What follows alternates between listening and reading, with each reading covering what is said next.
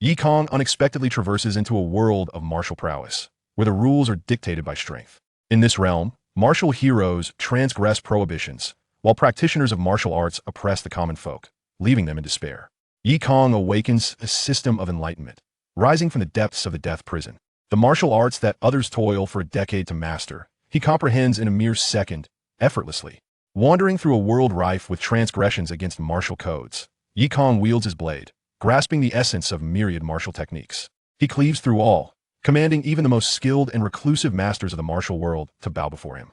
Chapter 1. The Prison Guard. The Great Jin Dynasty. Beneath the jurisdiction of the Imperial City Guard lies a dark, damp, and toxic mist-shrouded gorge. At the gorge's base, hundreds of iron chains, as thick as a bowl, are driven into the mountainside, connecting both sides of the ravine. Above the sheer cliffs, a black edifice embedded within the mountain exudes an air of solemnity.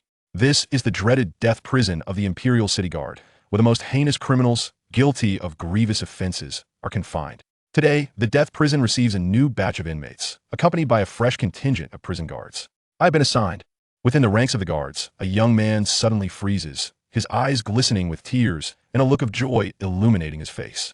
Yi Kang is overwhelmed with mixed emotions. He has just arrived in this world. In his previous life, he was wholly devoted to serving his country, yet found no avenue for his ambitions, having failed to secure a position despite a decade of attempts. Ultimately, after failing the 10th examination, his frustration culminated in a cerebral hemorrhage, leading to his demise. To his astonishment, his soul has traversed to this continent, becoming one among countless other transmigrators. The original owner of this body is also named Yi Kang, a mere street patrol officer, contracted and earning a meager salary of merely 2 coins per month. However, by a stroke of fortune, he caught the eye of the Imperial City Guard and was seconded to the death prison as a guard. Yi Kang took some time to assimilate the memories and clarify the current circumstances. While the street patrol officer was a contracted worker, prison guards held a prestigious royal position, enjoying lifetime benefits from the Imperial City Guard, with a monthly salary of 2 taels of silver. This represents a 10-fold increase. In his previous life, he had fought tooth and nail for such a position, and now it has come to him through this transmigration. Heaven has truly opened its eyes. Yi Kang is elated, but the chief guard suddenly turns around. Silence. In this death prison, any further noise will result in severe consequences. The chief guard's left hand grips the hilt of his sword, his expression fierce. Yi Kang realizes that his exuberance has led to a lapse in composure and promptly falls silent. Having finally secured this coveted position, he cannot afford any mishaps. The chief guard shoots him a menacing glare before turning away. I remind you all once more, some of you hail from the Imperial Guard, others from Xuanwei camp, but regardless of your previous status or office, upon entering the death prison, you must all start as prison guards, so temper your tempers. As the chief guard speaks, the others immediately acknowledge him, some already distancing themselves from Yi Kang. This newcomer has offended the chief guard and lacks discernment. It is best not to engage with him. Yet, Yi Kang feels a warmth in his heart. This is the essence of it. A splendid life as a guard awaits me. The group follows the chief guard into the death prison, completing the handover, donning the guard uniforms, and strapping on a fine steel-long knife, officially marking their induction into the ranks. Yi Kang weighed the heft of the long blade, finding it considerably heavier than the sidearm he had been issued during his previous patrol. Indeed, the sidearms provided to contract workers were of inferior quality.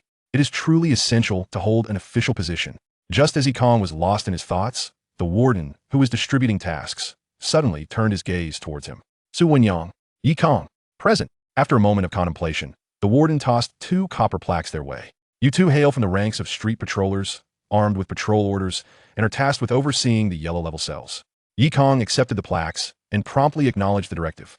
The Great Jin Dynasty bears resemblance to the ancient world of my previous life, where the principle of obedience to orders is paramount. Hence, the 2 exchanged no further words and immediately commenced their patrol. The death prison is divided into 4 levels: heaven, earth, profound, and yellow, corresponding to the threat level posed by the inmates. In this realm, martial arts thrive, with half of the criminals possessing formidable skills. Naturally, the monsters confined within the heaven and earth cells were of no concern to Yi Kang. A novice, he remained untroubled. Nonetheless, the inmates of the yellow level cells were generally quite powerful. Although those proficient in martial arts have been rendered helpless by their shackles, the warden strictly prohibited any communication between guards and inmates to prevent unforeseen incidents. The patrol extended well into the night. Bored and restless, Yi Kang contemplated striking up a conversation with Su Wenliang, who stood nearby.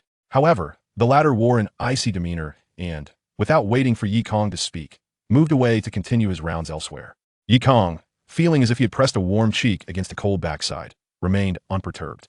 As long as he held an official position, everything else seemed trivial. Yet, this scene did not escape the notice of a keen observer.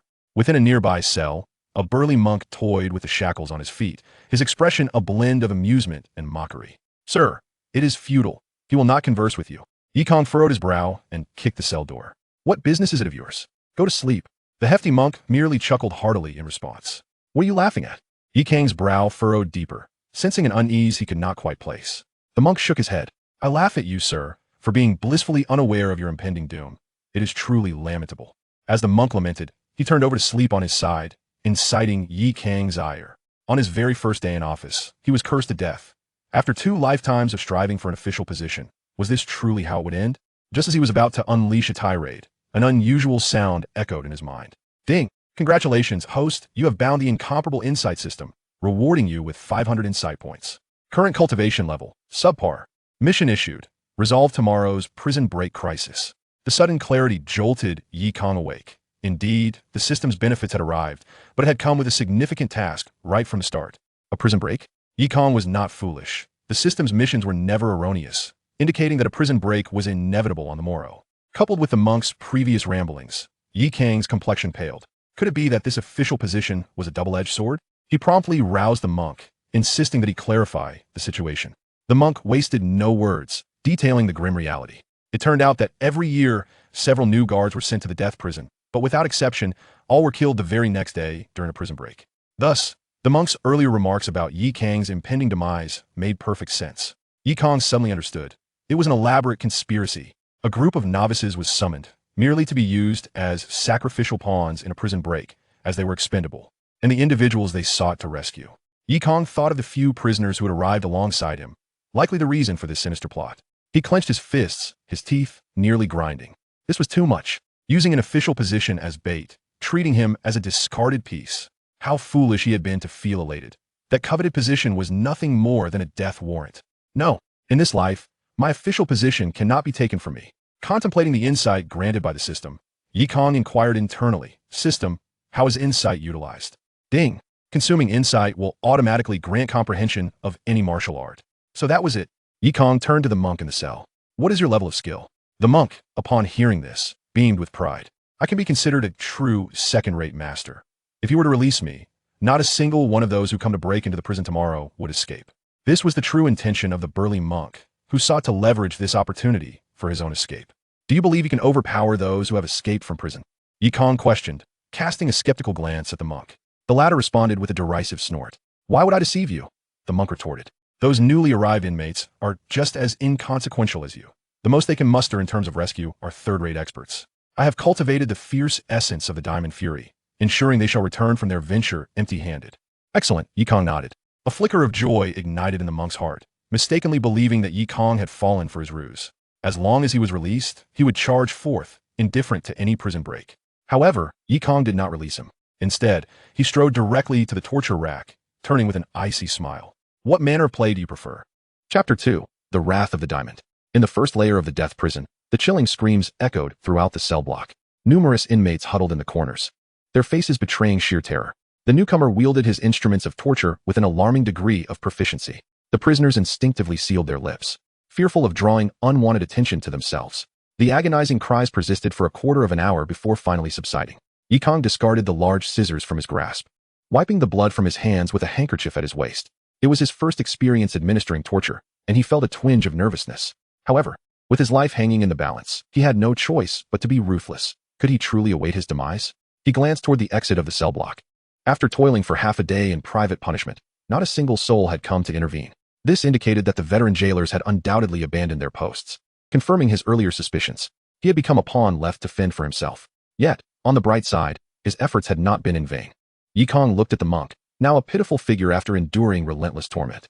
This man possessed a surprisingly resilient constitution, managing to hold out until the very end before divulging his martial arts secrets. Relying on others was inferior to relying on oneself. "Dear monk, should I survive until tomorrow night, I shall reward you with an extra chicken leg." Kang smiled as he closed the cell door. The monk, dragging his body like a lifeless dog, exerted every ounce of strength to open his mouth.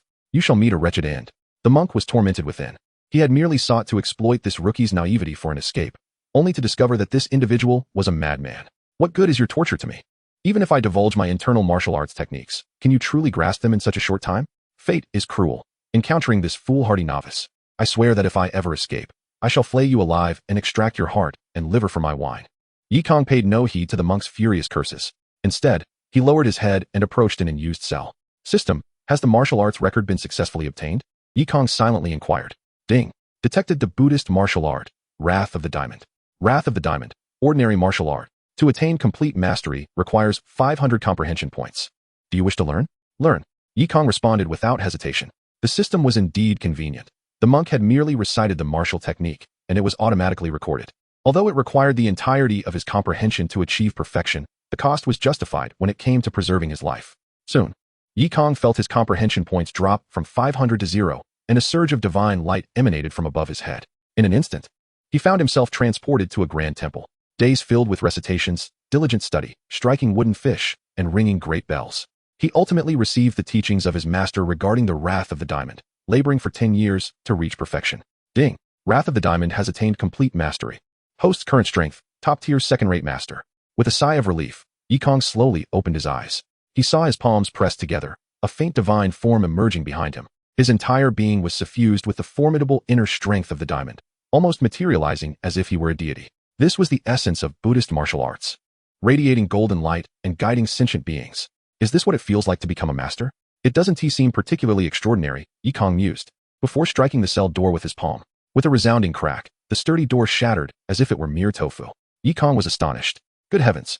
To be so formidable as a mere second-rate master, truly, the efficacy of Buddhist techniques is unmatched. Composure restored, he thought. If it's a prison break thereafter, let us see who the true pawn is.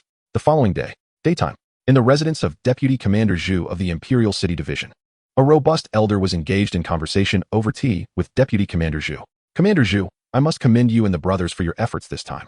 Once the matter is resolved, I shall certainly reward you handsomely. The elder deliberately omitted the title of deputy, which filled Zhu with secret satisfaction.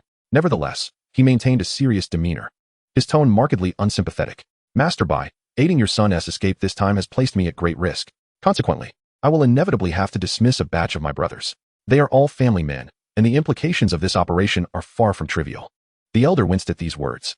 Wasn't he merely asking for silver in a roundabout way, cloaked in pleasant rhetoric? Yet he had no choice. Failing to appease the Imperial City Division would surely cost him his third son, condemned to the death prison for the heinous crime of murdering an official's daughter. With this in mind, the elder nodded vigorously.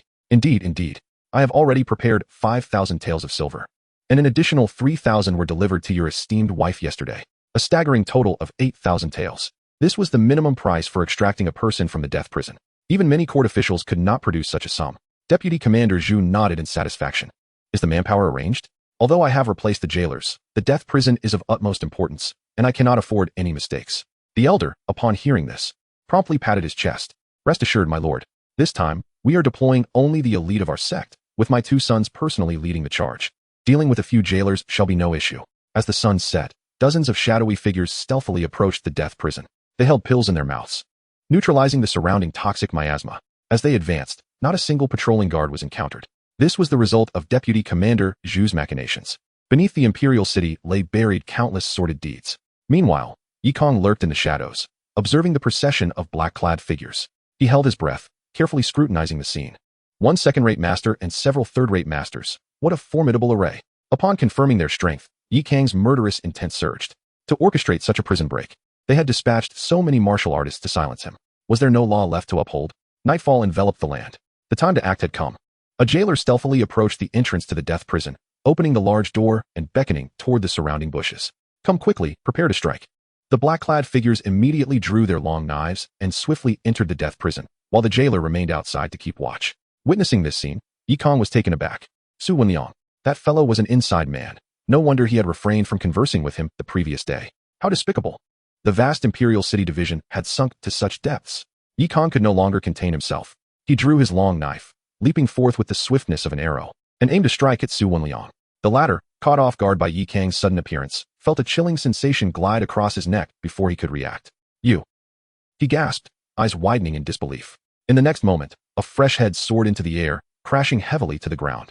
Kang, now a top-tier second-rate master, found it effortless to dispatch an unremarkable foe with a surprise attack. 1 strike was all it took. This was his first kill. Kang felt no discomfort. only an overwhelming surge of rage. A pawn, a conspiracy, collusion with martial artists. Most importantly, they had sought to have him perish at the very moment he had just secured his position. Such sins were unforgivable. That night, the moon hung full and bright. As the wind swept through, the iron chains clanked ominously. With a fierce resolve, influenced by the wrath of the diamond, Yi Kang's murderous intent soared to the heavens. He closed the great door of the death prison and strode toward the procession of black-clad figures. Simultaneously, the black-clad assailants commenced their slaughter. The newly appointed jailers, mere third-rate martial artists, stood no chance against this cadre of masters. In the blink of an eye, half of the jailers had collapsed in a pool of blood. As the group stormed into the cells, chaos erupted among the inmates. "Hero, save me. Good sir, release me as well. Heroes of the realm. We are but wanderers in the Jianghu, wronged by the tyranny of the imperial court, which has compelled us to commit grave offenses. I implore you, save my life, and I shall repay you in kind." Chapter 3. The Prison Break. The prisoners, upon seeing their saviors, erupted into a frenzy, fervently pounding on their cell doors. At this moment, half of the guards, having heard the commotion, rushed to the scene. However, they were newly assigned and possessed no real prowess. Collectively, they were no match for the band of dark-clad figures. Before long, the guards were forced into a hasty retreat.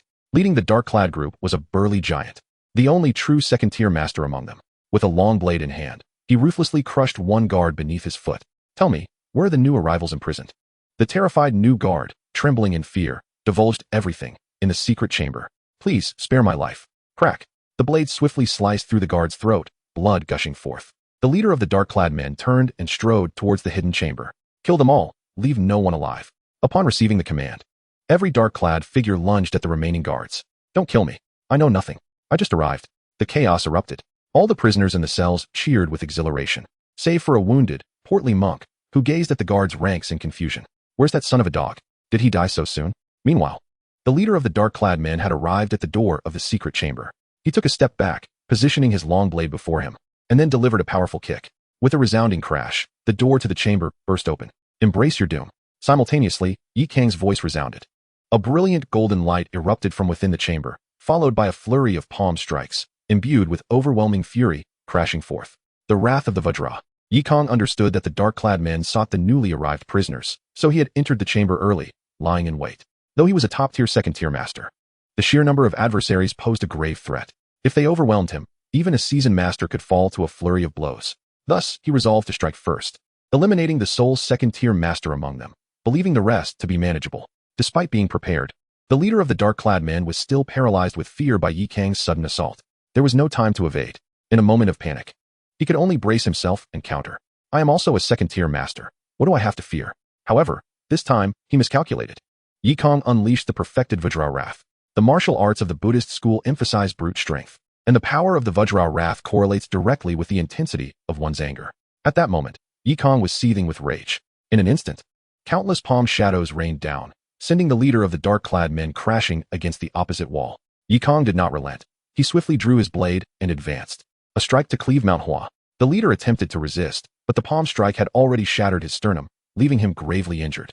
Ultimately, he could only watch in despair as Yi Kang's long blade cleaved down from his shoulder blade to his lower back. A master of the Buddhist school, the leader of the dark-clad men uttered his final words, his head slumping sideways, lifeless.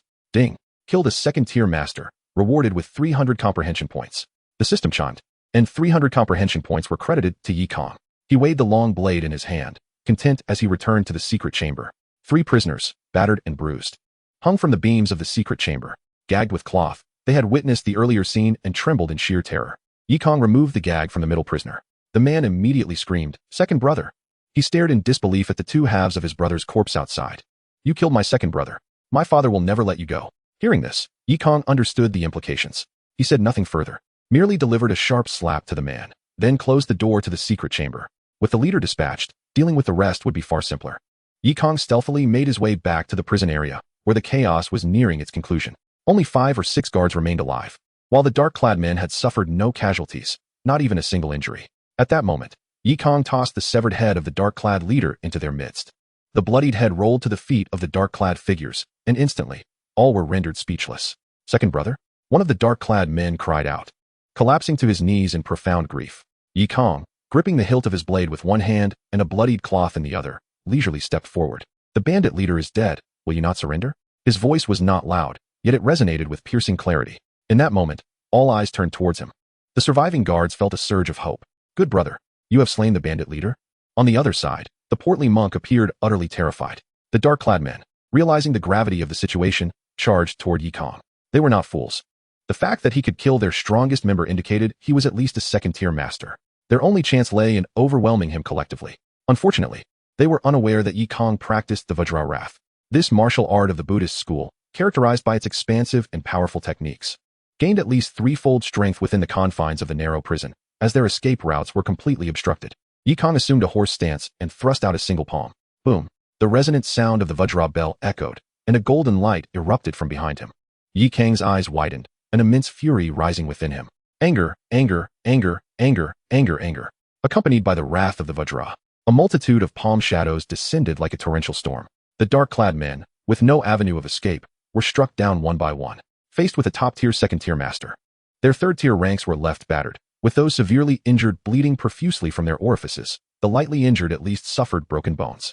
This scene plunged all the prisoners into stunned silence. A stooped prisoner whispered, "I say, is that not the Vajra wrath of the great monk? This lad has truly mastered it." Many prisoners squinted their eyes, astonished beyond belief. Meanwhile, the portly monk, now filled with dread, disregarded his wounds and frantically lunged towards the prison door. "No way. I merely recited the heart method. It is impossible for anyone to learn it, let alone reach perfection in such a short time. Who are you, you vile thief?" Yi Kang paid no mind to the astonishment around him, but instead advanced with his blade, delivering a finishing blow to any remaining dark-clad men. These individuals sought to destroy the very organization he had just established. They must die. Spare me. I am a member of the White Tiger Gang. If you kill me, the White Tiger Gang will surely descend upon you. The elder brother of the dark-clad leader lay on the ground, gritting his teeth in a threat. Yi Kang nodded. All of you heard that. The prison breakers are from the White Tiger Gang. With that, he swung his blade down, severing another head. In their final moments, the White Tiger Gang's elder brother's eyes blazed with hatred. "Zhu, you have doomed me." Ding. Killed 8 third-tier masters, rewarded with 500 comprehension points. Host has completed the task, resolved the prison break crisis. Host rewarded with 700 comprehension points. Gazing at the panel displaying 1,500 comprehension points, Yi Kang nodded in satisfaction. He then turned his attention to the surviving colleagues. "Brothers, I implore each of you to swiftly convey the message. The villains have staged a prison break, and our comrades have suffered grievously. Remember, it is imperative to report individually, ensuring that all 3 esteemed commanders are informed." The jailers, fearing the wrath of this harbinger of death, promptly set forth. Within the Royal City Guard, there exists 1 chief commander and 2 deputy commanders. Yi Kang harbored doubts regarding their involvement in this prison escape conspiracy. However, he was certain that such an authoritative body could not act in unison. It would be prudent to inform all 3 esteemed officials simultaneously to ensure maximum safety. Chapter 4. The Celestial Centipede. Naturally, one's own strength is of utmost importance. According to the previous owner's memories, the 2 deputy commanders of the Royal City Guard are indeed top-tier martial artists. As for the elusive chief commander, his prowess is unmatched. Alas, I find myself still too feeble. Yi Kang sighed. However, with the system at his disposal, his strength would soon ascend. He promptly returned to the secret chamber. The 3 prisoners, suspended in midair, instantly exhibited expressions of terror. "You have returned," which signifies. The 3rd member of the White Tiger Gang turned pale. Yi Kang offered no explanation, merely closing the door of the secret chamber with a silent resolve. "Ah, the White Tiger Gang. Since you have nurtured such formidable experts, you must possess a lineage of martial arts, correct?" The 3 members of the White Tiger Gang exchanged incredulous glances. What does the esteemed one mean? Who doesn't he know that our White Tiger Gang's White Tiger Breaking Blade is unparalleled in the world? The 3rd member of the White Tiger Gang puffed out his chest with pride. Upon hearing this, Yi Kang couldn't help but chuckle. Those individuals' abilities hardly qualify them to claim such a lofty title. "You have indeed slain my elder brother and second brother. Regardless of your identity, you are doomed." The 3rd member's voice trembled with rage, yet his bound limbs rendered him immobile. Another individual nearby scoffed. "Such audacity. The White Tiger Breaking Blade possesses immense power, and mastering it is inherently challenging. We, the younger generation, have only reached the 1st and 2nd levels, yet we wield the strength of 2nd-rate and 3rd-rate masters. How can you deem us weak?" Yi Kang, intrigued, inquired, "How many levels does this technique possess?" Just as that individual was about to respond, he was interrupted by the 3rd member. "Silence. Do you wish to divulge our sect's martial arts?" The other immediately fell silent, for in the martial world, revealing one's sex techniques is a grave taboo. If discovered, it would lead to relentless pursuit by one's own sect, with no refuge to be found. "I understand." Yi Kang nodded, then unsheathed his long blade. "I have heard that you 3 were imprisoned for violating a noblewoman. In this vast world, beneath the imperial authority, you dared to commit such heinous acts. To call you wicked would be an understatement. The three men's hearts raced at Kang's words. What do you intend? Killing a criminal contradicts the laws of the great Jin. You are still young. Do not tread the path of crime. Such words. Am I the sort to engage in such acts? Kang replied sternly. However, since you seem so fond of women, would it not be more unbearable than death if I were to sever your tools of crime? At his words, all three felt a chilling sensation below. You are no different from the demonic sect. No, I cannot be rendered childless. I still wish to visit the pleasure quarters. After a round of intimidation, Kang finally obtained what he desired. The three recounted the essence of the White Tiger Breaking Blade's martial arts. Any deviation in their words would result in immediate punishment. Under such duress, they dared not harbor any thoughts of resistance and obediently revealed the information. Once Kang acquired what he sought, he retreated to a secluded area. Beep. Host has acquired superior swordsmanship. White Tiger Breaking Blade. Entry requires 200 comprehension points. Do you wish to learn? With the system's success recorded, Kang wasted no time and began his studies. Host consumes 200 comprehension points. Entering the White Tiger Breaking Blade. In an instant, Kang felt as if he were enveloped in a gentle spring breeze. It was as though he found himself in a dense forest, honing his physique, practicing his craft, swinging his blade 10,000 times daily, battling tigers, and comprehending the unparalleled swordsmanship in life and death situations. Kang opened his eyes and attempted to draw his sword. The sensation was utterly transformed. As the long blade was unsheathed, a gust of wind surged forth, and the blade's murderous aura caused the scabbard to tremble incessantly. Yet, it was still insufficient, although I have mastered the technique. My strength remains at a second-rate level.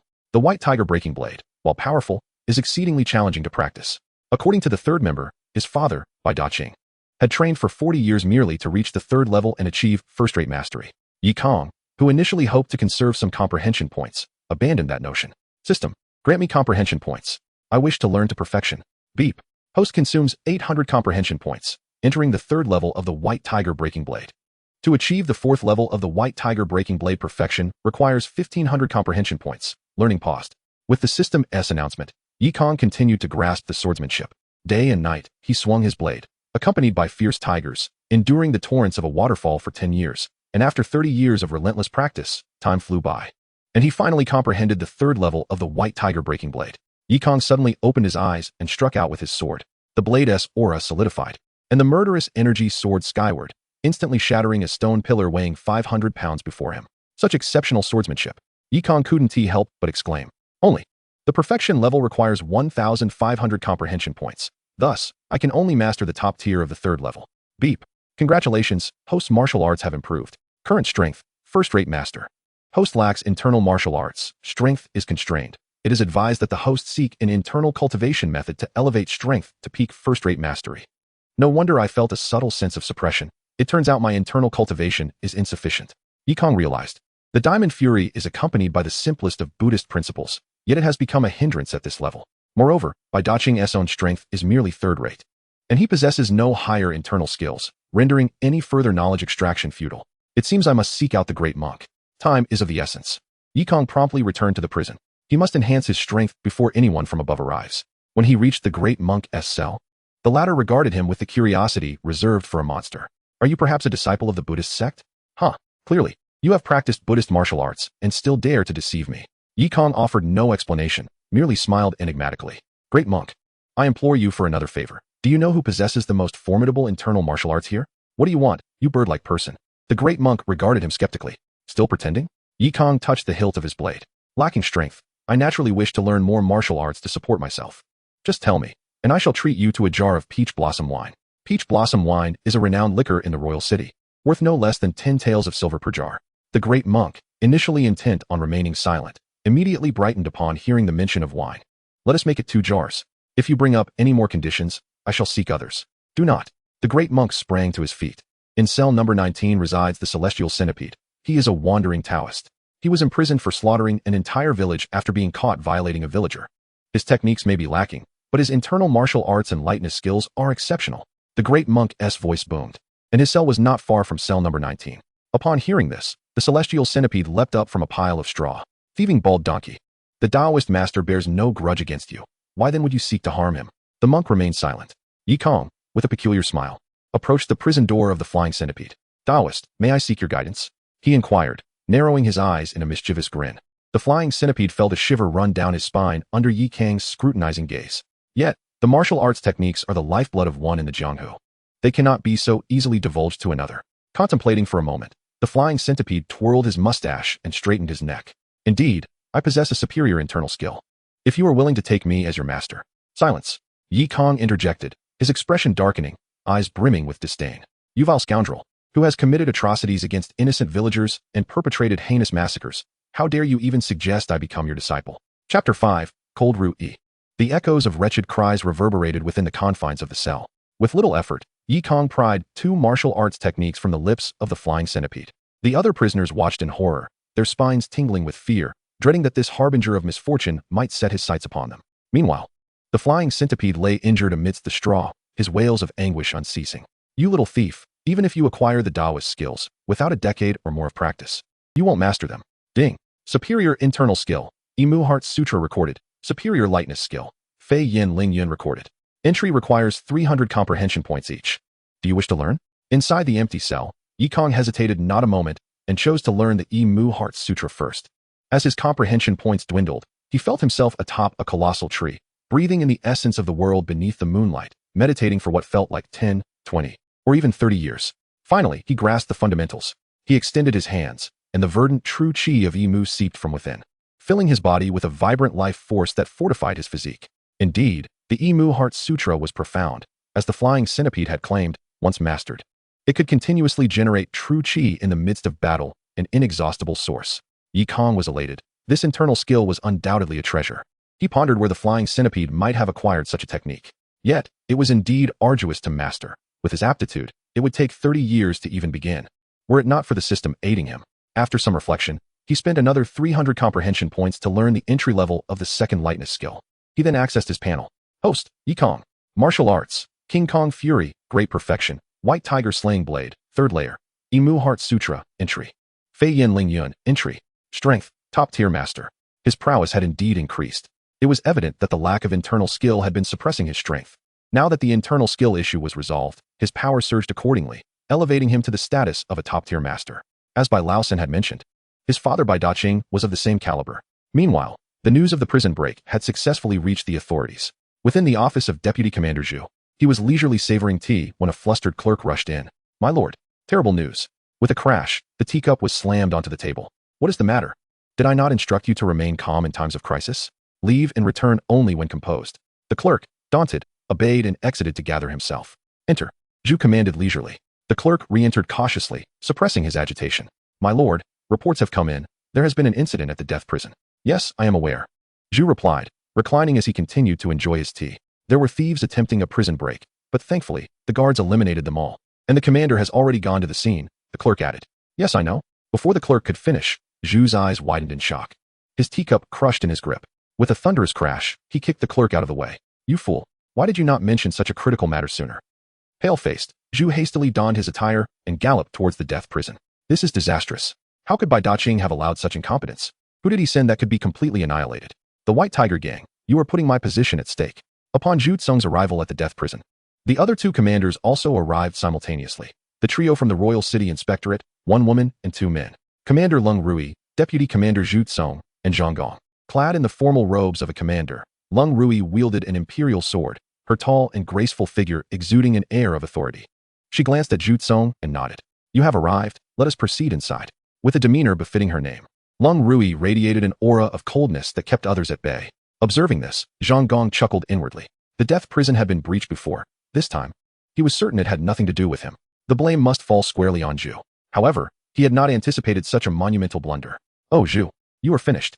Zhu Tsung noticed the amusement in Zhang Gong's eyes and felt a chill in his heart. Yet, he dared not reveal his apprehension, maintaining an outward appearance of righteous indignation. Commander Lung, how could such audacious criminals dare to breach the heavily fortified death prison? This matter must be thoroughly investigated. Commander Lung spoke sparingly. As the 3 entered the death prison, they were soon briefed by their subordinates on the events that transpired. Yi Kang, along with the 6 surviving guards, stood respectfully in the corridor awaiting their arrival. Greetings, Commander. Yi Kang saluted, inwardly musing. So the commander of the Royal City Inspectorate is a high and aloof woman. Indeed, in the realm of martial arts, strength reigns supreme, irrespective of gender. Lung Rui surveyed the room and wasted no time. Who is Yi Kang? The guards looked towards Yi Kang, who stepped forward. I am, my lord. Lung Rui scrutinized Yi Kang, her eyes narrowing. Impressive strength. I am already aware of the details. Your valor in slaying the prison raiders has earned you the rank of chief of the death prison, along with a reward of 500 taels. Thank you, my lord. Yi Kang exhaled in relief. Not only had he avoided punishment, but he had also ascended to a leadership position. Indeed, the Royal City Inspectorate was not a monolith.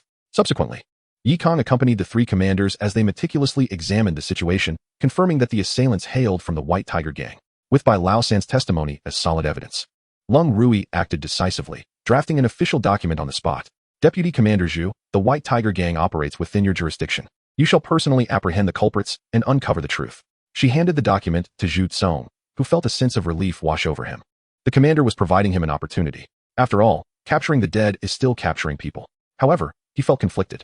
Commander Lung, the White Tiger Gang is an influential force in the Jianghu, with numerous martial artists. I fear. Zhu Tsong hesitated, though he was a top-tier master. The White Tiger Gang boasted more than just Bai Daqing. No one could ascertain if there were even more formidable foes lurking within. Eliminating them was one thing. Allowing them to escape was another. If any informants slipped through the cracks, how could he conceal his dealings with Bai Daqing? Some matters, as long as they remain without witnesses, appear as if they never occurred. Yet once exposed, the consequences become irreparable. Lung Rui casually gestured towards Yi Kang. Deputy Zhu's concerns are valid. Here stands a top-tier master. Let us enlist Chief Ye's assistance. As the words fell, everyone was left in a state of bewilderment. Zhu Tsong wore a troubled expression. After all, he was merely a first-rate expert, and he had no shortage of skilled subordinates. Did he really need to seek the assistance of a mere jailer? And to request it so formally? Lung Rui said little more and showed no intention of sending additional experts to assist, directly leading her people away. Yet, her parting words lingered in the air, inviting contemplation. Zhu Tsong and Zhang Gong, both seasoned schemers, quickly grasped the implication. The commander was suggesting that Zhu Tsong should offer an apology. Zhang Gong shook his head, acknowledging the formidable tactics of Lady Long. Lord Zhu, why not extend your apologies to Captain Yi? He said, half in jest and half as a veiled threat, before departing with his arms crossed. At that moment, Yi Kang also came to a realization. This was the directive from the commander. In this realm, martial artists were not to be disrespected. Their status was revered. A first-rate expert was an important figure wherever they might be, deserving of respect. Zhu Tsong considering himself expendable was a grave error, one that necessitated an explanation. Lady Long, under the guise of eradicating the White Tiger Gang, had cleverly provided a pretext for this explanation. The extent of the explanation would depend on Yi Kang's appetite for it. Chapter 6. My blade is not without merit. At this juncture, Zhu Tsong harbored deep resentment. A trivial matter had escalated, resulting in job dismissals and fatalities. He had not anticipated that Yi Kang would utterly complicate matters. What business did a first-rate expert have masquerading as a jailer? And how could his trusted inner circle fail to recognize such a skilled individual? There was clearly something amiss, and it was highly probable that he had been betrayed by those he trusted. Zhu Tsong's mind raced with several theories, and his countenance grew increasingly dark. Yet, he dared not defy Lady Lung's wishes and could only feign a smiling demeanor. Congratulations on your promotion, Captain Yi. At such a young age, you have already attained the status of a first-rate expert. Your future is boundless. Since Lady Lung has assigned you to me, we are now brothers. Would you not agree? Zhu Tsong attempted to flatter. Yi Kang, however, was not swayed by such tactics. He recognized that Zhu Tsong viewed him as a pawn, plotting schemes against him. Were it not for his current lack of strength, he would have dealt with Zhu Tsong with a single blow. However, he thought to himself, revenge could wait for another day. Yi Kang smirked. Lord Zhu, it seems that Lady Lung's intention is not to assign, but to assist. After all, I am merely a jailer, not responsible for capturing individuals. Upon hearing this, Zhu Tsong was infuriated. What a clever rascal. You've truly overstepped your bounds. At that moment, a murderous intent brewed within him. Captain Yi, the White Tiger Gang, is merely a minor power surrounding the Imperial City. While they may not rival the great sects of the martial world, they possess considerable assets. We brothers will not disappoint you in our efforts to eradicate them. Yi Kang, upon hearing this, nearly burst into laughter. He had no desire to sacrifice his own flesh for the sake of compensation. Just as he was about to refuse, suddenly, a notification from the system sounded. Ding. Mission issued. Eradicate the White Tiger Gang. Mission reward, 1500 insight. The system had triggered a mission. Now he had no choice but to participate. Yi Kang nodded eagerly. Lord Zhu, your generosity is commendable. As good brothers, I will assist you with this task. Who the hell considers you a brother? Zhu Tsong seethed internally. Without further ado, Yi Kang promptly followed Zhu Tsong as they set off. After assembling the troops, Zhu Tsong led 200 elite members of the Imperial City Guard at breakneck speed towards the White Tiger Gang. Besides himself and Yi Kang, several other first-rate experts were also in tow. With such formidable strength, annihilating the White Tiger Gang would not be a daunting task. Meanwhile, within the White Tiger Gang, Bai Daqing was consumed with mixed emotions.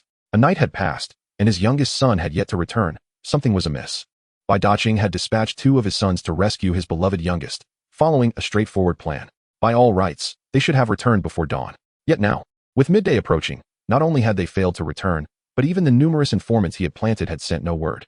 Being a seasoned player in this game, Bai Daqing sensed something was amiss and immediately sought out his wife.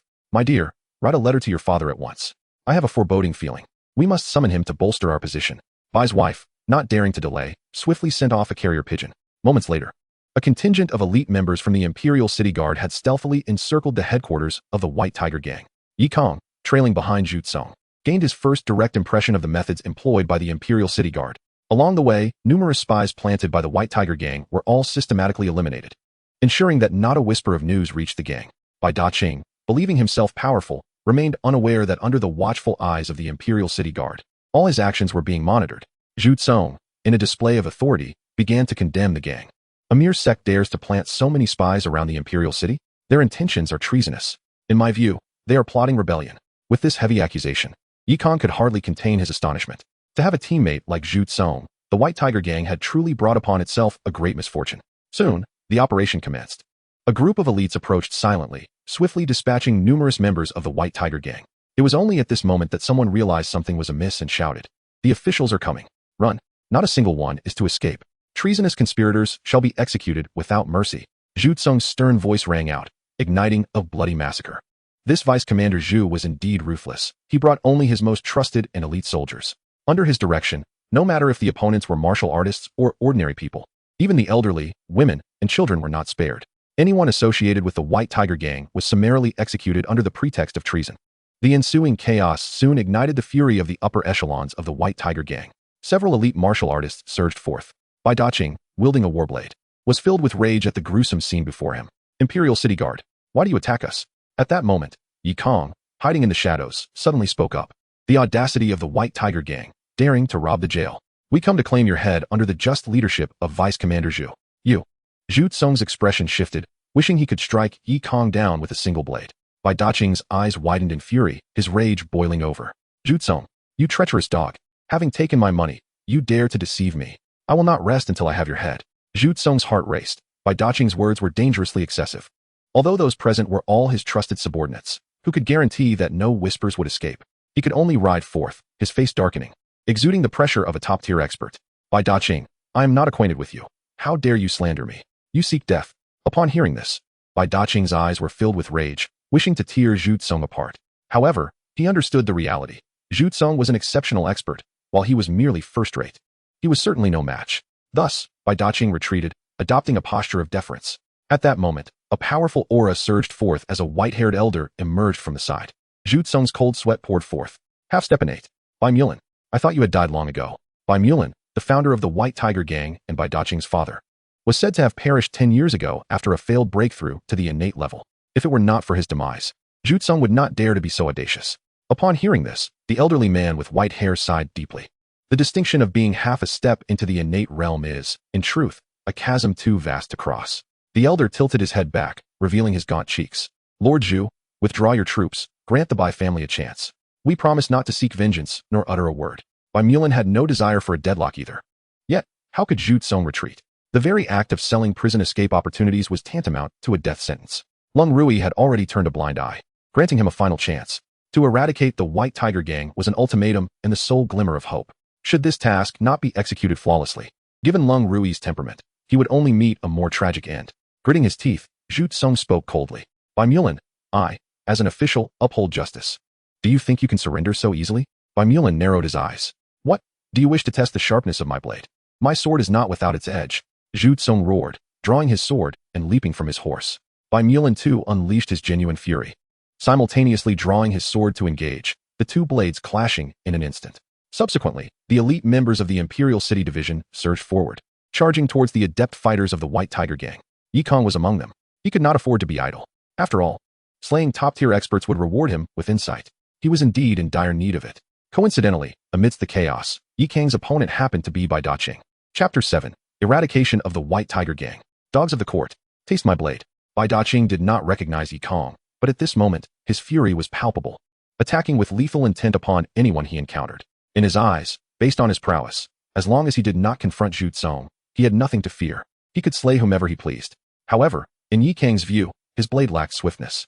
With a clang, Kang drew his sword, striking fiercely with the back of the blade, effortlessly parrying the attack. Bai Daqing's blade suffered a significant gash. Had it not been for its specially crafted nature and superior durability, it would have shattered. Nevertheless, he was left astounded. Who are you? Your speed is astonishing. Kang remained silent, instead channeling his inner strength, the aura of the Buddha manifesting as palm shadows that struck forth with vigor. Bai Daqing immediately swung his sword to shatter the palm shadows, but the might of the Vajra rage was overwhelming, forcing Bai Daqing to retreat with each blow. Buddhist martial arts. You hail from the Buddhist sect. Bai Daqing deduced Kang's origin, formulating a countermeasure in his mind. Although the Buddhist martial arts were formidable, they lacked the killing intent. His white tiger-breaking killblade had reached the 3rd tier. If he concentrated his murderous energy, he could surely shatter Kang's Vajra true chi. With this thought, Bai Daqing held his sword with both hands, channeling his true energy into it. White tiger-breaking killblade. A roar of a tiger resounded as the blade transformed into a white tiger, coalescing into a single point, charging forward. Kang smirked disdainfully. I too can wield the white tiger-breaking killblade. He summoned the wood element true chi, unleashing a robust inner strength as he sliced downward. 2 white tigers manifested simultaneously, colliding with a blast that sent dust swirling. Bai Daqing was rendered speechless. How is this possible? Who on earth are you? Why can you wield the white tiger-breaking killblade? Before he could process it, an overwhelming blade intent surged forth, obliterating his sword aura. With a splatter, Bai Daqing spat blood, flying backward, terror evident in his eyes. 3rd tier perfection. A top-tier expert. Who are you truly? Bai Daqing was filled with dread. He had never imagined that this young man could master the white tiger-breaking killblade more profoundly than himself. Could it be that he was a traitor of the White Tiger Gang? This was inconceivable. Bai Daqing was certain that the White Tiger Gang had no such person. Therefore, only one possibility remained. Thief. How dare you steal my White Tiger Gang's martial arts? Steal your ass. Kang retorted without reservation, leaping forth and unleashing a flurry of strikes. Bai Daqing hurriedly attempted to defend himself, yet the disparity between a 1st-tier expert and a top-tier expert soon became glaringly apparent. In less than 10 exchanges, Bai Daqing was bleeding profusely, suffering multiple wounds. Sensing the peril, he retreated swiftly, seeking assistance. Unfortunately, his lightness skill paled in comparison to his swordsmanship. Meanwhile, Kang, employing the flying centipede's agile techniques, darted behind Bai Daqing with the grace of a swift swallow. With a sudden strike, a head soared high into the air. The once mighty leader of the White Tiger Gang met his demise at Kang's blade. Ding! Slain a top-tier expert, rewarded with 500 insight. Chief! A chorus of mournful cries erupted. With Bai Daqing's death, the ranks of the White Tiger Gang immediately fell into disarray. The remaining adept fighters, without hesitation, turned to flee. However, Zhu Tsung's loyal subordinates were no pushovers. All possessed the caliber of top-tier experts. As their opponents fled, they seized the opportunity, capturing them one by one. In the battlefield of martial artists, the death of a master rendered the remaining fighters akin to feeble chickens, easily dispatched. The elite members of the Imperial City Division unleashed their full might, slaying anyone in their path. In the distance, Bai Mulin, engaged in a fierce battle with Zhu Tsung, witnessed this scene and, in a fit of rage, unleashed all his power upon Zhu Kang. This put Zhu Tsung in a dire predicament, already at a disadvantage. Facing the frenzied Bai Mulin, he was pushed back, sustaining severe injuries. Fortunately, Bai Mulin was already half in the grave, his full strength only manifesting at about 60 to 70%. Once Zhu Tsung's capable experts joined the fray, he lost his advantage, ultimately cleaving Bai Mulin in two after a fierce struggle. Kang refrained from participating in the onslaught. He held no objection to the extermination, but he did not wish to assist Zhu Kang. Slaying Bai Daqing alone sufficed. Kang adopted a spectator mode, sharpening his blade upon his mount, refraining from further involvement. The speed at which the Imperial City Division dispatched foes exceeded his expectations. Soon, the White Tiger Gang lay strewn across the ground, not a single survivor remaining. Ding! Mission accomplished. Eradicate the White Tiger Gang. Reward, 1,500 insight. Mission complete. Kang immediately broke through while mounted. Ding! Host consumes 1,500 insight. Comprehending the 4th-tier perfection of the White Tiger breaking killblade, Kang gently closed his eyes as the vivid images of his training flashed before him. Swinging the blade, tirelessly for 80 years, he finally perfected his swordsmanship. Kang opened his eyes, his aura surging dramatically. He summoned his attribute panel. Host, Kang. Strength, super top-tier expert. Remaining insight, 500. Friendly reminder. Due to internal power constraints, the hostess' strength is suppressed. Suppressed again? Kang furrowed his brow. As expected, the recently acquired Wood Element Heart Sutra was still lacking. More practice was necessary. Upon reviewing, he discovered that advancing from beginner to mastery in the Wood Element Heart Sutra required 2,000 insight. There was no choice but to set it aside for now. For the time being, super top-tier strength would suffice. At least he need not fear Zhu Tsung any longer. Kang felt a sense of satisfaction and settled down to rest. Soon, Zhu Tsong's subordinates began tallying the spoils of war. There was no time for rest. Kang hurried to oversee the process. At this moment, Zhu Tsong was significantly injured, with at least 7 wounds across his body, bandaged repeatedly, and was too weary to manage Kang any longer. By dusk, the elite forces of the Imperial City Division had excavated 3 feet into the ground, scouring the White Tiger Gang for an abundance of gold and silver. The corpses were heaped together, and with a single flame, the entire estate of the White Tiger Gang was reduced to ashes. The inferno blazed fiercely as Kang and Zhu Tsong rode side by side. Under Zhu Tsong's meticulous arrangement, the operation was executed with remarkable finesse. Fortunately, this was at the foot of the Imperial City, devoid of any formidable martial sects. Only the Imperial City Division was privy to what transpired with the White Tiger Gang. An intimate confidant rode up to report, "My lord, the rebels' assets have been tallied. How shall we proceed?" Zhu Tsong cast a sidelong glance at Kang. 3,000 taels to Lord Lung's residence, 1,000 taels to Lord Zhang's. And for the remaining 10,000 taels, half shall go to my estate, and half to Commander Yes. The leftover thousands should be shared among the brothers for their hard work. Furthermore, there was an additional 1,000 taels, along with all the deeds and contracts of the White Tiger Gang, to be documented and submitted to the treasury. Zhu Tsong's adept distribution indicated his seasoned experience. The confidant noted every detail and departed with a cheerful demeanor. In truth, there were not merely thousands of taels, but various jewels as well. Zhu Tsong's underlying implication was that the brothers could take what they needed, while he would remain uninvolved. Lying down, every brother had silver to their name. Who would not be pleased? Kang listened in astonishment.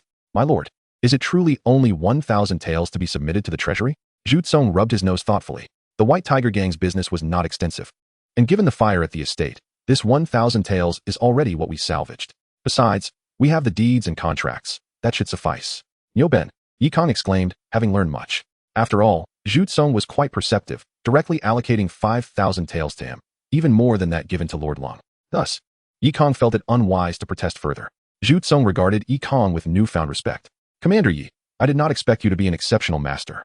Your prowess in vanquishing by dodging today was truly unexpected." Kang smiled modestly. "It was merely luck. My lord is the true force. The Imperial City Division is fortunate to have you." They exchanged a glance and shared a laugh. Chapter 8. Return home. Kang and Zhu Tsong returned together to the headquarters of the Imperial City Division to report. Lung Rui did not inquire further. With a swift stroke of her brush, she charged the White Tiger Gang with a grave offense. This was not a difficult task, as the White Tiger Gang had long been known for their oppression of the innocent, with ample documentation piled within the Imperial City Division. Moreover, the jailbreak orchestrated by the Bai family was authentic, with the living evidence of Bai Laosen solidifying the charges. In summary, the eradication of the White Tiger Gang was justified. Once all procedures were in place, Zhu Tsong finally breathed a sigh of relief, deeply grateful as he clasped his hands. "I am most thankful to you, my lord, for your keen insight. From now on, I shall wholeheartedly cooperate with you, unflinchingly devoted." Lung Rui nodded expressionlessly. "You overstate, Zhu Darren. We all serve the court, merely fulfilling our respective duties. You may take your leave to rest. Commander Yi, please stay behind, as I have matters to discuss with you." Zhu Tsong cast Kang a meaningful glance before obediently departing, deliberately closing the door behind him. Kang wore an expression of skepticism. What could the commanding officer possibly wish to discuss? Did they even know each other? Without further ado, Lung Rui raised her gaze to meet Kang's, a hint of a smile gracing her lips. "I have heard that you battled by Daqing. Ordinarily, this would be a commendable feat, yet it lacks honor.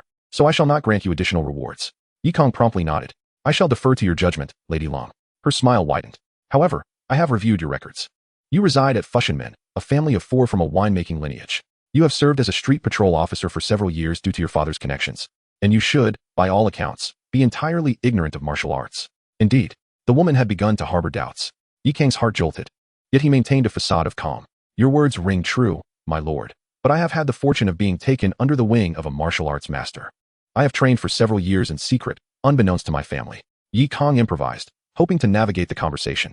If he could get by, he would. If not, he would face it then. Yet, this statement resonated differently in Lung Rui's ears. To cultivate a top-tier master within a few years is no small feat. The martial arts master Kang spoke of must be extraordinary. Could it be one of the reclusive royal instructors residing in the capital? These elders rarely make appearances, yet it is not beyond possibility that one would take on a disciple on a whim. If that is the case, then Kang's true identity is far from simplistic. Lung Rui pondered briefly before extracting a document from her desk. "In that case, I shall not press further. You are now promoted to the position of Death Prison Commander. You need not remain in the death prison daily. Take a few days to rest at home. In a few days, someone will seek you out to assist me with a task." Kang was momentarily taken aback. He merely wished to enjoy a quiet life as a prison guard. Why was there a task being assigned? Lung Rui seemed to see through his thoughts, her finger lightly tapping the desk. Assistance will not be in vain. Upon completion of the task, I can take you to the Imperial City Division's armory, allowing you to choose any martial art you desire. The armory of the Imperial City Division serves as the logistical storehouse, housing all the armaments of the division. Additionally, it contains countless martial arts techniques, sourced either from confessions of prisoners or gathered by the division's spies, meticulously compiled and stored in a highly classified location. Only those who have achieved significant merit can gain the opportunity to select martial arts techniques from the armory. Kang's interest was piqued. He was in dire need of martial arts training at present. Not seizing this opportunity would be a missed chance. However, he still cautiously inquired, "My lord, what task awaits me? My skills are modest, and I fear I may jeopardize your important matters." At this, Lung Rui chuckled softly.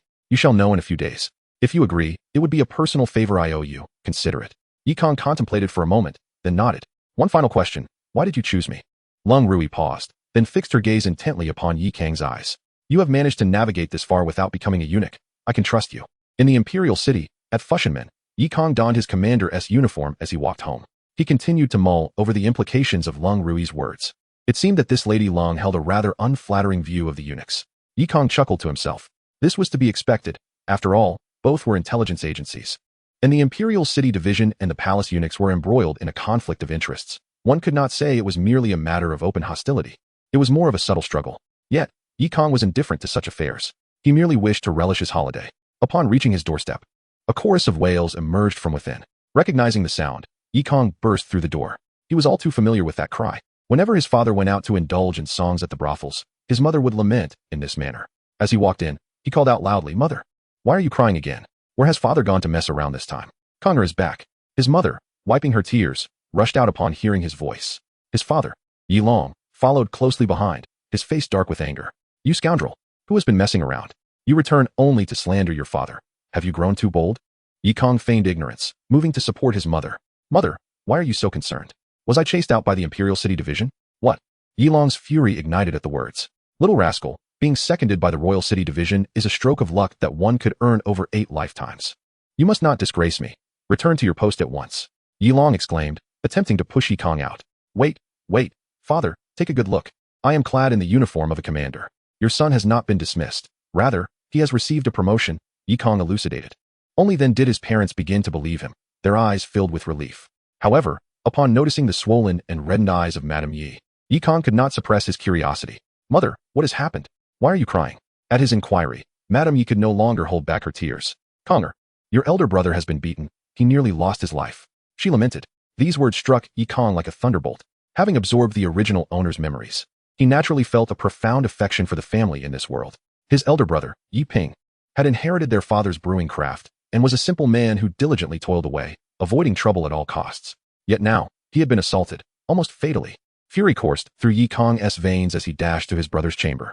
Indeed, Ping bore unsightly bruises on his face, his chest swathed in bandages, and one ear had been gruesomely severed. Despite the pain, Ping managed a strained smile upon seeing his enraged brother. "Kangip, I am fine," he replied. But the pain surged anew. Kang swiftly grasped his hand and gently channeled his gentle wood essence energy into Ping's body. After a moment, Ping's injuries eased, and he fell into a deep slumber, nourished by the energy. Kang, wearing a grim expression, stepped outside and inhaled deeply. "Father, mother, what on earth transpired? Please recount everything in detail." Chapter 9. Bullying in Business. As Long recounted the events, Kang learned the full story. Although the Yi family was not a prominent clan, their generations of brewing had afforded them a modest fortune. Ping's brewing skills had flourished, and his business was thriving. However, with success came envy. The Li family, whose liquor factory was adjacent to theirs, believed Ping was encroaching upon their trade and dispatched a band of thugs to harass the Yi family daily. When Ping attempted to reason with them, he was met with violence. Long's face darkened with rage as he continued, "These ruffians not only assaulted us, but also vandalized our shop, threatening anyone who dares purchase our liquor with retribution. The audacity is beyond belief." Kang found himself perplexed. "Father, isn't Uncle Ming part of the city patrol? Why did you not seek his help?" Long shook his head in resignation. What good would it do? The thugs are mere pawns. The Li family orchestrates this from behind the scenes, wielding influence that renders Uncle Ming powerless. Understanding dawned upon Kang. Their connections were insufficient, and the Li family had clearly taken advantage of the Yi family's lack of backing, forcing them to silently endure this humiliation. Just then, someone approached the door. "Old Yi, how is Pinger?" Kang turned to see Madame Lu from the Wu Wei sect, flanked by 2 maidservants. The Lu family, though fallen from grace, still possessed a substantial estate and extensive connections. Yi Long and Madame Yi quickly wiped their tears and greeted her. Madame Lu, Pinger is fine. Thank you for your concern. Madame Lu offered an awkward smile. I am aware of Pinger's situation. You must have known that the Li family would be troublesome. You should have yielded to them earlier. Look what has come of it. How will you continue your business now? At her words, Yi Kang stepped forward. What do you mean, Madame Lu? Should we simply evade trouble when it approaches? Madame Lu was taken aback by his retort. Yi Kang, is it? After years apart, you have lost all manners. Is this how you speak to your elders? No wonder your brother is in this predicament. Madame Lu's posture grew increasingly confrontational as she placed her hands on her hips. Yi Kang, unfazed, countered, what is your purpose in visiting? Rolling her eyes, Madame Lu retrieved a piece of paper from her sleeve. This is the marriage contract between our Cui Cui and Yi Ping. I have decided to annul the engagement. What? Both Yi Long and Madame Yi exclaimed in unison. It turned out that Yi Ping had long been betrothed to the Lu family's second daughter, Cui Cui. With the wedding date approaching, the Lu family had suddenly changed their minds. Madame Yi hurried over. Mother-in-law, please do not act impulsively. Why would you annul such an arrangement? Madame Lu scoffed. After so many years of acquaintance, I shall speak plainly. Your son Pinger, in both appearance and talent, is unworthy of our Lu family. I have long wished to end this engagement. Just the other day, the young master of the Li family sought Cui Cui's hand, and she has taken a liking to him, regrettably leaving Pinger in the lurch. Madame Lu feigned adjusting her attire, while Madame Ye's face turned pale, her heart heavy with bitterness, yet she found no words to express her dismay. Yi Long erupted in furious protest. How absurd. You accepted 200 taels of silver as a betrothal gift. How can you simply renege? Madame Lu dismissed him with a sneer. Oh, how quaint. Has your family not benefited from our Lu family's influence over the years? If we are to be frank, that sum of silver is but a fraction of what you owe us. I have not demanded repayment, and you expect to reclaim it? Dream on. With a haughty demeanor, Madame Lu tore the marriage contract into shreds and discarded it. Well, I have said my piece. We need not interact further. Consider this a word of caution. Take care of yourselves. With that, Madame Lu departed, leaving Yi Long seething with rage, ready to chase after her to hurl insults. Yi Kang grasped his father's arm. Enough, father. There is no point in arguing with such a person. Yi Long sighed in resignation. With their business lost and Pinger's marriage in tatters, how could they continue living? It was all his fault for being powerless. Yi Kang patted his father's back. Do not blame yourself. The world is as it is. Take care of my elder brother. I will handle the rest. Madame Yi quickly grasped Yi Kang's hand. Kanger, you must not act rashly. If it becomes unbearable, we can return to your grandfather's home in Jiangnan. Do not worry, mother. I have it under control. Just take care of yourselves. Yi Kang reassured his parents. He then retreated to his chamber, changing out of his official attire and donning a fitted white outfit. Alone, his eyes betrayed a terrifying fury. The essence of the diamond wrath surged forth, manifesting a subtle yet potent aura behind him. Yi Kang had not anticipated that upon returning home, he would encounter such turmoil. Business rivalries and conflicts were to be expected. Yet employing such despicable tactics to bully others was intolerable. Li family, this is the trouble you have invited upon yourselves. Yi Kang felt no inclination to endure this. There was no need for restraint. As night fell under a bright moon, Yi Kang, unnoticed by his parents, activated his flying swallow cloud technique, swiftly gliding through the streets like a phantom. At the Yi family's liquor shop, Yi Long had already closed the establishment. Yet a group of ruffians lingered idly at the entrance. They bared their chests and wore fierce expressions, seemingly eager to hurl insults even at passing dogs. Such behavior rendered the neighbors too intimidated to visit the Yi family tavern for a drink. Yi Kang, however, had no intention of showing any courtesy to this band of ruffians. Cloaked in a black veil that concealed his presence, he swiftly descended upon them like a falcon diving from the sky, arriving above their heads in an instant. With a series of resounding thuds, a figure bathed in moonlight struck down, sending 4 thugs crashing against the wall. Who? The leader of the thugs barely had time to call out before a massive fist smashed into his nose. Crack! His entire face caved in. The bones shattered nearly beyond recognition. This was already Yi Kang's restraint. Had he unleashed his full power, a single blow from an elite master could have reduced the man's head to a mist of blood. Yi Kang continued his assault, and within mere moments, a dozen thugs lay sprawled on the ground. He had no intention of concluding the matter with just one punch. For assaulting his elder brother, they would pay the appropriate price. He approached one of the smaller thugs, seized his arm, and twisted it gently. Crack! Crack! The arm shattered under the pressure, and the streets echoed with the wails of agony. He pressed on, systematically breaking limbs, legs or arms, one after another. The thugs, thoroughly terrified, begged for mercy. Great hero, spare us. We were wrong. Hero, I have an 80-year-old mother at home. I cannot afford to be crippled. At these words, Yi Kang scoffed disdainfully beneath his veil. What concern is that of mine? With a swift kick, the thug's calf shattered completely. The remaining thugs, witnessing this gruesome display, erupted into frantic screams. Murder! Murder! Hero, please don't hit me. It was Li Jingming who instigated us. We were merely following orders for pay. One quick-witted thug promptly revealed the mastermind behind their actions. Yi Kang appreciated such intelligence and decided to show him leniency, merely crushing 3 of his fingers as a token punishment. Chapter 10, Li Jingming. It took little effort to teach this gang a lesson. Just as he finished, the patrol officers of the city arrived, with none other than Uncle Meng leading the way. Upon seeing the thugs sprawled across the ground, he stifled a chuckle, maintaining a facade of seriousness. Can you believe it? Someone dares to commit violence in the streets of the imperial city. Take them all back for interrogation to get to the bottom of this. Though Uncle Meng spoke thus, he had no intention of truly investigating. After all, these ruffians had dared to bully himself. Regardless of who the heroic figure was behind this, it was undoubtedly a good deed. A display of authority was all that was necessary. Meanwhile, Yi Kang made his way to the Li family estate. If memory served him right, Li Jingming was the young master of the Li family, and this incident was likely orchestrated by him. A glimmer of murderous intent flickered in Yi Kang's eyes. Soon, he arrived at the Li family's South Small estate. As a supremely skilled master, as long as he wished to remain undetected, no one could sense his presence. He stealthily crept onto the roof of a house, lifting a tile to peer inside. There, he saw a man and a woman entwined in an embrace.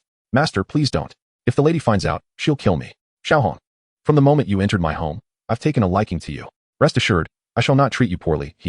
What a scandal. Yi Kang marveled at the audacity of the Li family patriarch to indulge in such escapades within his own home. He observed for a while longer before covering the tile and searching for another room. Before long, he spotted a young nobleman whose presence caught his attention. As he emanated the aura of a martial artist, at least of third-rate mastery. The Li family had only one son, and it was evident this was Li Jingming. No wonder he dared to bully others. He was relying on his martial prowess. Just as Yi Kang prepared to strike, he noticed Li Jingming sneaking out of the study, peering cautiously toward the backyard. So cautious in his own home. Clearly, he had something to hide. Yi Kang suppressed his murderous intent and trailed Li Jingming for the time being. Moments later, Li Jingming arrived at the woodshed in the backyard and waited anxiously. After a short while, a disheveled maid rushed over. Master, Xiaohong has been. Yi Kang's eyes widened in disbelief. This maid was none other than the one who had just been caught in a scandal with the patriarch of the Li family. Li Jingming immediately embraced Xiaohong. My dear, I'm sorry for putting you through this. Did you manage to get the goods? Xiaohong, her eyes brimming with tears, nodded and produced a small booklet from her bosom. I found this under the master's pillow. It should be what you need. Li Jingming's eyes lit up with excitement. That old fool insisted on waiting until I married Lu Tsuetsue before giving this to me. But now it's finally mine. Xiaohong, with a hint of concern, asked, But master, will you still marry Miss Lu? Li Jingming gently patted Xiaohong's head. That Lu Tsuetsue is a commoner. Plump and fierce. She cannot compare to your gentleness. Once I retrieve the other half of the goods from the Lu family, we shall flee together. Wonderful. You are so kind, master. Xiaohong exclaimed, wrapping her arms around him. But then, Li Jingming's expression darkened as he twisted her neck with a sudden ferocity. With a crisp snap, Xiaohong fell, disbelief etched across her face. Bah, what a worthless thing. I have no interest in something my father has touched. Li Jingming concealed Xiaohong's body in the woodshed and then scaled the wall, heading toward the direction of Wuwei Gate. Meanwhile, Yi Kang, who had been lurking in the shadows, found the unfolding drama quite amusing.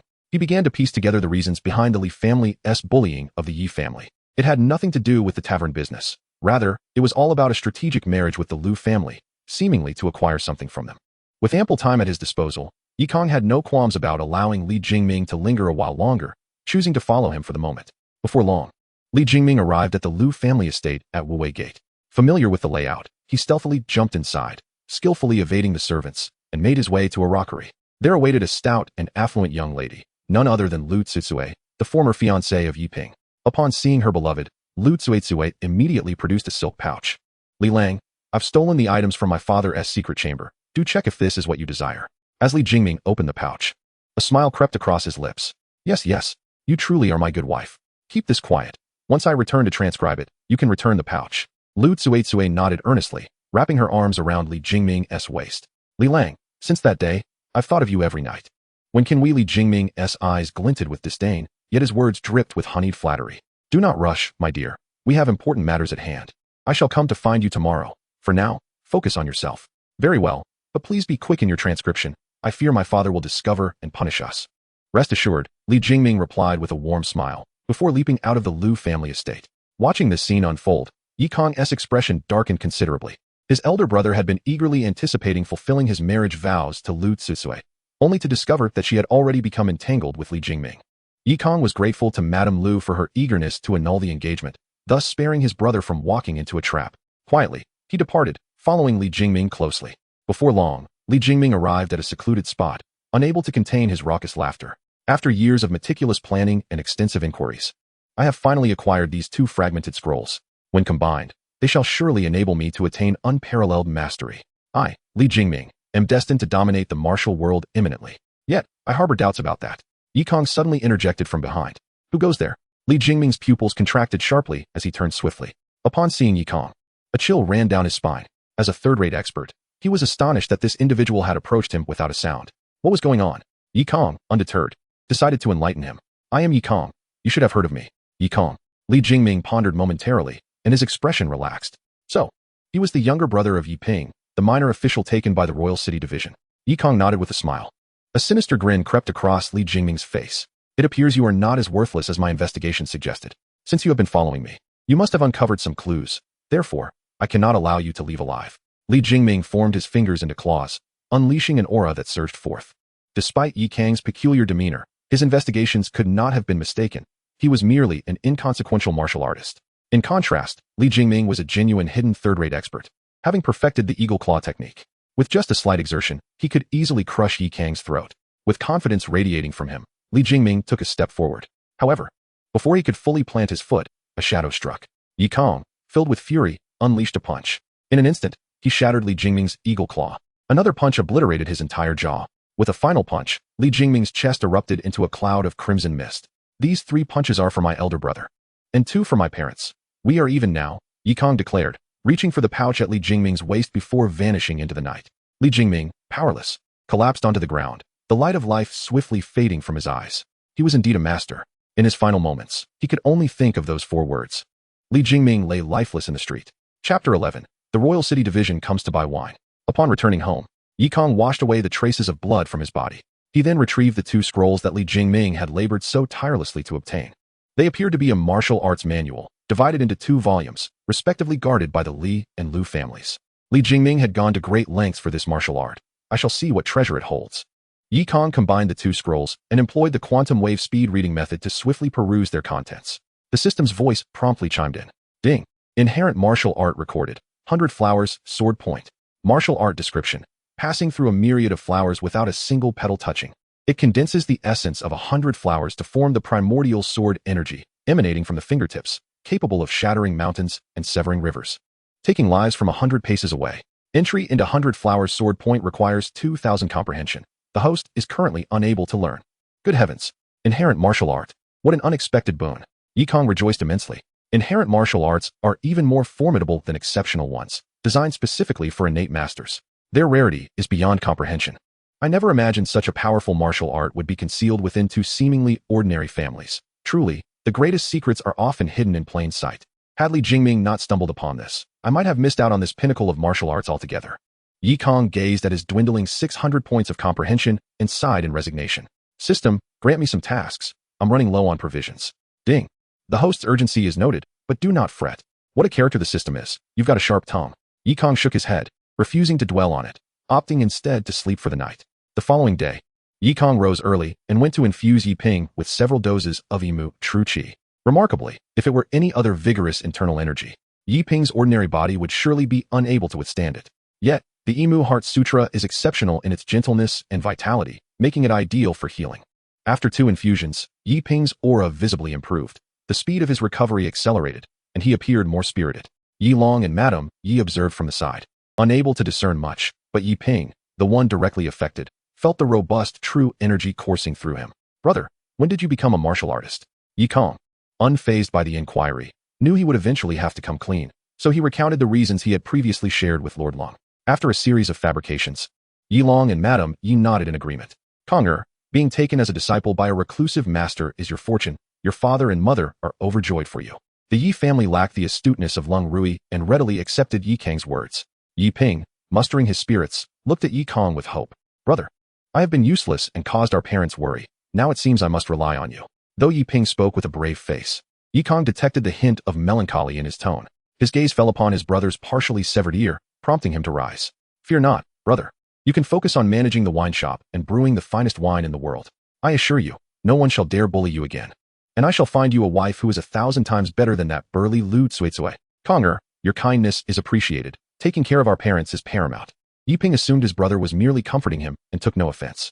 At that moment, a commotion erupted outside. Old Yi, where are you? Great news.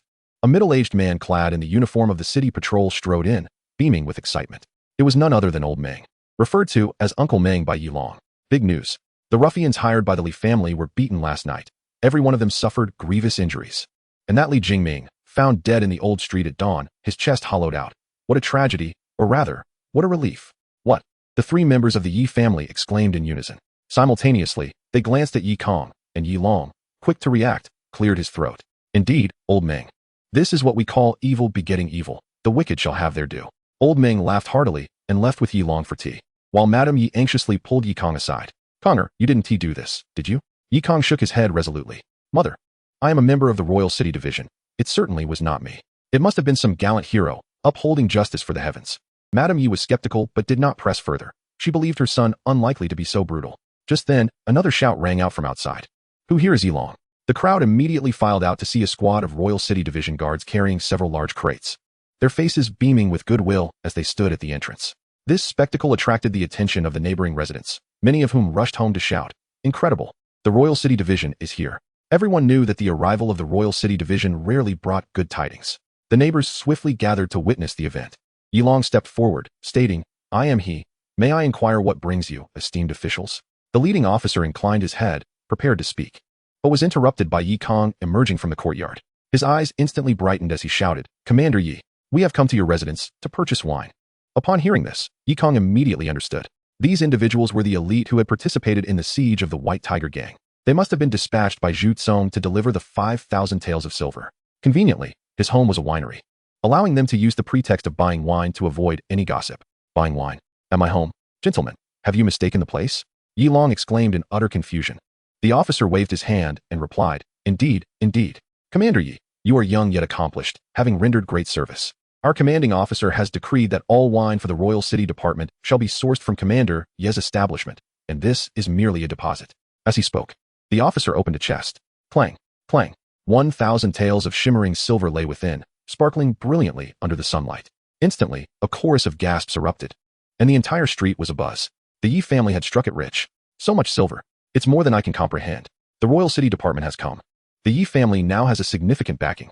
News of this spread rapidly, igniting excitement in the neighboring streets, and many rushed over to witness the spectacle. The officer, displaying keen awareness, refrained from engaging in lengthy conversations with Yi Kang, instead taking Yi Long's hand and affectionately addressing him as older brother. Do not worry, dear elder brother. I have heard tales of your famed peach blossom wine. It is said to be the finest in the entire royal city. We must sell it at 200 taels per pound. Keep these silver coins for now, and we shall return to collect when the wine is ready. Yi Long felt utterly dazed, stammering, Is it truly so? The officer, mistaking his disbelief for concern, quickly reassured him, There is no rush. There is no deadline. Whenever the brewing is complete will suffice. Yi Long was nearly in tears. Although his family also produced peach blossom wine, it had little renown, typically selling for no more than 10 taels. 200 taels per pound was beyond his wildest dreams. Yi Kang, observing this scene, approached with a smile. Let it be settled then. Brothers, thank you for your hard work. The wine will certainly be in order. Please convey my gratitude to Deputy Commander Zhu. The officer's eyes lit up, and he beamed. Commander, you need not be so modest. We must thank you for the fortune you have brought us. With a booming voice, he commanded, What are you standing there for? Carry the chest inside for Commander Yi. The elite quickly transported the chest into the Yi family's courtyard before dispersing from the crowd. At this moment, the onlookers were utterly stunned. The Yi family's peach blossom wine was selling for 200 taels. What exquisite elixir could be so sought after? Old Yi, as your neighbor for many years, allow me to sample some. Countless envious gazes were directed at the Yi family's entrance. Through the cracks of the door, the glimmering chests were still visible. The Yi family had truly prospered this time. Meanwhile, this monumental news spread rapidly, traversing from Fuxing Gate to Wuwei Gate. Chapter 12. Annihilation of the Liu family. The Liu household. The gates were tightly shut, and angry shouts echoed from within the courtyard. Wretched daughter, how dare you sneak into the secret chamber? Do you not realize that the item entrusted to your grandfather was given by a revered master? How can I explain this to your grandfather? After the news of Li Jingming's untimely death reached her, Lu Zisui understood that matters had taken a dire turn, leaving her no choice but to confess. However, she underestimated the significance of that pouch in her father's eyes. Now, the entire family was gathered, with her kneeling in the center, tears streaming down her face. Father, I truly know I was wrong. Li Lang said that after the marriage, you would certainly hand over the item to him, which is why I, wretched child, How dare you speak back? Lu Jingming's death was not the worst. It was the disappearance of the secret manual that posed a greater threat. If the Master's successor comes asking for it, what am I to offer in return? Elder Lu was nearly driven to despair, continuously sipping water to quell his anger. Once he had vented enough, Madame Lu finally spoke. At this point, we cannot place all the blame on Tsuetsue. It was Li Jingming who deceived her. The immediate concern is how we shall handle Tsuetsue's marriage. Humph, how should I know? Elder Lu snapped, his face ashen. At that moment, a maid rushed in with news, recounting the events that transpired at the Yi family earlier that morning. Instantly, everyone looked up, incredulous as they gazed at the maid. Are you certain you did not miss here? I have tasted the Yi family's wine, and it was nothing exceptional. What grounds do they have to sell it at such a price? The maid nodded emphatically. It is true. The news has spread through the streets. It seems that Yi Kang has achieved merit in the Royal City Department. By the way, the officers refer to Yi Kang as commander. The eldest daughter of the Lu family nodded in understanding. That explains it. Buying wine is merely a facade, while flattery is the truth. It appears that Yi Kang has gained favor in the Royal City Department. The son-in-law of the Lu family interjected. The Yi family has indeed risen to prominence. Upon hearing this, Madame Lu immediately stood up, urgency written across her face as she prepared to rush out the door. Elder Lu called out, "Where do you think you are going?" Madame Lu rolled her eyes in exasperation. What a silly question. I must hurry to the Yi family and renegotiate the marriage contract. The family members were momentarily stunned, then their eyes lit up in realization. Yes. Yi Ping has feelings for Tsuetsue. Any minor grievances can easily be overlooked. Let us bring Tsuetsue along. The Lu family sprang into action. Before long, a large group arrived at the Yi family's gate, laden with gifts. The neighbors all emerged, puzzled. Isn't that the Lu family? Why are they here? Humph, does it need saying? They must have heard that the Yi family has come into wealth and are here to curry favor. Meanwhile, upon hearing of the Lu family's visit, the Yi family members exchanged bewildered glances. Yi Kang, however, chuckled. Since they are here, it wouldn't hurt to meet. He had not forgotten the humiliation of the previous day. Now that they had come uninvited, he would not let the opportunity to retaliate slip by. He boldly opened the door. What brings you here? Upon seeing Yi Kang, Madame Lu's face instantly brightened. Dear nephew, I was out of my mind yesterday. Upon reflection, Yi Ping and Tsuetsue are simply a match made in heaven. Thus, I have come to discuss the marriage. Yi Kang's expression turned cold. The marriage contract has been torn. The engagement is null and void. Please leave. Madame Lu became flustered, retorting, wait. Ask your elder brother. Doesn't he fancy Tsuetsue? Yi Kang glanced at Lu Tsuetsue beside him and laughed. Do not jest.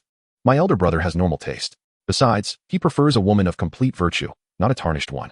This declaration silenced the entire street. Madame Lu's fingers trembled with rage as she screamed, Yi Kang, clarify your words. Who is the tarnished one?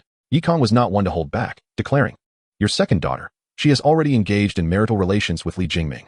Surely you are aware? The Lu family members turned their stunned gazes toward Lu Tsuetsue. They had no prior knowledge of this. Lu Tsuetsue lowered her head, silent, clearly acknowledging the truth. The onlookers began to murmur, as gossip is the nature of humanity. The Lu family members were left with no color in their faces. How could they possibly renew the marriage contract now? Yet Madame Lu remained undeterred, insisting, dear nephew, one cannot speak so. If love is true and enduring, does it matter? Enough. We have known each other long enough. Let me speak plainly. Your daughter, in terms of looks, character, talent, and family background, is unworthy of my elder brother. Lastly, allow me to offer you this piece of advice. Madame Lu, know your place. With that, Yi Kang shut the door. The same tactics were being employed against them. Madame Lu nearly stumbled, and once she regained her composure, she angrily prepared to smash the door. Just then, Uncle Meng and the city patrol happened to arrive. What is going on here? In broad daylight, do you dare to invade a private residence? The Lu family could hardly bear such a grave accusation and quickly pulled Lady Lu away. As they heard the jeers echoing from the entire street behind them, the Lu family wished they could cover their faces in shame. The disgrace was monumental. They swore never to return to Fuxing Gate in their lifetimes. At the Yi family residence, Lady Yi expressed her reluctance, saying, Kanger, is this not a bit excessive? Yi Kang sighed. Mother, the Lu family has thrown stones down the well. Merely humiliating them is already a display of my magnanimity. You should consider my elder brother's marriage more seriously and select for him a wife who is both beautiful and virtuous. Upon hearing this, Lady Yi could not help but smile. Indeed, since morning, 3 or 4 families had already come seeking a match. Anyone would surely be preferable to Lu Tsuetsue. The family soon returned to a harmonious state, and Yi Kang felt at ease to rest. Another day passed. The Yi family's tavern had reopened, thriving with business. That night, after a long day at the tavern, Yi Kang had just arrived home when he suddenly sensed a murderous intent locking onto him. Maintaining his composure, he quietly entered the house. By honing his senses, he confirmed that his family was unharmed, allowing him to relax. No matter who the intruder was, they must not disturb his parents. The fact that the assailant had not yet struck indicated they were still observing. Pretending not to notice, Kang exited his home, navigating through winding paths until he reached a secluded spot. Confirming he was still being followed, he spoke up, "Come out." The hidden figure responded readily, stepping into the light. The individual was robustly built, with a fierce countenance, wielding a flexible whip. "You indeed possess martial prowess. It seems my suspicions were correct. Jingming was killed by you, wasn't he? Who are you?" Kang countered. The man grinned maliciously. "Jingming's skills were taught by me. Lord Li offered me 3,000 taels to wipe out your family, leaving no one alive." Kang found this somewhat amusing. "How can you be so sure it was I who acted?" The man shook his head. "Not certain, but what does it matter? Lord Li's directive is to annihilate anyone with a grudge against Jingming. Surely one of them must be the culprit." Upon finishing his words, the man unleashed a menacing aura. So he was a first-rate master. No wonder he was so arrogant. Kang sneered disdainfully, channeling the Imu Heart Sutra, his verdant energy soaring skyward, instantly shattering the man's malevolence. The latter was taken aback, his previously confident demeanor turning pale. "You are an exceptional master."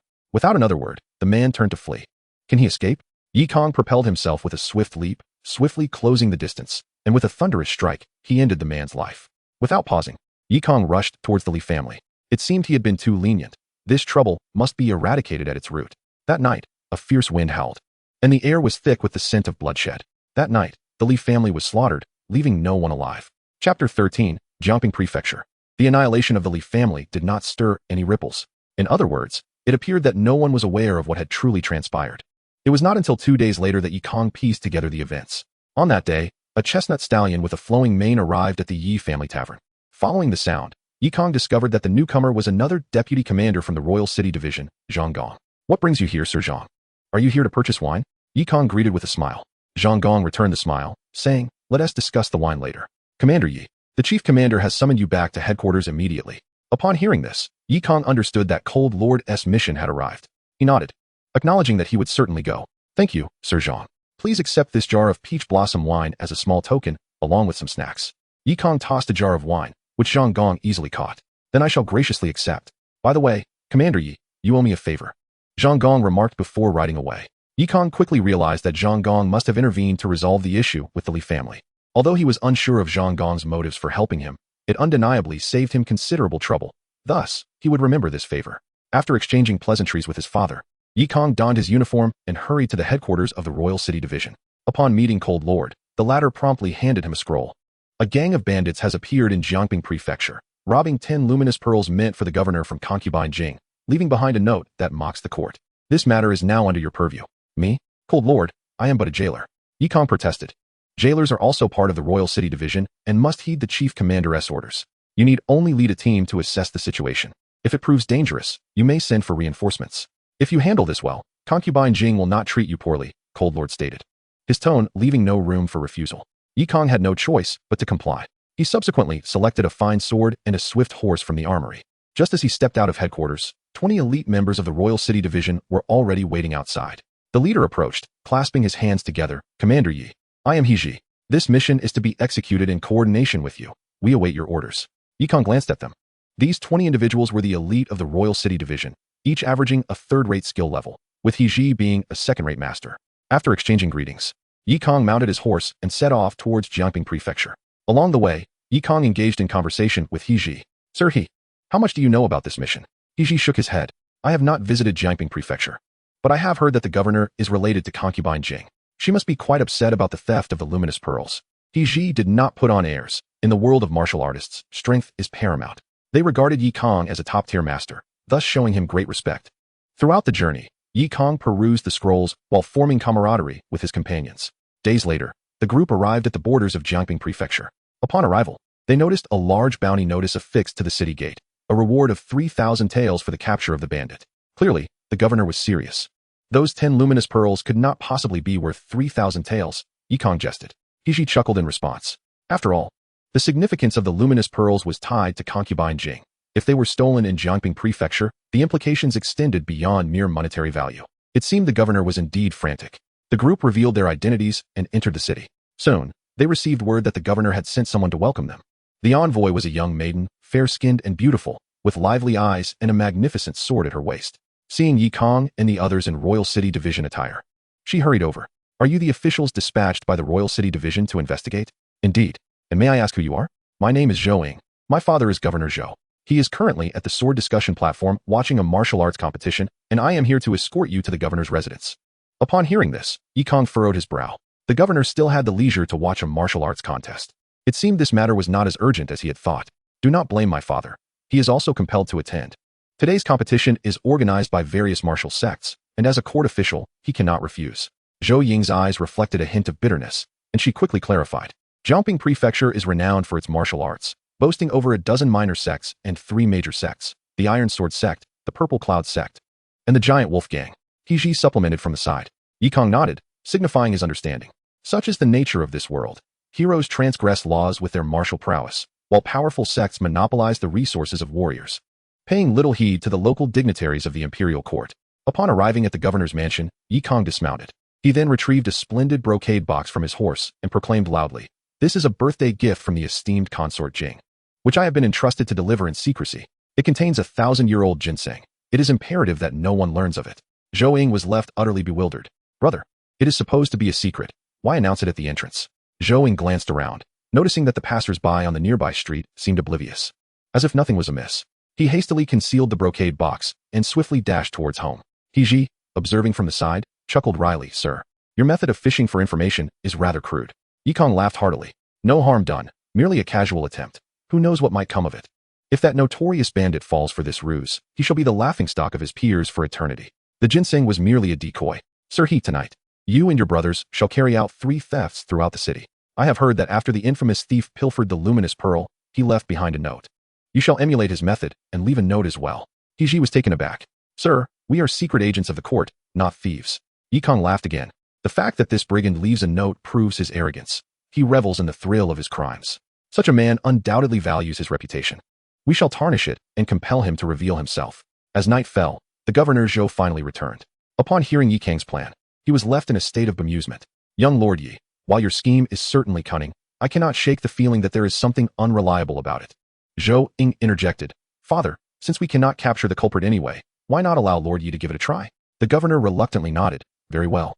But do ensure that you do not overstep. Should this reach the imperial city, it would be difficult to explain." Kang nodded in agreement.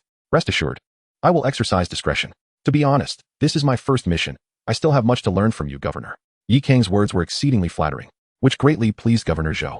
After a day spent as a guest at the sword discussion, he had encountered numerous proud warriors who treated him with little regard. Now, being elevated by the talented Kang, his spirits lifted considerably. He waved his hand. "Bring forth wine. Let us welcome the esteemed lords from the imperial city."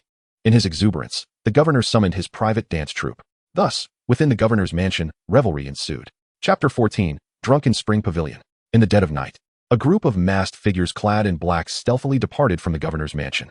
Led by He, they split into 3 groups, each heading to different locations. He chose a pawnshop. As a second-rate expert with extensive experience in the imperial city's affairs, He was remarkably adept at his thievery. Picking locks and slipping through doors was effortless for him, and within moments, he had made off with a sizable haul. Leaving behind a note, "The notorious bandit has come for a visit, borrowing your treasures." This was the very note discovered when the luminous pearl was stolen. Kang had instructed everyone to imitate the thief's method precisely. Indeed, the following day, the courthouse's drum of grievances began to sound loudly. A dozen individuals gathered at the courthouse, their anger palpable. "Governor, we beseech you to seek justice for us. A thief has ransacked our pawnshop, stealing countless valuables worth a fortune." The uproar quickly turned into a citywide commotion, drawing the attention of all. The governor was at his wit's end. How could the thief of the luminous pearl have stooped to robbing ordinary citizens? How could he, as the governor, possibly apprehend him? Meanwhile, in a certain inn in Jianghu City, a young gentleman in white heard the news and was livid. "Who dares to shamelessly tarnish my name?" Back at the governor's mansion, He listened to reports from his subordinates, looking utterly speechless. "Leader Yi, the pawnshop owner has exaggerated quite a bit. My subordinates clearly only took a few items, not exceeding 500 taels, yet he claims to have lost 1,000 taels of gold." Zhou Ying could not help but stifle a laugh. He is likely embezzling and blaming all his losses on Lord He. How utterly disgraceful. Thieves shouldn't be so wrongfully accused. Kang pushed a cup of tea towards him. All right, Lord He, do not be vexed. Tonight, let us intensify our efforts. The more peculiar the stolen items, the better." He accepted the tea, downing it in one gulp before stepping out to instruct his brethren.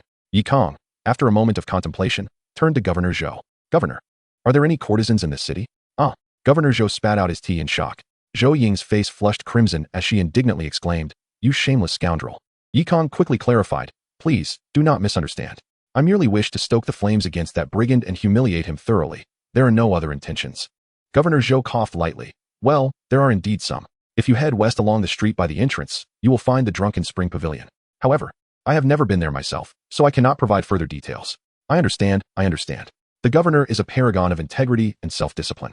Yi Kang replied with a knowing smile, recognizing a shared understanding in each other's eyes. Before long, Yi Kang had donned a set of black attire and arrived at the entrance of the Drunken Spring Pavilion. Unlike the brothels of the imperial city, this establishment was distinctly a brothel, replete with the expected ambience. Upon entering, a proprietress greeted him warmly. Ah, young master, what a rare guest. Is this your first visit? Yi Kang elegantly unfurled his fan and replied, which of your courtesans is the most renowned? The proprietress's eyes lit up as she led him to the second floor. Oh, so you seek Qianyang. You truly have discerning taste. She is known as the finest courtesan in Jianghu. But do be aware, she only offers her talents, not her body. Yi Kang nodded and followed the proprietress upstairs. Upon entering a fragrant private room, they found a beautiful woman seated behind a curtain, holding a pipa. Please, take a seat. Qianyang greets you. No need for formalities. I am a connoisseur of music, come to request a song, Yi Kang declared, laughing heartily as he began to indulge in the fruits laid before him. Qianyang parted the curtain and sat across from him.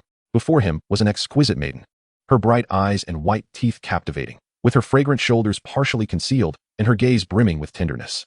Yi Kang was momentarily entranced, as Qianyang began to pluck the strings of her pipa. With gentle strokes and delicate notes, the first tune unfolds like a rainbow's attire. Yi Kang listened with rapt attention.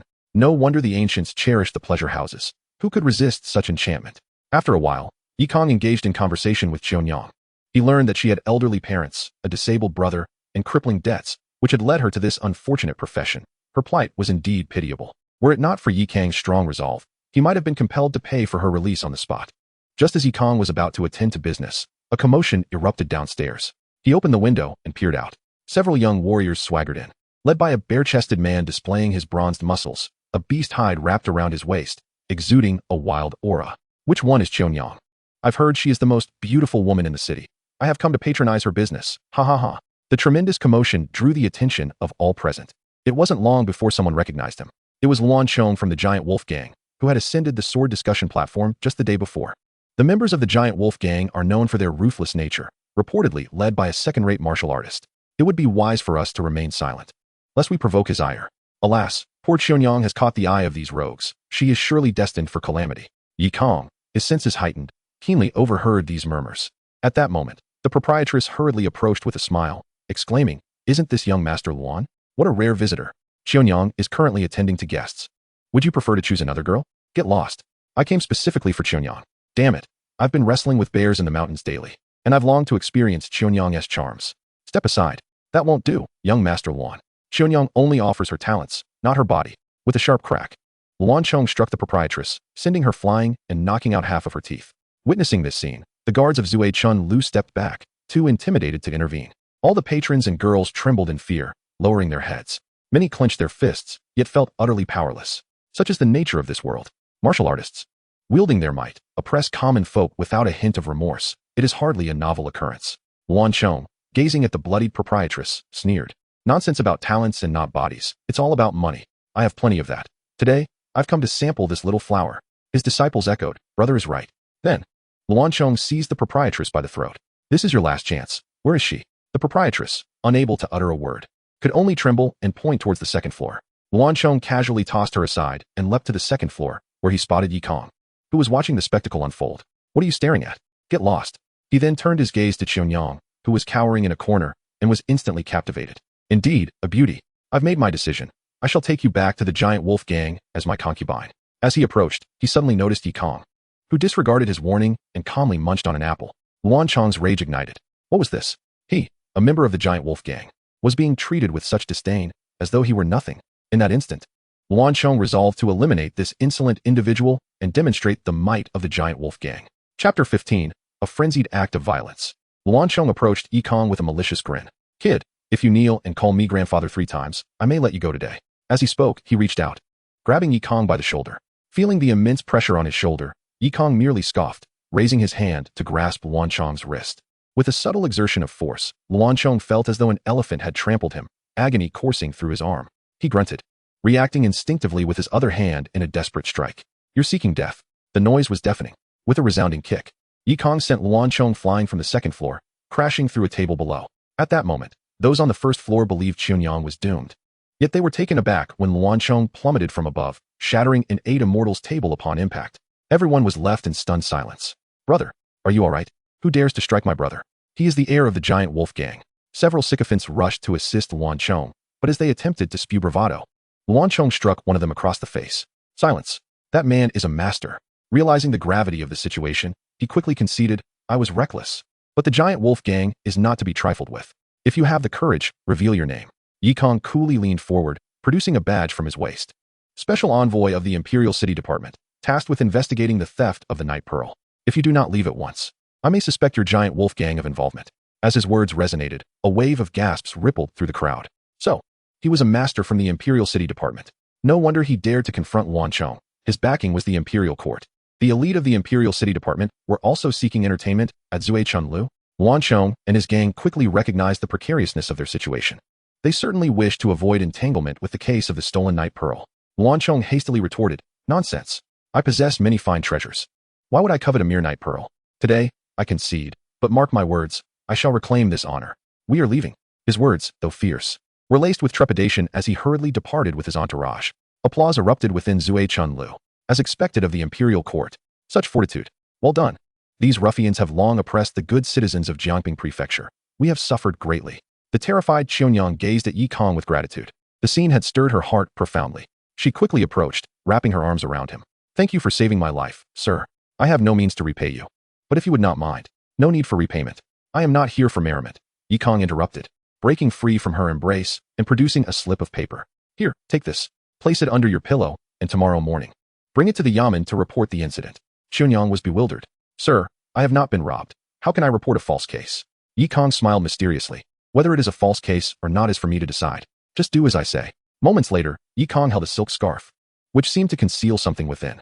Amid the awe-filled gazes of the crowd, he departed from Wuxianovel. At that moment, the bloodied proprietress dared to ascend the stairs. Oh my dear ancestor, what has happened to you? The proprietress was taken aback as she beheld Chunyang lying on the bed, covered by a blanket, her face flushed. Oblivious to the events that had transpired. That night, Ji and his subordinates set out once more. Having learned from the previous night's lesson, every household had barred their doors. Yet, for the elite of the Imperial City Department, this posed little challenge. Before long, the brothers returned to the governor's residence, laden with a trove of gold and silver treasures. Kang stood in the courtyard, observing the peculiar assortment of items brought back. His expression shifted from calm to one of bewilderment. I asked my brothers to procure something unusual, but this is beyond strange. The ground was strewn with an array of items, salted duck eggs, old pipes, hose, and even a baby crib. Most absurdly, one brother had brought back a barrel of foul-smelling substance, causing everyone to recoil in disgust. In response to Kang's inquiry, the brother sheepishly replied, Captain Yi, I stumbled upon a vendor selling golden syrup, and I thought nothing could be more bizarre, so I left a note and took the syrup. You have guts. Kang couldn't help but give him a thumbs up. With talents like these, the Imperial City Department had struck gold. Nonetheless, in a single night, the brothers had issued 20 notes, firmly establishing their reputation as notorious bandits. Kang was thoroughly pleased. The following day, as anticipated, the yamen was abuzz with activity. Dozens of individuals arrived to report crimes, fervently accusing the bandits. Justice, great magistrate. The bandit has taken my baby's crib. My child has nowhere to sleep. Your Excellency, it is the same in my household. That vile scoundrel has purloined all my cooking utensils, rendering my stove useless, and I am still famished. Another voice chimed in, and I too. The reasons for reporting the crime were myriad, causing the magistrate to feel a sense of overwhelming frustration. The crowd gathered was equally incensed. Who would have imagined that this audacious thief would steal indiscriminately, showing no regard for the law? At that moment, a small sedan chair was brought forth. Chunyang, her face streaked with tears, emerged and lamented, Please, Your Excellency, seek justice for me. The despicable thief has stolen my intimate garments, leaving behind this note. It was revealed that the clothing in Kang's possession yesterday belonged to Chunyang. This was indeed a malicious act, and the crowd erupted in outrage. News spread like wildfire throughout the city. In a nearby inn, the gentleman in white had just risen, preparing to descend for breakfast when snippets of conversation wafted up to him. Did you hear?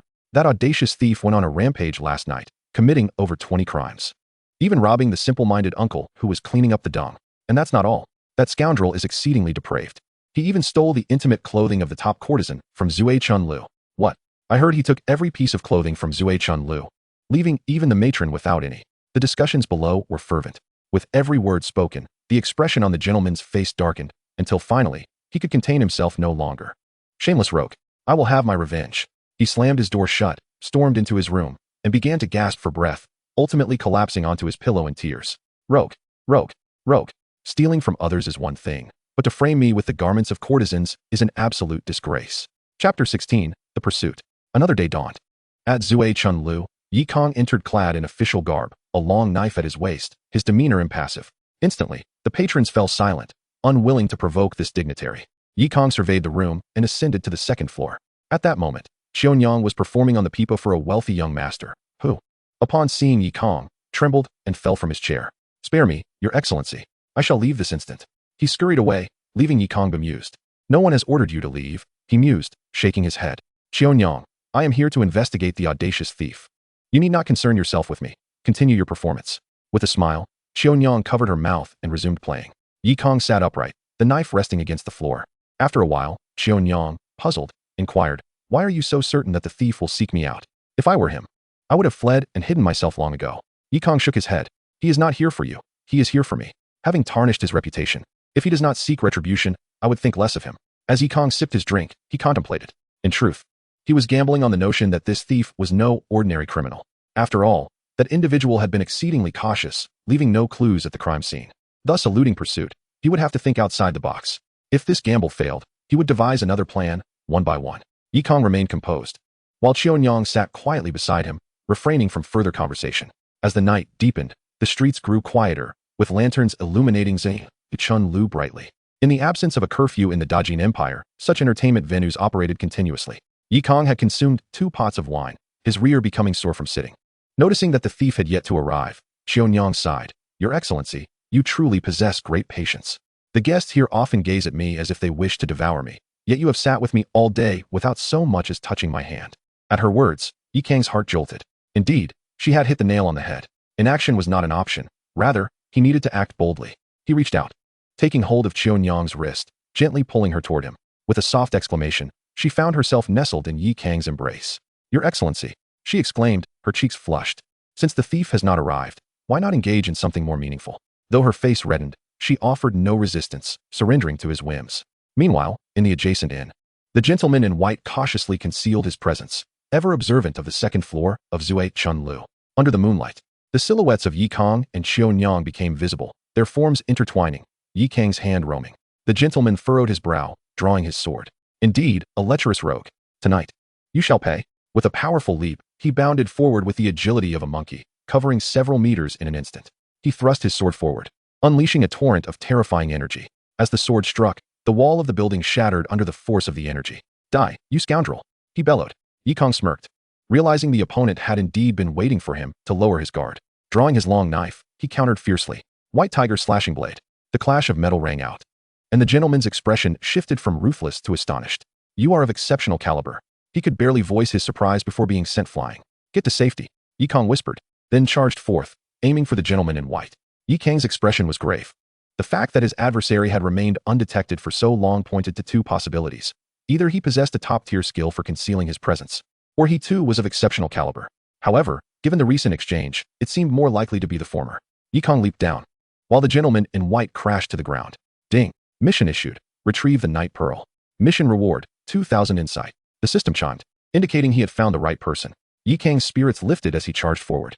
Yi Kang, special envoy of the Imperial City, ordered to investigate the Night Pearl. Where is it? The gentleman, his face masked, bore a visible trace of blood at the corner of his mouth.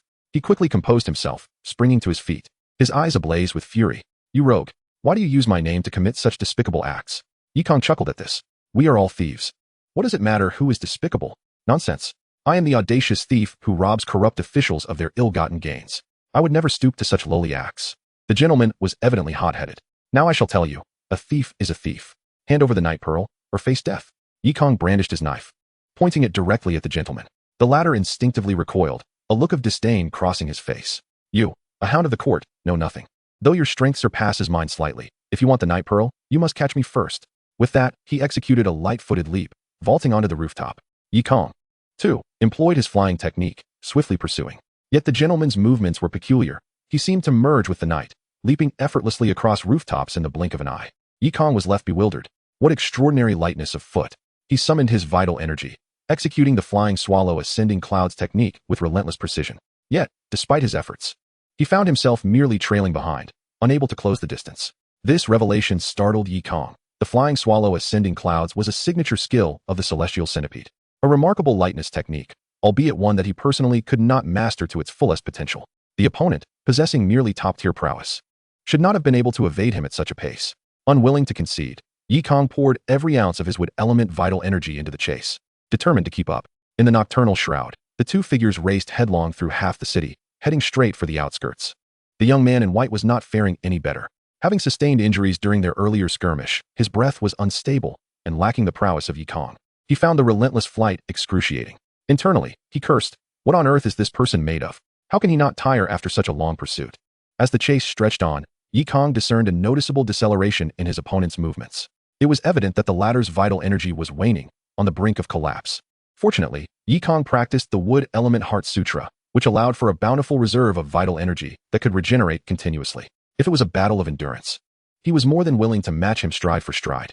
In the blink of an eye, they had traversed dozens of miles using their lightness techniques. Ultimately, the young man in white exhausted his vital energy, lost his footing, and collapsed into a field, unable to rise again. Yi Kang landed solidly behind him. The tip of his blade pressed against the nape of the young man's neck. "Remarkably swift, aren't you? Keep fleeing." In a swift motion, the young man flicked his right hand, sending a pebble hurtling toward Yi Kang's throat. Fortunately, Yi Kang had been on guard, deflecting the stone with the back of his blade. At that moment, the young man could no longer hold on. His eyes rolled back, and he fainted. Furious, Yi Kang exclaimed, "How dare you attempt a sneak attack, you little thief!" He seized the young man, forcibly flipping him over, and as the white robe was pulled back, a dazzling expanse of white revealed itself, an astonishing sight that left Yi Kang momentarily agape. What a surprise, it turns out to be a female thief. Chapter 17. The 100-Flower Sword Point at dawn. He led a contingent to arrive. "Lord Yi, are you unharmed?" "Do I look as if I am?" replied Yi Kang, rising and brushing off the dust from his attire. Last night, while pursuing, he had left markers for He to follow, which facilitated their timely arrival. He certainly did not wish to walk back the considerable distance. Mounting his horse, he placed the female thief onto the saddle. She had regained consciousness but was tightly bound and had her acupoint sealed, rendering her incapable of utilizing her vital energy. She attempted to curse him, but her mouth was also gagged, leaving her to glare daggers at Yi Kang. Soon, they returned to Jianghu City, where the magistrate and Zhou Ying awaited at the city gates. Upon seeing Yi Kang, the magistrate's excitement was palpable. "Lord Yi, have you captured the thief?" Yi Kang gestured to the white-clad female thief on horseback. "I have fulfilled my duty, Lord He. She possesses an in-voucher for the cloud coming in. You should search there immediately." He promptly set off while the others returned to the magistrate's office. After a while, He returned triumphantly, clutching a brocade box. "Lord Yi, I found it. It was indeed at the cloud coming in." Yi Kang immediately took the box and opened it to reveal 10 luminous night pearls neatly arranged within. A collective sigh of relief escaped the group. The magistrate slumped into a chair. "Lord Yi, for the past few days, my heart has been in my throat, fearing I would not recover the night pearls bestowed by Lady Jing. Now, I can finally rest easy. I shall certainly commend your achievements to her." Yi Kang smiled, not declining the praise. Simultaneously, a notification chimed. "Ding. Task completed. Retrieve the night pearls. Reward, 2,000 insight." At last, his insight had increased. Without hesitation, Yi Kang began to comprehend. After the harrowing chase of the previous night, he felt acutely aware of his inadequacies in skill. He had already resolved which martial art to master, the 100-Flower Sword Point. This was a preeminent technique, promising a significant enhancement in his capabilities. He summoned the system and silently intoned, "Comprehend the 100-Flower Sword Point." Ding. The host expended 2,000 insight. Entry into the 100-Flower Sword Point achieved. In an instant, enlightenment washed over him. Yi Kang gently closed his eyes, as if transported back to his childhood. From a young age, he had frolicked amidst blossoms, plucking petals and leaves, charming the hearts of many in the bustling world, eventually mastering a delicate sword chi imbued with the essence of beauty. He opened his eyes, his fingers twitching as a pink sword chi enveloped them. Although he had not actively unleashed it, the latent power within astonished even him. Truly, this was the might of a preeminent martial art. Its potency far surpassed that of the White Tiger Destruction Blade. However, such power came at a cost. Merely gaining entry had depleted his insight entirely. Yi Kang checked his attributes panel. Host, Yi Kang. Martial Arts, 100-Flower Sword Point, entry. Wood Element Heart Sutra, entry. Flying Swallow Ascending Clouds, entry. White Tiger Destruction Blade, Great Perfection. Diamond Fury, Great Perfection. Strength, half-step preeminent, suppressed by internal skill rank. Remaining insight, 500. Indeed, he was once again constrained. If his Wood Element Heart Sutra reached great perfection, he would truly be a preeminent master, rather than merely at a half step. Yet, with loss comes gain, haste achieves nothing. As Kang opened his eyes, he found everyone around him fixated on him. Zhou Ying, clutching her long sword tightly, murmured, "For some reason, the more I look at this fellow, the more I find him appealing." This was certainly due to the allure of the 100-flower sword chi, which naturally drew admiration from the fairer sex. Kang smiled in silence. He Ji, quick to respond, clasped his hands and said, "Congratulations, Lord Yi, on your newfound prowess. Your talent truly leaves me in awe." His envy was palpable. Just look at him, sipping tea and effortlessly achieving breakthroughs. Now, that was a true martial arts prodigy. After a round of congratulations, Kang resolved to visit the dungeon. Though the female thief had a violent disposition, her lightness technique was undeniably remarkable. Regardless, he was determined to acquire her skills. Kang and He Ji arrived at the dungeon entrance, finding it deserted. Suddenly, He Ji leaned closer to Kang and whispered, "Lord Yi, while I was at the cloud coming in, I not only found the night pearls." "Oh, could there be an unexpected discovery?" Kang's interest was piqued. He Ji discreetly produced a stack of silver notes from his sleeve. "My lord, beneath the thief's bed, there were an additional 5,000 taels in silver notes. I am uncertain of their origins, and as your subordinate, I dare not make a decision. What do you think? Should we report this?" Kang immediately grasped the implication. He Ji had cleverly withheld the information in front of the magistrate, only to reveal it now when they were alone, clearly indicating his intent. Kang recalled Zhu Tsong, whom he had encountered after eliminating the White Tiger gang. He realized he still had much to learn from him in this regard. Kang cleared his throat. "Lord He's reasoning is sound. I shall temporarily take possession of this 1,000 taels on your behalf. As for this 1,000 taels, Lord He may keep it for himself. Additionally, with 3,000 taels, my brothers have all worked hard, and we must ensure that everyone is rewarded accordingly." Upon hearing Kang's distribution, He Ji's eyes instantly sparkled with excitement. "Lord Yi, this does not seem right." He questioned, "What is not right? I am unaware of any other treasures. Did you not only retrieve the luminous pearl?" Yes. I must have misremembered. That female thief possessed only the luminous pearl and nothing more. Then all is well. Do not forget to instruct the brothers to return the items they previously stole, one by one." "Of course, I shall attend to it immediately." Watching as He Ji joyfully departed, Kang felt a surge of satisfaction within. This silver truly invigorated him. Upon arriving at the prison, the white-clad female thief immediately shouted at Kang, Dog thief, what have you done to me?" "Miss, I am merely carrying out my duty to apprehend you. What else could I do? How did you know I am a lady?" "Do not overthink, my dear. Be wary of straining your health," Kang replied calmly. Shaking his head, the female thief could only snort derisively at this. Kang continued, "You shall accompany me back to the capital's office. Once you enter the death prison, your fate will no longer be in your hands." "And so what?" she retorted. "Since Dai Huan dared to steal the luminous pearl, I fear nothing, not even death." "Ah, so you are Miss Dai? I must say, your lightness of foot is quite commendable. Would you be interested in a trade?" Dai Huan scoffed. "Spare me your words. I am aware of your intentions, but my master has instructed that my skills may be imparted to anyone, save for the court's lackeys." "Give up that notion." Suddenly being called a lackey left Kang somewhat dazed. Yet upon reflection, he found no fault in her statement. After all, he did enjoy being the court's hound. Realizing he could not extract further information, he decided not to press on. After all, she was destined for the death prison, and he had ample time. Chapter 18, Duel of Swords. The following day, after completing the handover with Governor Zhou, Kang resolved to return to the capital immediately. He needed to report to Lord Long and could not afford to delay. However, fate had other plans. As Kang and his companions prepared to depart, Zhou Ying suddenly rushed in, breathless. "Lord Yi, trouble has arisen." "What is it?" "A group of individuals has surrounded the governor's mansion. They are all warriors and demand to see you." Zhou Ying's face had turned ashen, clearly frightened. Kang exchanged glances with He Ji before hastening to the governor's front gate. There, they beheld a throng of warriors, brandishing various weapons, encircling the mansion with an imposing presence. At the forefront stood a burly man with a bushy beard, his stature reminiscent of two men combined, exuding a fierce aura. Beside him were a woman clad in purple and a long-haired man with a broadsword, dressed like a rogue. Behind them, a familiar face sneered at Kang. It was Luan Chong, the young master of the giant wolf gang. Indeed, after being reprimanded by Kang at the Drunken Spring Pavilion, Luan Chong had informed his father, Luan Xiong, the leader of the giant wolf gang. Not wishing to see his son humiliated, Luan Xiong, though not foolish, had first discreetly investigated Kang for several days. He then allied with the experts from the Iron Sword sect and the Purple Mist sect. With these three factions gathered in the city to duel swords, they felt emboldened. Upon seeing Luan Chong, Kang immediately understood the situation.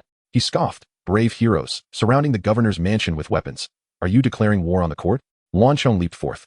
"Do not utter such nonsense. We seek only you and have no business with anyone else." "Chonger, be silent," the towering Luan Xiong admonished his son. He added with a smile, "You must be Lord Yi. We, as people of the rivers and lakes, are not well versed in the court's many rules.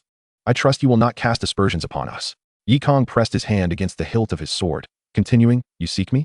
I do not recall having any prior acquaintance with any of you brave heroes." Luan Xiong, still smiling, replied, "Lord Yi, it seems you have forgotten. Just a few days ago, you inexplicably assaulted my son. Should we pretend this incident never occurred?"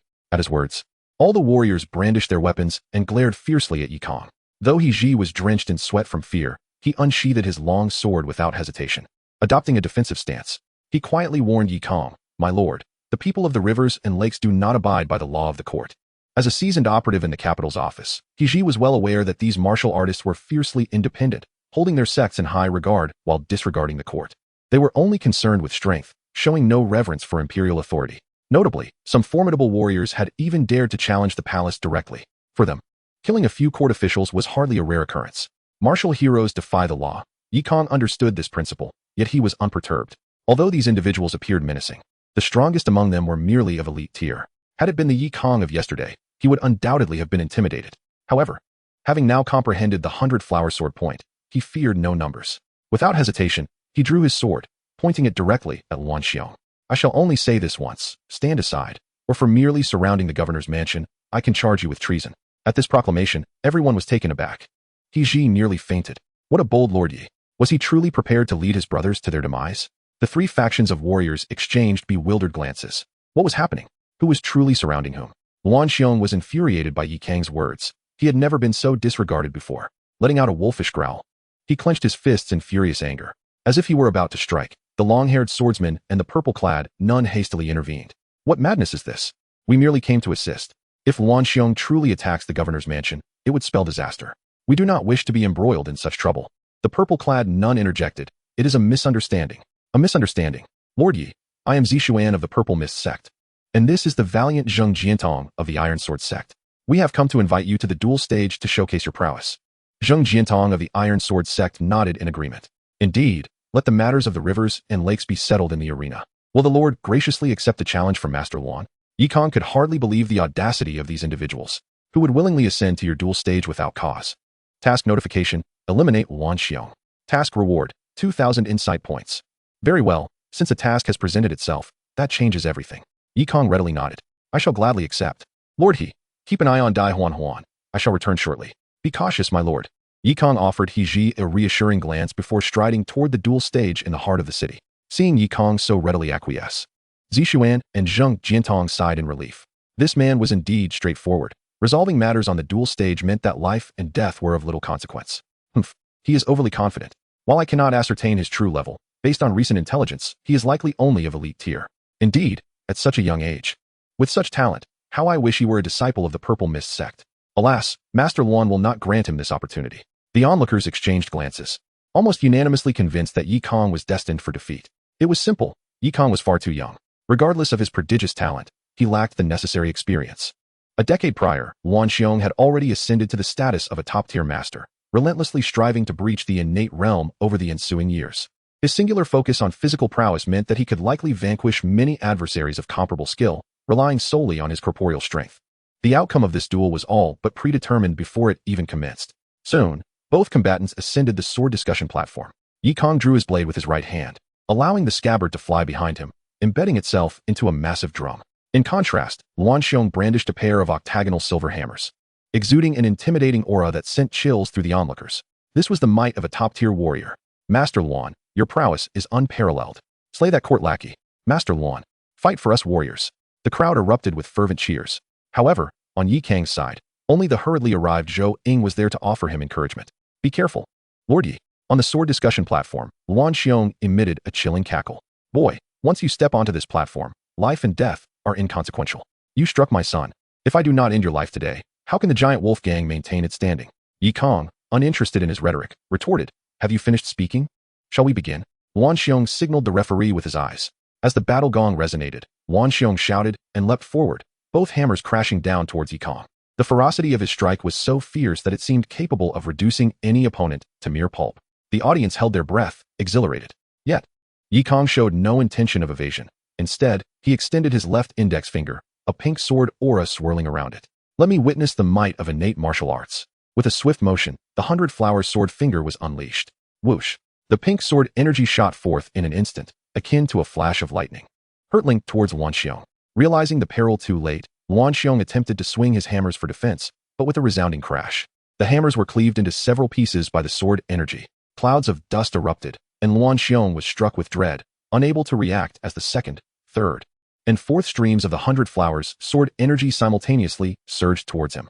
Although he reacted swiftly, instinctively retreating, the peculiar pink sword energy was astonishingly rapid, swiftly penetrating Wuxian's once mighty physique. With a cacophony of sound, Wuxian's body disintegrated as if it were mere tofu, fragments scattering across the ground. Chapter 19. The Three Great Sects in Awe. Ding. Mission completed. Eliminate Wuxian. Reward, 2,000 comprehension points. The system's voice echoed. Kang remained motionless, his eyes filled with bewilderment. What in the world? Instantaneous kill. This is utterly astonishing. Such was the value of innate martial arts. Kang swallowed hard. Realizing why Li Jingming felt invincible after acquiring the 100-flower sword finger, its power was indeed unparalleled by ordinary martial arts. He had merely intended to test its potency. Yet unexpectedly, he had dismembered Wuxian completely. Having achieved such an unprecedented feat, he still needed to maintain his composure. With a slight smirk, he ignored the fallen body and strode towards his scabbard, wearing an expression of impassivity. At this moment, the disciples of the giant wolf gang finally emerged from their shock. Their leader had been obliterated into fragments. Leader, scoundrel, do not flee. I demand your life. Corrupt official, return my father's life. Simultaneously, at least a dozen rushed onto the sword discussion platform, recklessly charging towards Kang. Kang could only shake his head in disbelief. Had he already become a corrupt official? He wasn't even an official. However, he would not show mercy to those who dared to draw their blades against him. Once more, he unleashed the 100-flower sword finger. Whoosh, whoosh, whoosh, whoosh. The pink sword energy weaved through the crowd, accurately piercing the throats of those who charged, as if mowing down grass.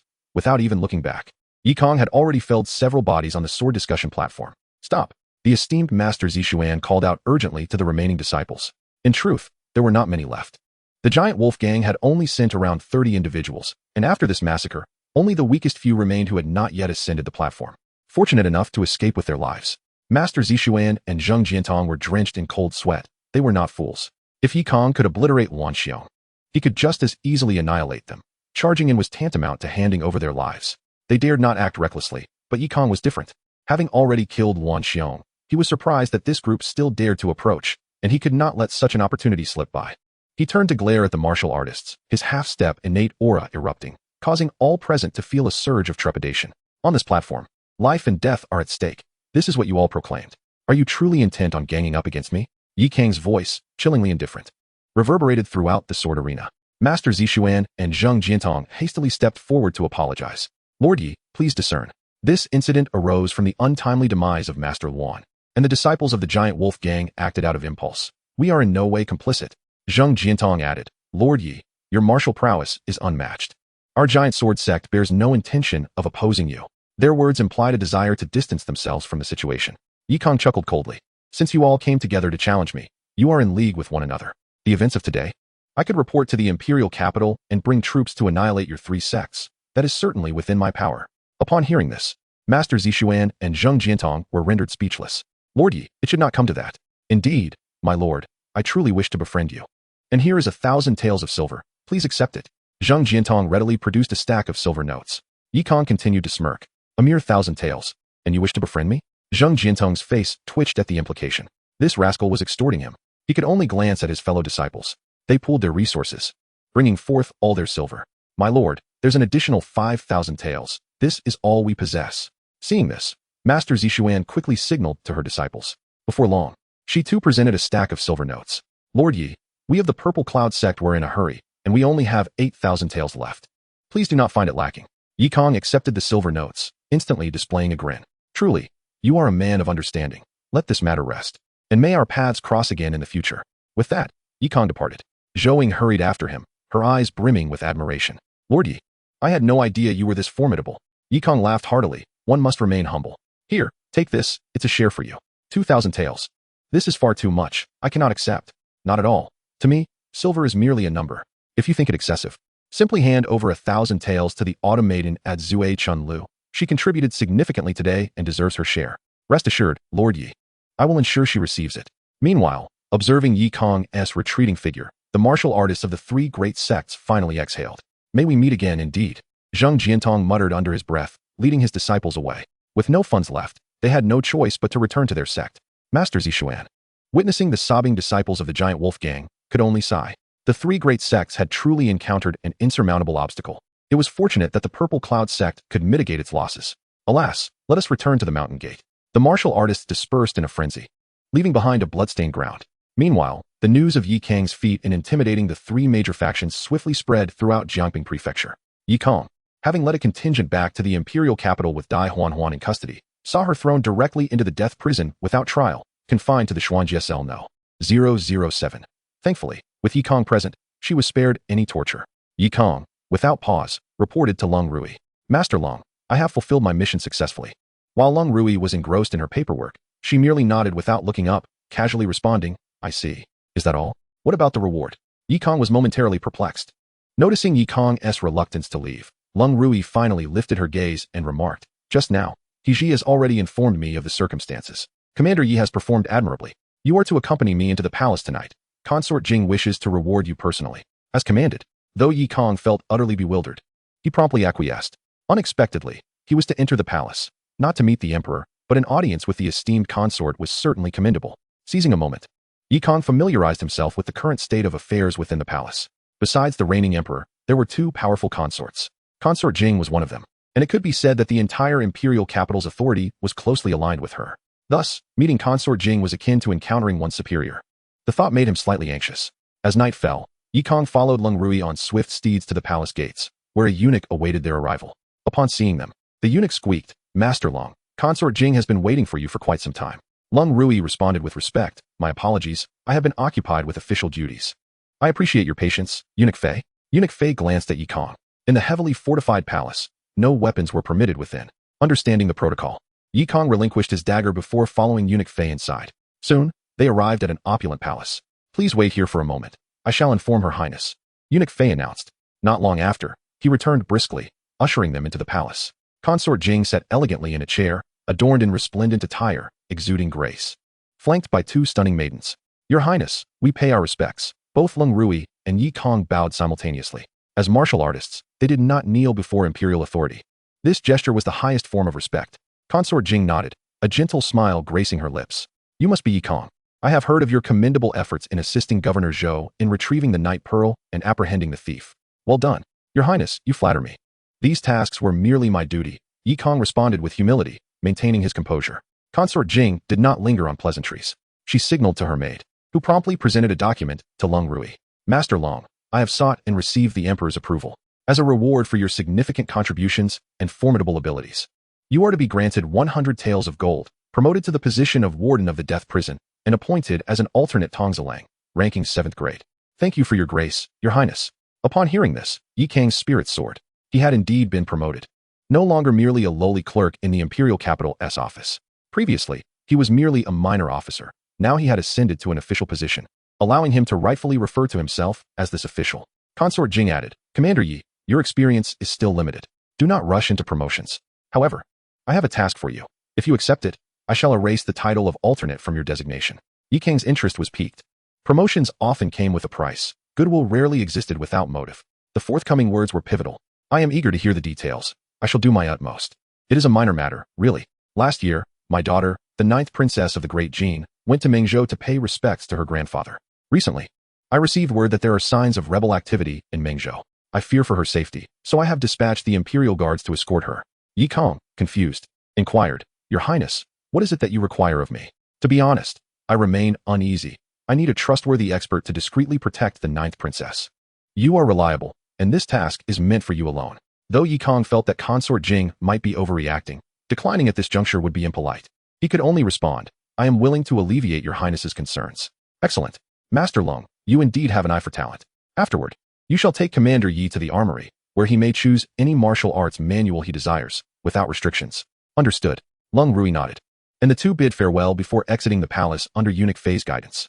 Once outside, Lung Rui remarked, You performed admirably. I observe that your skills have indeed progressed. Your keen eyes see through all, Master Long. Nothing escapes your notice. Yi Kang replied with a grin, subtly releasing a hint of his aura. Instantly, Lung Rui's eyes widened in astonishment. Incredible. In just a few days, you have reached the threshold of the innate realm, all thanks to my master's teachings. Kang deflected, attributing his progress to the non-existent mentor. This only strengthened Lung Rui's suspicions. Kang's master was undoubtedly one of the venerable figures in the imperial capital, having not emerged from seclusion for decades. They suddenly produced such a prodigious disciple. What were their intentions? Though Lung Rui could not fathom the underlying motives, she was at least certain of one fact. Kang possessed formidable backing. Shortly thereafter, they arrived at the imperial capital's armory. Under Lung Rui's guidance, Kang navigated effortlessly to the repository of martial arts manuals. This was the Wanshu building, comprising 10 levels, housing a myriad of martial arts treatises, with the uppermost tier containing the finest techniques. Shall we ascend to the top floor? No, we shall go underground. Lung Rui activated a mechanism, revealing an entrance to the subterranean level. As they descended, she continued, since you have already reached the threshold of the innate realm, the upper-tier manuals hold little significance for you. She did not state it outright, but in her view, with such an impressive master, what superior martial arts couldn't Kang acquire? Offering him merely ordinary manuals would be an insult. Something of true merit was required. Unaware of Lung Rui's extensive thoughts, Kang tentatively asked, could it be that the martial arts here surpass the upper tier? Indeed, on the first underground level, there are 13 innate martial arts manuals, including unique techniques from various major sects, as well as some long-lost arts. You may choose any one. As the candlelight flickered to life, a shelf came into view, displaying an array of manuals, each accompanied by a detailed description. All innate martial arts. What a treasure! Kang thought of his 100 Flowers sword point, his heart brimming with excitement. He hurried over, inspecting each manual. Death's 13 spears, the first spear, the white dragon spear technique. I haven't practiced that, never mind.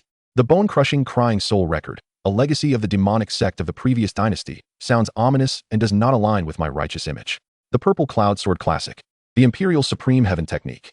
Kang perused all the manuals, gaining a general understanding. Unfortunately, each manual was sealed in a crystal case, preventing him from opening them for a closer look. If only he could peruse them freely, allowing the system to record everything automatically, that would be truly delightful. Kang hesitated for a long time before ultimately choosing the Imperial Supreme Celestial Technique. This was a profound internal martial art, and undoubtedly, a preeminent level of internal energy was far superior to the Imu Heart Sutra, which was precisely what he needed most. On the side, Lung Rui's expression turned peculiar. You have quite the discernment. The Imperial Supreme Celestial Technique is a treasured martial art of the former dynasty, the royal martial arts of emperors, immensely powerful. Yet no one dares to choose it. Kang, with an innocent demeanor, asked, is it not allowed to select it? Lung Rui shook her head. Of course, it's permitted. The Empress has stated that you may choose freely. However, I must remind you that the imperial martial arts are closely tied to the dragon vein and national fortune. And since the dragon fortune of the former dynasty has long been extinguished, the difficulty in practicing it has increased exponentially. No matter, I shall proceed with it. Kang declared without hesitation. The difficulty of cultivation was of no concern to the system. Lung Rui did not press further and led Kang out of the armory. Upon parting ways, Kang returned home that very night. After exchanging greetings with his parents and elder brother, he retreated to his room to begin his comprehension. System. Quickly learned the Imperial Supreme Celestial Technique. Ding. Imperial Supreme Celestial Technique recorded successfully. Martial arts restriction. The host must reach the innate realm to learn this technique. Initial entry requires 5,000 comprehension points. The host is currently unable to learn this martial art. It is advised that the host upgrade the Imu Heart Sutra. Incredible. There are so many restrictions. And 5,000 comprehension points is rather exorbitant. Kang did not anticipate that this martial art would be so challenging to acquire. It appeared that Lung Rui was indeed correct. The extinguishment of the former dynasty's dragon fortune had rendered this technique considerably more difficult. Since the system had recommended it, he decided to first study the Imu Heart Sutra. Comprehend. Ding. The host consumes 2,000 comprehension points, achieving great perfection in the Imu Heart Sutra. Congratulations to the host on breaking through limitations, elevating to the first rank of the innate realm. Chapter 21, The Fortune God in the Forest of 10,000 Woods. A realm of life, enveloped in boundless wood-type true energy, Kang spent year after year, bathing in the forest streams and resting within the ancient tree's cores. After a full 70 years, he finally cultivated his divine skill to great perfection. Kang opened his eyes, exhaling a long breath of turbid air. His body felt lighter than ever, yet his strength had surged tenfold. He opened the window, leaped onto the rooftop, and stood at the pinnacle, surveying the distant horizon with heightened senses. Instantly, the movements of several streets became vividly clear within his sight.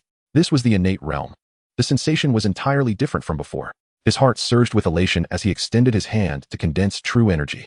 The vigorous Imu true energy burst forth, unleashing an endless aura of life. At that moment, Yi Kang felt as though he had entered an entirely new world of martial arts. No wonder so many people dedicate their entire lives to pursuing the innate realm. This is the essence of a true martial artist. Yi Kang, brimming with excitement, leapt into the air, effortlessly crossing an entire row of rooftops. With his current strength, even without employing the flying swallow's cloud, he could easily catch up with Dai Huan.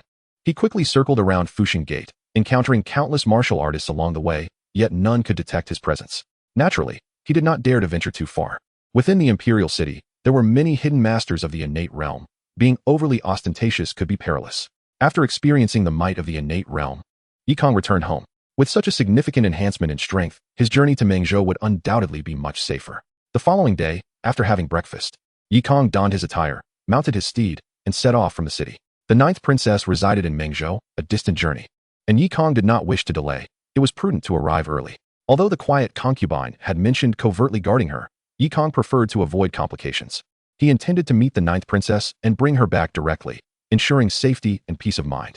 After 5 days of relentless travel, changing horses 10 times along the way, Yi Kang finally entered the territory of Mengzhou. Upon landing, he immediately discarded his imperial attire, donning his own black outfit and carrying only a dagger. After searching for a while, he finally found an inn along the official road, named the Fortune God Inn. Yi Kang concealed his aura, suppressing his power to an ordinary second-rate level, and strode confidently inside. "Waiter, bring me some wine," Yi Kang bellowed, causing everyone in the inn to turn their gaze toward him, many displaying expressions of incredulity. The waiter, visibly annoyed, pointed toward the counter, indicating that food and drink were self-service. Yi Kang, unfazed, made his way to pour himself some wine. Having heard tales of Mengzhou's vibrant martial ethics and the abundance of martial artists, he was now witnessing it firsthand. Yi Kang marveled at the sight. Within this modest inn, dozens of masters had gathered, with more than 5 first-rate experts present. Even the waiter was a top-tier second-rate master. No wonder he paid Yi Kang no mind. The crowd had gathered in the central hall, where a raucous commotion ensued. "The Fortune God Inn promised a grand feast today. We've been waiting so long. Why is the food not served yet? Indeed, bring out the golden treasure. I want to see what it possesses that warrants such a gathering of heroes." A cacophony of voices erupted, filled with crude banter and laughter. Yi Kang understood what was unfolding. It turned out that the Fortune God Inn was hosting an auction, and it appeared something significant was about to be revealed. Originally intending to gather information, Yi Kang's interest was piqued, and he ascended to the 2nd floor, seeking a discreet corner to observe.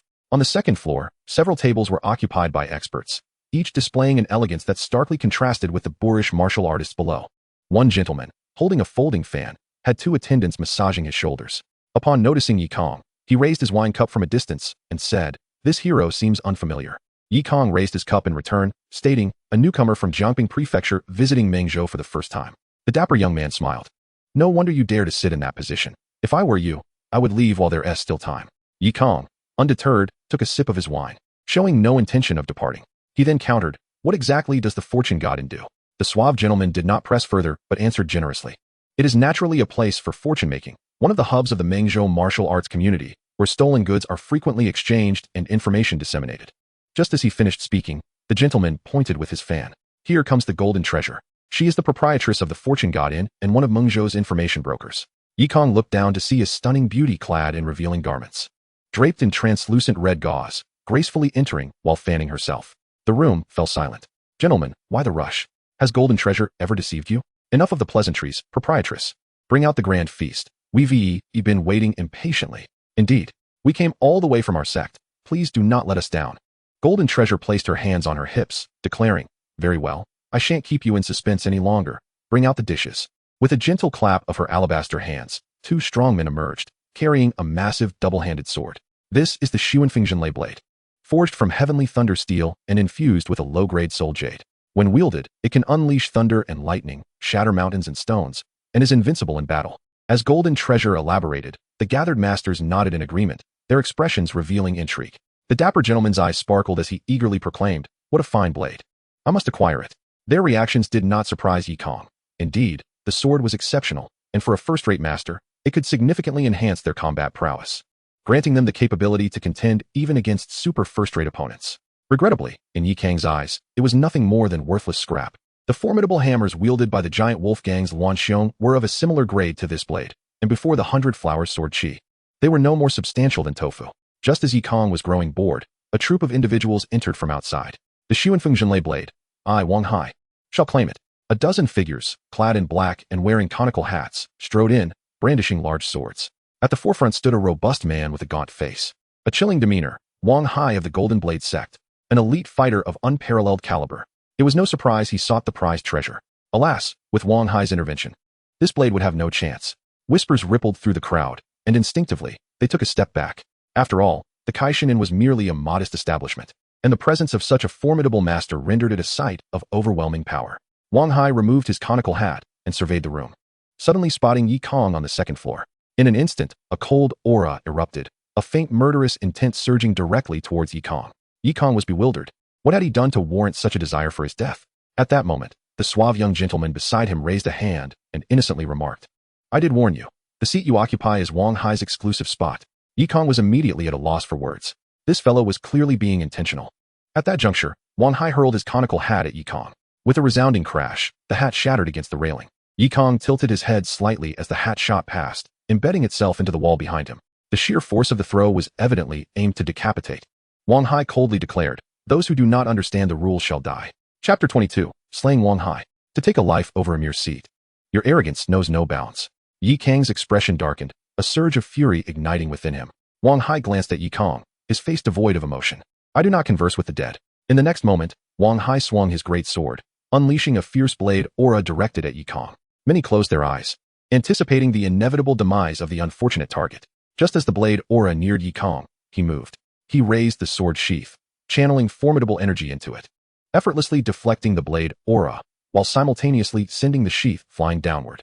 The heavy sheath, like an arrow, pierced Wang Hai's chest with a swift whoosh. Ding! Killed a top-tier elite master, rewarded with 500 comprehension points.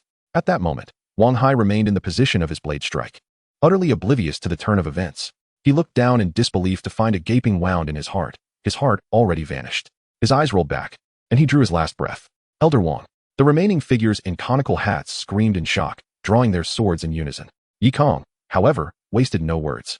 The moment he drew his blade, they were already marked for death.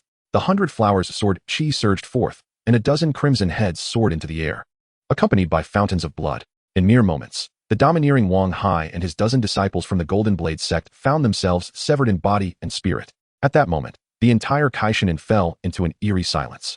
The suave young gentleman had turned pale with fright, trembling uncontrollably. What had just transpired? This man had not even moved, and had slain Wang Hai. What kind of martial prowess was this? The innkeeper, Jin Baobei, had intended to intervene in the conflict. But before she could utter a word, it was all over. Quick to react, she knelt and raised the Xuanfeng blade, respectfully stating, "I was unaware of your esteemed presence, and I apologize for any offense. If you do not despise it, I would be honored to present this blade to you." At that moment, all martial artists lowered their heads, too intimidated to harbor further thoughts. Many felt an overwhelming sense of relief, narrowly avoiding the temptation to bully this unfamiliar face. Yi Kang, hearing her words, smirked dismissively. "This blade holds no interest for me. Innkeeper, share a piece of information, and I shall depart immediately." Jin Baobei promptly discarded the blade, her face adorned with a sycophantic smile. "You have indeed found the right person, esteemed sir. In the realm of dream state martial artists, there is no information that Jin Baobei cannot procure. Feel free to inquire." Yi Kang rose, hands clasped behind his back, embodying the demeanor of a transcendent figure. "Where is the 9th princess of the great Jin now?" After a moment's contemplation, Jin Baobei replied, "The 9th princess has been in dream state for half a year, residing within the estate of the national uncle in the main city. However, there are rumors that someone has offered a substantial bounty for her." "What? Who has placed a bounty?" Yi Kang gasped in shock. "The 9th princess must not perish. He relied on her for his rise to power and wealth. He could not afford to lose the opportunity he had painstakingly gained." Jin Baobei glanced at Wang Hai's corpse.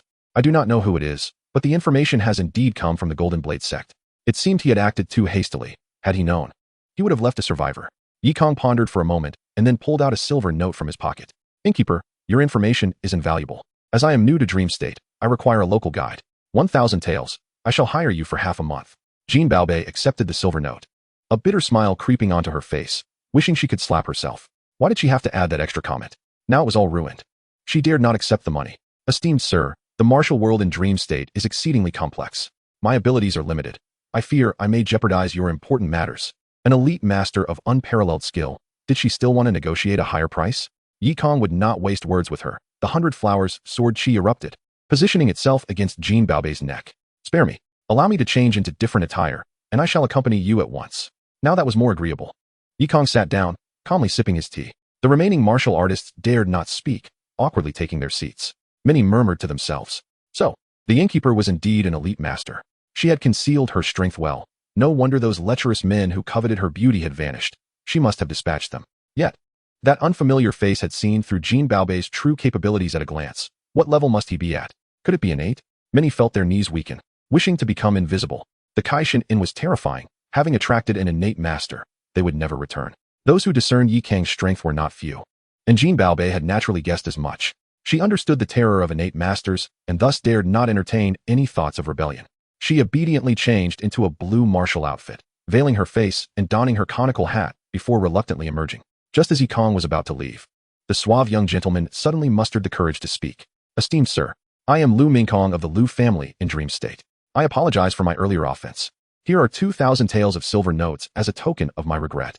Lu Mingkong produced 2 silver notes, placing them reverently on the table. This was his apology.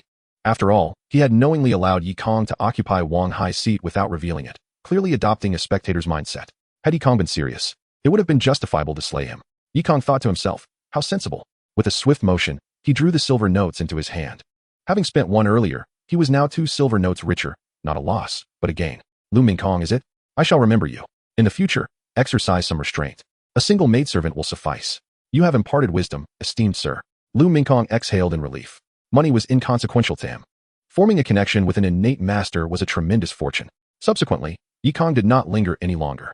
The two of them mounted their steeds and proceeded along the official road. At this moment, the warriors in the Kaishan Inn finally breathed a sigh of relief, hastily dispersing like startled birds, fearing they had not fled quickly enough. Simultaneously, the news of Wang Hai's demise spread rapidly. Within the confines of the Golden Blade sect, several elders convened, each bearing a countenance of ill intent. Among them, a man with fiery red hair and beard erupted with fury. How audacious! Who dares to slaughter our esteemed elders within the borders of Mengzhou? This individual must be eliminated. The second elder interjected. Wang Hai was a top-tier expert. Yet he was slain in an instant, indicating that this outsider possesses innate prowess. We must tread carefully. Are we to swallow this humiliation in silence? Certainly not. We shall first await the sect master's counsel. The assembly turned their gazes towards the high seat, where the sect leader, Pei Wanchun, wore a grim expression. His voice was hoarse and low as he remarked, I have heard he inquired about the 9th princess at the Kaishan Inn. He may well be an agent of the court. If an innate expert were to enter the city, it could jeopardize the plans of our esteemed benefactor. The elders exchanged glances, suppressing their ire. What shall we do, sect master? We must expedite our plans. Inform Luhishan to incite chaos in Mengzhou City. And what of the one who killed Wang Hai? Naturally, we must address that. Second elder, having recently entered innate rank 1, you shall investigate his true capabilities. Remember, if you cannot win, retreat. The hot-tempered elder with the fiery hair immediately displayed a murderous glint. Rest assured, sect master, I will procure his head for you. I excel at dispatching such court lackeys. Chapter 23, The 9th Princess. On the official road, Yi Kang and Jean Baobao had been racing for 2 days. Jean Baobao concealed her identity, fearful of being recognized, trailing behind Yi Kang, timid and deferential. Yi Kang jested, Boss Jean, I hear that Wang Hai has been pursuing you. My apologies for slaying your suitor. At this, Jean Baobao quivered and hastily shook her head. I have no connection to Wang Hai. That scoundrel, relying on the Golden Blade sect, has forcibly taken countless maidens. Had I not possessed some strength, I would have fallen victim to him long ago. I truly owe my gratitude to you for eliminating such a scoundrel. It seems the Golden Blade sect's reputation is rather tarnished. Indeed, Mengzhou is rife with martial fervor. Countless sects abound, each having engaged in oppression of the innocent. Yi Kang nodded, finding this unsurprising. In the modest Jianghu prefecture, which lies relatively close to the imperial capital, the martial artists were exceedingly arrogant, not to mention those even further from the capital, such as Mengzhou. He continued, among the top 10 sects in Mengzhou. Besides the Golden Blade sect, who else might covet the 9th princess? Upon hearing this, Jean Baobao's complexion turned pale. This was a life-threatening question. Yet, since Yi Kang had already posed it, she dared not withhold her answer. After a moment of hesitation, she vaguely replied, among the top 10 sects. Only the Sword Worship sect and the Crimson Flame cult maintain close ties with the Golden Blade sect. These two are most likely to conspire with them. Ah, I see. Are you aware of any significant events occurring in Mengzhou recently? Yi Kang inquired. What do you mean, senior? The rebel party. Yi Kang smiled as he spoke. Jean Baobao was instantly drenched in cold sweat. The mere mention of those 2 words confirmed that this senior Yi was undoubtedly affiliated with the court. She murmured. One of my informants mentioned that the Lord of Luhishan is actively recruiting soldiers and crafting sword armor, which is highly suspicious. Luhishan? What kind of entity is that? They are bandits. Mengzhou has countless mountain bandits, with Luhishan being the largest faction, frequently plundering merchant caravans and slaughtering villages. Why does the provincial government not send troops to suppress these bandits? Yi Kang chuckled. Do they possess the military strength? The provincial governor and military generals are at odds and cannot mobilize the army. As they conversed, they arrived at the provincial city. Jin Baobao dismounted to pay the entrance fee, and the guards allowed them to pass. Both concealed their true strength, appearing merely as secondary-tier experts. In a place like Mengzhou, where martial artists were as numerous as the stars, secondary-tier experts created nary a ripple. Senior Yi, I have an informant who operates an inn within the city. We may take refuge there. Very well, lead the way. Soon, they arrived at an inconspicuous tavern. After Jin Baobao revealed her identity, the tavern owner promptly arranged 2 upper rooms for them. The rooms were on the 3rd floor, providing an excellent view of the street below. After a long journey, they naturally ordered a table of food. Once they had eaten their fill, evening fell, and Yi Kang gazed out the window. Boss Jin, where's the Duke's residence? Jin Baobao pointed southeast, saying, follow this street to the end. And the largest manor is it? Good.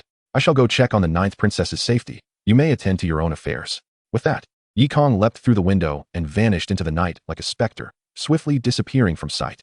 Jin Baobao, witnessing this, suddenly had a thought. Should she flee now? Yet, moments later, she dismissed the notion. One could escape the monk, but not the temple. Better not to provoke the patience of an innate expert. Yi Kang shared this sentiment. He was unconcerned about Jin Baobao's potential tricks. This was the confidence that strength bestowed upon him. Before long, Yi Kang traversed half the city, and before him loomed an immense manor. The gate bore the inscription, Duke Han's residence. This was indeed the maternal home of the consort Jing. Originally surnamed Han, the Han family was a prominent and distinguished clan in Mengzhou, and the manor was exquisitely adorned. To maintain such a family estate, robust guards were indispensable. Just outside the entrance stood 6 armored soldiers, each at least of 3rd-tier expertise, exuding an air of authority. Yi Kang remained composed as he scaled the side wall. With his heightened senses, he detected several formidable auras nearby. At least 5 top-tier experts and upwards of 10 first-tier experts were present. Likely the elite guards assigned to protect the 9th princess. Regrettably, none were of innate caliber. Yi Kang moved like the wind. As long as he concealed himself fully, those with only top-tier strength would be incapable of detecting him.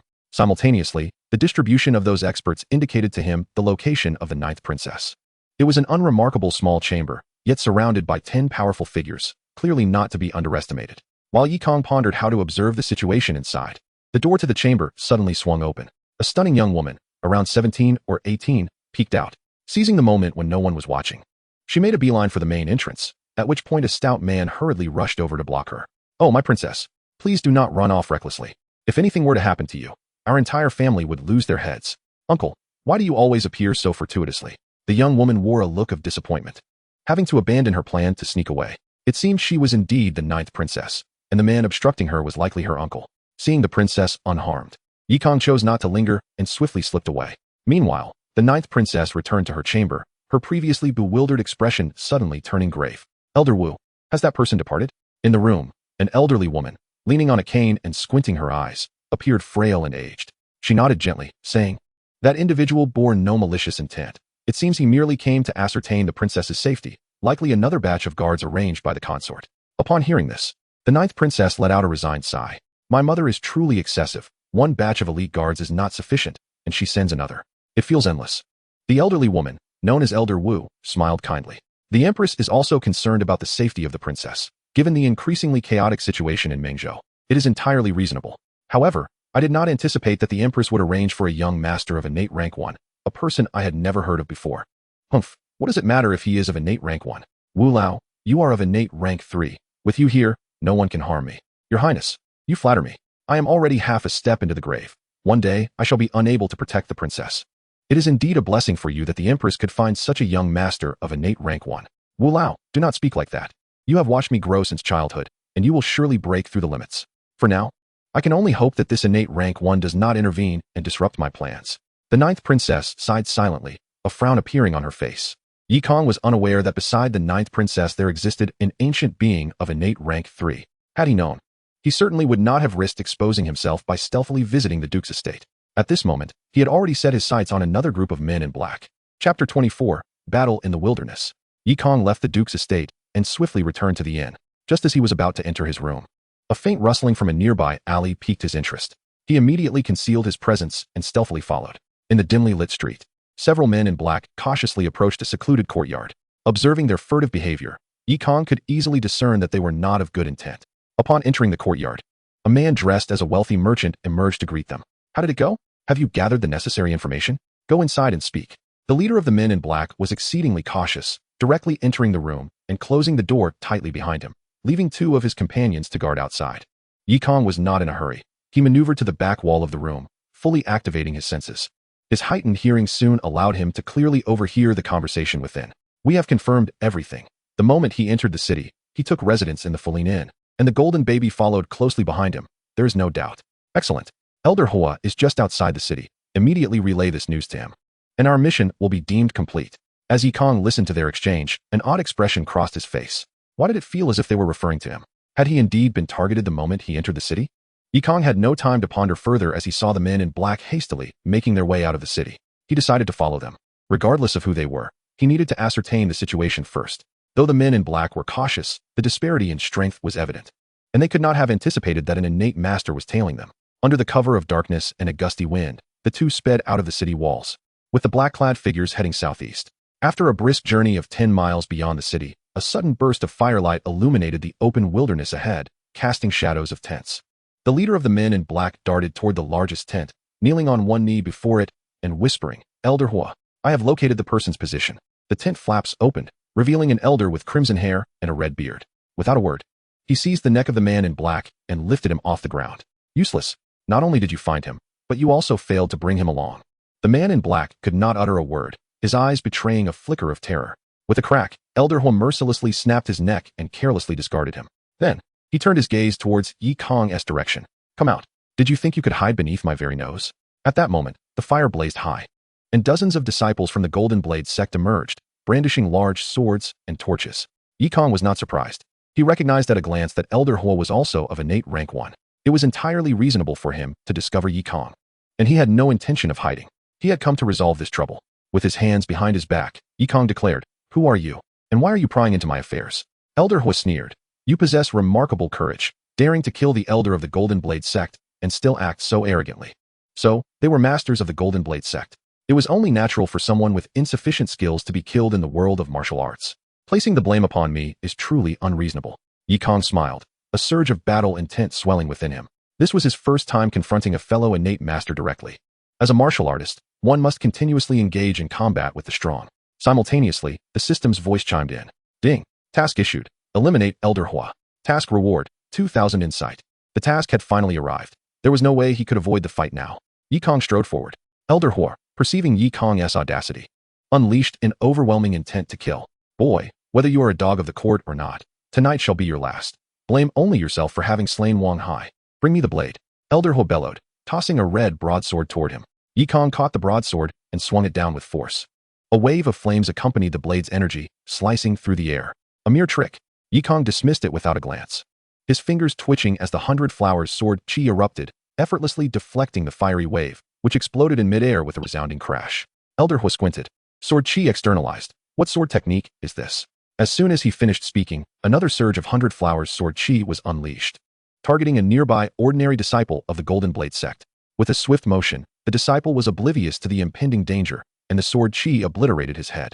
Kang's form instantly appeared beside the fallen disciple, his toe striking the ground, causing the large sword to drop into his grasp. "I'll borrow your blade for a moment." Elder Hua, witnessing this, was enveloped in a surge of crimson true energy. With a thunderous explosion, his upper garments tore apart, revealing his fiercely muscular physique. He then stepped forward, his figure suddenly appearing before Kang, the blade glinting with flames as it swung toward him. "Die!" Kang reacted swiftly, raising his blade to counter without a moment's hesitation. A tremendous force bore down upon him, accompanied by a torrent of flames rushing towards his face along the blade's edge. Realizing the imminent threat, Kang quickly withdrew, using the momentum to propel himself away. The force of the strike sent him flying several dozen steps back, an unprecedented display of strength from an opponent he had encountered thus far. Of course, only such formidable power could truly excite Kang. He summoned the Imu Heart Sutra, rapidly stabilizing his erratic breath with verdant true energy. What an impressive sword technique. It can indeed summon such terrifying waves of flame. Kang marveled. Elder Hua scoffed. "You are quite the character yourself. To withstand my blazing blade without so much as a scratch, I wonder just how many more of my strikes you can endure. It is merely swordplay. I can wield it as well." Kang shouted, summoning forth the phantom of a white tiger. The mighty beast roared, shaking the very forest. Having perfected the white tiger breaking kill blade to its utmost limit, the sheer killing intent emanating from it sent shivers down the spines of the disciples of the Golden Blade sect. The two locked eyes, and in unison, they unleashed their blades, a clash of white and red true energies colliding in an instant. They then leapt into the air, clashing their blades once more. This time, prepared for the impact, Kang did not get thrown back, but firmly withstood the blow. The white tiger and the flames collided, unleashing a chaotic surge of blade energy that swept through the surroundings, severely wounding several ordinary disciples. The two ceased their words and continued their relentless duel. Bang, bang, bang, bang. The air resonated with the clashing sounds of metal, as the two blades engaged in a frenzied exchange of strikes, surpassing dozens within mere moments. As their duel concluded, both combatants were sent hurtling backwards. Kang felt a tingling numbness in his arms, his palms torn, and the depletion of his vital energy was unprecedented, even causing the Emu Heart Sutra to falter momentarily. Of course, Elder Hua's condition was hardly better. In fact, he gasped for breath more violently. Each of his strikes summoned waves of flame, a spectacle indeed, yet it demanded a substantial amount of vital energy to conjure. After exchanging blows for an extended period, his energy reserves were nearly exhausted. At that moment, he began to entertain thoughts of retreat. This opponent possessed an unusual internal strength, with an abundance of vital energy unlike anything he had encountered before. If this continued, he would be the first to falter. Suddenly, Kang's long blade splintered into useless scraps of metal. Both fighters were taken aback. It was no wonder. An ordinary long blade could not possibly compare to that of Elder Hua. Had Kang not enveloped it with his vital energy, it would have been severed at the very first strike. The fact that it endured for so long before shattering was nothing short of miraculous. Upon witnessing this, Elder Hua erupted into hearty laughter. You're weaponless now. What do you intend to fight with? Prepare to meet your demise. Chapter 25, Lin Hanji. With great strides, Elder Hua advanced, swinging his blade in a fierce arc, conjuring an endless torrent of flames that illuminated the entire forest. Whoosh, whoosh, whoosh. At that moment, for piercing sounds of swords rang out. Kang formed sword fingers with both hands, depleting his vital energy. The 100-flower sword fingers manifested, unleashing 4 streams of sword energy from all directions toward Elder Hua. Not good. Elder Hua swiftly cleaved through one stream of sword energy, but another pierced his defenses and struck directly at his heart.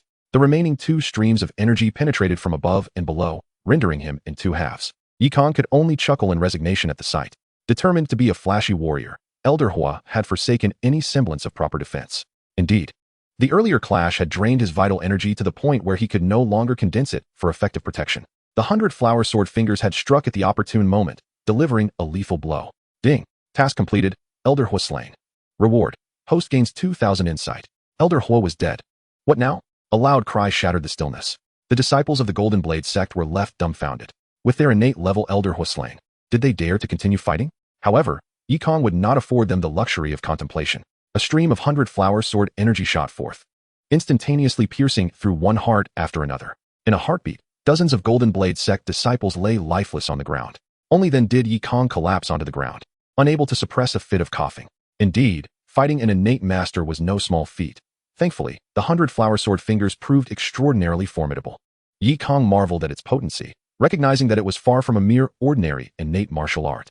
He wondered what genius had conceived such a technique. Indeed, it was the mark of a true prodigy. Having expended all his vital energy, he settled down to meditate, utilizing the Emu Heart Sutra to swiftly recover. Simultaneously, he accessed his panel to review his attributes. Just how astonishing would the 100-flower sword fingers be upon reaching perfection, given its already remarkable prowess at the initial stage? Ding! Perfect mastery of the 100-flower sword fingers requires 20,000 insight. What? Kang was taken aback. An insight requirement exceeding 20,000 was exorbitant. At present, there was no point in dwelling on it. Even after slaying a host of foes, the system had only granted him a modest reward. His insight had just barely crossed 3,000. The entry level for the Huangji Tongtian Gong was a steep 5,000 insight. Truly, the only flaw of exceptional items is their exorbitant cost. Yet, this was not a fault of the items themselves, but rather of his own limitations. After a brief interlude, Kang finally regained his vitality and rose to enter Elder Hua's tent. Surely, as an innate master of the Golden Blade sect, it would not be unreasonable to find some valuables within the tent, would it? Upon reaching the entrance, he heard muffled groans from within. Upon lifting the flap, he beheld a young woman bound and gagged on the floor, her eyes wide with terror as she gazed at Kang. As expected, the elders of the Golden Blade sect were of a similar ilk. Kang paid her little mind and began rummaging through the belongings. A handful of silver notes and several gold bars were readily accepted by him. At the bottom of the package lay an ancient tome, Flameblade. He recognized as the technique wielded by the man he had just vanquished. Its power was indeed commendable, imbued with an innate fire attribute, making it worthy of practice. Kang perused the text, prompting a system notification. Ding! Innate blade technique recorded, flame blade. Comprehension of flame blade requires 2,000 insight. Do you wish to comprehend? Kang pondered momentarily, deciding against it for now. Accumulating insight to upgrade his internal cultivation took precedence. Having completed his search, Kang turned his attention back to the young woman on the ground. She possessed striking beauty, with an oval face, fair skin, and an alluring figure. He crouched down and removed the cloth from her mouth. Who are you? Why are you here? The young woman's face turned pale. Her eyes filled with fear as she replied, I am Lin Hanji. Who are you? You need not concern yourself with my identity. All here have perished. You are free to leave. Kang had no interest in her. He turned to exit, but Lin Hanji, with a glint of determination in her eyes, exclaimed, Hero, wait. My father is a provincial official, and I possess urgent information. Please, take me home. The daughter of a provincial official? How could she have been captured by the Golden Blade sect? Lin Hanji bit her lip, anguish evident on her face as she continued. Precisely because I am the daughter of a provincial official, I am the only one who survived. I express my condolences, but I have no interest in your affairs. Kang shook his head, turning to leave. Yet Lin Hanji, in a fit of desperation, shouted, the Wuxian is preparing to assault Mengzhou City. The entire populace will be slaughtered. At her words, Kang halted in his tracks. Wuxian, the bandits referred to as golden treasures. How audacious they were to dare attack a provincial city, openly defying the court. Was there a connection to the ninth princess in this as well? Without further hesitation, Kang returned, freeing the young woman from her bindings and releasing her pressure points. Hold on to me. I shall escort you back. The matter concerning the ninth princess could not be overlooked. Without a moment's hesitation, Lin Hanji wrapped her arms around Kang's waist, clinging to him. Kang invoked the flying swallow ascending clouds technique, swiftly carrying them away. In less than the time it takes for a stick of incense to burn, they returned to Mengzhou City. The dawn had yet to break as Kang ascended the city wall, gently setting Lin Hanji down. We have arrived. Lin Hanji, filled with gratitude, clasped her hands together. Please, esteemed one, accompany me back to my residence. This matter is of great importance, and since you are a person of the court, we implore your assistance. You are aware of my affiliations with the court? Forgive my impertinence. When I embraced your waist earlier, I inadvertently brushed against your insignia. Astute of you. While this matter is significant, it does not fall within my responsibilities.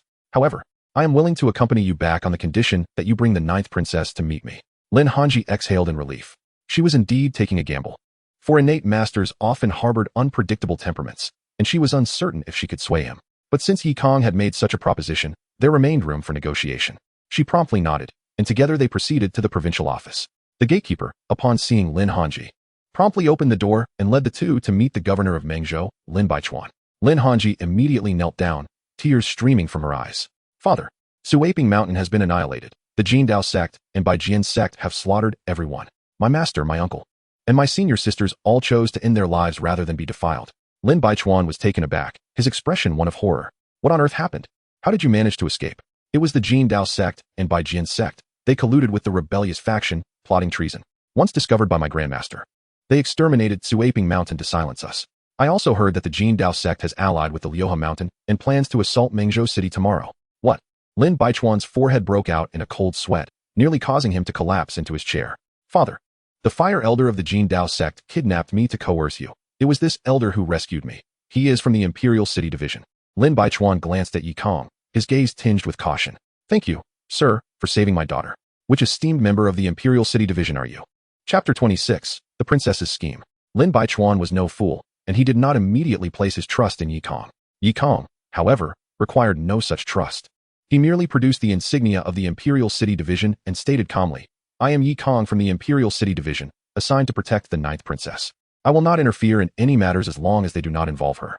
Lin Baichuan furrowed his brows and nodded. The ninth princess's safety is of utmost importance. We cannot afford to be careless. Sir, you may stay in my humble residence for now. Hanji, accompany me to invite the ninth princess. Yes, father. Lin Hanji, disregarding her travel weariness, promptly arranged a room for Kang before hastily making her way to the Grand Minister's residence. Throughout the journey, Lin Baichuan maintained his wariness. Daughter, this Lord Yi possesses unfathomable strength. If he truly is from the Imperial City Division, that is one matter. If he is not, Lin Hanji shook her head. Father, you need not worry. Lord Yi has slain numerous experts from the Jianghu sect, including their second strongest, the Fire Elder. If he were an impostor, the cost would surely be too great. That is a valid point, but we cannot afford any mishaps with the ninth princess. It is best to delay their meeting. What do you mean? We shall discuss matters after we see the ninth princess.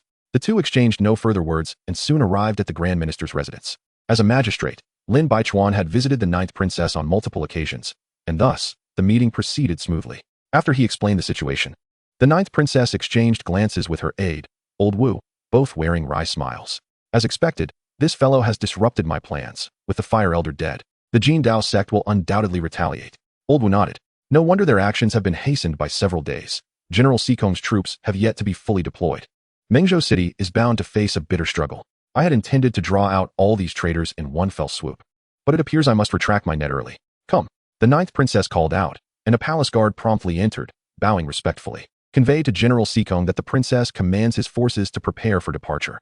As soon as the battle begins in Mengzhou City, he is to come to our aid. Yes, Your Highness. The guards swiftly exited. The ninth princess continued, I wonder if, besides the Jin Dao sect, and by Jin sect, we can draw out any other factions that are stirring, as well as that mysterious individual orchestrating the rebellion. Rest assured, Your Highness, although that person never reveals themselves, when significant events unfold, they cannot help but expose their tracks. I shall ensure to lure out the forces behind them. I appreciate your efforts, old Wu. However, since Lord Yi is here, we cannot let him remain idle.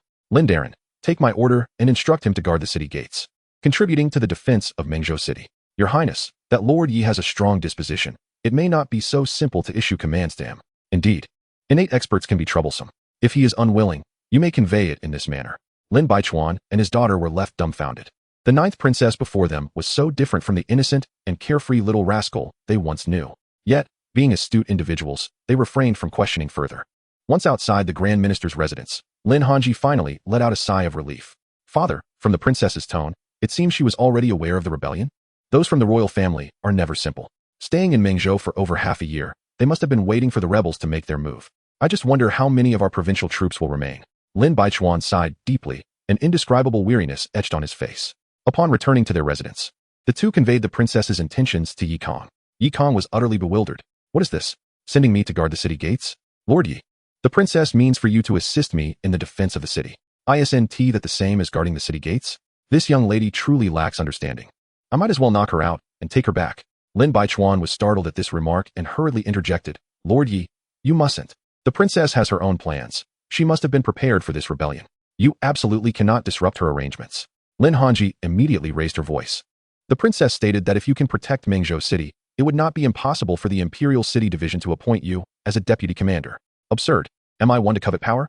My only concern is for the citizens of Mengzhou City. Yi Kang proclaimed with righteous indignation, abandoning any thoughts of abducting the princess back to the capital. What a joke. The promise from Consort Jing was merely a transition from a reserve position to a formal one. The princess is generous indeed, offering the position of deputy commander, promotion and wealth, all on this day. Truly, Yi Kang's passion for bureaucratic positions had surpassed all else, having passed the civil service examination 11 times. Observing his demeanor, Lin Hanji and Lin Baichuan were rendered speechless. It was evident, this man was undoubtedly affiliated with the court. The rapid shift from arrogance to deference was almost comical, truly a classic case. Although Lin Hanji felt some disdain, she quickly followed in Yi Kang's footsteps, hastening to the city wall. With Lin Hanji's news, the city's defenses had significantly strengthened, as rows of soldiers stood ready. Yet, to Yi Kang's eyes, they seemed woefully inadequate. The provincial troops are severely lacking. Most of the soldiers are of mediocre strength, hardly any surpassing the third-rate level. Lin Hanji felt somewhat embarrassed. The provincial military budget is limited. My father has already been frugal, managing to muster a city guard of merely 2,000 men. It is truly beyond our capabilities. Only 2,000. Do you have any idea how many rebels there are? To my knowledge, the Liuhe mountain bandits number over 20,000, and with additional smaller factions, the total will not be less than 30,000. As she spoke, Lin Hanji's tone grew increasingly subdued. She understood that without reinforcements, this would be an utterly lopsided battle. Isn't there a military camp within Mengzhou? Where are they? Yi Kang pressed on. Lin Hanji, feeling awkward once more, replied.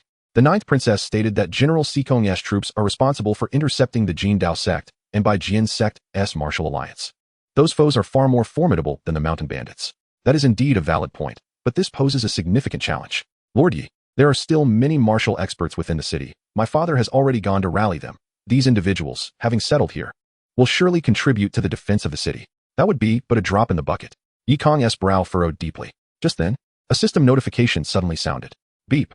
Task issued. Dance before the formation. The host must use a powerful aura to intimidate the bandit alliance and enhance their prestige.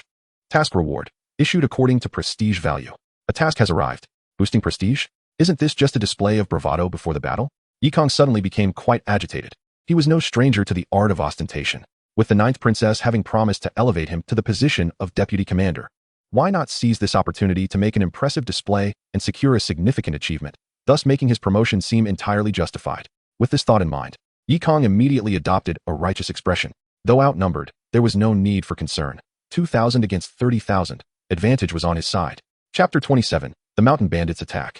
50 miles outside Mengzhou City, within an unnamed mountain, numerous martial artists from the Golden Blade sect emerged in unison, completely seizing control of the small mountain. In a deep valley within, the sect leader, Pei Wanshun, sternly regarded a middle-aged man clad in coarse linen robes. Mr. Cloth, Pei Wanshun began. Before our plan has even commenced, the losses for the Golden Blade sect have already been almost unimaginable. 2 elders, dozens of inner disciples, and even a master of innate first rank among them. The middle-aged man known as Mr. Cloth, holding a string of ancient copper coins and carrying a wooden sword, continued to make calculations. After a moment, he spoke with a hint of resignation. Mr. Pei, this situation was unforeseen. No one anticipated that the court would dispatch an innate master. What do you mean by that, Mr. Cloth? We were all persuaded by you to resolve to seize Mengzhou. Yet now the court intervenes, and you suggest we remain uninvolved? Pei Wanchuan's expression grew increasingly cold. There was little he could do. The death of Elder Hua had struck him deeply. Originally, the Golden Blade sect and the Sword Worship sect were evenly matched. Yet now the Sword Worship sect had begun to exhibit a momentum that threatened to surpass the Golden Blade sect. Mr. Cloth shook his head with a smile. I certainly won't stand idle. Although the court has sent someone, it is likely to protect the 9th princess, which poses no threat to our plan. The leader has already promised that once we succeed, he will assist you in sweeping through the martial world of Mengzhou. At that moment, another elder donned in blue robes approached, bearing a long sword and exuding an air of arrogance. Mr. Cloth speaks wisely. Brother Pei should not allow momentary emotions to jeopardize our grand scheme, lest my sword worship sect reap the benefits. Pei Wanshun snorted coldly at the remark. Brother Ouyang, you overstate matters. I am not so foolish as to lose sight of the bigger picture. However, that innate head from the court, I must have it. Naturally, Mr. Cloth nodded, then turned to the elder in blue robes. Brother Ouyang, is the arrangement at Luhou Mountain in order? The blue-robed elder clasped his hands in salute. All is proceeding according to plan. The rulers of the 6 mansions are all greedy and lustful. After I send a few of the lowly women from Tsuaping Mountain their way, they will gladly serve as dogs for you. We are now less than 30 miles from Mengzhou City. Excellent. Remember, the objective of this battle is not merely Mengzhou City, but to draw the 9th princess out into the open, Mr. Cloth stated, his gaze turning icy as he crushed a copper coin in his hand into dust. Meanwhile, 30 miles outside the city, a horde of mountain bandits, armed with various weapons and exuding a menacing aura, surged towards Mengzhou City. At the forefront, the bandit leader rode a magnificent steed, his face brimming with brutishness, with a ragged young woman sprawled across his horse. Judging by her attire, she appeared to be a disciple from Tsuaping Mountain, alongside Lin Hanji. While her master and older sisters had chosen to end their lives to avoid humiliation, some had not and had been reduced to mere playthings. The bandit leader, brutally whipping the girl, roared with arrogance. Today, the brave emerge from the mountains. Let us see who the true heroes are. Brothers, Mengzhou City lies ahead. We'll ravage the city for 3 days and nights. Brothers, feel free to plunder. Instantly, the bandits erupted in excitement. The chief is magnificent. Luhou Mountain is invincible. Countless cheers rang out, most of them not even from the bandits of Luhou Mountain, but from other smaller factions joining in the clamor. The 6 leaders at the forefront, hearing this thunderous cheer, felt an overwhelming sense of exhilaration. Big brother, this time someone will help us fend off the military camp. Mengzhou City is as good as ours. Indeed, I've longed to raid it and bring back all those courtesans to our stronghold. Ha ha ha. Look at your aspirations. This is our chance to make a name for ourselves among the world. After this battle, the rulers of the 6 mansions will be the greatest heroes of the martial world. The 6 men erupted into laughter simultaneously. The dust kicked up by their horses nearly suffocating the wilderness. At that moment, within Mengzhou City, many martial artists had gathered spontaneously to defend the city, including several hidden masters who were stationed on the city walls, bolstering the morale of the soldiers. Of course, in Kang's view, a dozen elite masters could hardly alter the situation. The only solution lay with the system.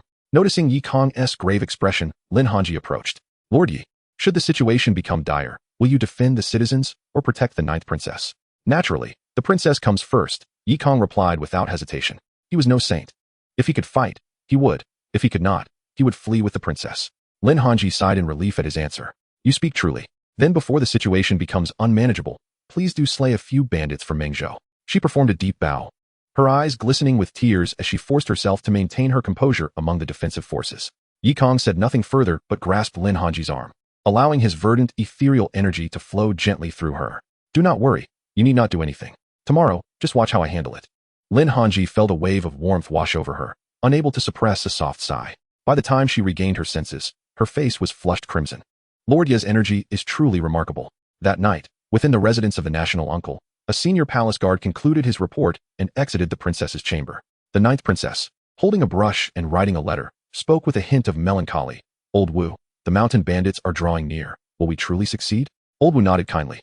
Your Highness, do not worry. Your selfless journey to Mengzhou is to draw out those traitors. The Empress understands your resolve, which is why she has insisted on my unwavering presence by your side. However, should we fail to resolve those martial traitors in time, and the bandits breach the city, the citizens, the moon waxes and wanes. Your Highness has already done your utmost. I shall risk my life to eliminate those traitors and will not allow the princess to bear the weight of eternal infamy. Old Wu gently stroked his cane, the top of which bore a pure gold dragon's head. Over the past century, countless lives had perished beneath this dragon-headed staff. This night was destined to be sleepless. As dawn broke, the sound of galloping hooves echoed outside the city, abruptly waking the guards. They beheld a sea of flames, 10, 100. Thousands of flames forming a great dragon, advancing steadily across the distant plains. Enemy attack. The horn sounded, and the city walls ignited with light as hundreds of crossbow machines were set up. At that moment, every soldier defending the city felt their hearts race to their throats. The mountain bandits had arrived, and they were overwhelming in number. A dark mass loomed, as if no one could withstand it. Every palm began to sweat, and many hearts wavered with thoughts of retreat. Lin Baichuan donned his official attire and, alongside Lin Hanji, ascended to the height of the city walls, his eyes reflecting a resolute determination. Father, you are weak. Be careful not to catch a chill. No matter. If my death can awaken this world that has forsaken martial law, I shall face it without fear. Lin Baichuan's eyes shone with stubbornness. At that moment, a crisp sound of galloping hooves accompanied the opening of the city gates, leaving everyone astonished as they looked down. Yi Kang, clad in black attire and wielding a long blade, rode his fiery main horse leisurely out of the city. With the gates closing behind him, Yi Kang had already advanced several hundred meters outside the city. Chapter 28, Dance Before the Formation. Surely not. Does he intend to confront the bandits alone? Among the defenders of the city, Jean Baobei, her face covered in grime, disguised herself as a disheveled youth, blending into the crowd.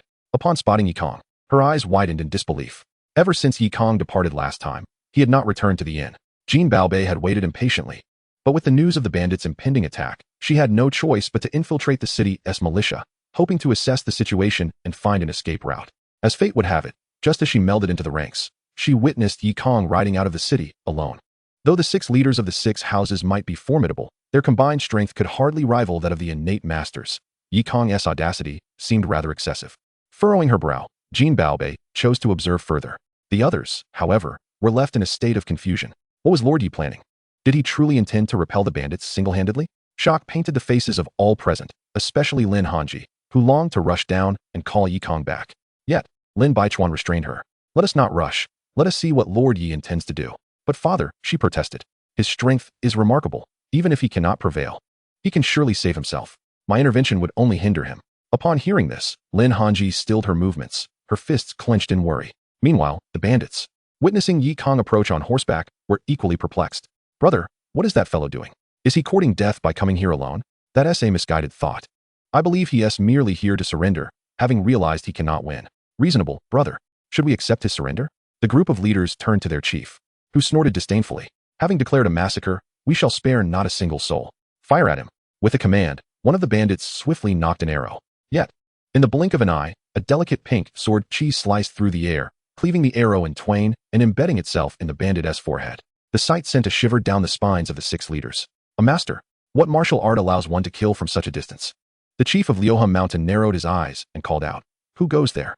Yi Kang halted his steed, taking a deep breath before assuming an air of bravado.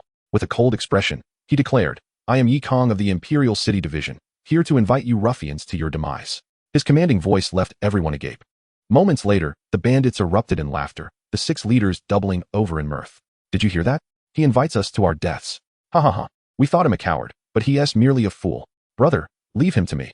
I shall use him as a flag for our victory. With a thunderous shout, the bandits raised a massive apricot yellow banner emblazoned with the words, "Acting for Heaven's Justice." The defenders of Dream State City, upon seeing this banner, were incensed. How shameless. A band of brigands, who commit indiscriminate slaughter, dares to proclaim they act for Heaven's justice. However, the bandits felt no shame, their spirits soaring as they rallied with fervor. "Fifth, go slay him," commanded the chief. "On it, brother." A scraggly man with unkempt hair charged forth, wielding 2 short guns. He shouted, "I am the 5th lord of the 6 houses. How dare a court lackey obstruct me?" Seeing someone play along with his bravado, Yi Kang felt a surge of delight. He promptly produced a copper coin, teasingly stating, "I detest when others point their weapons at me. I wager you a copper coin. Do you believe I can show you your own brains?" At this proclamation, the entire assembly was taken aback. Has Lord Yi gone mad? Gambling copper coins in the heat of battle? The bandits were utterly bewildered. The fifth lord's expression darkened. "Arrogant fool, I shall be the one to slay you." Just then, whoosh, the 100-flower sword Qi pierced the air, circumventing the fifth lord and swiftly striking from behind. The sword Qi penetrated his nape, emerging through his forehead. A drop of yellowish-white substance trailing into his eyes. In the next moment, the fifth lord toppled from his horse. Observing this, Yi Kang blew on the copper coin at his lips and languidly remarked, "You owe me a copper coin." Fifth. A furious roar erupted as the remaining leaders surged forward. Blades drawn, pointing them menacingly at Yi Kang. "You dare, scoundrel!" All transpired in a dizzying flurry. Yi Kang's near-instantaneous execution left both sides in stunned silence. Naturally, the morale of the defenders surged, their eyes ablaze with admiration for Yi Kang. Lord Yi is incredible. This wager with the copper coin was a profound affront. Mocking the bandits. In an instant, the previously despondent defenders stood tall and resolute. Conversely, chaos reigned among the bandits. As brigands from various factions, their unity was tenuous at best. The sight of their fallen leaders sparked thoughts of retreat in many. Witnessing this, the chief of Liuhe Mountain's complexion darkened considerably. He raised his voice, bellowing, "Impudent child, do you know that we practice the Liuhe technique? When we unite, we can slay innate masters. Today, you shall undoubtedly meet your end." Whoosh, whoosh, whoosh. Yi Kang wasted no time. The 100-flower sword Qi surged forth once more. This time, the bandits were on guard, channeling their energies to counter the attack. Yet, it was futile. Yi Kang's 100-flower sword Qi, propelled by his innate realm, shattered their defenses as if slicing through tofu, effortlessly. Swish, swish, swish. The 100-flower sword Qi swiftly penetrated one head after another. In the span of a heartbeat, the once mighty leaders fell, leaving not a single dying word. Indeed, while the Liuhe technique was commendable, it was ill-fated to encounter the unscrupulous Yi Kang. The 100-flower sword Qi acted like a sniper's bullet, picking off foes with surgical precision, denying them any chance to unite. One could only say, my lord, the times have changed. With the demise of the 6 houses' leaders, the defenders erupted in cheers. The bandit chiefs are dead. Lord Yi is invincible. What are the 6 houses compared to Lord Yi? Mere chickens and dogs. The cacophony of cheers sent tremors of fear through the remaining bandits. Each chief glanced at one another, utterly bewildered. What is happening? Weren't the 6 houses formidable? How could they vanish in an instant? Bah! Those 6 shameless rogues deceived us into believing Dream State City was in our grasp, and now we've lost everything. Leaders, shall we fight or flee? The bandits were thrown into disarray, their resolve shattered. Seizing the moment, Yi Kang advanced steadily. Ruffians, I shall say this only once. Those who do not retreat shall die. Before the bandits could comprehend, the 100-flower sword Qi surged forth once more, slicing through the front ranks, each head exploding like a neatly arranged line of watermelons. The impact of this scene was overwhelming, leaving the bandits paralyzed with fear, retreating in a frenzy. Those behind, unaware of the chaos, were trampled by the panicking horses. The already tumultuous bandit ranks disintegrated into utter disarray. One bandit leader shouted frantically, "For heaven's sake, do not panic. What is there to fear? He is but one man. Let us charge together." Yet, before he could finish, the sword Qi had already penetrated his skull. As the lifeless body collapsed, an array of bandits erupted into terrified screams. Evil sect. This man is from an evil sect. Such sinister martial arts. At this moment, regardless of how the bandit leaders shouted, their followers paid no heed, consumed by a frantic flight that led to a chaotic stampede. Yi Kang continued to proclaim loudly. A pack of cowardly rats dares to assault the imperial city, to rebel against the throne. Death is their only fate. Today, I, Yi Kang, stand alone for this city. Those who obstruct me shall perish.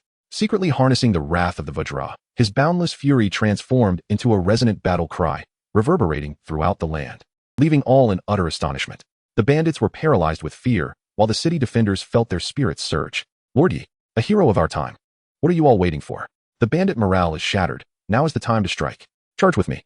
The general of the city's defense drew his sword and roared, prompting countless soldiers to surge forth from the city gates, while numerous warriors leapt from the city walls, bearing down upon the bandits with overwhelming force. In an instant, the bandits, stripped of their fighting spirit, crumbled completely, fleeing in sheer panic. The leaders of various factions, each with their own ulterior motives, recognized the dire situation and hastily led their men to escape, fearing for their lives. The tide of battle shifted dramatically, transforming from one-sided slaughter to a complete reversal. Yi Kang, steadfast upon his steed, appeared even more imposing. His declaration of one man for one city rendering Lin Hanji and Jin Baobei momentarily entranced, their hearts fluttering. The two women simultaneously darted towards Kang. Meanwhile, Kang, oblivious to the battlefield's chaos, fervently called upon the system. System, my friend. The enemy has retreated. The task must be complete now. Chapter 29, The Imperial Heavenly Art. Ding. Congratulations, host, for completing the task. Dance on the battlefield. The host has gained renown on the battlefield, earning countless prestige and a reward of 5,000 comprehension points. The system emitted a sound akin to coins cascading. The comprehension points instantly surged from 4,000 to 9,000. Kang was overjoyed, astonished by the system's generosity, which had bestowed a remarkable boon. Without hesitation, he directly enhanced his power. System, comprehend the Imperial Heavenly Art. Ding. The host consumes 5,000 comprehension points and comprehends the first level of the innate martial art, Imperial Heavenly Art. In that moment, Kang felt as if he were seated upon a dragon throne, with nations paying homage and peace reigning throughout the land. Meditating in the depths of the dragon vein for a decade, the dragon energy surged within him, bestowing the fortune of the nation and empowering him with the might of a dynasty, allowing him to point towards the heavens. The first level of the Imperial Heavenly Art was successfully mastered. Kang inhaled deeply, golden true energy radiating from his arms. Merely gazing at it conveyed an overwhelming sense of dominance. This was an unparalleled might that the gentle wood elemental true energy could never achieve, reminiscent of the imperial power of the previous dynasty. Ding. Congratulations, host, for advancing to the second grade of innate power. The system resonated once more, announcing his significant enhancement. At the second grade of innate power, his senses sharpened, and his true energy expanded at least twofold. With a mere thought, Kang surveyed the tumultuous battlefield before him. He noticed Jin Baobei and Lin Hanji rushing towards him, the valiant defenders of the city engaging fiercely, and the fleeing bandits in disarray. Suddenly, Kang's gaze fell upon a soaring golden longsword. He paused momentarily, observing a man clad in a hood and gray robe, wielding an ancient longsword, standing unwavering amidst the chaotic throng of bandits. His piercing eyes were fixed upon Kang, immobile. The fleeing bandits seemed to disregard him entirely, instinctively avoiding his vicinity. An eerie sight. Yet Kang understood. It was not that they were blind to him, but rather that their strength was insufficient to approach. The swordsman was also a master of the second grade of innate power. A chill ran down Kang's spine, a sense of dread washing over him. Thankfully, he had not hesitated to expend his comprehension points. Had he even considered conserving them, he might never have recognized the threat until it was too late. Yet simultaneously, Kang felt a sense of relief. Encountering a peer at the second grade of innate power just as he had achieved it was a perfect opportunity to test his capabilities. Kang's gaze locked onto the man, their eyes meeting, and each discerned the battle intent within the other's gaze. The swordsman was none other than Pei Wanshan, the strongest of the Golden Blade sect. He was the sole sect member mingling among the bandits, with a singular purpose, to eliminate Kang, to avenge Elder Hua and the many disciples who perished. Initially, Pei Wanshan had intended to strike Kang down while he was unprepared, but to his astonishment, he had been detected. How could this be? Just moments ago, he had felt utterly undetected. Had he inadvertently revealed his aura? Pei Wanshan pondered, yet dismissed the thought with disdain. Even among those of innate power, disparities existed. Regardless of any peculiarities surrounding Kang, today he would undoubtedly fall beneath Pei Wanshan's blade. At that moment, Jin Baobei and Lin Hanji reached Kang's side. Senior Yi, Lord Yi, are you alright? They exclaimed simultaneously, their astonishment mirrored in their glances. Kang raised his hand, signaling them to maintain their distance. Stay back from me. With that, he leaped from his steed, drawing his longsword mid-air, hurtling towards Pei Wanshan. The latter smirked, slowly unsheathing his ancient blade. You are not worthy to face me. Pei Wanshan's demeanor turned ruthless as he swung his massive sword, the shockwave slicing through a group of nearby bandits in half. A colossal arc of blade energy hurtled towards Kang. All eyes were drawn to this terrifying spectacle. That is Pei Wanshan of the Golden Blade sect. Why is he here? Before anyone could voice their astonishment, Kang raised his sword high, transforming into a white tiger in midair, unleashing his most formidable strike, the White Tiger Destruction Blade. With a thunderous clash, their attacks collided, sending visible ripples outward and toppling another wave of bandits. Kang remained unfazed, continuing his charge towards Pei Wanshan, whose expression finally turned grave. You actually managed to block my strike. You are not of the first grade of innate power. Now you realize it? Alas, it may be too late. Kang's figure lunged forward, slicing towards Pei Wanshan's left arm. The latter raised his sword to parry, but was sent flying several paces. Yet that was all. Regaining his footing, Pei Wanshan was unscathed and leaped into the air, his blade radiating golden light as it came crashing down. Kang dared not be complacent, channeling all his strength through the wood elemental heart sutra to counter. With a resounding clang, their immense forces collided, and Kang's sword shattered, a shard grazing his face and drawing a shallow wound. As they landed, Pei Wanshan's expression exuded arrogance. Lord Yi, I underestimated you. A true master of the second grade of innate power, hidden so well. Yet, your blade is still too ordinary. You remain unqualified to contend with me. Pei Wanshan planted his massive sword into the ground, a wave of sword energy sweeping forth, stirring clouds of dust. In the distance, Jin Baobei observed this scene with concern, remarking, "That is the Golden Blade, the legacy of the Golden Blade sect. Senior Yi lacks a comparable weapon." Instantly, Lin Hanji felt a pang of anxiety. However, Yi Kong remained unperturbed. Casually picking up a long sword from the ground and dusting it off, he remarked, "So you are the leader of the Golden Blade sect?" Pei Wanshan nodded. "Indeed, I was meant to ambush the 9th princess elsewhere today, but I made a special trip to kill you. You have reason to be proud." "You speak of ambushing the 9th princess?" Yi Kong suddenly raised his head, an overwhelming aura of murderous intent locking onto Pei Wanshan. Could it be that the 9th princess was not within the city, but had ventured elsewhere? This was indeed a grave misfortune, if something were to befall the princess. How could one aspire to promotion and wealth? Yi Kang's momentum surged abruptly. "How foolish of me to waste time here. You may as well perish." With that, Yi Kong retracted his verdant energy and slowly summoned another mental cultivation method. In the previous skirmish, he had relied on the Imu Heart Sutra, barely managing to contend with Pei Wanshan. However, now Yi Kong was truly invoking the Huangji Tongtian Gong for the first time. Instantly, golden true energy manifested around his body, resembling a celestial expanse of gold, continuously swirling and evolving behind him. At the same time, the escalating aura left Pei Wanshan terrified. "This is impossible. What level of martial prowess is this? I can feel my heart racing.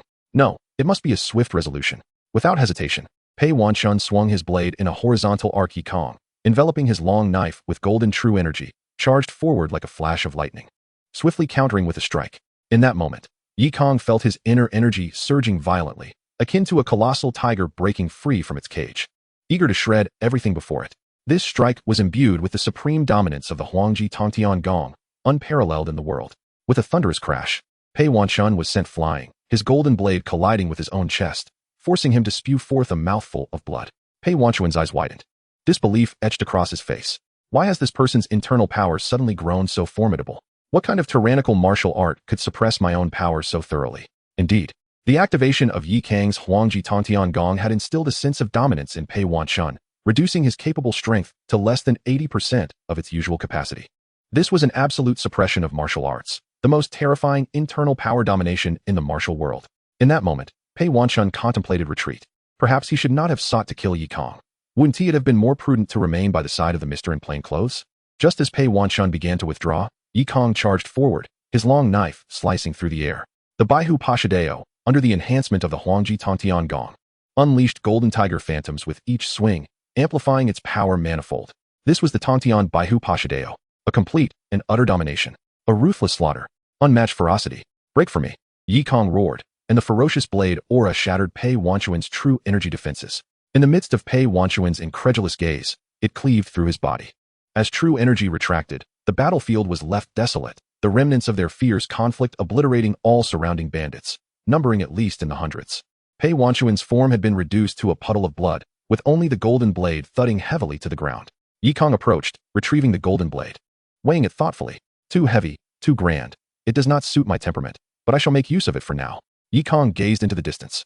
If all went as expected, the 9th princess should be over there. Chapter 30, Old Wu. 50 miles outside the city. In the military camp under the morning sun, 50,000 troops formed a square formation, the disciplined regular army facing forward, the atmosphere tense. Opposite the military camp, banners belonging to various martial arts sects fluttered high, with disciples clad in diverse sect uniforms, their eyes gleaming with disdain. 2 hours prior to the outbreak of the great battle in Mengzhou City, these two factions had already come face to face. Their aims were simple, to prevent the other from reaching Mengzhou City. At this moment, within the camp's tent, General Sikong, with his sword in hand and a furrowed brow, expressed his concerns. "Your Highness, this is not what we had agreed upon. Besides the Jindao sect and the Baijian sect, 3 of the top 10 sects of Mengzhou have also joined this rebellion. This situation is highly unfavorable for us." Beside General Sikong stood the 9th princess, now donned in military attire, her expression equally grim. "I had thought the situation in Mengzhou was not so dire. I did not anticipate it to be even more absurd. If this malignant tumor is not removed soon, the consequences are unthinkable. It is no longer a matter of removing the tumor. It is about whether we can retreat unscathed. There are at least 5 innate masters on the opposing side. How can we fend them off?" General Sikong paced anxiously within the tent, his visible distress apparent. Ultimately, his army, though numerous, lacked sufficient overall strength. Though he himself was an innate master, he had no other innate experts under his command. How could they contend against such a stark disparity in high-level combat power? At that moment, the ninth princess stood up and said, "General, I have already secretly allied with 5 other major sects, which have consistently been pro-imperial. They have promised to send experts to assist us. Where are they?" General Sikong suddenly shouted. "It has been so long. Not a single expert has arrived." The ninth princess fell silent. She did not blame General Sikong for his rudeness, for she had indeed underestimated the situation. She had not anticipated that the previously neutral sects would directly side with the rebels. The sects that had promised her aid had also remained silent. Just then, a soldier outside called out loudly, reporting to the general, "A certain Hongfu fairy seeks an audience." Both General Sikong and the ninth princess perked up at the news. "Quickly, summon her. This Hongfu fairy is an expert from the Changhong Sword sect, one of the 5 pro-imperial sections. Since she has come, it must mean that the promised experts from the 5 major sects have arrived." They hurried to welcome her. They saw a woman clad in red, a dot of vermilion at her brow, approaching with a sword in hand. Upon seeing the ninth princess, she slightly cupped her hands and coldly declared, "Your Highness, Hongfu has come to convey the apologies of the leaders of the 5 major sections. As for the promised assistance, I'm afraid we will not be able to provide it. Please take care of yourself, Your Highness." Without offering any explanation, Hongfu fairy turned and departed, showing no regard whatsoever. The ninth princess stood frozen in place, the swiftness of the slap in the face leaving her cheeks burning. General Sikong's face turned pale, fury erupting as he shouted, "Scoundrel! Untrustworthy! What so-called righteous sects? They are nothing but cowardly vermin." At that moment, Old Wu reached out, patting the ninth princess on the shoulder. "Your Highness, what are your thoughts now?" The ninth princess forced a bitter smile. "Old Wu, I am still too young. I thought that after half a year of effort I had secured these allies, but I never imagined. There is no need for your Highness to take it to heart. This is your first undertaking, and failure is to be expected. You simply underestimated the petty squabbles among these righteous martial arts sects. It is no fault of yours. But Old Wu, do not worry, Your Highness. I am your ultimate trump card. With me here, what do 5 innate masters matter?" Old Wu smiled kindly, then released a wave of aura. In an instant, General Sikong, who had been shouting, felt this force and nearly collapsed. 3rd grade innate. Simultaneously, the martial alliance across the way was also taken aback. Countless experts turned their gazes toward the military camp. What is happening? This overwhelming aura. It cannot be wrong. It is the presence of a 3rd grade innate master. Who could it be? Sikong Wuhan certainly does not possess such strength. In an instant, various experts stepped forward, their expressions filled with complexity, some fervent, some fearful, and others contemplating retreat. "Mr. in plain clothes, you did not inform us that the court had sent a 3rd grade innate master. We cannot assist with this." Before the united forces of the martial world stood 5 masters from treacherous sects, all casting their gazes backward. Mr. Bu, holding ancient coins and divination slips, ambled forth with a leisurely demeanor. Upon sensing the aura of Elder Wu, Mr. Bu offered a faint smile. "Rest assured, esteemed ones, my silence regarding your involvement is solely due to this venerable elder's independence. Your task is simply to eliminate Sikong Wuhan and capture the 9th princess alive." At this proclamation, an elder from the sword worship sect voiced his confusion. "What do you mean? Has Mr. Bu perhaps summoned an expert unbeknownst to us?"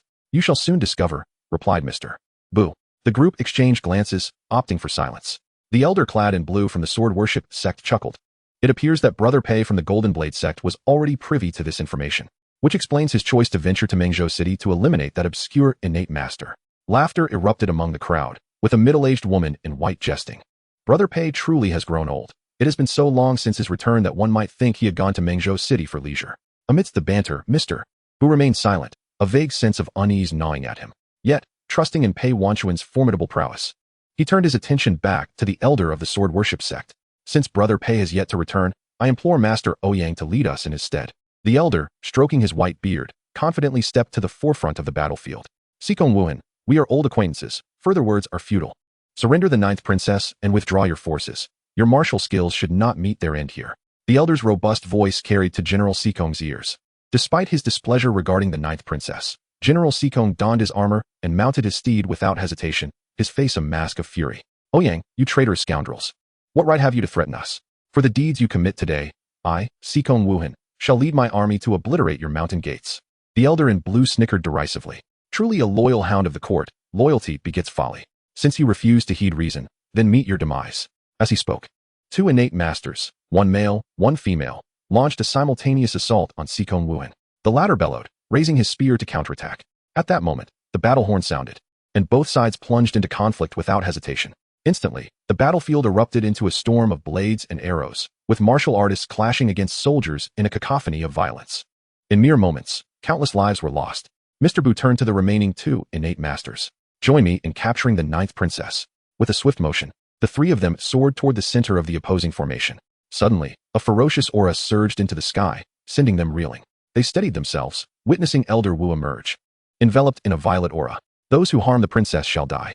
In an instant, Elder Wu vanished, reappearing to strike an innate master with her cane, sending him flying. The disparity between their ranks was palpable, leaving no room for resistance. The Elder in Blue's heart raced as he retreated, fearful that he might be next. Yet Mr. Wu remained undeterred by the oppressive aura, advancing steadily. Indeed, you are the illustrious purple demon who terrorized Mengzhou 50 years ago. I, Bu Yi, seek to learn from you. Chapter 31, Blazing Blade. I, Bu Yi, stand at the pinnacle of the second rank of innate masters, and I cannot hope to rival the purple demon. Nevertheless, I am willing to sacrifice everything to impede your advance momentarily. A calm smile graced Mr. Bu's lips as he shattered the coins in his hand, transforming them into copper powder that cloaked his wooden sword. Instantly, his aura surged, lifting him into the air, hair flowing wildly, his eyes shifting into contrasting shades of black and white. Elder Wu regarded this transformation with a contemptuous smirk. The supreme yin-yang reversal white lotus technique, indeed. A devilish art of the white lotus sect. Today, I shall test this demonic skill. With a vigorous swing of her cane, she condensed her violet energy into a colossal lotus. In response, Mr. Bu summoned forth a white lotus, and the two flowers clashed magnificently, sending shockwaves that cleared the area below, hurling countless spectators away. At the rear of the military camp, the ninth princess, protected by the royal guards, mounted her steed and beheld the cataclysmic battle, tears streaming down her cheeks. Elder Wu, this is all my fault. Your Highness, where do you intend to go? Suddenly, two figures materialized before the ninth princess, the Elder in Blue and a diminutive elder behind him, blood trickling from his mouth, evidently wounded by Elder Wu's cane. The royal guards, alarmed, rushed to intervene, but their skills were merely above average. They could not hope to halt two innate masters. The Elder in Blue dispatched a casual stroke of his sword, piercing through the guards' chests, blood spraying forth. Your Highness, flee. The guards fought valiantly, determined to exchange their lives for hers. The ninth princess gritted her teeth, despair etched upon her face. At that moment, the thunderous sound of galloping hooves approached, accompanied by a furious roar. You audacious ruffians! Harm not the princess. Yi Kang had finally arrived, his formidable presence instantly capturing the attention of all innate masters present. In the heart of the battlefield, Mr. Bu's complexion paled. Impossible. He has arrived. What of Pei Wanshan? Elder Wu, however, wore a triumphant grin. Your Highness, I have no regrets.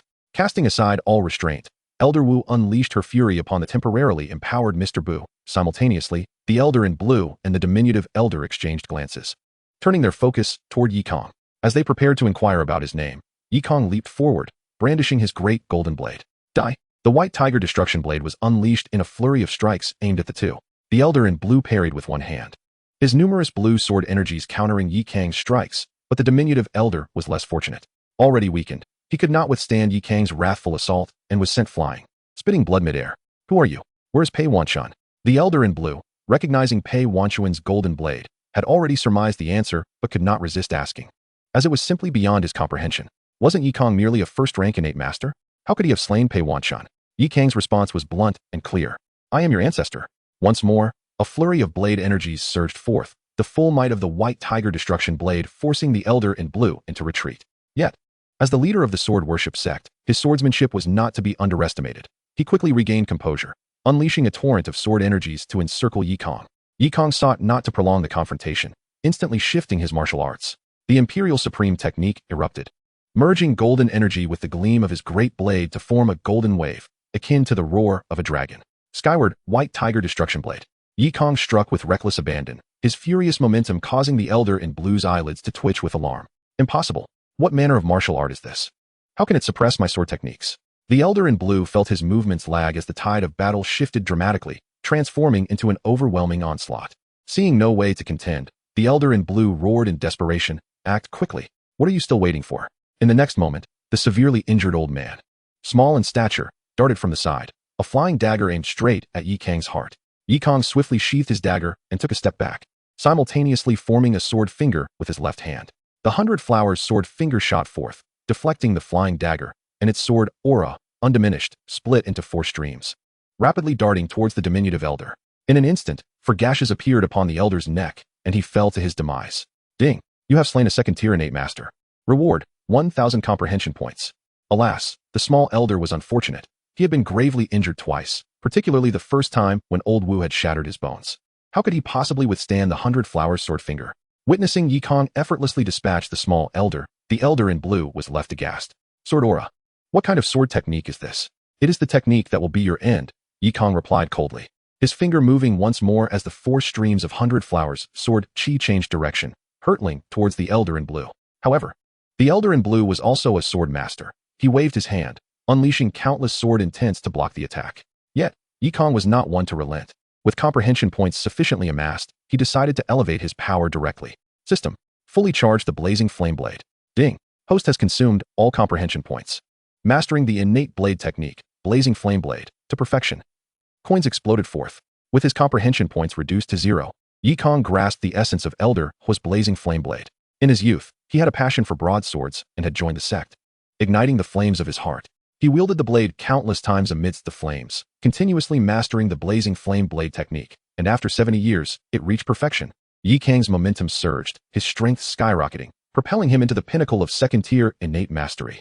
The elder in blue was left dazed, a sense of retreat blossoming within him. This individual is peculiar. Why does he grow stronger the more we fight? If I do not flee now, I might share the same fate as Pei Wanshan. Without hesitation, the elder in blue turned and fled. Hero, spare me. I can offer you the 9th princess. Just let me go. It is too late. Yi Kang would not grant him the chance to escape. The flying swallow followed closely, his right hand infused with imperial true chi, igniting flames upon the blade's edge. With the perfected blazing flame blade, he unleashed a strike that morphed into a fire dragon, consuming all in its path. The elder in blue's face twisted in horror. He could only turn to counter with his sword, but the sword aura was shattered by the force of the blazing flame blade. Under the immense pressure, the elder was struck by the fire dragon and sent crashing to the ground.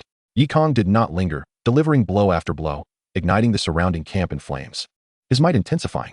At last, under the onslaught of the golden blade, the elder in blue's long sword shattered, and he fell into the flames, regret filling his eyes. Clothclad. I should not have listened to you. Ding. You have slain a second-tier innate master. Reward. 1,000 comprehension points. With one final strike, Yi Kang reduced the elder in blue to mere fragments. He turned to see the surviving palace guards shielding the 9th princess at their center. This young girl of stunning beauty, motionless, her gaze fixed upon Yi Kang, a mix of confusion and relief in her eyes. Just as Yi Kang intended to approach and rescue her, the 9th princess suddenly clasped her hands, her voice laced with tears. I beseech you. Help Old Wu and General Sikong. Chapter 32. No sense of martial ethics. Damn it. How could the sword-offering old man be defeated? At the battlefield's edge, 2 innate masters engaged in a fierce battle with Sikong Wuhan, both startled by the sudden turn of events. They had thoroughly suppressed Sikong Wuhan, leaving him battered and on the verge of defeat, when unexpectedly, the sword-offering old man perished. The battlefield's dynamics shifted drastically, and the 2 innate masters slowed their assault, retreating discreetly to the fringes. Martial artists of the Jianghu are inherently self-serving. When faced with unforeseen circumstances, their instinct is to prioritize survival. Seeing the pressure lift, Sikong Wuhan broke into a wild laugh, his blood surging, transforming him into a veritable bloodthirsty figure. Though he did not know the identity of the suddenly arrived innate master, he recognized it as a stroke of fortune for his side. He laughed heartily and charged at the 2 innate masters. Continue. Do not flee. You fools dare to come and court death. The female innate master frowned, raising her hand to unleash countless cloud-like palm strikes. Just as a massive wave of blazing flame blade aura sliced through, disrupting her attack, Yi Kang said nothing, directly lunging at the 2 innate masters. With the blazing flame blade perfected, his strength had reached the very pinnacle of second-tier innate mastery. Facing these ordinary innate masters, he felt no fear, striking boldly. The imperial true chi erupted in golden light, momentarily freezing the true chi of the 2 innate masters. Not good.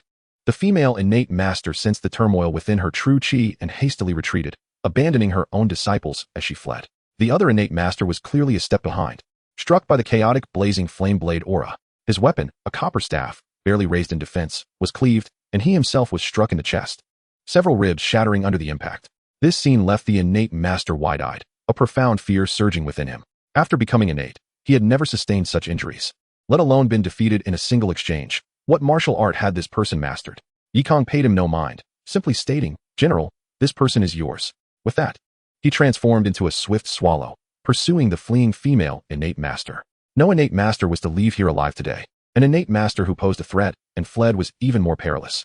Observing Yi Kang's departure, Sikong Wuhan laughed heartily. You old scoundrel. Ganging up on me with 2 against 1 felt great, didn't it? Now the tables have turned. His spear sliced through the air, engaging in battle with the copper staff. Meanwhile, Yi Kang poured forth all his true chi, swiftly catching up to the female innate master. The latter, drenched in cold sweat, cried out in desperation, "Young friend, spare me. I merely came to observe. I did not intend to target the ninth princess." "Do you believe your own words?" Kang replied incredulously, as death loomed near. He dared to speak such lies. With a thought, the 100 Flowers sword chi swiftly shot forth, piercing the woman's heart from behind. Clad in white, a drop of blood stained her chest, and with despair, she closed her eyes and fell. Kang descended alongside her, delivering a blade that cleaved her in two. Even innate masters should not be underestimated. Ensuring the kill was imperative.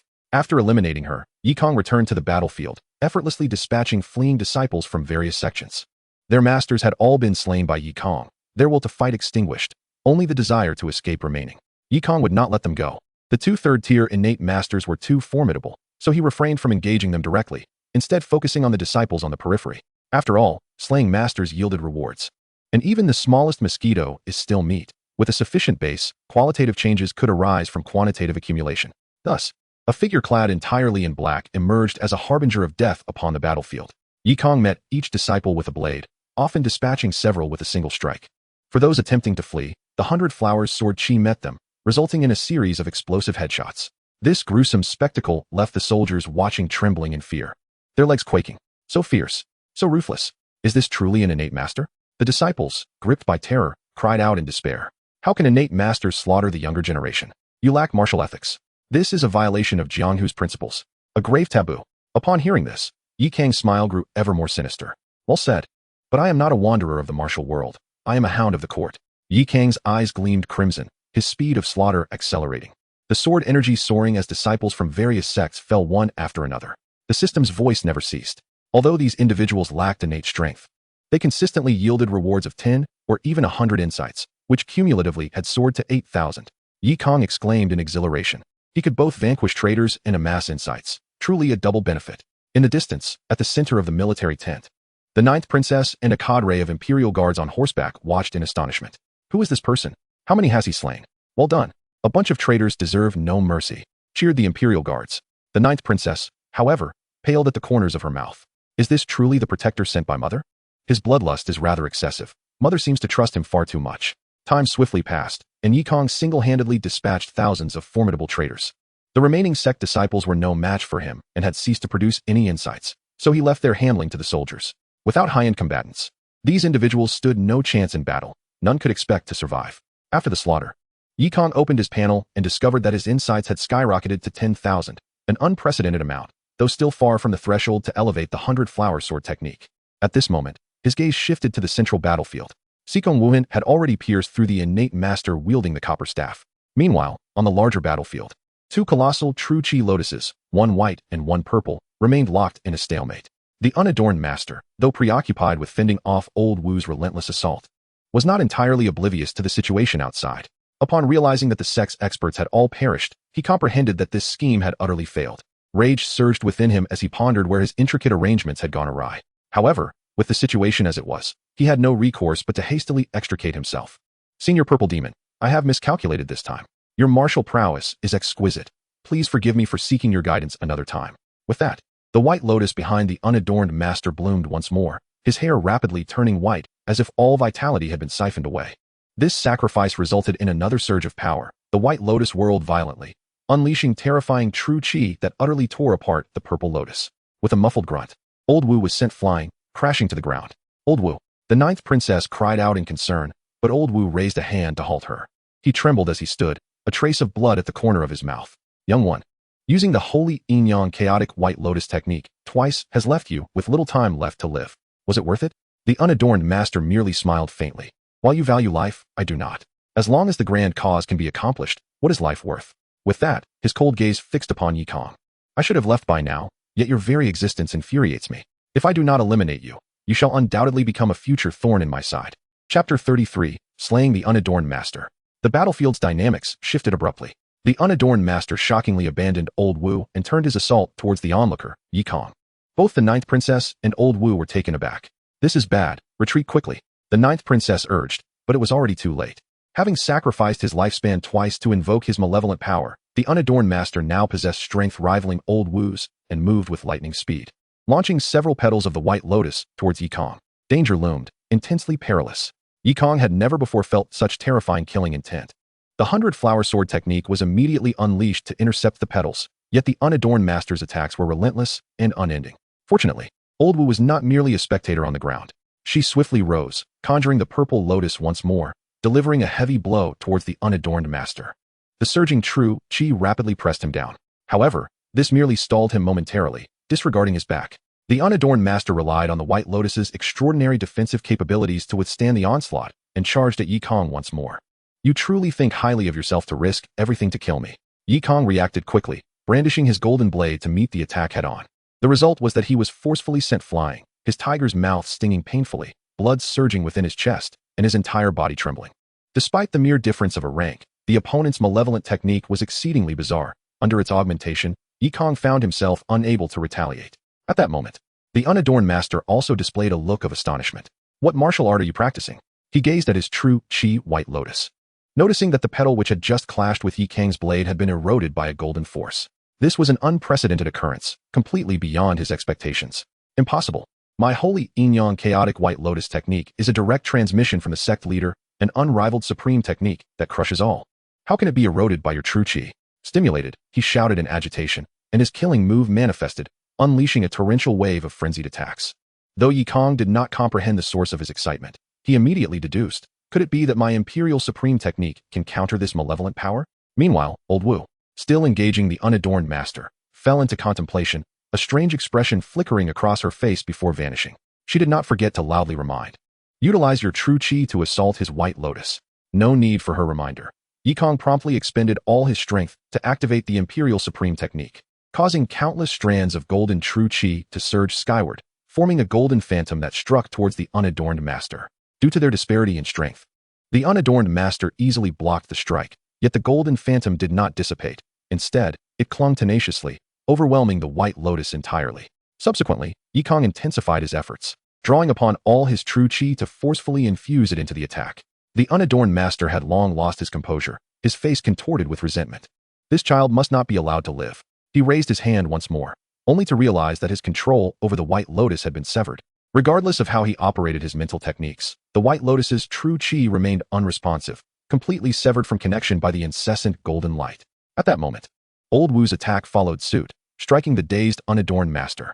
A chilling crack resounded as Old Wu's palm shattered the unadorned master's spine, and his countenance aged rapidly, vitality visibly dissipating.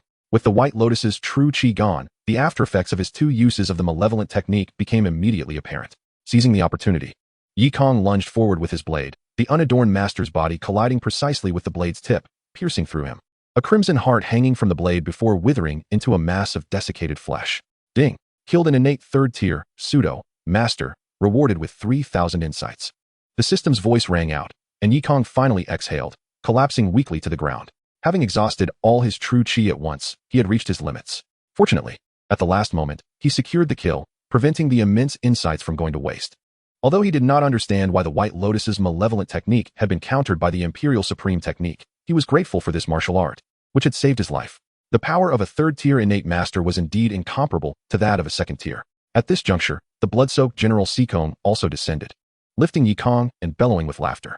Thanks to this brother today, all traitors have been eradicated, a grand victory. Old Wu and the ninth princess also smiled, relieved that half a year's planning had not been in vain. The following day, the battlefield had been cleared, and Yi Kang returned to the state Duke's mansion alongside the ninth princess. After a night of recuperation, his vital energy surged once more. Coupled with the elixir bestowed by the princess, his wounds had nearly healed. Only then did Yi Kang begin to reflect on the spoils of this battle. Although he had not acquired any martial arts techniques, his comprehension had indeed flourished immensely, amassing over 13,000 points of insight. He needed just 7,000 more to elevate the 100-flower sword technique to its pinnacle. The only regret lingered in the absence of the martial arts knowledge from that enigmatic scholar. Despite its peculiar nature, the White Lotus evil technique possessed formidable power, and acquiring it would undoubtedly be advantageous. Recalling the fierce confrontation of the previous day, Yi Kang's mindset had undergone a notable transformation. There are always greater beings beyond oneself. And in the realm of warriors, there is no ultimate strength, only the pursuit of greater prowess. His own abilities remained somewhat lacking, necessitating further endeavor. At that moment, a knock echoed through the air, followed by Lin Hanji's voice. "Senior Yi, the ninth princess requests your presence." "Coming," Yi Kang replied, donning his black robe before stepping outside. Lin Hanji had changed into a delicate yellow gown, her hands still bandaged, faint traces of yesterday's fierce battle lingering in her appearance. Upon seeing Yi Kang's face, her heart skipped a beat, her gaze betraying a hint of admiration. The remarkable image of one man defending an entire city was hard to forget, inevitably stirring the emotions of a young maiden. However, she quickly regained her composure and said, "Senior, the golden treasure of Kaishin and has asked me to convey that you may seek her out should you require assistance." Yi Kang nodded. "Thank you. Let us proceed to meet the princess." Reflecting on golden treasure, he realized he had not sought her out since bringing her to Dream State City, allowing her to profit 1,000 taels without any exchange. Yi Kang soon arrived at the princess's chamber. The palace guards outside greeted him with respectful gestures, a testament to his strength. He acknowledged them with a nod and entered the room. Inside were the 9th princess, Old Wu, General Sikong, and Lin Baichuan. "Your Highness, I am Yi Kang of the Imperial City, sent by Lady Jing to ensure your safety," he declared with neither arrogance nor servility. Lin Baichuan, brimming with excitement, rose and exclaimed, "Lord Yi, you are indeed a contemporary hero. On behalf of the citizens of Dream State City, I extend my deepest gratitude for your protection." Both he and Lin Hanji bowed deeply, their gesture a sincere expression of thanks. Yi Kang smiled amiably. No need for such formalities. It was merely a matter of convenience. "Such convenience indeed, Lord Yi. Please, accept a bow from Jinxi." The 9th princess suddenly stood and bowed towards Yi Kang before anyone could react. Lin Baichuan was left speechless. This was a dignified princess of the Great Jin, yet she bowed to a subordinate. However, he soon understood. Without Yi Kang's intervention, the 9th princess might have been abducted. Yi Kang found the situation somewhat amusing but did not stand on ceremony, recognizing that martial artists were also the foundation of the court, and her gesture was not inappropriate. After a moment, the 9th princess resumed her seat and said, "Lord Yi, please take a seat. Allow me to formally introduce myself. I am Jinxi. I have been away from the palace for half a year, yet I did not expect to encounter such a talent as yourself in this short time. It has been less than a month since my emergence." Yi Kang remarked with a hint of nostalgia, yet he did not argue, merely nodding. "Since your Highness has resolved matters here, why not return with me to the Imperial City? It would facilitate my report." Jinxi furrowed her brow. "However, I still have an unresolved matter. I beseech Lord Yi for your assistance." She bowed once more, her eyes glinting with determination. Yi Kang pondered for a moment and ventured, "Could it pertain to the Dream State sects?" "You are indeed astute," Jinxi sighed. "Yesterday, General Sikong dispatched troops to encircle the 5 rebellious sects, ready to annihilate them at any moment. The remaining sects, though not participating in the rebellion, have reneged on their promises, leaving us at a disadvantage, and are undoubtedly colluding with that scholar." Jinxi clenched her fist, a flicker of resentment in her gaze. "Had those 5 sects not betrayed us, victory would have been assured yesterday. I understand that it is not your responsibility to assist me, yet those individuals are truly insufferable, showing blatant disregard for the court. If this continues, Dream State will descend into chaos once more." Observing the dissatisfaction in Jinxi's eyes, Yi Kang narrowed his own. The betrayal of those factions had indeed caused him considerable trouble. Otherwise, he would not have found himself in such a precarious situation yesterday. Just then, a system notification chimed in his mind. Ding. Mission issued. Suppress the Dream State martial arts world. Mission reward, 5,000 insight. Yi Kang's heart leaped with joy. Insight was indeed forthcoming. Without further hesitation, he rose and declared, "Your Highness, please remain here for a couple more days. I shall ensure they pay the consequences they deserve." With that, he strode out decisively. The 9th princess was momentarily stunned. She had anticipated Yi Kang might refuse, even preparing her plea, yet he had simply agreed. Moreover, she had not intended for him to venture alone. In a flurry, she glanced at Old Wu, who nodded with his eyes closed. "Do not worry, Your Highness. Trust Lord Yi. After all, he is a prodigy who has mastered that martial art." In the inn, Golden Treasure was busy packing her belongings. Before arriving, she had feared for her life, yet to her surprise, the moment she checked in, he left without so much as a glimpse. It seemed that he had forgotten all about her, and she resolved to return. Just as she opened her door, Yi Kang appeared before her. "Where are you headed?" Golden Treasure flinched. "I'm just going for a stroll." "Not so fast. Accompany me on an errand." "What kind of errand?" "Provide me with all intelligence on the top 10 sects, or rather, the 5 major sections." Cloudy Mountain of Dream State.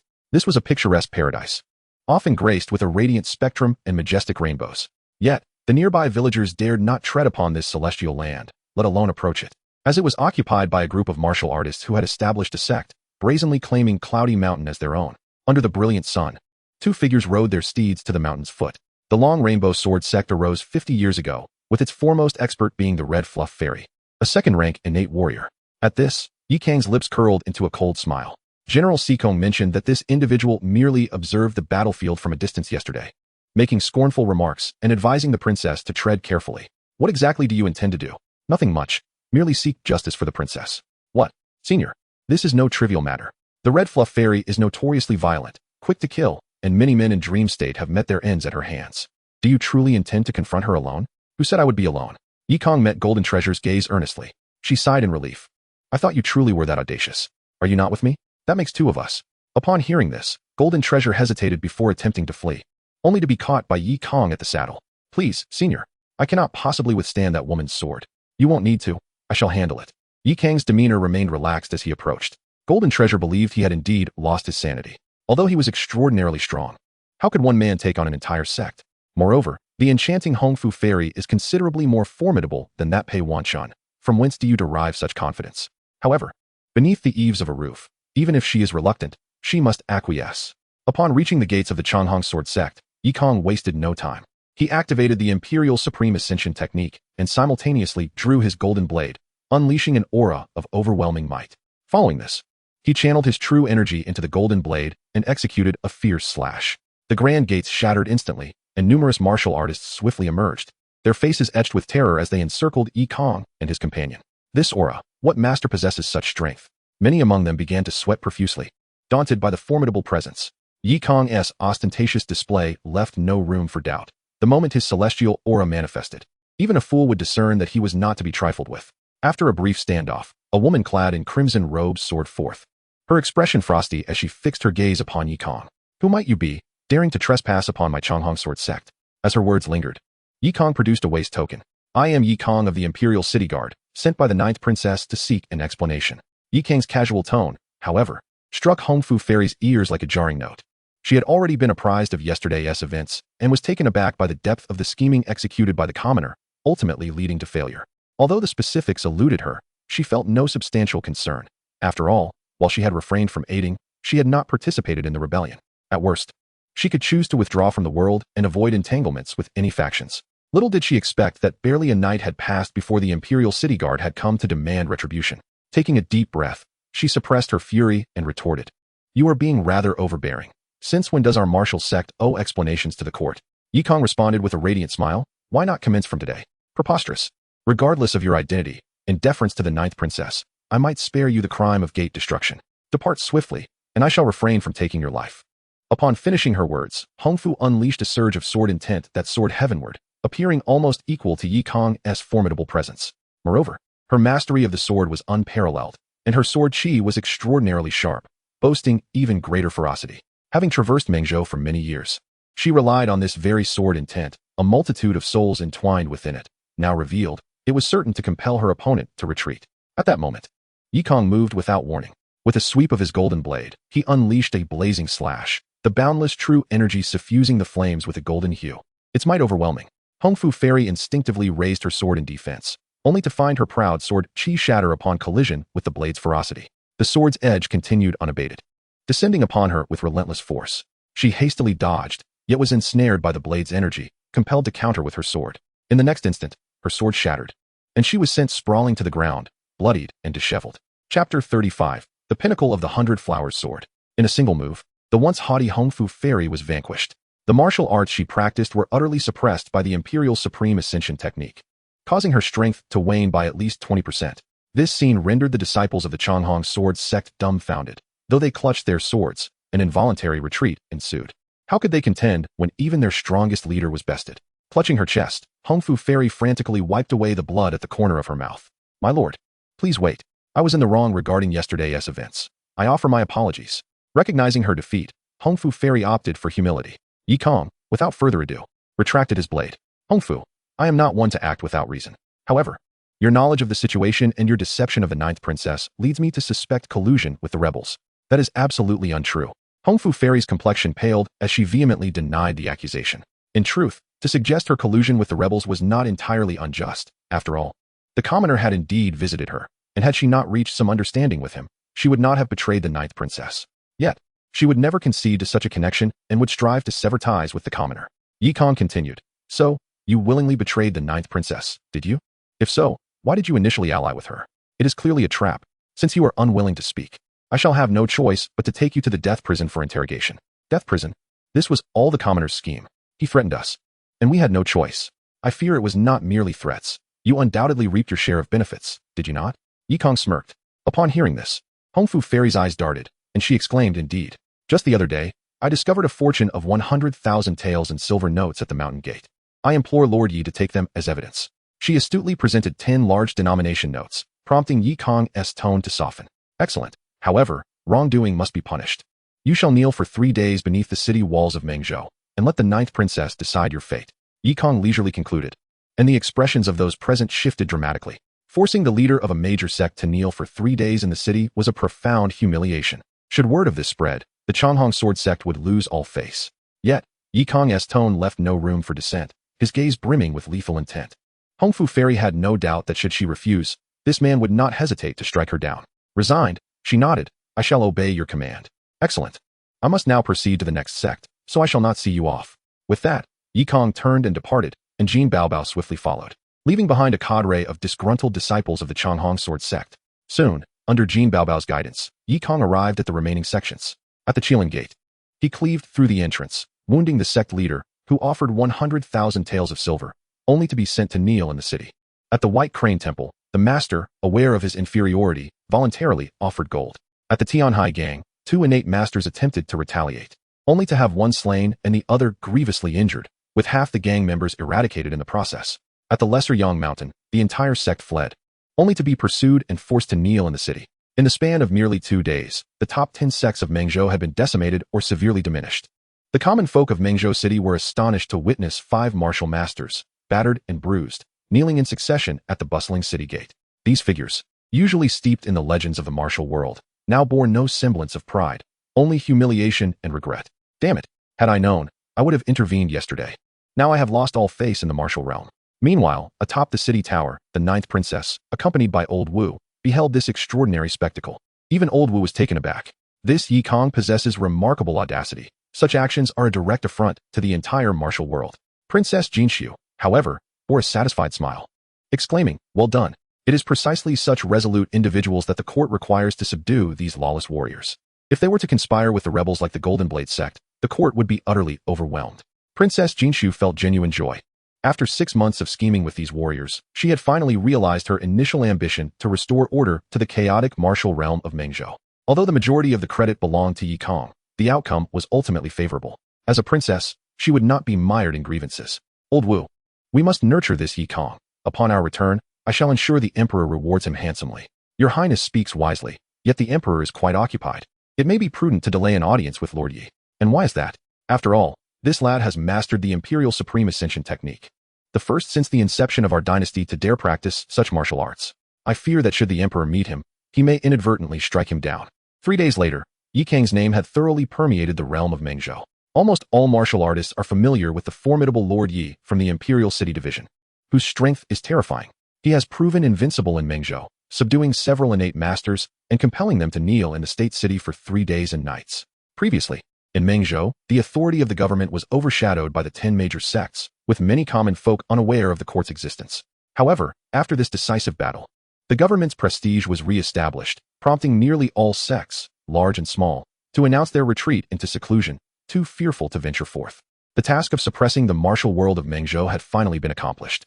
On this day, Yi Kang was enjoying lunch with Jin Baobei at an inn when the system notification chimed, confirming the arrival of 5,000 comprehension points, coupled with the 2,000 points obtained from defeating a group of skilled experts in the Tianhai Gang. Yi Kang's total comprehension points finally surpassed 20,000. Elated, he declared, "I shall return to my room to practice. Your task is complete, and you may return to your Kaishan Inn at any time." Jin Baobei was momentarily taken aback, her expression soon turning bitter. "Big brother, you may have subdued the 5 major sects, but you dragged me into this. If you leave now, I cannot dare to return." Yi Kang, filled with joy, returned to his room and opened his panel. System, allocate all comprehension points to the 100-flower sword technique. Beep. You have consumed 20,000 comprehension points, achieving the great perfection of the 100-flower sword technique. In an instant, a torrent of insights surged into his mind. Yi Kang gently closed his eyes, and before him appeared hundreds of enchanting maidens, each more beautiful than the last. Some played musical instruments, while others danced with weapons. And there were courageous heroines galloping across the desert, as well as delicate beauties filled with soft charm. Each of these women brought forth a breathtaking romance.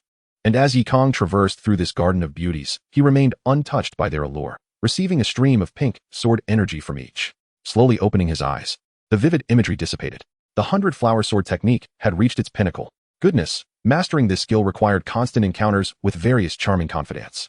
Each confidant represented a strand of sword energy, and only after meeting 100 would one achieve the completion of 100 strands of sword energy, truly a technique befitting a rogue. Kang shook his head, curious about the character of the one who had left behind such a martial art. How many romantic connections must one have to comprehend this technique?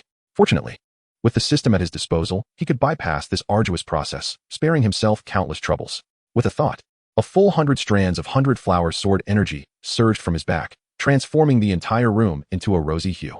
The terrifying sword intent sent a chill through everyone in the inn. Kang quickly retracted it.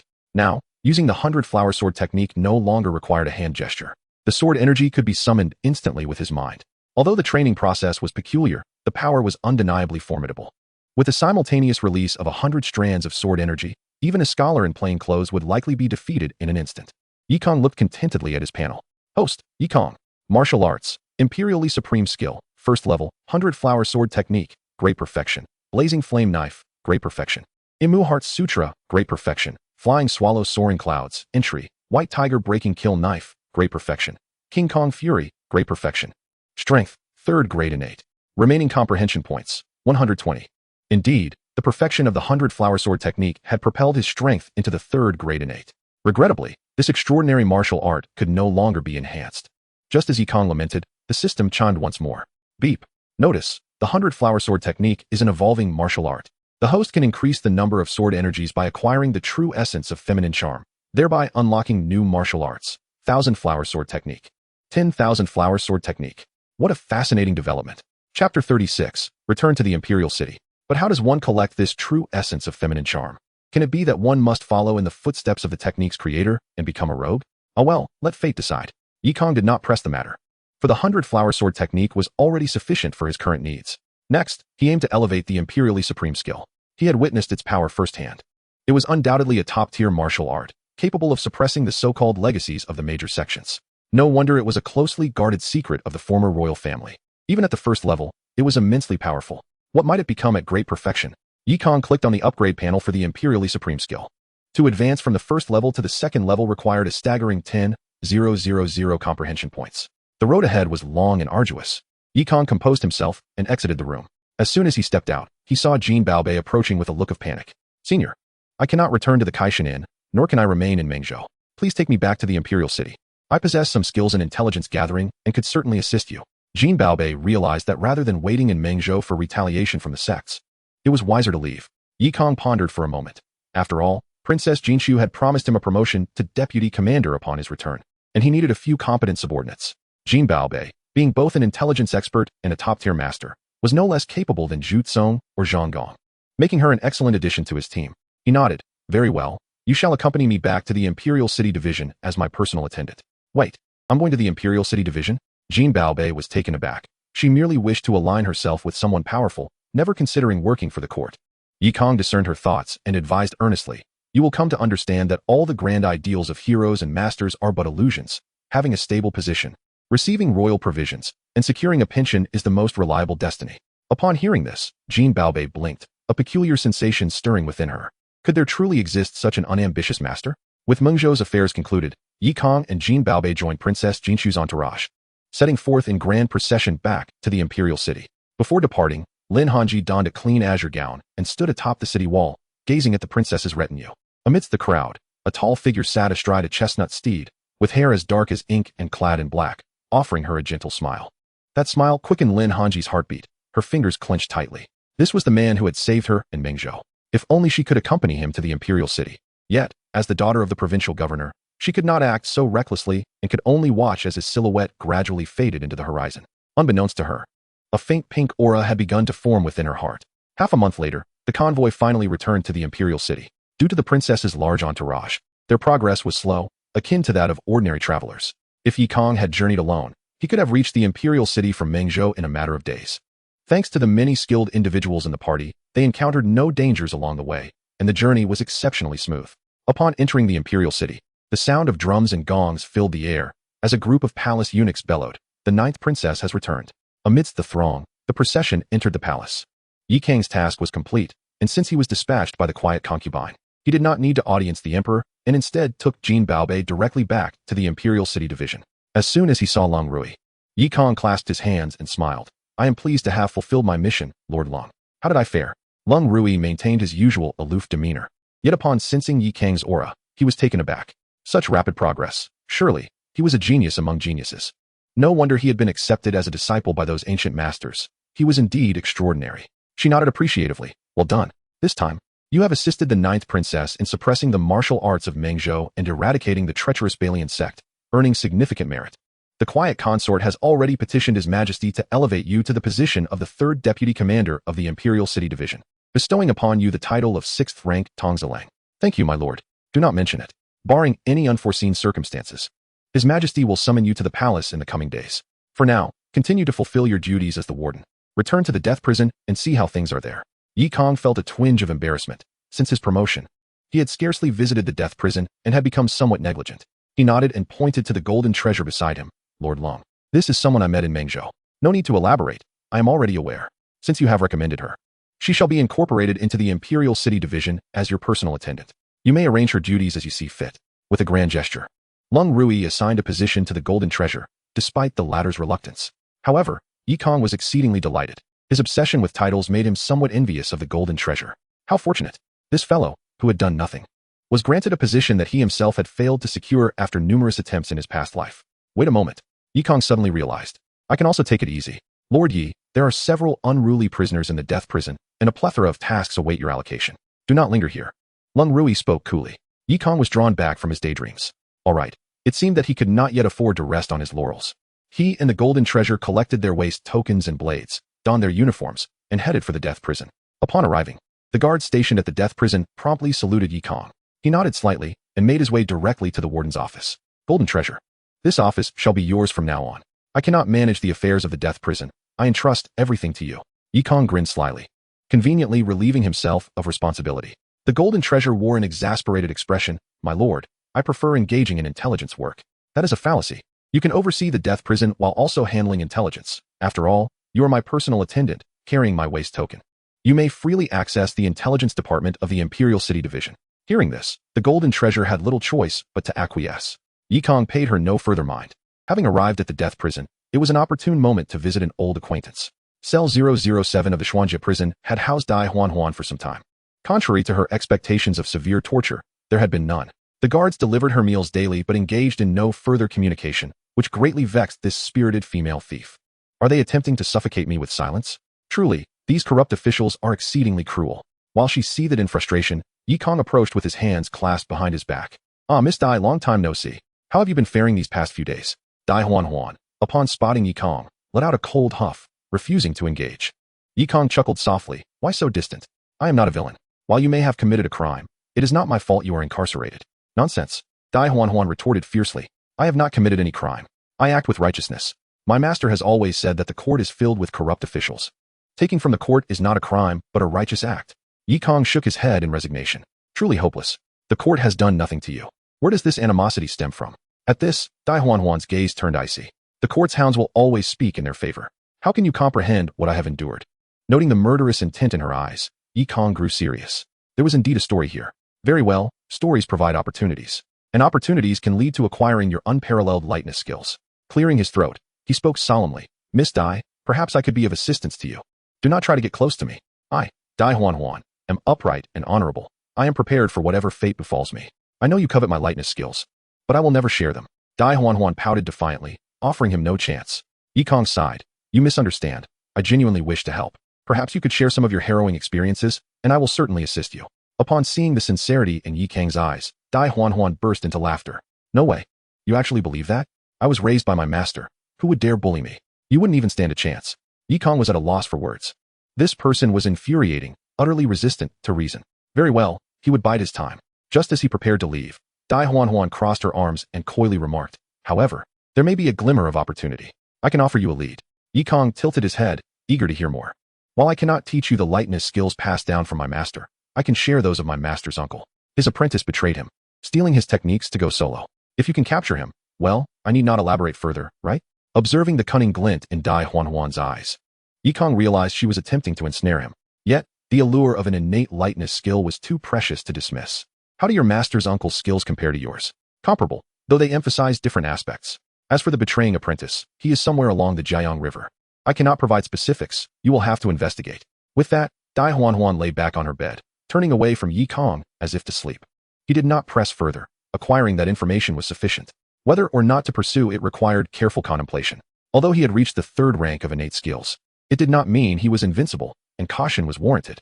With this news in mind, Yi Kong returned home, instructing the golden treasure to gather intelligence while he awaited the palace's summons.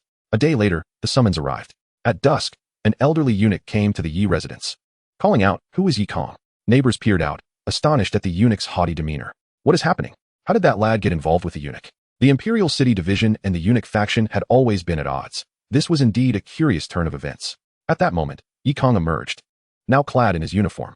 The eunuch glanced at him, snorted, a martial man of the Imperial City Division, utterly clueless. You kept this old man waiting for so long. Please forgive me. This token is a small token of my apology. Yi Kong discreetly slipped a silver note into the eunuch's hand, instantly brightening the elder's expression. As expected of the elite summoned by His Majesty, you are indeed remarkable. Come along with me. The palace is not like the outside world. There are many protocols I must explain to you. The two boarded a carriage and made their way to the palace. Soon, they arrived, and the eunuch led Yi Kong to the imperial study, where private meetings with the emperor typically took place. The eunuch reported in, and shortly after, Yi Kong was granted an audience, stepping boldly inside. Upon entering the study, he beheld a golden beam suspended from the ceiling, beneath which lay 10 steps. A man clad in a plain robe sat at the top, observing him with curiosity. Below the steps sat several chairs occupied by the quiet consort, the 9th princess, Old Wu, and Lung Rui. Yi Kong stood respectfully before the man at the top, the emperor of the Great Jin. I pay my respects to your majesty. The resolute-looking man nodded. You are Yi Kong? You have rendered great service in the Battle of Mengzhou. I hereby appoint you as the deputy commander of the Imperial City Division, bestowing upon you the title of 6th rank Tongzilang. However, as your tenure in office has been brief, I cannot promote you too rapidly. Thank you, your majesty. Yi Kong merely fulfilled his duties, refraining from seeking undue credit. While he feigned modesty, a flicker of delight danced in his heart. The pace of his advancement resembled that of a rocket, evolving from a minor official to one wielding substantial power. Promotion, indeed, was exhilarating. The emperor nodded with a smile, inquiring, I have heard you have mastered the royal ultimate technique? Upon hearing this, Yi Kong recognized the gravity of the moment. He responded candidly, yes, I selected it from the imperial armory under Lord Lung's supervision. Curious indeed, the emperor mused. Although the royal ultimate technique is formidable, it has not been learned by anyone for a century. Do you know why? Yi Kong, taken aback, replied, I do not. It is because this martial art belongs to the previous dynasty's royal lineage. Without the dragon vein and national fortune of the former era, mastering it is akin to climbing to the heavens. That you have succeeded is truly remarkable. The emperor's tone abruptly turned icy, and a terrifying aura enveloped Yi Kong. In that moment, he felt his heart race. Despite being a third-grade innate master, he felt akin to a child before this sovereign, utterly devoid of any semblance of resistance. It became clear that the emperor was an extraordinarily powerful figure, rendering Yi Kong's own abilities rather insignificant. Regaining his composure, Yi Kong, unperturbed, stated, indeed, I owe my learning to the guidance of my esteemed mentor, coupled with fortunate circumstances. It was prudent to invoke this fictitious mentor for the time being. The emperor's demeanor softened, and his aura dissipated as he chuckled. It seems you have chosen a commendable mentor. I wonder which esteemed individual had such a whim. But no matter, it is merely a martial art. You need not concern yourself with anything else. Just focus on your studies. With that, the emperor departed, leaving the tense atmosphere in the room to ease. Yi Kong silently expressed gratitude to this non-existent mentor, acknowledging their undeniable influence, even managing to impress the emperor. At that moment, the previously silent consort Jing interjected with a smile. The emperor has bestowed his favor. Now it is my turn to reward you, Yi Kong. Old Wu mentioned you saved Jinxi, which is a significant achievement. What would you like? Yi Kong shook his head repeatedly. As a minister, alleviating the princess's burdens is my duty. I dare not covet rewards. Oh, then I shall refrain from rewarding you, she teased. Ah, truly no reward? Yi Kong found himself momentarily speechless. Observing his crestfallen expression, Consort Jing could not help but laugh. It appears you are still lacking in composure, Lord Yi. I was merely jesting.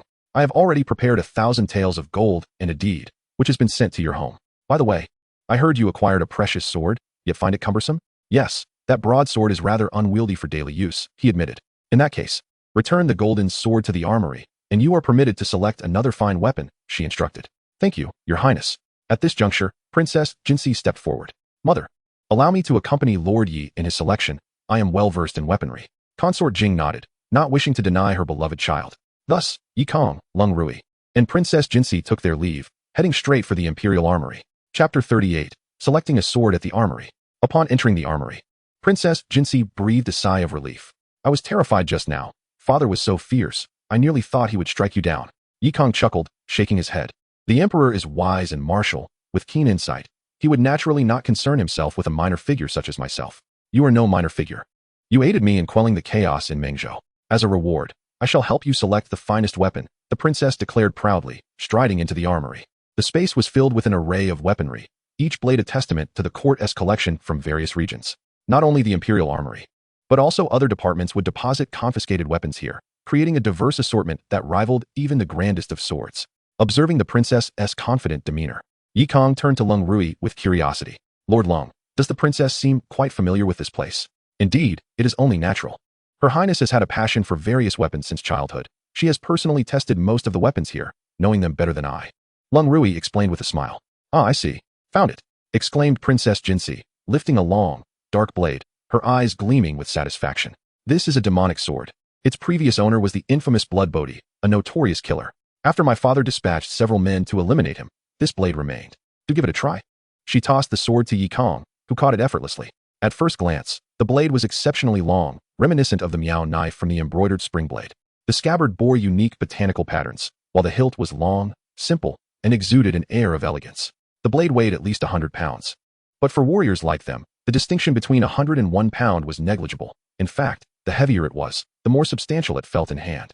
Even before drawing it, Kang sensed the sword's extraordinary nature, far surpassing the standard steel blades of the Imperial Armory. His eyes narrowed, and with a swift motion, he drew the blade. The obsidian blade gleamed, its edge adorned with a series of crimson Bodhi beads, devoid of any other embellishment.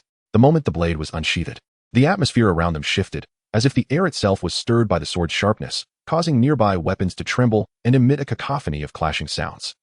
Kang's heart leaped with joy as he channeled the royal ultimate chi into the blade.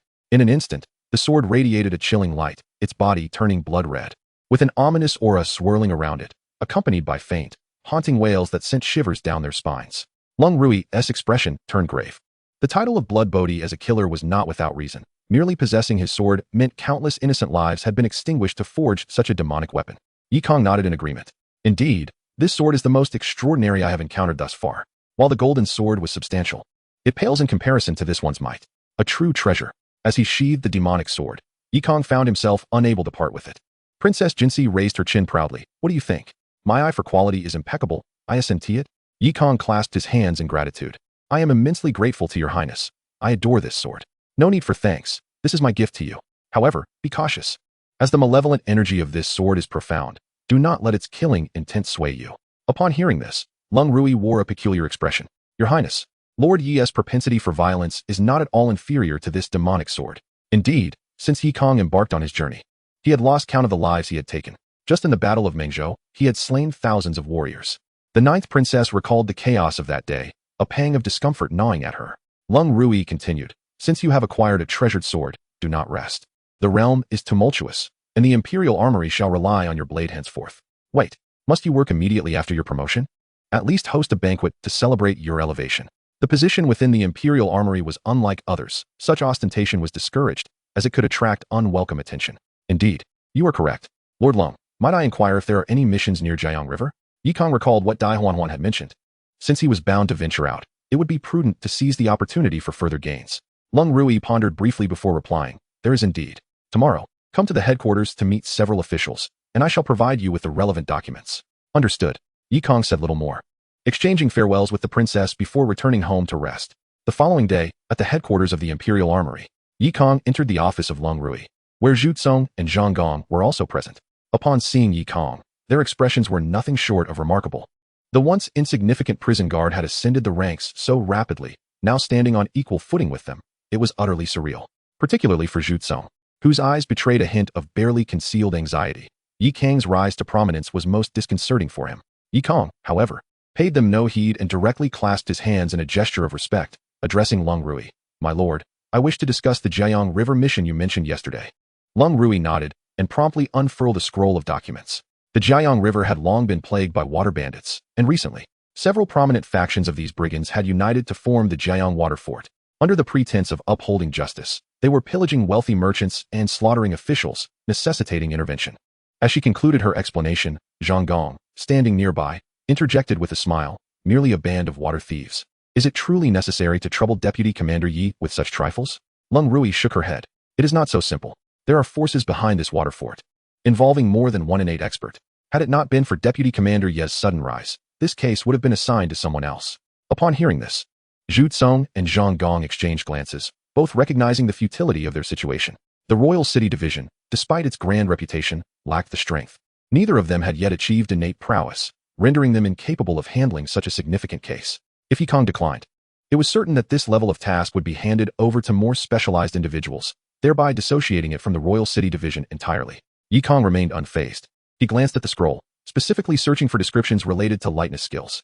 Indeed, although there were no masters of lightness skills within the Jianghu water fort, numerous flower thieves had recently emerged in Jianghu City, eluding capture. Undoubtedly, the lightness skills of these flower thieves must be exceptional. Kang nodded. Leave this matter to me. There is no need for you, my lords, to worry. Simply provide me with a team. Before long, 100 elite members of the Royal City Division were prepared, ready to heed Kang's commands.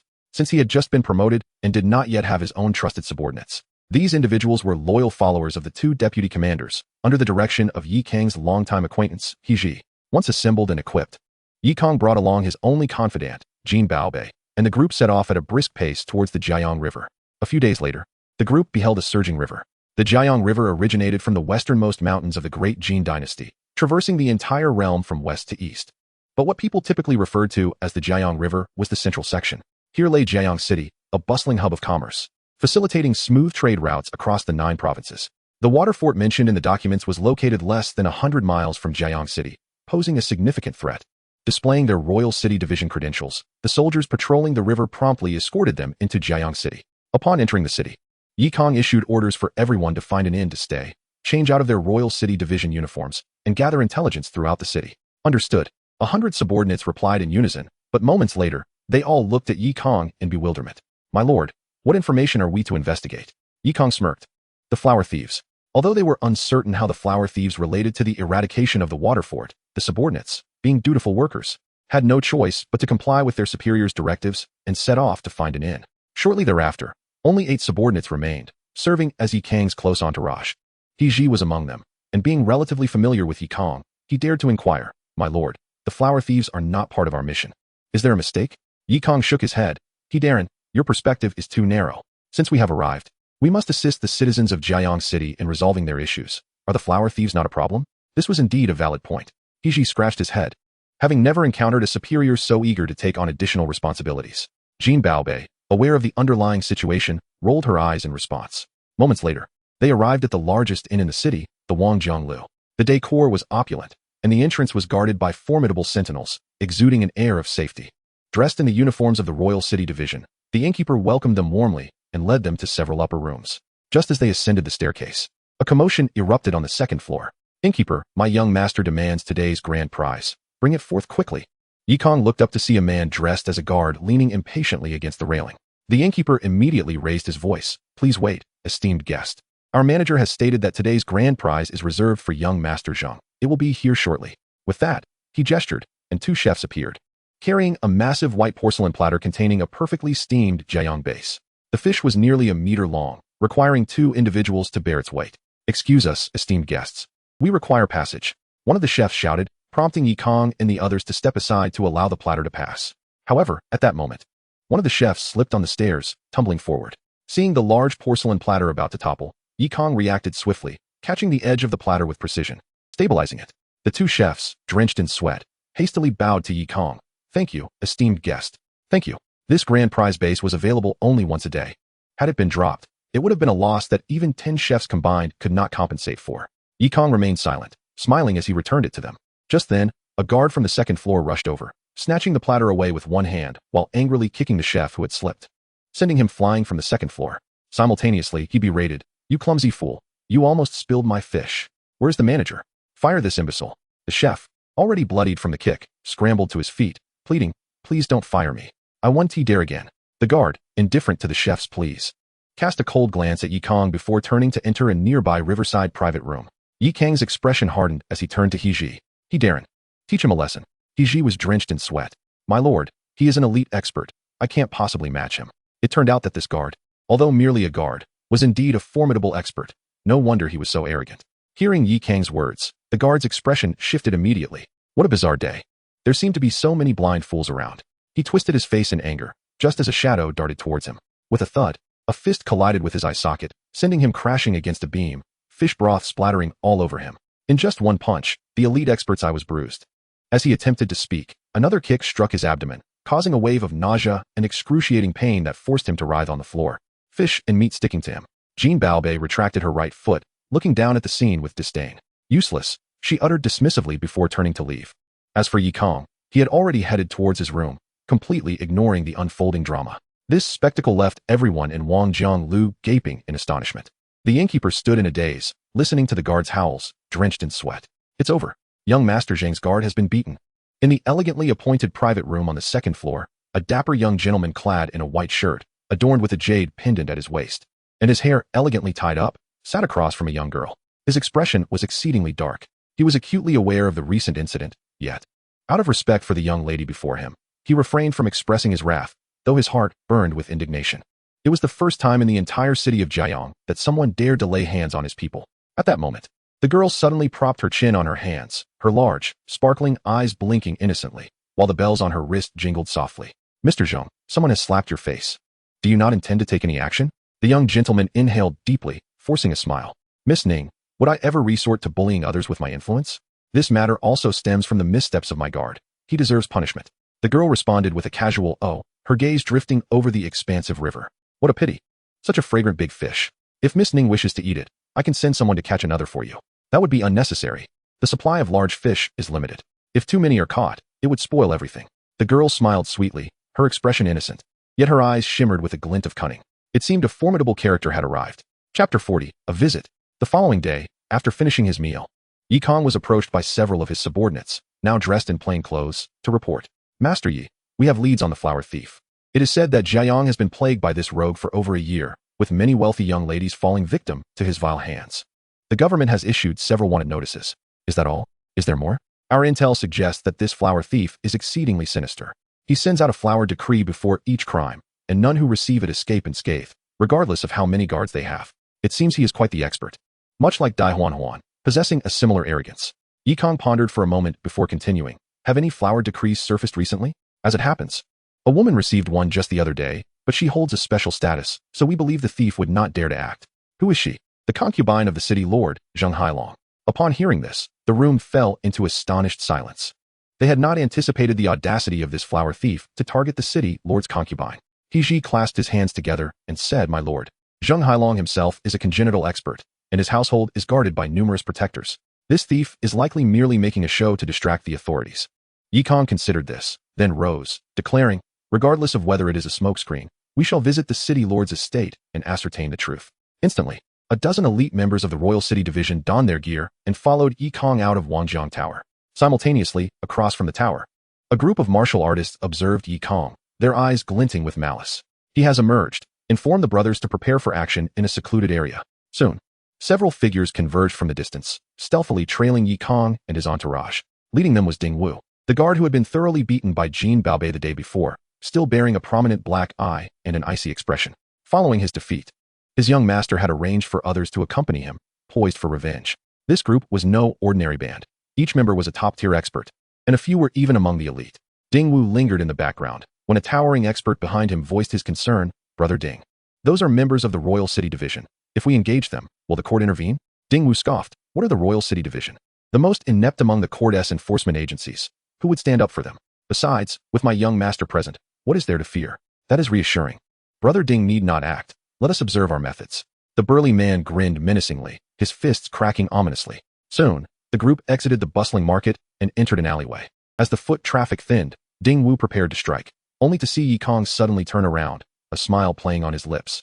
Upon noticing his expression, Ding Wu felt a chill run down his spine. The large man behind him stepped forward decisively. He has spotted us. Attack immediately. In an instant, several martial artists surged forth, startling the pedestrians on the street. Yi Kang remained motionless, as he saw the large man throw a punch in his direction. He reached out to stop He, who was ready to retaliate, and swiftly swung the hilt of his demonic blade, which struck the man's face with remarkable speed. A sharp crack echoed as the man toppled backward, spitting out a spray of bloodied teeth. The remaining assailants were taken aback, and before they could react, Kang was already in motion, the hilt of his blade delivering swift blows, sending a dozen men flying in disarray. Throughout the entire encounter, Kang had not even unsheathed his sword. To him, these martial artists were akin to children. Arrest them all and throw them into the dungeons of the Jianghu government, where they shall be met with severe punishment. With a command from Kang, several subordinates rushed forward to apprehend the culprits. Kang had rendered them all half dead, incapable of utilizing even a fraction of their martial prowess. Subsequently, he turned his gaze, brimming with mirth, toward the last of the group, Ding Wu. You again. Attacking an officer of the Royal City Division is a capital offense. Ding Wu was drenched in cold sweat, utterly astonished. He had not anticipated that Kang, despite his youth, possessed such formidable martial skills. Trembling, he pleaded, "You cannot kill me. I am a guard of the Zheng family." Zheng family. Zheng Hailong. Precisely. What a coincidence. Then it would be my pleasure to have you accompany us. With a flick of his right hand, Kang hurled the demonic blade, striking Ding Wu and sending him sprawling. He quickly moved in to subdue him. Kang had not anticipated this unexpected windfall. A visit without a gift would be remiss. Thus, Ding Wu and his companions were paraded to the entrance of the city lord's estate. Upon seeing the scene, the gatekeeper hurried inside to report, and soon a throng of martial artists emerged from within.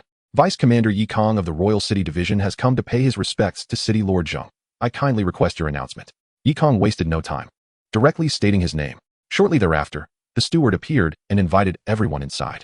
Before them lay an expansive garden, where a robust middle-aged man with graying temples reclined on a lounge chair, a visibly anxious young gentleman in white standing behind him. Upon noticing Kang, the middle-aged man raised his eyelids and extended his hand. Please, take a seat, Master Yi. Certainly. A sandalwood chair was brought over, and Kang, without hesitation, seated himself. Master Yi, you arrive and immediately thrash my household guards. Quite the impressive feat. When did the Royal City Division nurture a second congenital expert? Zheng Hailong did not even glance at the bruised Ding Wu, his expression devoid of concern. Kang replied with a smile, not at all. My skills are but humble, certainly not matching the prowess of the city lord. However, they assaulted me in the street, and I had no choice but to retaliate. Zheng Hailong nodded. I am already aware of this matter. Since it was the fault of my servants, they deserve the punishment, and you may dispose of them as you see fit. However, Master Ye's unexpected visit is for what purpose? I have heard that the flower thief in the city has been particularly rampant, even targeting your esteemed wife. And I am quite concerned, hence my visit. Upon hearing this, Zheng Hailong erupted into hearty laughter. You needn't trouble yourself, Master. This matter does not require your intervention. I can handle it myself. I am curious to see just how audacious this clown truly is. City Lord, the thief possesses unusual skills. There may be unforeseen complications. Do you not trust my capabilities, Master? Zheng Hailong furrowed his brow, a formidable aura of true energy surging forth, momentarily stunning the elite members of the Imperial City Guard. Third grade innate. How formidable. Kang was equally astonished, realizing that the Lord of Jianghu possessed such strength. He acknowledged that further words would be futile, and promptly rose to clasp his hands in respect. The Lord's might is such that even the despicable would not dare to act. I was overly concerned. With that, Kang turned and departed with his entourage. Ding Wu's expression shifted dramatically as he shouted, My lord, young master, save me. Yet, no one paid him any heed. Young Master Zheng merely cast a gloomy gaze at him as he was taken away. Once Kang exited, young Master Zheng gritted his teeth and exclaimed, Father, why do we not strike down these scoundrels? Silence. You dare suggest killing spies of the court? How dare you utter such words? His father retorted, I warn you, conduct yourself more discreetly in the future. Furthermore, you are not to associate with that woman again. A mere flower thief has managed to attract both the Imperial City Guard and the Azure Scale Guard. How exceedingly chaotic. Chapter 41, Azure Scale Guard. Sir, how shall we deal with these individuals?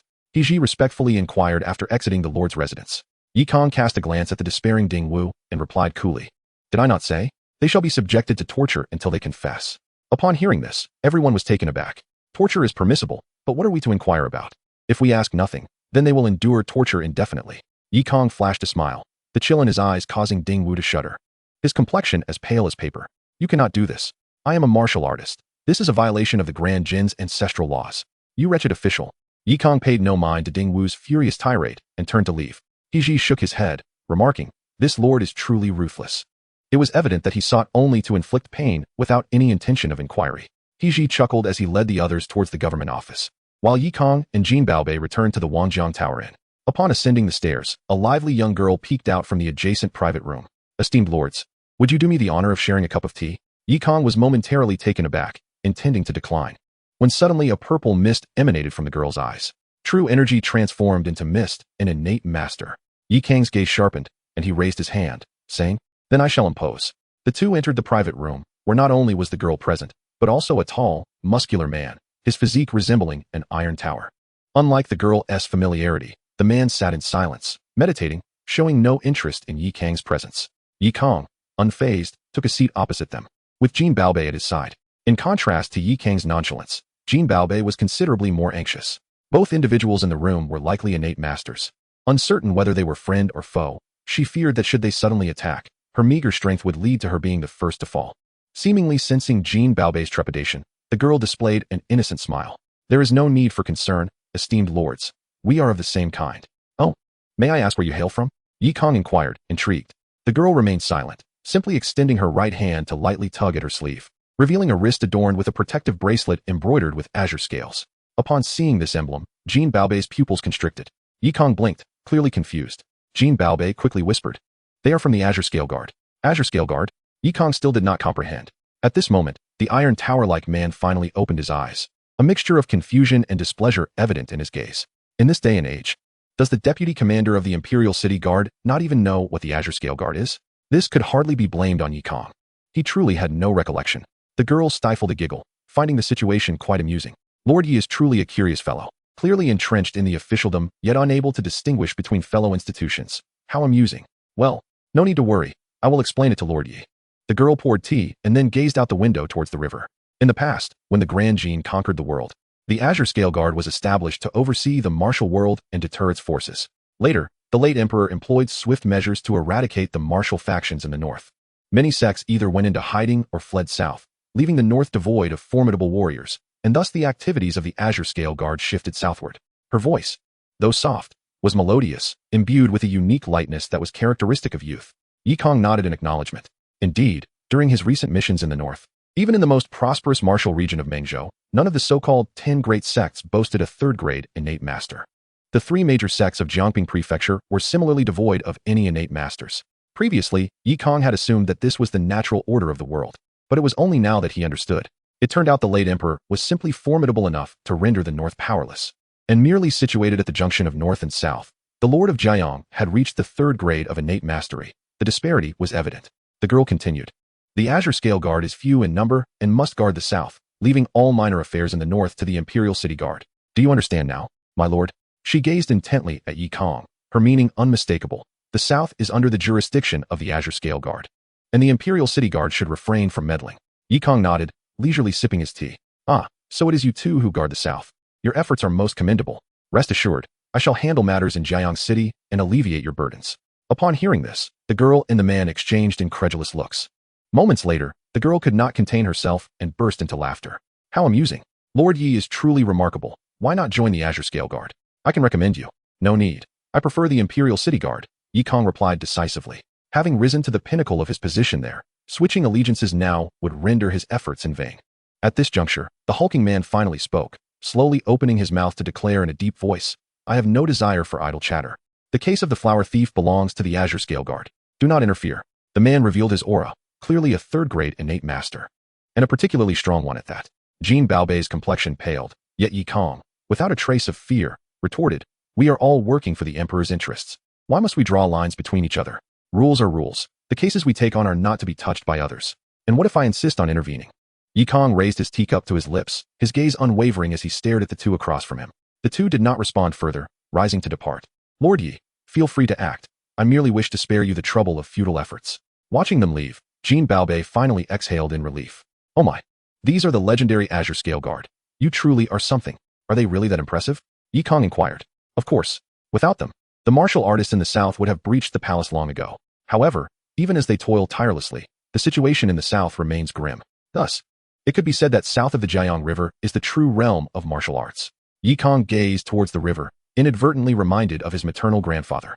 In his memories, his mother had moved from the south to the imperial city. As for that grandfather, he seemed to have only met him a few times in his youth. Yi Kang fell into deep contemplation, while Jin Baobei wore a look of exasperation. "By the way, Lord Lung assigned us a task that is clearly about dealing with water bandits." That night, there was still no news of the flower thief. The subordinates scattered throughout the city had not uncovered any useful information, and instead, He from the government office hurried over.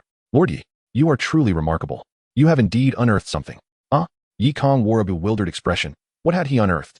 That Ding Wu, despite enduring an array of torturous interrogations, over a dozen, no less, had divulged everything he knew without a single question posed to him. Yi Kang's demeanor shifted abruptly. Could it be that there was news of a flower thief? Indeed. Ding Wu claimed to have witnessed a guard from the Lord's manor spying on the Lord's concubine, and had leveraged this knowledge to extort a considerable sum from that individual. His subordinate quickly inquired, and it turned out that the guard's entry into the Lord's manor coincided precisely with the date of the first flower theft incident. Chapter 42. The Moon Over the Mountain. Truly, you are a remarkable individual, my lord. It appears you had already harbored suspicions, guiding us to investigate through Zheng Hailong's guard, thereby unearthing this lead. He Ji's eyes gleamed with admiration. Yet, Yi Kang himself was equally perplexed. He had merely intended to discipline those guards, never expecting to strike upon such a fortunate turn of events. The audacity of a guard daring to spy on the Lord's concubine, and conveniently entering the Lord's manor following the theft. Such a coincidence could not help but arouse suspicion. Yi Kang promptly commanded, summon all brothers back. Establish a discreet surveillance perimeter within 3 streets of the Lord's manor. Do not attract attention, and do not act rashly. Only observe quietly. Understood. He Ji immediately set out to mobilize his subordinates. Of course, Yi Kang was aware that his men could only monitor the situation should a confrontation arise. They would be of little use. According to Dai Huan, her master's lightness of movement was on par with her own. If that flower thief were indeed that little traitor, he must possess extraordinary skills and agility. Capturing him would not be an easy feat, however. Yi Kang was currently in dire need of a formidable technique in lightness of movement. The opportunity lay before him, and he could not afford to miss it. After a brief moment, he turned to Jin Baobei and said, "We shall act separately. You investigate those victims." At last, the Lord has begun to conduct a proper investigation, Jin Baobei quipped, before heading off to the address of one victim. Meanwhile, Yi Kang donned his black attire and picked up the testimony delivered by He Ji. According to Ding Wu's account, the guard was named Fan Shanyu, residing within the Lord's manor, engaging solely in martial practice with other thugs, appearing quite unremarkable. Yet he harbored a peculiar habit. Every 15th and 30th day, he would fish by the riverbank. Occasionally, should he catch an abundance, he would gift them to others, presenting himself as nothing more than an ordinary fisherman. Today happened to be the 15th. Yi Kang prepared to test this lead. He swiftly exited, mounted his horse, and rode towards the banks of the Jianghu River. Opening his senses, he perceived all fishermen by the river as mere mortals devoid of true energy. Galloping forward, he finally spotted a man clad in coarse linen amidst a thicket of reeds. He made no attempt to conceal himself, emanating the aura of a martial artist. His vital energy so dense it nearly approached that of a congenital master. Upon hearing the sound of hooves, he turned slightly, but instead of evading, he continued fishing while leisurely sipping from a gourd. Dismounting, Yi Kang approached through the reeds, where a narrow path had been trampled down, leading straight to the man. As he walked, he remarked, "Your taste for leisure is quite commendable. Fishing in the low clouds, hidden among the thickets. How delightful." The man did not turn back, merely responding casually. Yi Darren is not to be outdone, forsaking the opportunity to eliminate a genuine water bandit, instead pursuing the trifling troubles of a petty thief. What a grand display of enthusiasm. Yi Kang halted, his right hand instinctively drawing half an inch of his enchanted blade. "You recognize me? How could I not? My unacquainted junior sister was none other than the one captured by Yi Darren. You speak of Dai Huan. I had anticipated that finding you would require some effort. I did not expect you to confess so readily." Ever since Yi Darren apprehended Ding Wu, I knew I could not remain concealed. Further pretense would serve no purpose. The man set aside his fishing rod, stretched casually, and then turned to clasp his hands. "I am Fan Shanyu, honored to meet Vice Commander Yi." Yi Kang did not rush to take action. Rather, he expressed surprise. "You seem exceedingly well informed about my affairs." Fan Shanyu shook his head. "It is not that I conducted an investigation. I merely incapacitated one of your spies and employed certain methods to elicit this information. Fear not. Your subordinate will awaken shortly and will have no recollection of the events. A form of tranquil smoke, or perhaps a heart-stealing martial art. That remains my secret. There is no need for you to pry. In that case, I shall apprehend you, and through interrogation, the truth shall be revealed." Fan Shanyu, upon hearing this, shook his head again. "You cannot capture me. Moreover, I shall fulfill that flower theft order tonight." "You are quite confident." Yi Kang's gaze sharpened, a flicker of anger igniting within him. This Fan Shanyu, though seemingly polite, exuded an air of arrogance that was utterly irksome. He ceased his verbal sparring, unsheathed his enchanted blade, and executed a swift strike.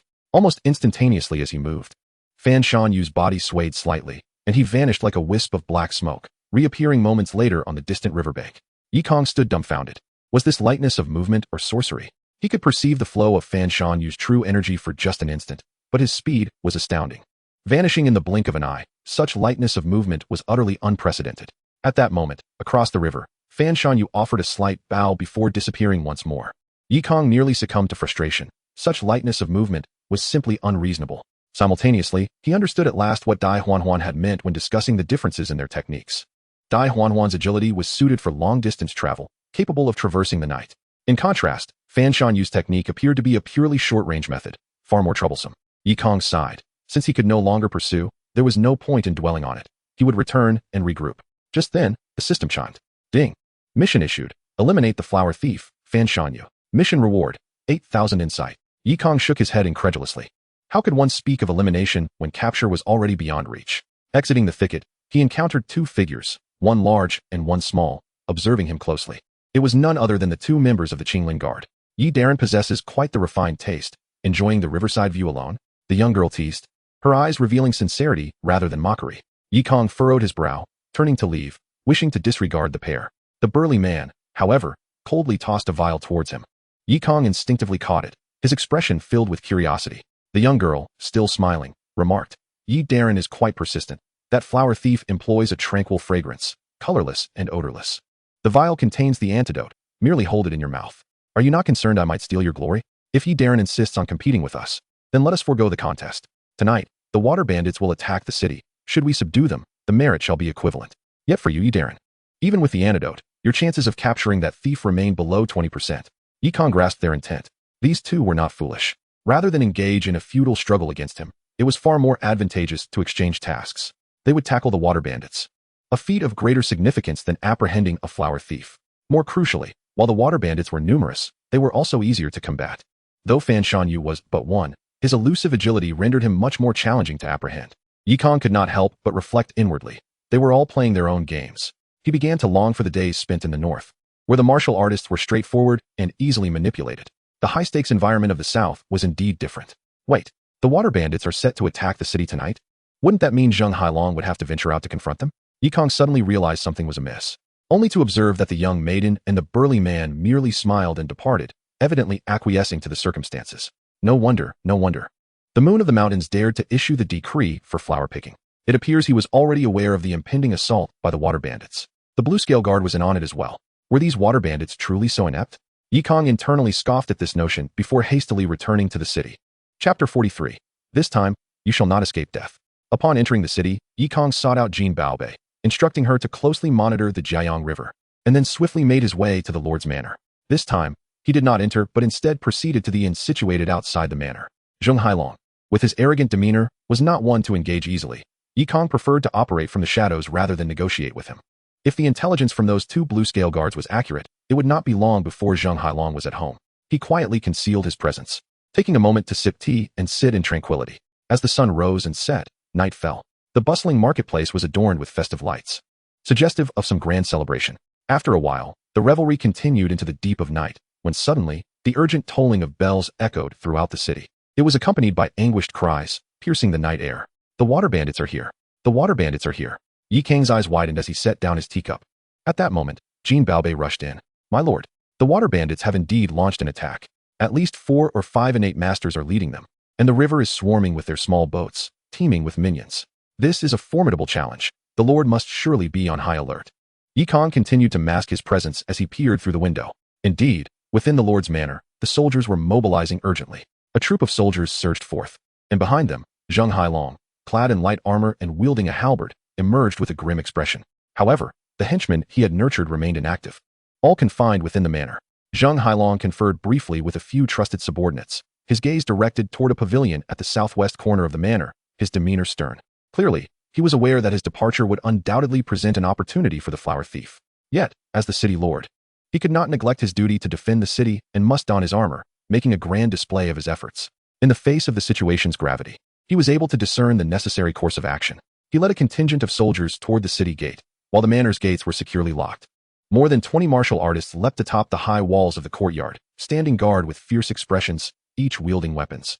Unmistakably ruthless individuals capable of striking fear into the hearts of the audacious flower thieves. Yet, to Yi Kang, their defense appeared merely superficial. Remain vigilant here. If you see anyone entering or exiting, immediately inform He to initiate a capture, he commanded. Understood, Jean Baobei replied, taking over his position. Yi Kang then slipped out of the window, his black robe melding seamlessly with the night as he stealthily approached the periphery of the Lord's manor. Heightening his senses, he discerned the sounds of footsteps within the courtyard. Seizing the opportunity when a guard was momentarily distracted, he flicked a pebble, which struck the guard and rendered him unconscious. He then leapt onto the courtyard wall, swiftly entering the southeast corner of the manor. In comparison to the southwest corner, the defenses here were considerably lax, allowing Yi Kang to blend in effortlessly. Ahead lay a pavilion, unguarded. It was unlikely to house the delicate concubine. As he stepped inside, an odd noise reached his ears. Upon entering, he was met with a scene that was utterly repugnant.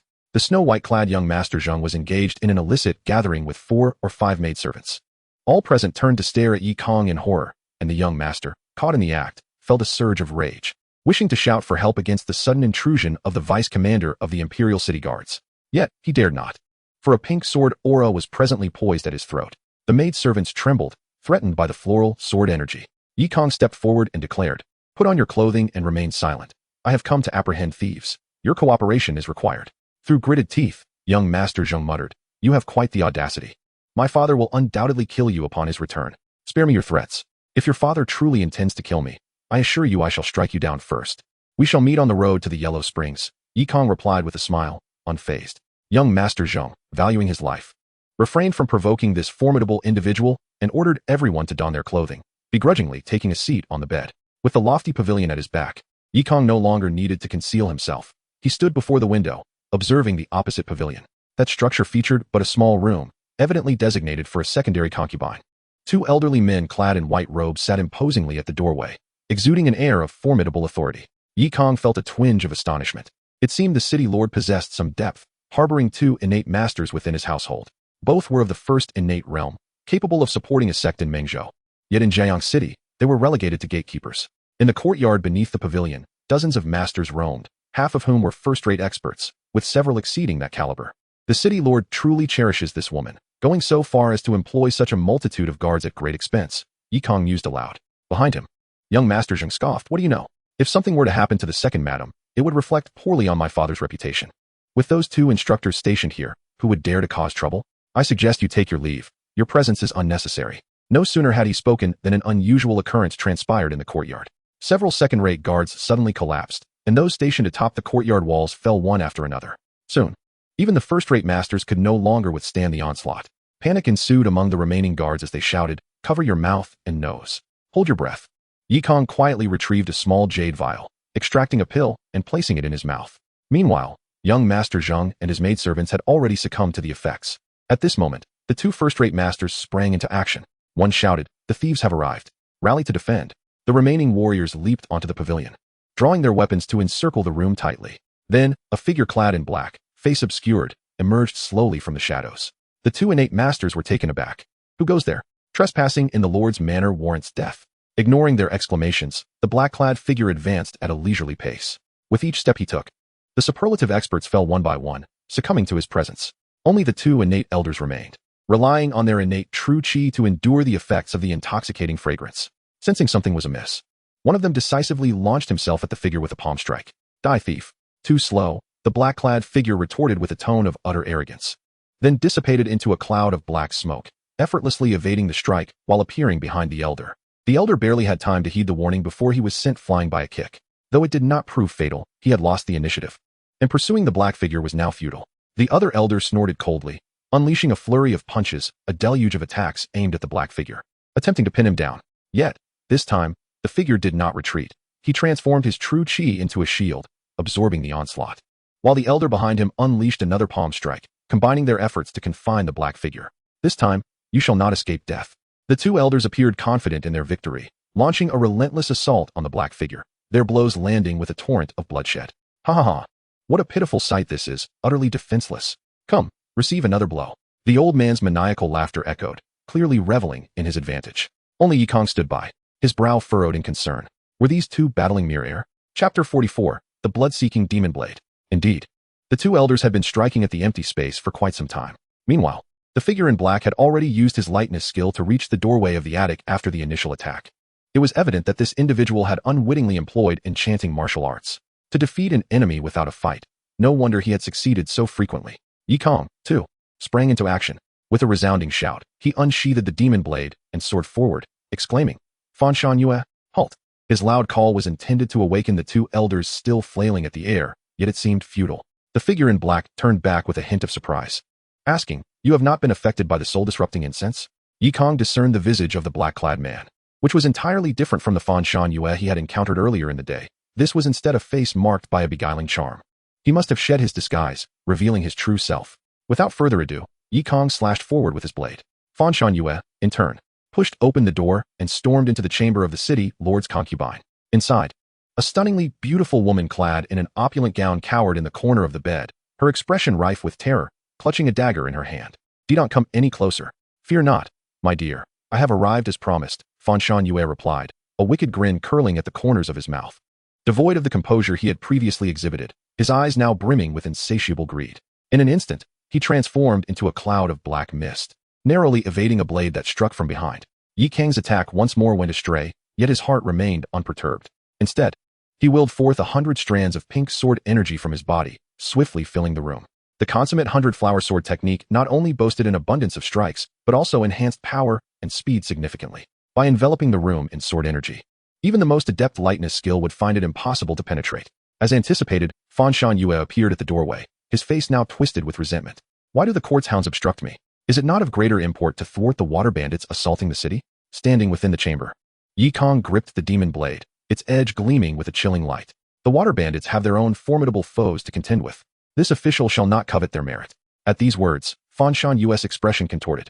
He repeated good thrice with a sinister grin, declaring, "I had no desire to kill you, yet you have brought this upon yourself." His true energy surged forth, as a soft whip unraveled from his waist, unleashing a 5-strike whip attack.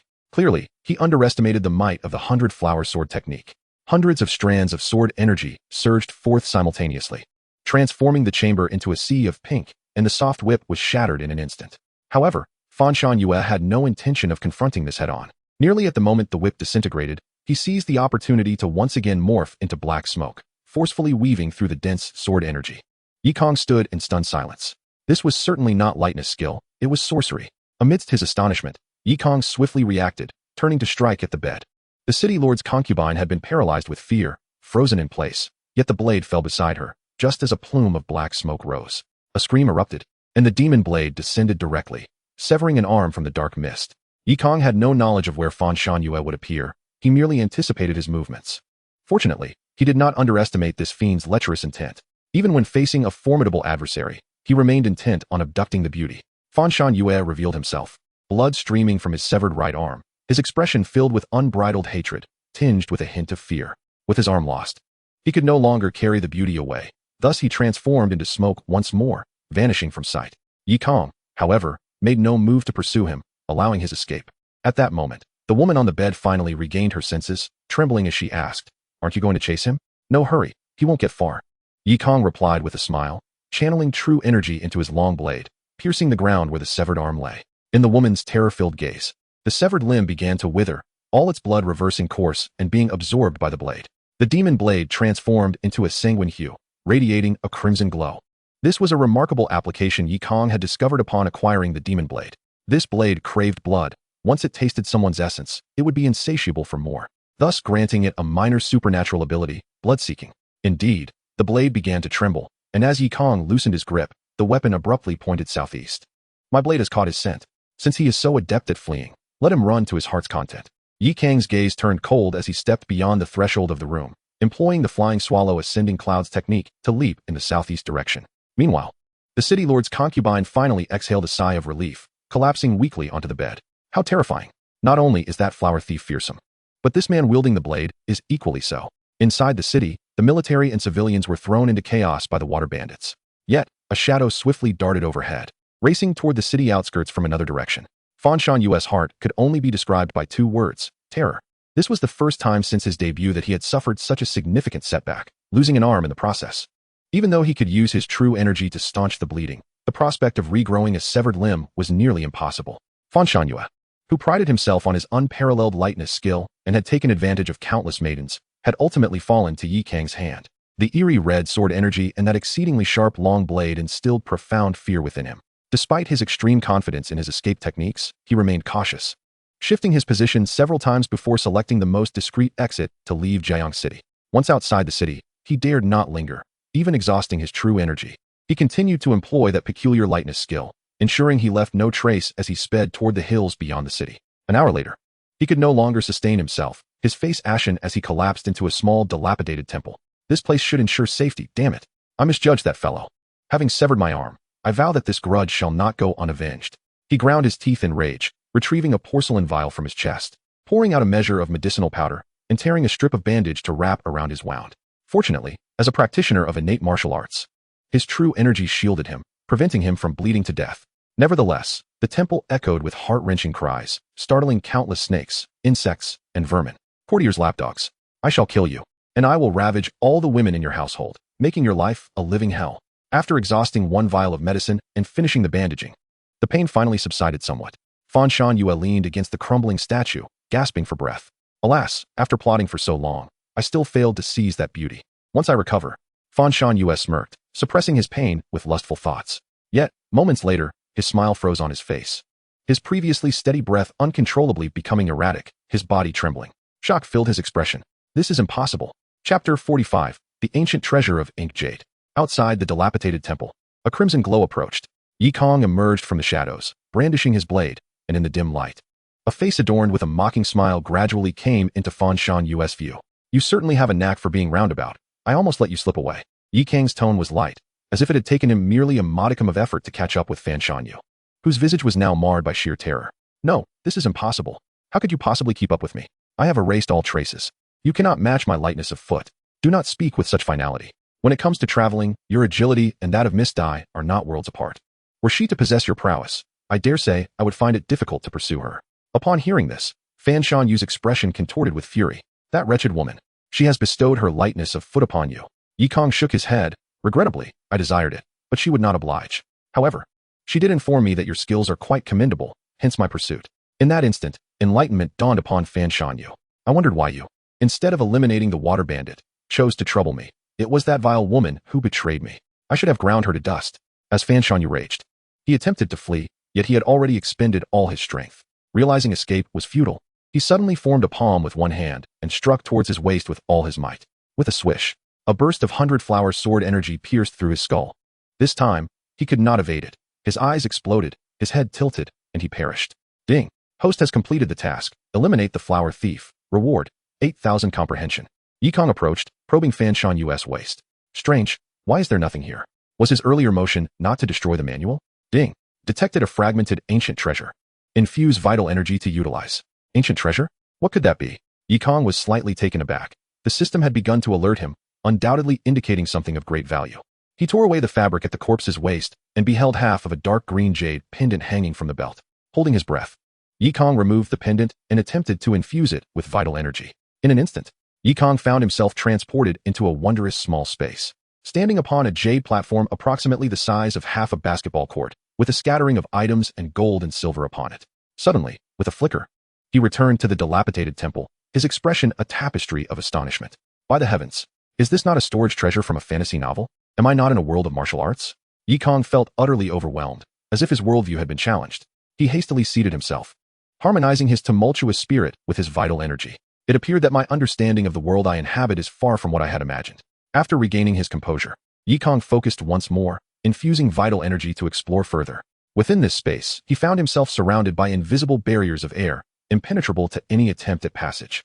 The height was akin to an ordinary room, with no ascent possible. Most peculiarly, directly in front of the jade platform lay a void, untouched by vital energy.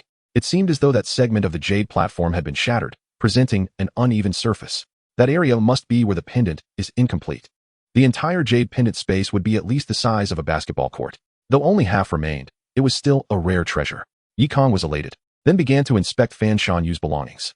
There was little gold or silver. It appeared this fellow had a penchant for women, dismissing material wealth. Yet, what piqued Kang's interest were two manuals. One was titled Shadow Step, undoubtedly the peculiar lightness of foot of Fan Shan-yue. Step method would be a more fitting description. The other was titled Spirit Butterfly 1000 Transformations, the nature of which was unclear. Fortunately, with the system at his disposal, Kang extracted both manuals and activated the quantum wave rapid reading method, finishing in mere seconds. Ding. Innate Step Method Shadow Step recorded. Entry requires 5,000 comprehension. Innate Martial Arts Spirit Butterfly 1000 Transformations recorded. Entry requires 3,000 comprehension. Spirit Butterfly 1000 Transformations. Concentrate the spirit butterfly. Infuse vital energy into the butterfly to alter one's appearance. Creating illusions. Kang felt a surge of joy upon reading the descriptions of the two martial arts. It turned out that Spirit Butterfly 1000 Transformations was the means by which Fan Shanyu disguised himself. He had previously thought it was merely makeup, only to discover it was a specialized martial art. With the reward of 8,000 comprehension, there was no need for further deliberation. He would first learn the step method. Ding! Host expends 5,000 comprehension to learn Shadow Step. At that very moment, Kang lightly closed his eyes, and countless insights blossomed within his mind. Taken in by his master at a tender age, he had spent years in a dark cave, contemplating the mysteries of the void, accompanied by bats and cave fish. Traversing walls and earth for 2 decades. At last, he could tread upon the void, shifting and exchanging shadows, perceiving all as a tapestry of trigrams and palaces, capable of reaching any point in an instant. Kang opened his eyes, and with a mere thought, the surrounding space transformed into a coordinate grid of trigrams and palaces. He circulated his vital energy, and his figure morphed into black smoke, reappearing atop a mound of earth 10 paces away. After several such tries, Kang quickly found his vital energy depleting. A jubilant expression broke upon his face. What an extraordinary skill. No, this is not merely an ordinary technique. It is a far more exquisite martial art. The instantaneous transit was beyond his comprehension, but that was irrelevant. He merely needed to understand how powerful this step method could be in practical application. He then proceeded to learn Spirit Butterfly 1000 Transformations. This martial art proved to be significantly simpler. Even amidst his insights, Kang required only 10 years to grasp its fundamentals, yet its applications were boundless. Pointing a finger, a mesmerizing azure spirit butterfly sprang from his fingertips. With a bit of time invested in outlining someone's appearance within the spirit butterfly, he could thereafter transform into that individual at will. Regrettably, upon entry, he could only condense a single spirit butterfly.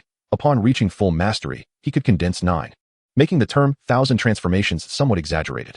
Of course, while both the step method and the art of disguise were practical, they offered little in terms of elevating his realm. Kang was exceedingly satisfied as he affixed the jade fragment to his belt, then with a swift motion severed Fan Shanyu's head, wrapping it in a scrap of cloth. He then set the remaining body ablaze before departing. The manuals were essential, the treasures were desired, and the credit for vanquishing the flower thief was also to be claimed.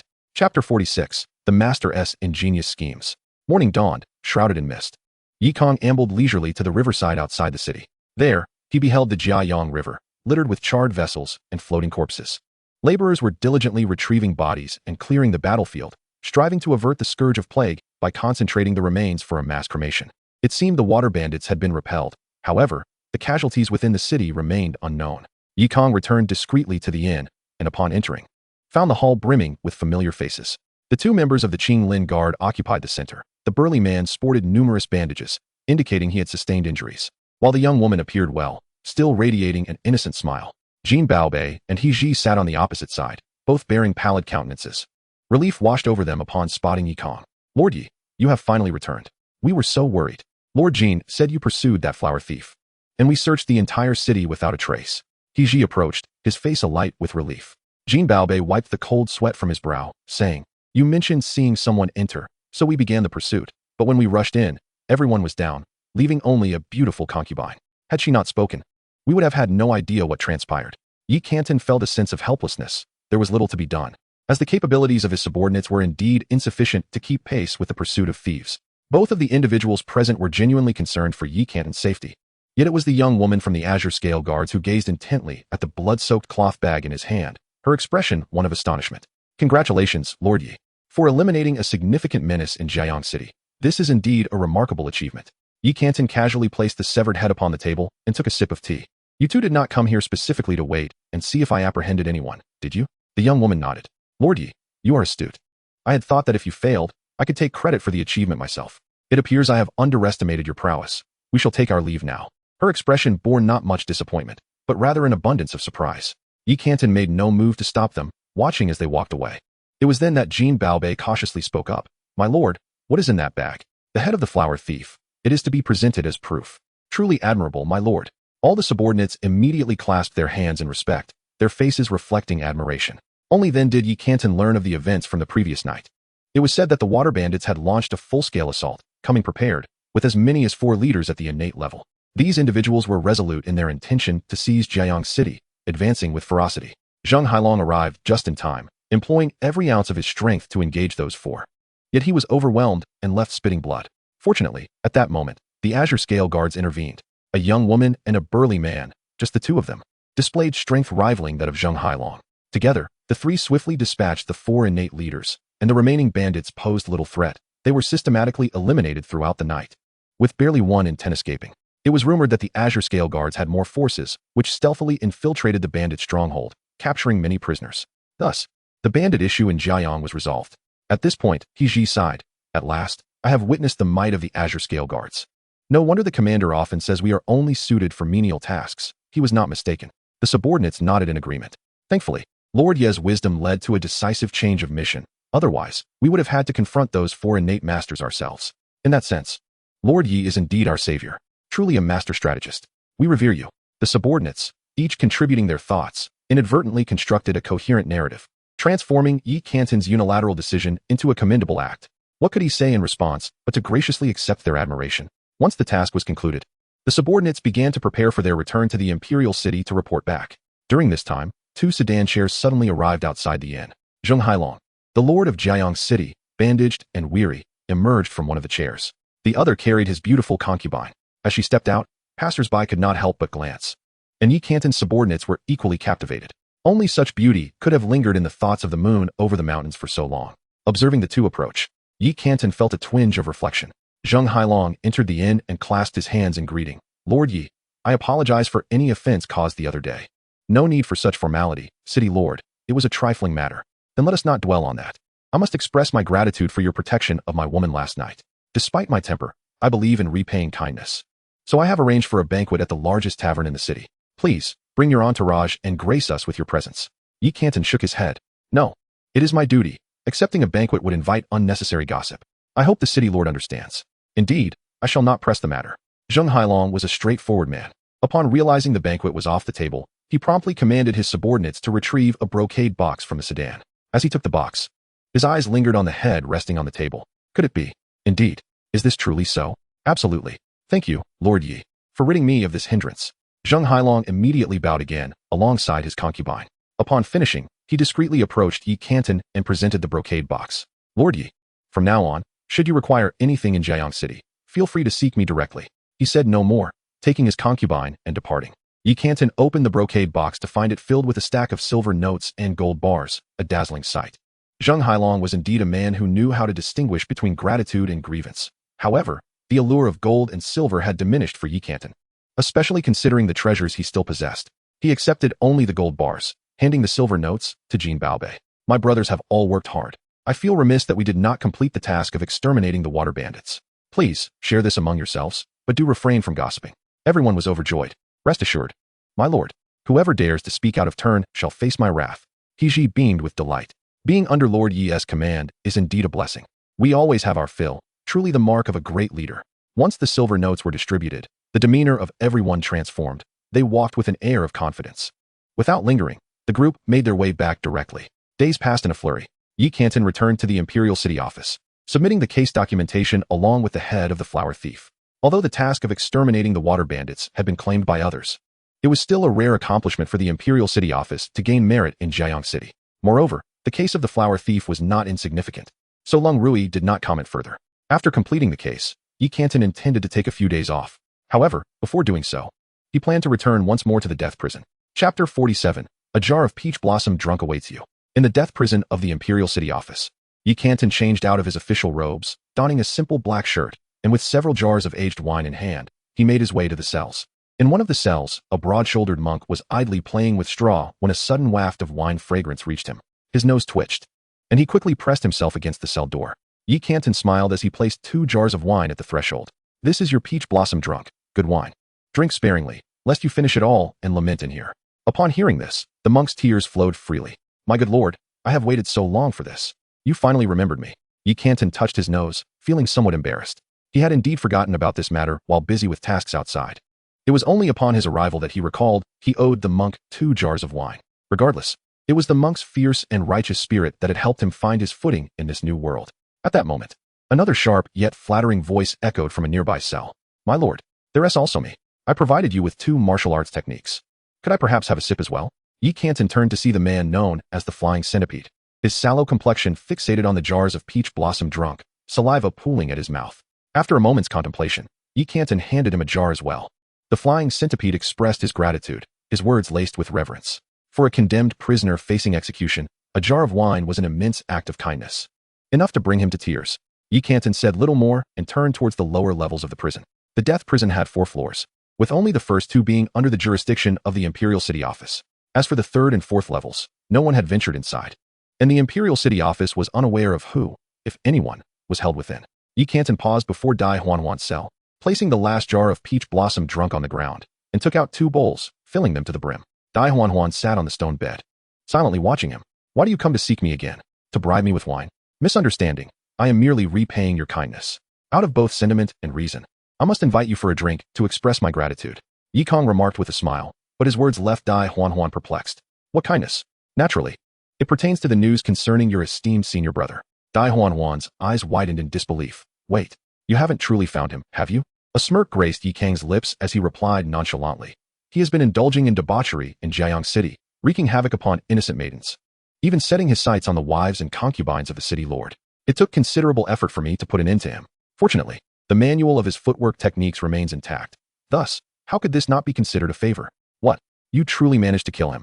Then tell me, what is the name of his lightness skill? It is the shadow step. Ha ha ha. At last, heaven has opened its eyes. That scoundrel is finally dead. Dai Huanhuan suddenly burst into laughter, her spirits soaring. She then leaped down with agility, seized a wine bowl, and drank heartily. Delightful. Though you are but a pawn of the court, you have indeed done well in this matter.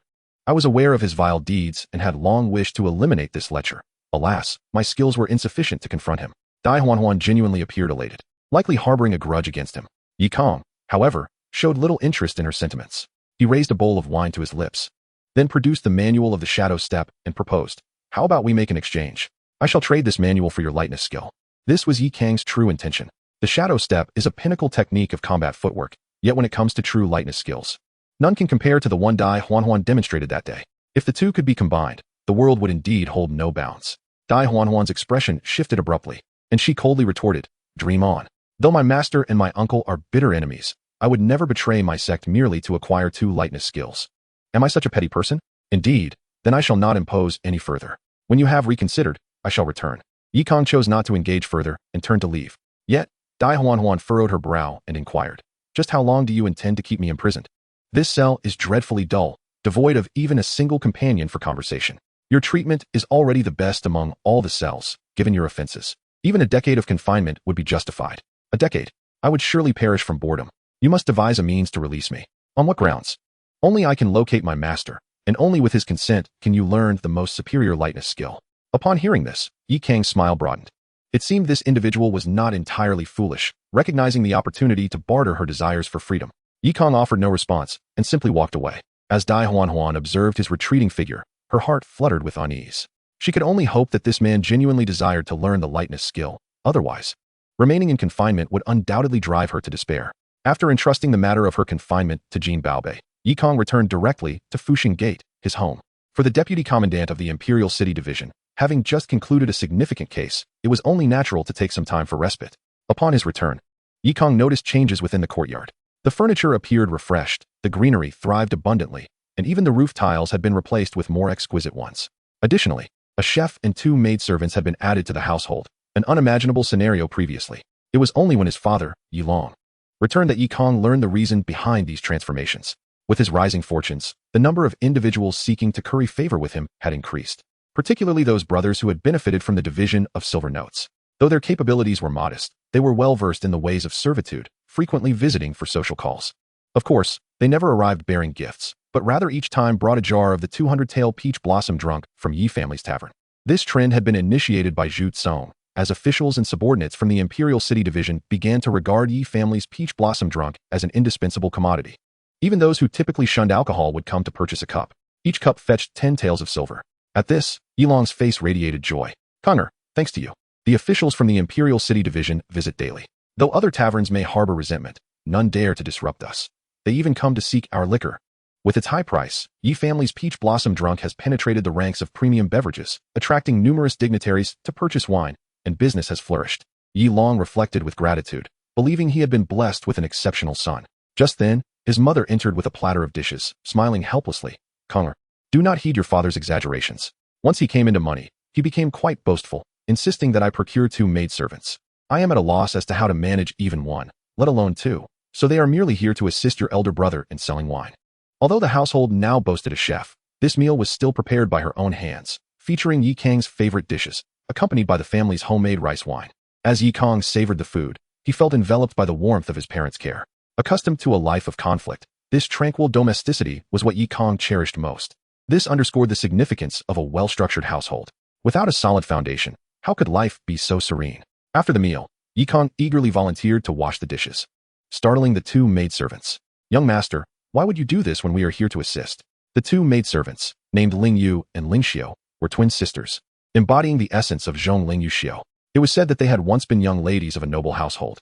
But after their family's decline and their parents' untimely deaths, their home and ancestral land were seized, leaving them destitute, compelled to sell themselves into servitude. It was indeed a twist of fate. Their father had been a frequent patron of Yi family's tavern, exclusively enjoying the yellow wine brewed by Yi Long, thus forging a bond. Acquiring them as maidservants was not solely for the sake of elevating status, but rather to extend a helping hand to an old friend, granting their daughters a means of survival. Upon seeing Yi Kang's intention to wash the dishes, the 2 sisters panicked. This was one of the few tasks they were capable of handling.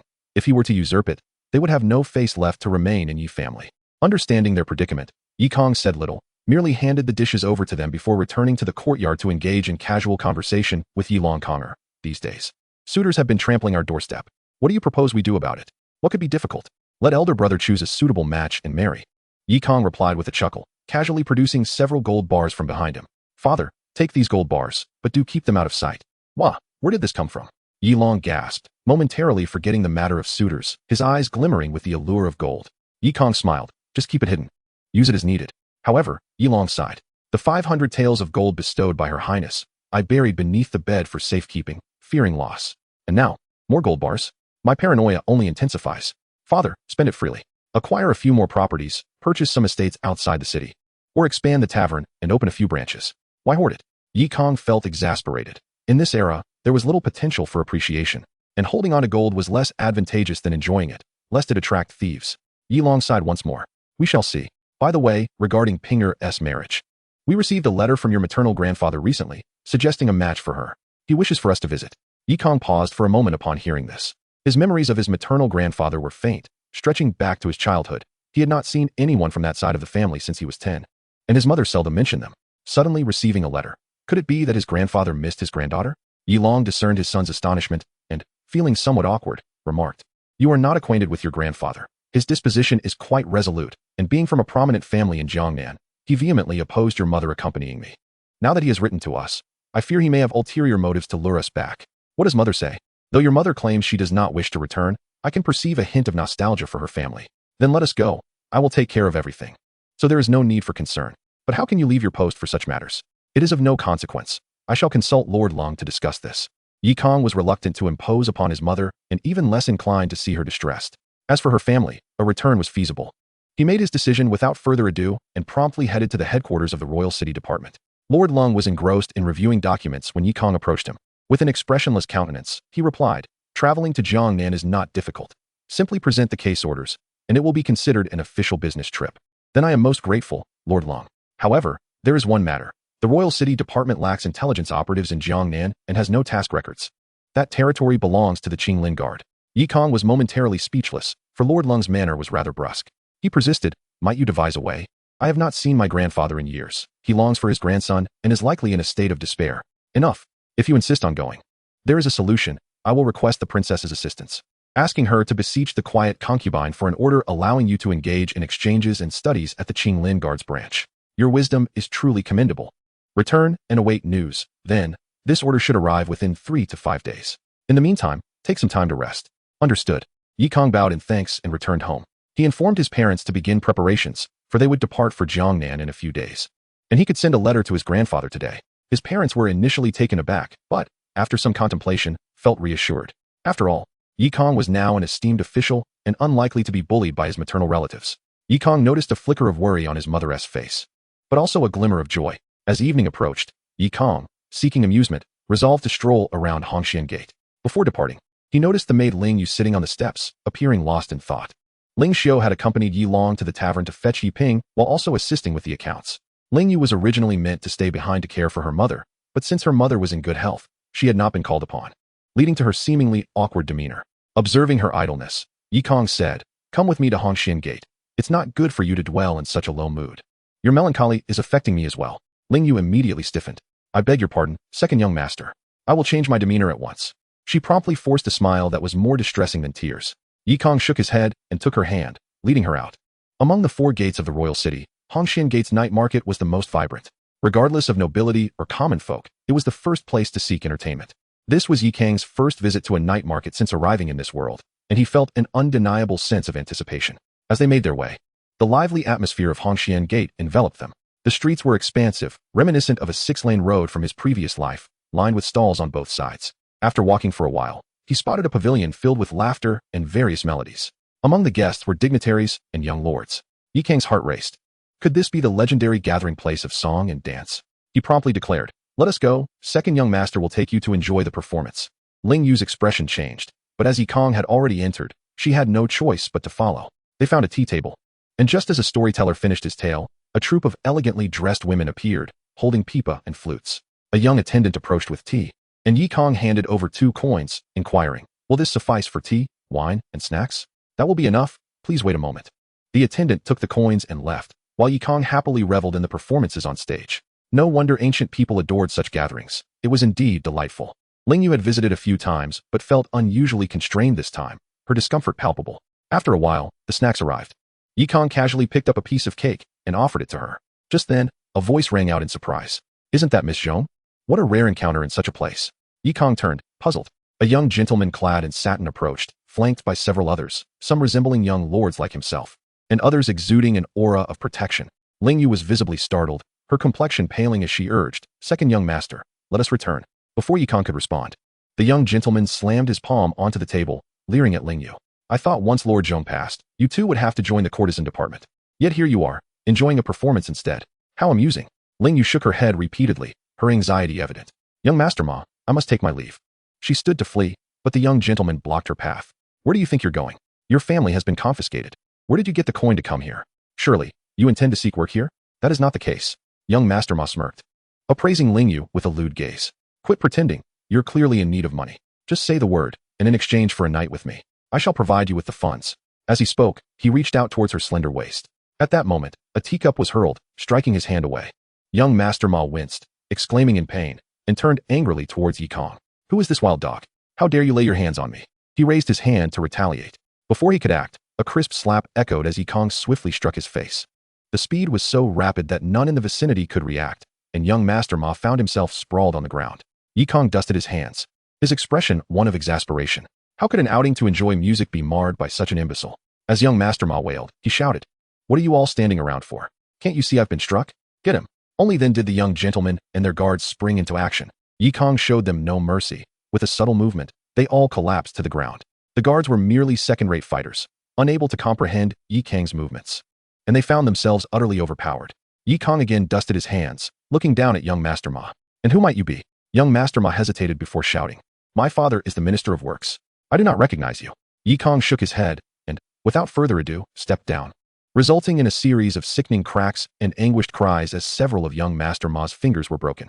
Having delivered a mild reprimand, Kang made no further delay. Amidst the horrified gazes of the onlookers, he grasped Ling Yu's arm and strode out. Ling Yu was still in a daze, and only upon reaching the street did she exclaim in terror, "Second young master, we must flee. His father is the Minister of Works. He will not let us go." Kang disregarded Ling Yu's concerns and inquired, "Do you know him? Why is he causing trouble?" Ling Yu lowered her head. "The Minister of War is my father's superior. He reported my father for corruption, and Master Ma has been attempting to dominate both my sister and me. We feared being discovered by him, which is why we became maids. But my father is innocent." "I see. Whether he is innocent or not is not my concern. But bullying the maids in my household is something I cannot let slide. Let us return home," Kang replied, losing interest in shopping and escorting Ling Yu back to her residence. Afterward, he donned a black outfit and stealthily exited his home. Though he preferred to avoid trouble, he understood that in the face of adversity, one must not remain passive. After gathering some information, Kang arrived at the minister's residence. The decor was modest, yet the expanse of the estate was considerable. Kang effortlessly climbed in, blending into the shadows of the night. At that moment, chaos reigned within the minister's estate. Warriors and maids rushed about, shouting, "The physician has arrived. Hurry, stop the bleeding. Stop what bleeding? Reattach my son's bones." Make sure his fingers are not severed. Following the clamor, Kang leaped onto a rooftop and peeked through the tiles, witnessing several physicians sweating profusely around Master Ma's bed. The minister paced the room, while a group of injured guards knelt at the door. Suddenly, the minister kicked one guard down. Useless. Am I feeding you for nothing? How could my son sustain such grave injuries? Sir, the assailant is a master, far beyond our capabilities. We simply cannot contend with him. Still daring to make excuses. If my son's hand becomes useless, I will not spare you. The minister gritted his teeth, his expression growing increasingly sinister as he listened to his son's cries. Madam, stay here with our son. I shall seek Mr. Kang in the backyard. Please, my lord, you must take care of Tung. Worry not. With a darkened expression, the minister exited the room, heading straight for the backyard, with Kang silently trailing behind. In the bamboo grove of the backyard, a middle-aged man was practicing martial arts.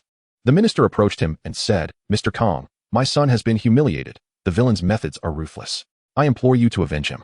Mr. Kang turned, sensing something amiss. After scanning the surroundings and finding nothing, he relaxed. My lord, I have previously stated that I will not intervene unless absolutely necessary. Mr. Kang, I have followed your instructions, discreetly commissioning the Ministry of Works to construct many fortifications for you. Now, with a mere small request, why do you refuse? My lord, that is because you are afflicted with a divine curse planted by the Holy Maiden. My task is merely to oversee that you serve her well. There is no reason for me to act on your behalf. The brief exchange left Kang astonished, his mouth agape. What an astonishing secret. It seemed the minister was under the control of the Holy Maiden, continually aiding her. Who is the Holy Maiden? What sort of organization are these people? However, their conversation did not delve further into such matters. After much pleading and offering a considerable amount of gold and silver, Mr. Kang finally relented, agreeing to assist him in murder. Kang observed everything quietly, paying particular attention to Mr. Kang's appearance. Moments later, one of the minister's guards provided Mr. Kang with Ling Yu's address, which was also Kang's home. After reviewing it, Mr. Kang produced a pair of silver hooks and set off toward Ye's residence. Kang discreetly followed. Once they reached a secluded area, recognizing the opportune moment, he unleashed 100 streams of sword energy, forming a sword array that surged toward Mr. Kang's back. Mr. Kang, a master of the first tier, found himself defenseless. He was pierced through by the sword energy before he even sensed danger. He fell to the ground, bewildered, unable to comprehend how he had met his end. Kang descended, using a rag by the roadside to wrap the corpse and store it within the ancient jade treasure. The treasure could not contain living beings, but it could hold the deceased. Thus, no one would discover the body, only a pool of blood left behind. After completing this, he focused his thoughts, summoning a mesmerizing blue butterfly to dance at his fingertips.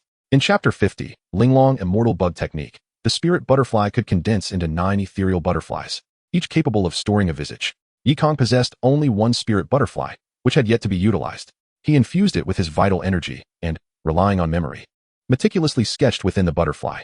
Though Kang lacked artistic talent, this martial art was remarkably unique, seemingly tapping into the depths of memory. In no time, he had sketched a near-complete likeness. He then concealed the spirit butterfly within his dantian, and a flash of blue light illuminated his body as it morphed and restructured like rubber, swiftly transforming into another person. Kang retrieved a copper mirror from the ancient jade treasure. The reflection showed him to be the spitting image of Mr. Kang, down to the very wrinkles on his face. It was likely that even the closest of acquaintances, without communication, would fail to discern his deception. He donned a light-colored long robe from the ancient treasure, remnants of the moon over mountains, primarily used for altering appearances. He had kept them for his own use. After a moment's thought, he took out Mr. Kang's silver hooks, his expression hardening, then made his way back to the minister's estate. At this moment, in the minister's residence, Master Ma held his son's hand anxiously, his eyes filled with both worry and resentment. Do not worry, my son. I have already sent someone to find that man. Whoever dares to harm you shall pay with their life. Master Ma, in agony, cried out, Father, crush that man's bones. I want him to suffer. Their words sent chills down the spines of the guards kneeling at the door. At that moment, a servant hurried over. My lord, Mr. Kang has returned. Oh, such swiftness. Quickly, invite him in. The minister's face lit up with excitement. He was aware of Mr. Kang's abilities. Although he could not claim dominance in the imperial city, he had no doubt about overpowering a mere martial artist. However, when the servant led Mr. Kang back in, the minister's expression turned to one of confusion. Why has Mr. Kang changed his attire? Yet, upon reflection, he deemed it reasonable, as he must have changed due to the blood splatter. Approaching with a smile, he asked, Mr. Kang, have you resolved the matter? But in the next instant, a silver hook was thrust into his chest, aimed directly at his heart. The minister's smile froze, his eyes filled with profound confusion. Why would someone wish to kill him? With a sickening sound, the silver hook was withdrawn, and the minister collapsed, blood gushing forth. It was only then that those present erupted into screams. Murder! Murder! You dare to kill the master! The guards' faces turned pale, instinctively reaching for their weapons. However, Mr. Kang merely pointed the silver hook, causing everyone to hesitate. He gazed down at the minister's corpse, sneering, "To defy the holy maiden's command is to deserve death." With that, Mr. Kang swiftly employed his lightness skill and vanished into the night, leaving the others behind. At that moment, the minister's wife cried out in despair, "Quickly, summon the Ministry of Justice. Capture the murderer." The minister's estate descended into utter chaos. Meanwhile, Mr. Kang had turned down a narrow alley, disappearing entirely. Only a young man emerged from the other end, his eyes clear and untroubled. Kang felt no psychological burden for assassinating the minister. The individual in question, prone to violence at the slightest provocation, has taken his own life, a deed steeped in animosity. Furthermore, he has covertly allied himself with that so-called saintess, potentially a traitor to the cause, rendering his demise even more lamentable. By adopting the guise of Mr. Kang to enact this act, it is likely that Master Ma has lost interest in pursuing retribution against me. Yet, the true identity of this saintess remains shrouded in mystery. Kang sought a secluded spot to unveil Mr. Kang's corpse. Upon examination, he discovered merely a few coins and a tome of esoteric knowledge, devoid of any identifying artifacts. The tome bore the title Linglong Immortal Gu Technique. Kang perused its contents. Ding. Innate martial arts recorded. Linglong Immortal Gu Technique. In the realm of Gu, one seizes destiny and obliterates humanity, requiring the refinement of countless Gu insects to attain the immortal path. Upon achieving great perfection, one may obtain the Linglong Immortal Gu King. Subduing myriad Gu. Entry requires the expenditure of 10,000 comprehension points. Kang temporarily set aside the tome, aware that he lacked the comprehension to study it at present. Nevertheless, his intuition suggested that retaining this martial art would prove advantageous. They had previously mentioned that Master Ma harbored a Gu of the saintess within him. Thus it was certain that this saintess hailed from the southern regions, where Gu insects are indigenous. Without further contemplation, Kang unleashed the fiery essence of his blade, incinerating Mr. Kang's remains, leaving behind no trace of evidence. Remarkably, amidst the ashes, many minuscule Gu insect corpses remained, invisible to the naked eye, yet discernible to Kang's heightened senses as a third-tier innate being. These Gu insects were presumably crafted by Mr. Kang himself, with their master now deceased. They could not survive. Once the flames extinguished, Kang felt uneasy and summoned more of his essence to agitate the remaining ashes, reducing them to dust before departing with a sense of relief. Thus, the Ministry of Works would find no trace of the murderer, Mr. Kang. Kang soon returned home, where his family had gathered, and upon seeing him, they all rushed out. "Kanger, Ling Yu mentioned you went out, and it has caused your mother great worry. Kang brother, I heard you confronted Master Ma's son. Perhaps we should leave the Imperial City tonight to avoid retaliation from the powerful." With each family member voicing their concerns, it was unanimously decided that they must hasten their departure from the Imperial City. Kang shook his head. "There is no need for that. I had gone to the Ministry of Works to offer an apology and clarify the situation, only to stumble upon a killer who had slain Master Ma. The ministry is now in disarray and will not concern itself with us." Upon hearing this, the family fell silent, with Ling Yu and Ling Xiu's eyes glistening with tears. "Good riddance. It was Master Ma's slander that led to our family's ruin. He deserves his fate." The more buoyant Ling Xiu clapped her hands in delight.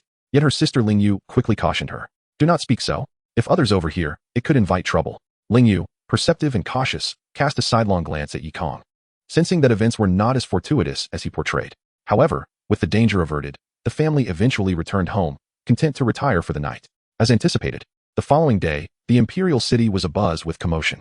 The esteemed Minister of Works had been slain within his own abode. Such lawlessness was unprecedented. In a flurry, the Ministry of Justice, the Imperial Guards, the City Watch, the Six Gates, and the Capital Patrol all busied themselves with the investigation. At this juncture, at the Yi residence, Kang's colleague, Deputy Commander Zhang Gong of the City Watch, made an unexpected visit.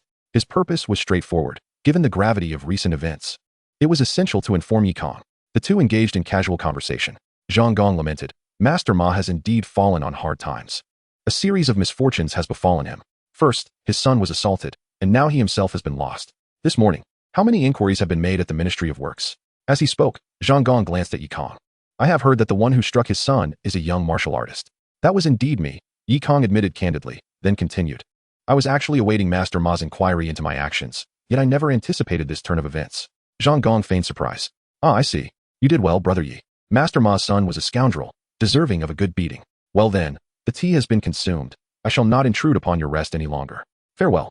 With that, Zhang Gong departed. This incident entailed many ramifications, and numerous individuals traced it back to Kang. Yet throughout the ordeal, no one harbored any suspicion towards him. After all, the witnesses to the murder were plentiful, and their testimonies would corroborate that the killer was Mr. Kang, not anyone else. Days passed, and the matter eventually faded into obscurity. Though Mr. Kang's final words shifted the court's attention toward the enigmatic saintess, unraveling numerous threads. At last, Kang received a message from Lord Lung. Chapter 51, Jiangnan Road. The Emperor's secret edict permits you to study at the Qinglin Guard for a period, return in 6 months. At the headquarters of the City Watch, Lung Rui produced a small decree and presented it to Kang. Furthermore, this matter arose from the princess's request to the Empress, who in turn appealed to the Emperor. Thus you owe the princess a favor. That is only natural. Kang nodded, accepting the decree. With this, he could justifiably travel to Jiangnan. Lord Lung continued. This assignment will not be brief. The princess intends to visit Jiangnan in due time, and she will require your protection during her travels. Of course. Kang replied with a furrowed brow, recognizing the obligation he owed the princess. Every action has its consequences. Subsequently, Kang proceeded to the armory to collect his uniform and steed, replenishing his equipment before heading home. The Yi family had also prepared for the journey, having settled accounts with the household cook and tavern staff in advance. 2 maidservants would accompany them to Jiangnan, as Madame Yi was uneasy about leaving them alone in the imperial city. With the newfound wealth of the Yi family, their preparations for travel were meticulous. They hired the finest carriage and coachman, along with 4 elite bodyguards, all of exceptional skill. As for the house, Yi Long enlisted Uncle Meng from the City Watch to oversee it. Kang then rented the residence to Jin Baobei, who had no place to stay in the imperial city, thus providing him with both shelter and a means to keep an eye on the property. With an outstanding expert stationed there, Kang felt reassured. With all preparations complete, the following morning, 2 grand carriages exited the city. 5 powerful steeds trotted alongside, serving both as guides and protectors. Although they traveled along the official road, the journey was not without its perils, and safety could not be guaranteed. The presence of the 4 bodyguards would deter many a would-be assailant. After half a month of uneventful travel, they crossed out of the northern territories and sailed over the Jianghu River, entering Jiangnan. On this day, the carriages ambled leisurely along the official road. And as the curtain was drawn back, Madame Yi poked her head out. Connor, are we nearing Maya Town? Kang glanced at the roadside sign and nodded. Indeed, we should reach the town by nightfall. That's splendid. Your father and I wish to seek an old acquaintance. An acquaintance? It is Mr. Shun from Maya Town. When your father and I eloped, it was Mr. Shun who sheltered us, allowing us to evade the martial artists sent by your grandfather. Such a connection. Kang promptly resolved to pay a visit to this Mr. Shun. By evening, the carriages arrived at the town. The town was relatively prosperous, bustling with pedestrians, many of whom gazed in awe at the passing carriages. As a pivotal town along the official road, Maya Town thrives by catering to the needs of passing travelers. The luxurious carriage of the Yi family, accompanied by armed escorts, clearly indicates their affluent status. Consequently, numerous innkeepers eagerly approach them, exclaiming, "Esteemed guests, welcome to Maya Town. Choose our establishment for your stay. We offer splendid accommodations.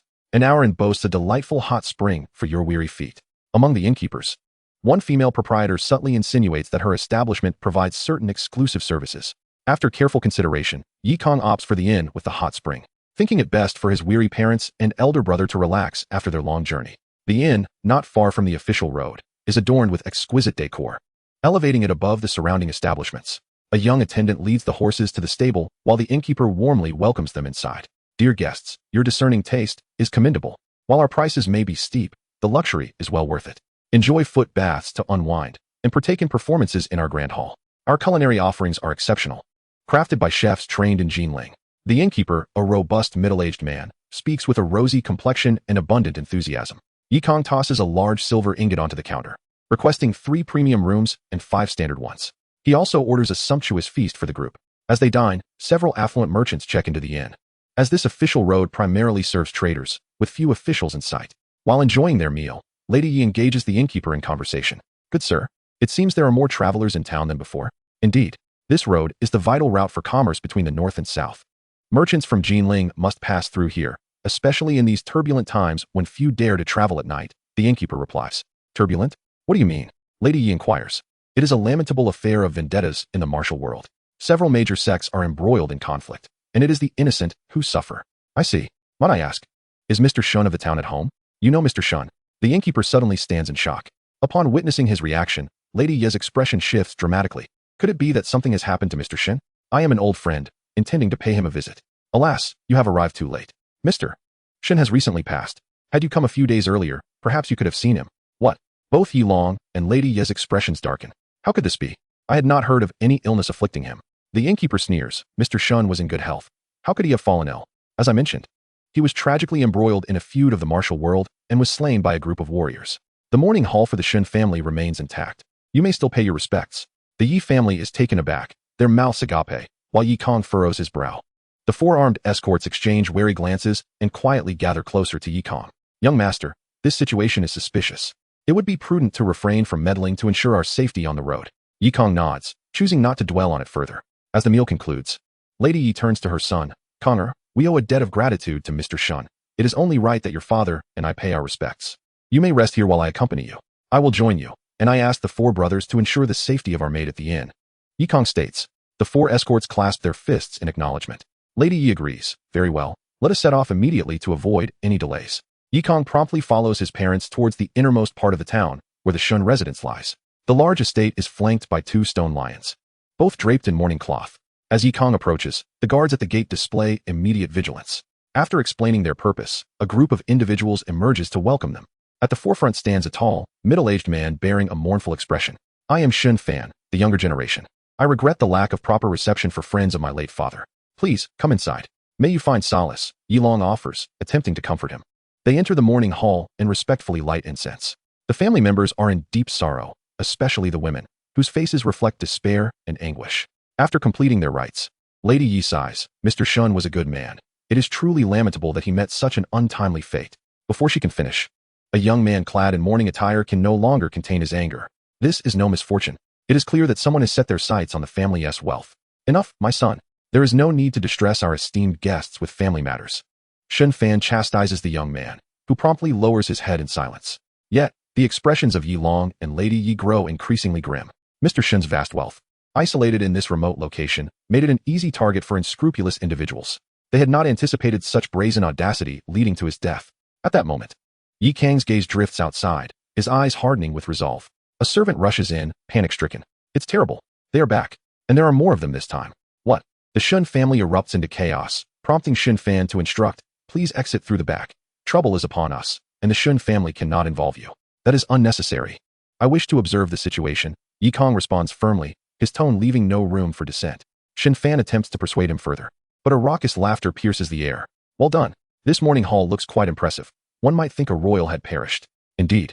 If the Shun family can't afford such a grand affair, they must be hiding quite a fortune, another adds with a malicious grin. A group of individuals, clad in elegant white robes and wielding ornate long swords, strides in confidently. Their demeanor and eloquence starkly contrast with the chaos surrounding them.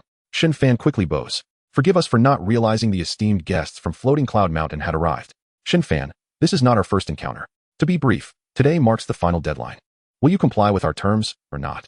The leading swordsman scoffs, devoid of any respect for the deceased. Shun Fan clenches his jaw, trembling as he replies.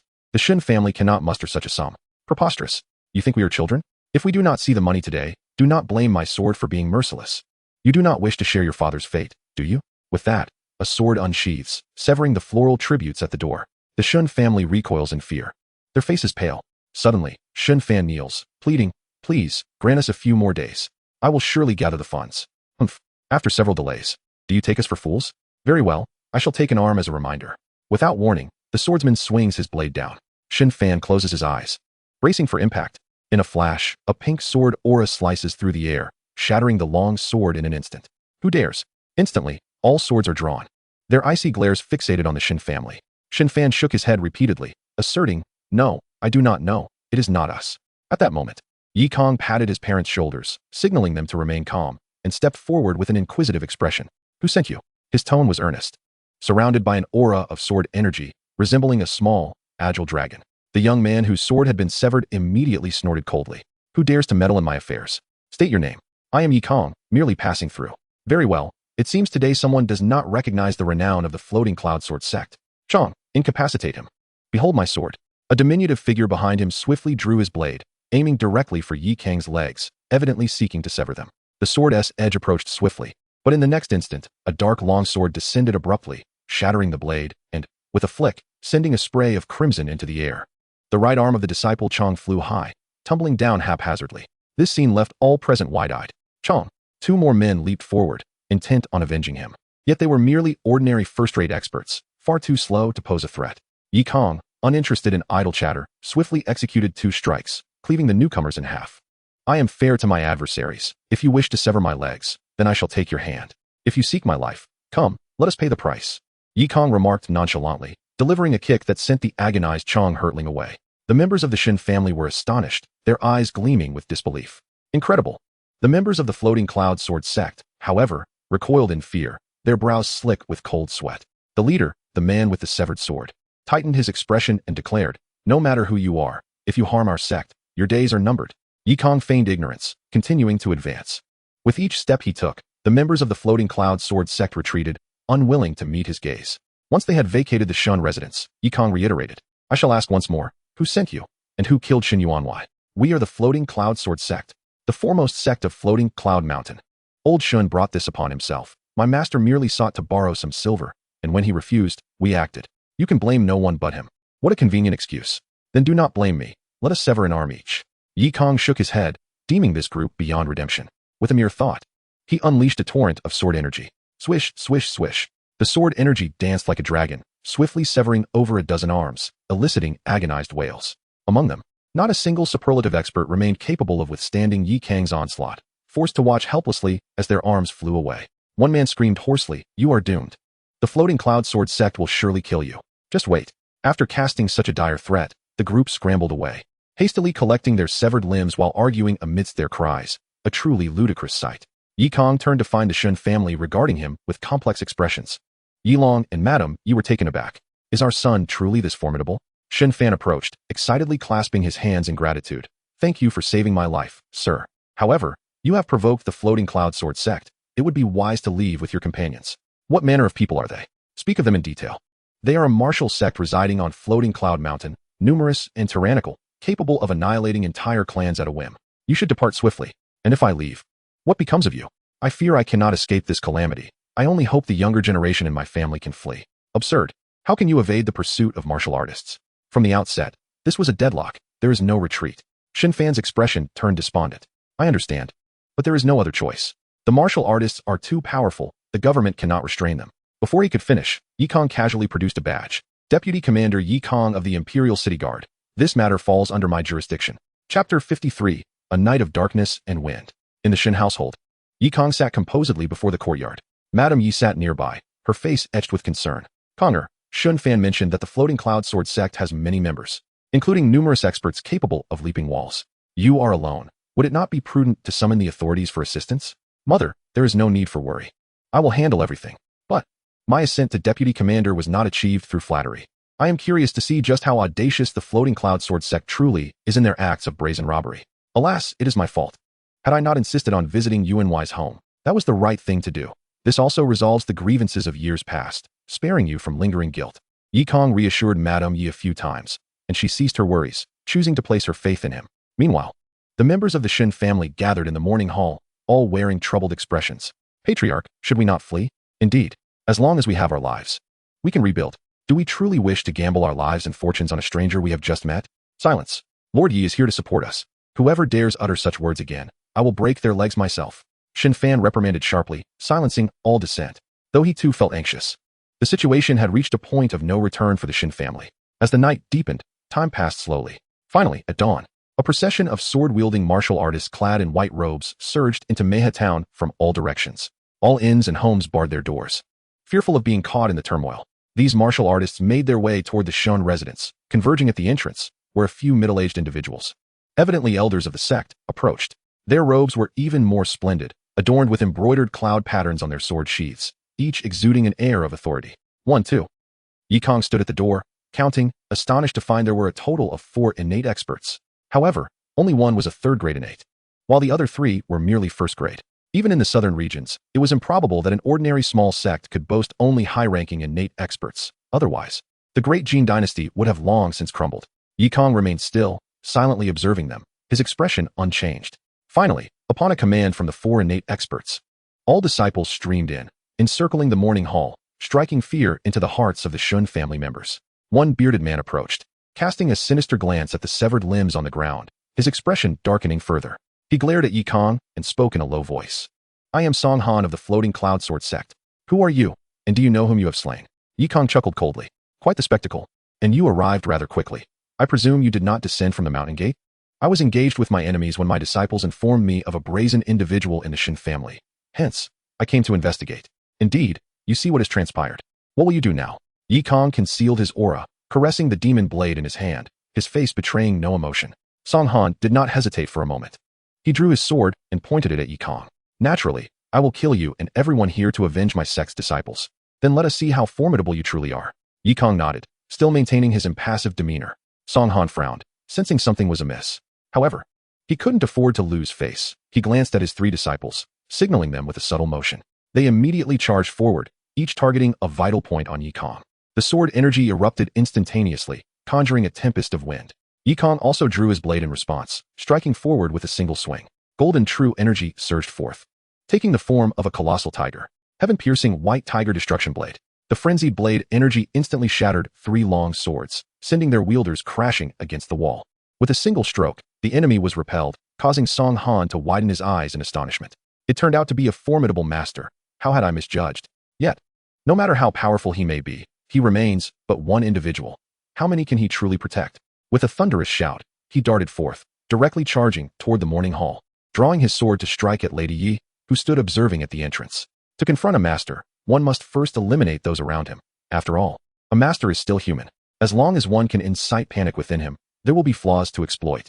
This tactic had served Song Han well on numerous occasions, with unfailing success. Just as his sword tip was poised to strike, a dark mist unexpectedly rose before him. Yi Kang suddenly emerged from the black fog, executing a horizontal slash. Startled, Song Han hurriedly raised his sword in defense, yet was still sent sprawling by an overwhelming force. Yi Kang's expression resembled that of a vengeful deity, his fury palpable. You dare. Ding. Task issued. Eliminate the invading enemy. Task reward. 10,000 comprehension points. The system seemed to sense Yi Kang's wrath and promptly issued a task. In that instant, vital energy surged into the demon blade, its body emanating a blood-red phantom. The disciples of the Floating Cloud Sword sect had yet to grasp the unfolding chaos when the demon blade unleashed a multitude of crimson blade shadows. Boom. The terrifying momentum swept forth, shattering walls and piercing through one body after another. Stop. Song Han was taken aback by this scene, hastily unleashing a massive wave of sword energy. However, Yi Kang did not retreat. Instead, he soared into the air, executing a series of ferocious slashes with the heavenly white tiger destruction blade. You dare brandish your sword at my parents. You have the audacity. Yi Kang roared coldly, raining down blows, his violent royal energy resembling a mountain, firmly suppressing Song Han's sword energy. In an instant, Song Han was once again sent flying. At this moment, the nearest disciples of the Floating Cloud Sword sect had been reduced to mere fragments, with only torn cloth and mangled flesh left on the ground. Witnessing this, the 4 severely injured innate masters had no choice but to forcefully draw their swords from all directions, launching a combined assault. No matter how formidable he was, he could not possibly slay us all at once. Swish, swish, swish. Suddenly, 100 blossoms of sword energy erupted, pink blades swirling like a tempest, piercing into the bodies of the 4. They halted mid-charge, shock etched across their faces as they gazed upon their own forms. One by one, gaping wounds opened, blood gushing forth like a funnel. In the blink of an eye, the 4 innate masters were left in a state of utter ruin. They collapsed, swords still poised as if to strike. Observing this scene, the remaining disciples of the Floating Cloud Sword sect stood in stunned silence. He is not human. This is not my doing. All fled in haste, including Song Han, whose pupils contracted as he turned to escape without hesitation. He realized that Yi Kang, like him, was also a 3rd-grade innate master. Yet, he found himself utterly unable to last even a few exchanges against him. The disparity was staggering. Flee. There was no other option. Otherwise, he would surely perish today. He activated the lightness technique of the Floating Cloud Sword sect, desperately channeling his vital energy, his palms drenched in cold sweat. Would he be able to escape? Yi Kang's icy gaze locked onto him as he charged forward, the blossoms of sword energy reaping through the fleeing disciples of the Floating Cloud Sword sect, each one pierced through the skull. Bodies fell in disarray, blood mingling with the gentle breeze, permeating the town. In the blink of an eye, only Song Han remained, desperately fleeing. A profound terror enveloped him. Spare me, young friend. It is all a misunderstanding. Chapter 54, 4th grade innate. Song Han was gripped by fear. Once hailed as a genius and a 3rd-grade innate master, he had wielded his sword throughout the martial world. Yet, the elevation of his martial prowess had bred a disregard for human life. He played the hero while simultaneously committing unspeakable atrocities, seizing untold wealth through violence. His targeting of the wealthy Shun was not premeditated. It merely coincided with his encounter with a rival and the discovery of Shun's immense fortune. However, he had never anticipated that slaying one Shun would summon such a malevolent force. He continued to flee, shouting, "It is all a misunderstanding. Young friend, spare me, and I shall offer great rewards. If you kill me, the Floating Cloud Sword sect will never let you go." Yet, Yi Kang paid no heed to his cries. swiftly employing the shadow step to close the distance and unleashing the fiery blade. Flames illuminated the sky as the bloodthirsty demon blade shivered with anticipation, relentlessly striking around Song Han. The clash of blades echoed, cold glimmers flashing all around. Kang wished not to prolong the confrontation. He summoned his full power, deploying the royal extreme heavenly art to crush his opponent with overwhelming force, unleashing a torrent of flames with each strike. At last, Song Han faltered, his long sword shattering. A massive wound carved into his chest by the demon blade. With a resounding thud, he fell to the ground, his earlier arrogance replaced by sheer resentment. You cannot kill me. Yet, before he could finish his protest, the blade swept through, severing his head from his body. Ding. Task completed. Eliminate the invading enemy. Reward, 10,000 comprehension points. Moments later, within the Shun family mansion, everyone huddled within, trembling as they stared at the horrific scene outside. The courtyard walls lay in ruins, littered with dismembered corpses and bloodied remains. The stench of blood was overwhelming, yet the members of the Shun family secretly rejoiced. At that moment, Kang approached, holding Song Han's severed head with indifference, casually tossing it into the morning hall. Shun Fan and his family recognized the head instantly, just days prior. This man had slain Lord Song, driving the Shun family to the brink of despair. There had been no prior enmity between them, nor any connection, merely Song Han's whimsical desire to target a wealthy household. After a brief moment of stunned silence, a youth suddenly charged forward, kicking the severed head with ferocity. Return my grandfather's life. This act seemed to ignite the flames of vengeance, with everyone surging forward, cursing and venting their fury upon Song Han's head. Lady Yi and Yi Long stood silently nearby, their expressions grave. They gazed at the coffin in the morning hall, their emotions complex. No matter how much they vented their anger, the deceased had still met an untimely end. Meanwhile, Kang paid them no mind. He casually turned over a corpse on the ground and retrieved a tome from its pocket. It bore the words Floating Cloud Sword Technique. Without a second glance, he discarded it into the ink jade ancient treasure. Observing their techniques, he understood that this tome was hardly a remarkable martial art, unworthy of wasting comprehension points on. He would simply add it to his collection. Having just acquired 10,000 comprehension points, Kang felt no inclination to rest. He promptly opened his personal interface. The Floating Cloud Sword sect must possess even stronger masters. He could not afford to squander comprehension points. They had to be converted into strength. He selected the Royal Extreme Heavenly Art, currently at its first level, which comprised 9 levels. Advancing from the first to the second level required 10,000 comprehension points, with each subsequent level demanding an additional 10,000. Kang couldn't help but shake his head. So exorbitant, it feels like highway robbery. No amount of comprehension points can withstand such expenditure. Nevertheless, despite his complaints, he resolutely chose to continue his ascent. System. Clear comprehension points, and comprehend the second level. Ding. Host consumes 10,000 comprehension points, comprehending the second level of Royal Extreme Heavenly Art. Host strength advances. Stepping into the 4th grade innate realm. Suddenly, a surge of imperial chi emanated from within, transforming Kang's body from the inside out. He felt as though he were seated within the dragon vein of the previous dynasty, continuously inhaling and exhaling the essence of the dragon vein, comprehending the sovereignty of emperors. Year after year, breakthroughs in martial arts led to the infusion of dragon energy into his body, purifying his flesh. In an instant, Kang's imperial chi became even more refined, significantly enhancing his meridians and greatly elevating his senses. He could see clearly ahead, even in darkness. The transition from 3rd to 4th rank of the innate realm was a pivotal threshold. Surpassing it meant a qualitative transformation in strength. Kang exhaled deeply, replenishing all the energy expended in battle, his spirit more invigorated than ever. He strode into the morning hall, and the members of the Shin family, having ceased their torment of Song Han's head, looked at him with gratitude. Benefactor, please allow us to bow to you. The Shin family members knelt in unison. Filled with thankfulness, Kang graciously accepted their reverence, but said, the perpetrator is dead, yet the Floating Cloud Sword sect remains, and they will not rest easily. You should first tidy up this courtyard and hasten to lay Shin Yuan Wai to rest. Thank you, benefactor. The crowd busied themselves, and Yi Long approached with a beaming expression. Konger, who exactly is your master that has enabled you to become such a formidable expert? It cannot be disclosed. It is merely a stroke of fortune that I received his guidance. Let us return home now. My parents have been startled tonight. You just mentioned those people will not rest easily. What if we leave? The Shin family. Do not worry. I shall take care of everything. I will resolve their troubles. Kang displayed a calm smile, instilling great reassurance in his parents. He then tore a piece of tattered cloth, wrapping Song Han's grotesquely deformed head within it, and carrying it away. After escorting his parents back to the inn for rest, Kang quietly departed. He adhered to his principle. When trouble arises, if it cannot be avoided, one must act to resolve it. Inquiring with the innkeeper, he discerned the direction in which those martial artists had clashed and stealthily made his way along that path. Soon, The scent of blood wafted towards him, concealing his presence. He approached quietly, observing a makeshift camp illuminated by firelight, where numerous martial artists wandered about. At that moment, a martial artist, perhaps inebriated, stumbled out and casually sought relief behind a tree. Just as he began to enjoy his moment, an ancient, dark blade was silently placed upon his shoulder. The chilling gleams startled the martial artist into instant sobriety. "Hero, spare my life. I merely stepped out to relieve myself. Come with me," a deep, resonant voice commanded. Kang had already employed the spirit butterfly's 1,000 transformations, assuming the guise of Mr. Kong once more. The martial artist, aware of his inferior strength and knowing escape was futile, could only follow Kang into the depths of the forest. Kang then inquired, "Who are you? And why are you here? Are you not a member of the Floating Cloud Sword sect?" "I am not." "Then that is fortunate. We are disciples of the wuxianovel, here to challenge the Floating Cloud Sword sect." "If it is a challenge, why such laxity?" "Hero, we have fought several battles with the Floating Cloud Sword sect, suffering casualties on both sides. Tonight, they abruptly claimed to have urgent matters and requested we postpone until tomorrow. Do you know where the Floating Cloud Sword sect has gone?" "Brother, I am merely a lowly disciple. How would I know?" Kang chuckled, handing him the blood-stained cloth bundle.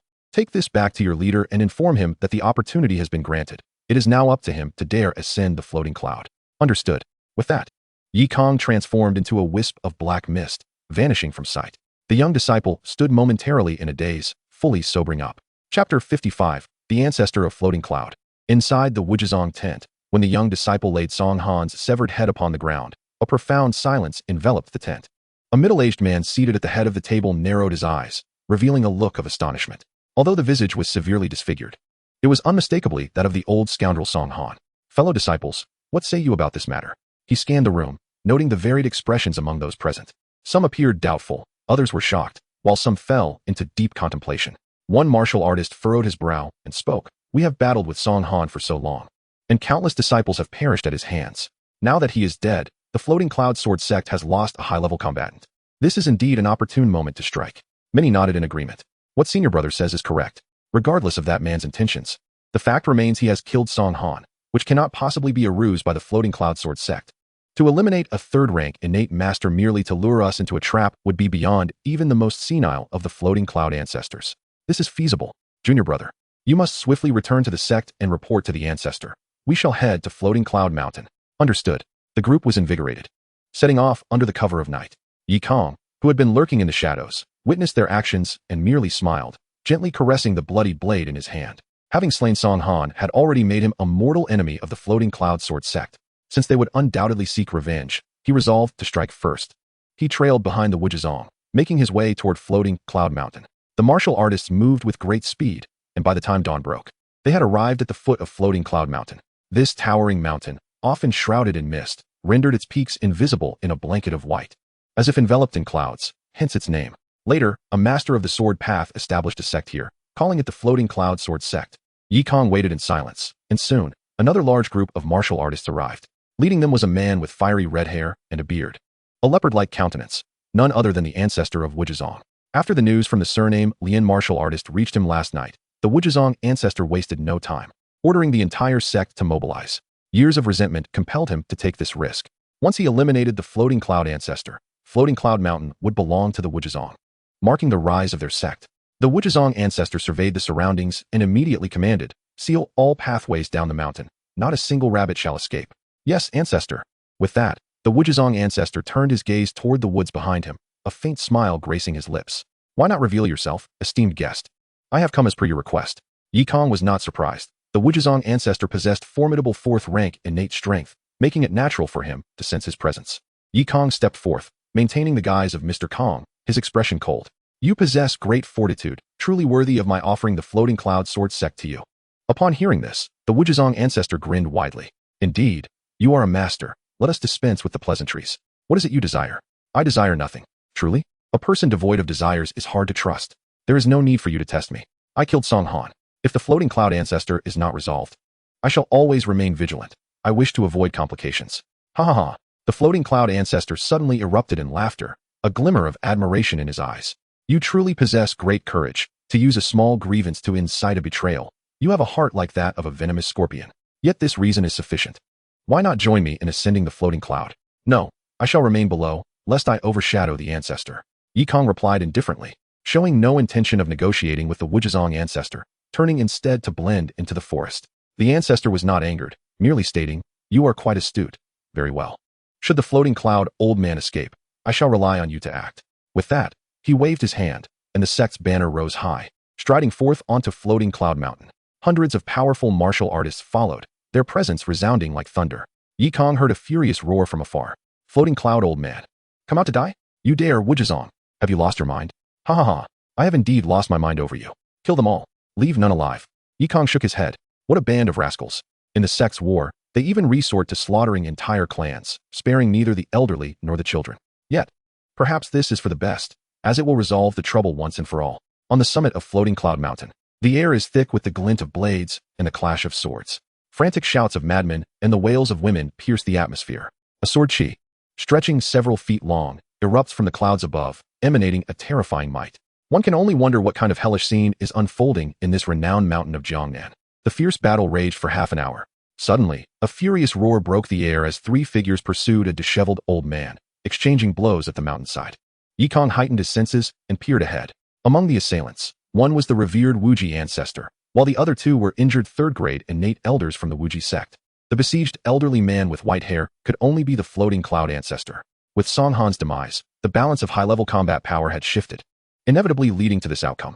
However, the floating cloud ancestor was exceptionally powerful. Despite facing three opponents, he persisted for an extended duration and still had strength to spare. With a swift sweep of his sword, his garments billowed as he unleashed an overwhelming sword intent, forming a sword array of true chi that forcefully repelled the three from Wuji sect. Seizing the opportunity, he pivoted and soared downward, stepping upon the sword chi as if flying through the air. This desperate flight brought the floating cloud ancestor swiftly to the foot of the mountain, where he then employed his remarkable lightness skill, dashing along a narrow path across the plain. "Little friend, are you not going to make a move? The prey is about to escape," echoed the furious roar of the Wuji ancestor from the mountain. Simultaneously, a system notification chimed. Ding. Task issued. Eliminate floating cloud ancestor. Reward, 10,000 insight. Kang raised his eyebrows, finally springing into action. With a few graceful steps, he glided forward, treading upon the branches and leaves of the trees. Having remained on the periphery, he easily positioned himself before the escape route of the floating cloud ancestor. Standing alone with a blade, he awaited. The floating cloud ancestor gritted his teeth, rage evident upon his face, when he suddenly noticed a sinister-looking middle-aged man appear before him. He hesitated for a moment, but dared not pause, raising his hand to unleash a sword chi. Regardless of who it was, anyone daring to obstruct his escape would be met with a deadly strike. Kang, witnessing the incoming sword chi, swiftly unsheathed his demonic blade, executing the heavenly white tiger destruction slash to shatter the sword chi with precision. The aura he emitted caused the floating cloud ancestor's expression to change drastically. "Fourth grade innate. Who are you, and why do you obstruct my path?" Kang replied, "I am Kang. Today, I cannot allow you to leave alive." "Why? Why so many questions? I intend to kill you, and do I need to choose a date for that?" Kang shook his head, immediately resuming his assault with successive slashes of the white tiger destruction slash. The floating cloud ancestor hastily countered with his sword, fracturing countless rocks and soil with the layers of sword chi. He was infuriated. Caught between a wolf and a tiger, the Wuji sect was truly oppressive. With a surge of fury, he charged forward, his figure enveloped in a whirlwind of sword intent. Yet, just as his sword was about to pierce Kang's chest, the latter suddenly summoned a black mist and vanished. The floating cloud ancestor was taken aback. In the next moment, a blade's edge glinted ominously above him. Without a second thought, he dodged. The demonic blade struck the ground, carving a deep gash, and the floating cloud ancestor swung his sword, aiming directly at Kang's waist. However, in an instant, Kang vanished once more, reappearing behind the floating cloud ancestor. After several attempts, though the floating cloud ancestor could sense the murderous intent, he was unable to land a hit, as if perpetually toyed with. This bizarre martial skill drove him to desperation, and he chose a direction to flee. Just as he attempted to escape, Kang focused his thoughts, unleashing hundreds of pink sword chi that cascaded forth like an avalanche, instantly shattering the floating cloud ancestor's defensive sword chi. Following closely with the shadow step, Kang swung his blade again. This time, the floating cloud ancestor had no chance to defend and was bisected. Kang panted slightly, astonished within. This old fellow possessed formidable skills. Had he not been severely weakened by the Wuji sect, capturing him would have proven quite challenging. Chapter 56, Jinling City. Blasted. I, the old man, who have traversed half my life, have met my end here. The floating cloud ancestor still had some breath left, struggling in vain. Kang decisively swung his blade, ensuring his demise. Ding. Task completed. Eliminate floating cloud ancestor. Reward, 10,000 insight. With the insight gained, Yi Kang did not linger, swiftly employing his lightness skill to depart. At that moment, the Wuji ancestor also caught up. Upon seeing the corpse of the floating cloud ancestor, his expression shifted to one of astonishment. His heart filled with deeper confusion. This fellow truly desires nothing. Soon, Yi Kang returned to his original appearance and made his way back to Maya Town. The atmosphere in the town was tense. Many merchants hurriedly left, their steps hurried as if wishing for extra legs. The events surrounding the Shun family had spread throughout the town, and everyone feared retaliation from the floating cloud sword sect, opting to flee as the best course of action. Yi Kang offered no explanations, simply walking to the Shun family home. Shin Fan was busy clearing the shattered courtyard wall, and upon seeing Yi Kang, he hurried over. Sir. Yi Kang raised a hand to interrupt, smiling. The matter has been resolved. The floating cloud sword sect will no longer trouble you. However, the events of last night must remain your secret. Shin Fan's eyes sparkled with excitement as he bowed deeply. Thank you, sir, for saving my life. I will ensure my family remains silent. That is good. This matter stems from my parents' debt to your father. I merely concluded this karmic connection on their behalf. You need not thank me. Remember, it was not I who helped you last night, but a certain Mr. Kang in black. Shin Fan understood. He was a clever man, grasping the implication without further explanation. Yi Kang turned to leave, and Shin Fan gazed at his retreating figure, filled with profound gratitude. After Yi Kang departed, he returned home, sternly instructing his family that it was Mr. Kang who had intervened last night. Meanwhile, Yi Kang returned to the inn, where Yi Long and the others had been waiting anxiously. Upon his return, they all sighed in relief. Connor, have you taken care of matters? Rest assured, mother. The Shin family shall be safe. It is time for us to depart. Very well. Lady Yi nodded, a flicker of nostalgia and melancholy crossing her eyes. Once, in anger, I left home, and it was thanks to Mr. Shin's assistance. Now, things have changed, and it is truly lamentable. The family did not linger long, merely replenishing their provisions and fodder before setting off once more. As for the tragedy in Meha, the Wuji sect's takeover of Floating Cloud Mountain, and the Floating Cloud Sword sect's removal from the martial world, these matters were of no concern to them. Days passed in a blur, and they encountered a band of mountain bandits along the way. Before Yi Kang could intervene, several escort guards had effortlessly dealt with them, marking their journey as smooth. On one particular day, as their carriage crossed a grand bridge, they arrived at a magnificent city. Golden wood adorned the city gates, emblazoned with the characters for Jinling. This was indeed the first major city on the Jiangnan Road, one of the core regions of the south, Jinling City. Yi Long and Lady Yi lifted the curtains, their expressions complex. I never expected to return to Jinling. Fear not, my dear. With Conger here, this visit is at your father's invitation. There will be no trouble. Let us hope so. When my father excluded me from the clan, he visited a few times afterward, but his demeanor was always cold. I can only wish he has truly come to terms with things this time. Both were lost in memories, while Yi Kang remained focused. He observed the bustling throng entering and exiting the city gates, feeling a sense of trepidation. Half of the people passing by are ordinary folk, while the other half are martial artists. Although they are mostly second or third-rate experts, their sheer numbers surpass those of other cities. Indeed, the Jiangnan region is steeped in martial traditions. As the group entered Jinling City, the streets crisscrossed, flanked by architecture embodying the Jiangnan style. The passers-by spoke with southern accents, most of them exuding warmth as they noticed the opulence of the Yi family's carriage, prompting several vendors to call out to them. Ling Yu and Ling Xiu, being newcomers to such a distant place, found it all quite fascinating. Out of affection, Madame Yi purchased a variety of local delicacies for them. After traversing half the city and turning northward, they eventually arrived at the northernmost part, where the streets began to dwindle and a vast estate stood majestically. Yi Kang and Yi Ping were beckoned by Madame Yi to the carriage, where she imparted some instructions. Jinling boasts 4 prominent families, each occupying a corner of the city, known as the Xie, Wang, Shui, and Shi families. Your mother, originally named Xie Yunying, hails from the Xie lineage. Years ago, your grandfather intended to betroth me to the Chui family's young master, but you already know the tale of how I fell in love with your father. I have since been disowned by the Xie family, which is why I have refrained from discussing these matters over the years. Upon hearing this, Yi Kang and Yi Ping were taken aback. What a revelation. It turns out they are indeed scions of a prestigious family. Observing their astonishment, Madame Yi shook her head and chuckled. The 4 great families have thrived for centuries, their foundation rooted in martial prowess. While many have ventured into government service, their essence remains in the martial arts. At this juncture, she turned her gaze to Yi Kang. Thus, our household is filled with martial practitioners. Conger, please exercise restraint and avoid conflicts with your cousins. Rest assured, mother, I have always been amicable, as you well know, Yi Kang replied with an innocent smile. Intrigued by the 4 great families, upon reaching their destination, the bodyguards and coachmen completed their tasks and departed with their payments. The family stood at the entrance of the estate, carrying their belongings. The gatekeeper hurried inside to announce their arrival, and soon, the grand doors swung open, revealing a throng of elegantly dressed individuals. The foremost among them had a square face, prominent brows, and a goatee, striding forth with a commanding presence. "Little brother, you finally deigned to return home," he exclaimed with palpable excitement. "Elder brother, it has been far too long." Madame Yi smiled gently, tears welling in her eyes. "It's all right. What matters is that you are back. A few days ago, I received word from home and instructed the staff to prepare your favorite dishes. Come inside quickly. Elder brother, where is father? You know how stubborn the old man can be. Don't mind him. Come. Let us enter, and I shall introduce you to my wife and nephew." At once, several servants approached to assist with their luggage. The family followed inside.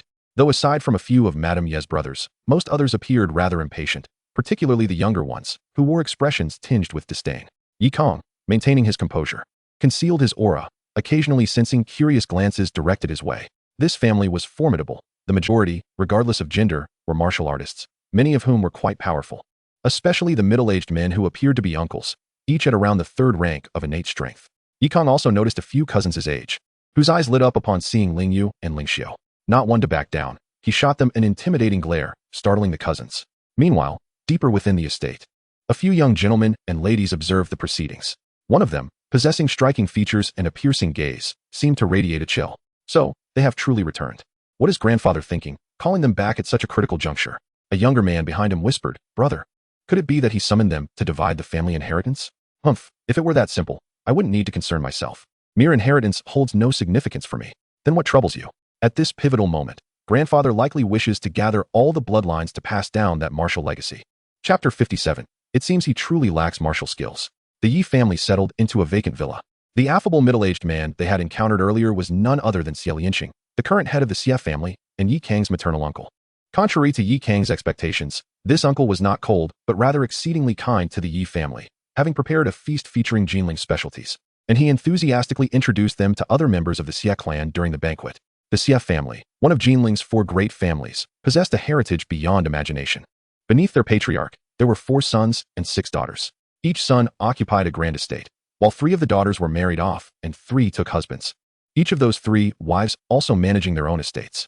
This amounted to 7 grand estates in total, and the patriarch had 2 younger brothers, known as the second and third ancestors, each with descendants. Although not direct descendants of the patriarch, these relatives also resided in the Xie family, sharing equal status. Including servants and attendants, the Xie family boasted a population of over 1,000, making it a formidable entity. Naturally, the return of the former third miss stirred quite a commotion, with many paying their respects during the feast. Faced with an array of unfamiliar names, Yi Kang felt overwhelmed and ultimately retained only a few. After enduring the pleasantries and moving into the villa, he finally found a moment of solitude. In the evening, he sat in his room, reviewing his status panel. Host, Yi Kang. Martial arts, Huangji Tantian Gong, second layer. Baiwa Jianji, great perfection. Chuaning Bu, entry. Lingdai Qianhuan Shun, entry. Lian Dao, great perfection. Imu Xinjing, great perfection. Fian Lingyun, entry. Baihu Pashadeo, great perfection. Jinggang Nuyi, great perfection. Strength, 4th rank innate. Remaining comprehension, 15. 720. His comprehension had accumulated significantly, as defeating those disciples of the Floating Cloud Sword sect had yielded some comprehension, albeit in limited quantities. Yi Kang speculated that the comprehension gained was likely positively correlated with his strength. The stronger he became, the less reward he would receive for defeating ordinary experts, with only defeating those of higher rank yielding greater rewards.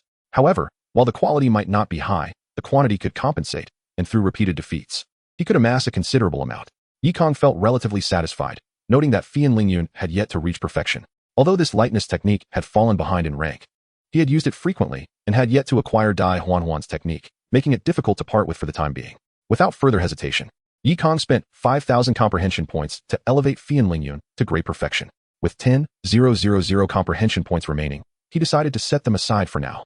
He was immersed in the insights gained from attaining great perfection in Fian Lingyun when several young individuals strolled over. "Sister, what does cousin mean by not testing those outsiders himself, but instead seeking us out?"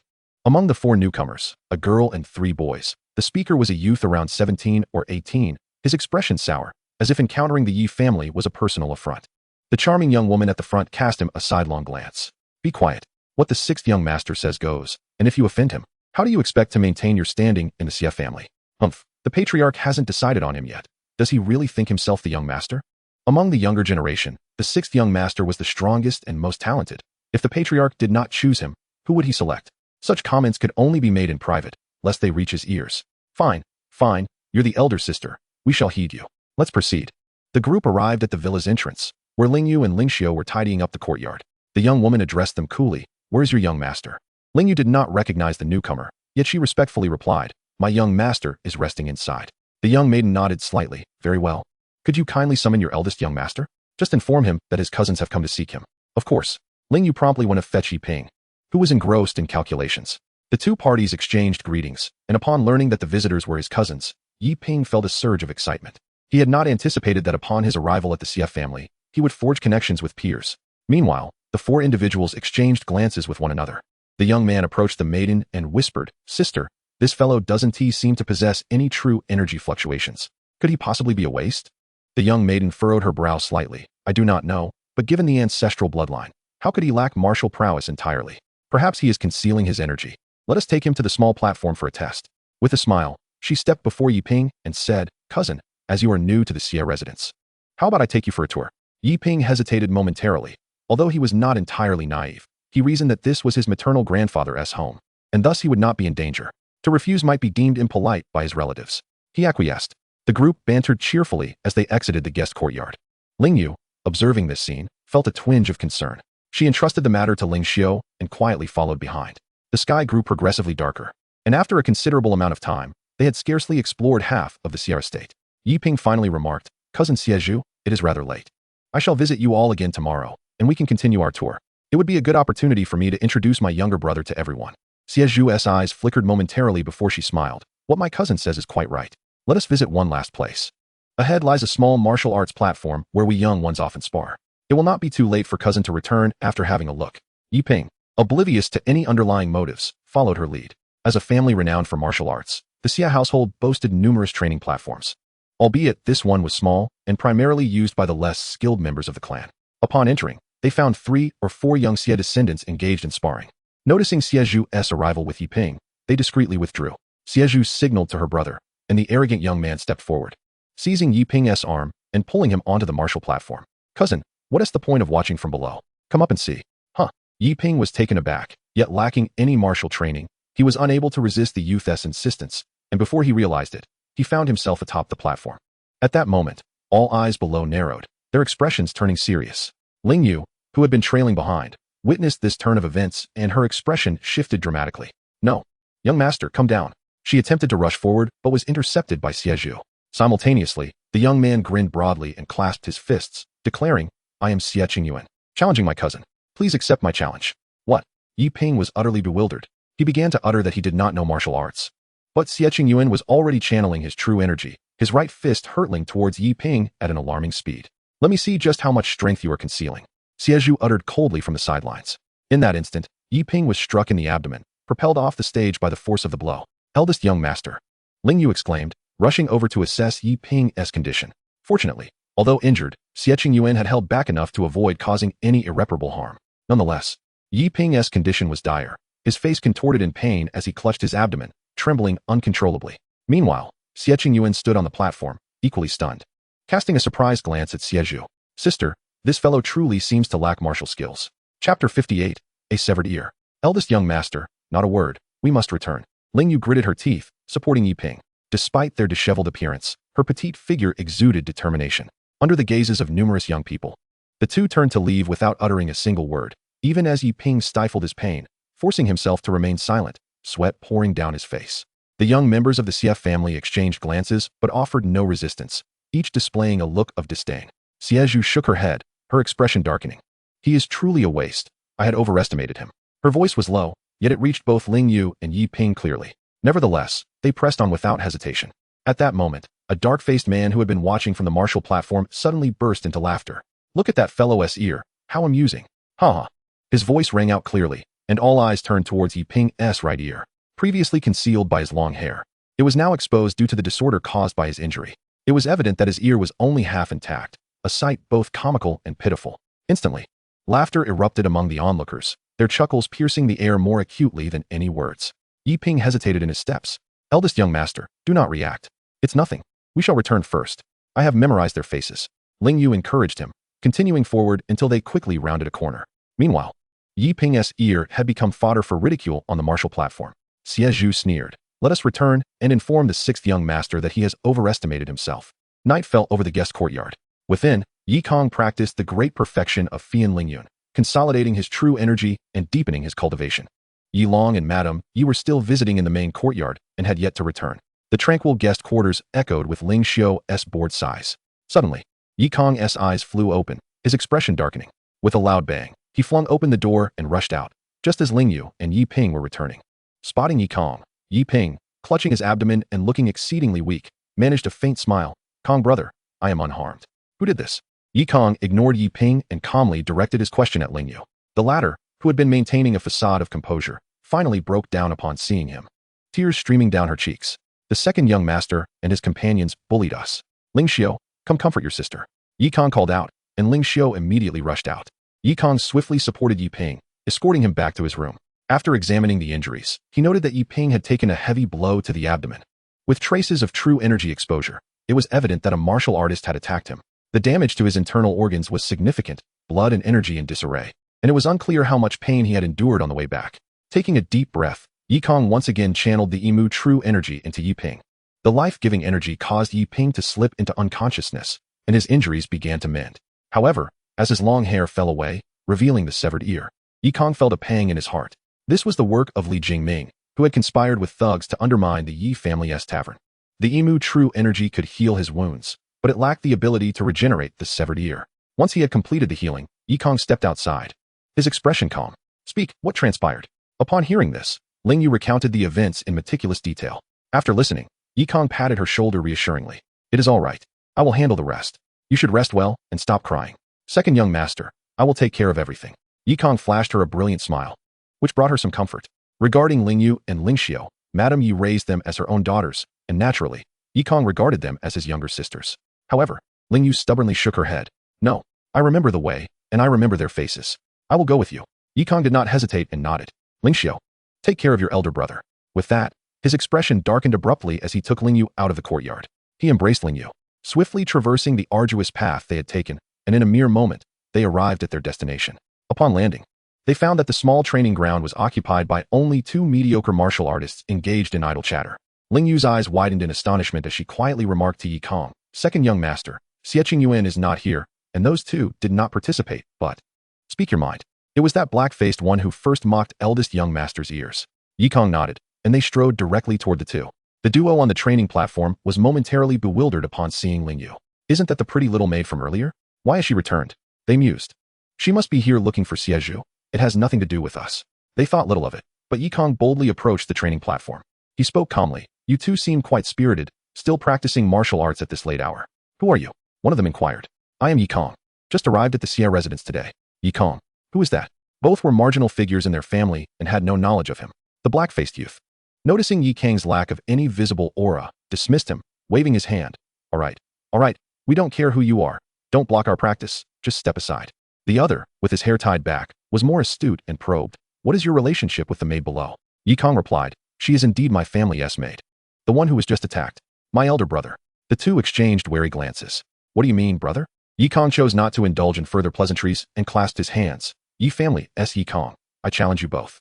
Please offer your guidance." Upon hearing this, the two displayed expressions of incredulity, particularly the black-faced one, whose disdain seemed almost palpable. They had witnessed Yi Ping's level of skill, which was that of a complete novice, and wondered how his brother could possess any talent.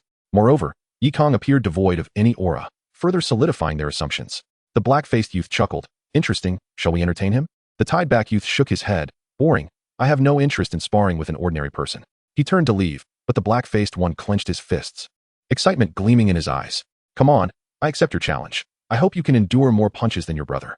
With that, a gust of wind swept by, and Yi Kang's figure had already appeared before him, delivering a powerful punch that instantly caved in the man's stomach, causing his mouth to involuntarily open.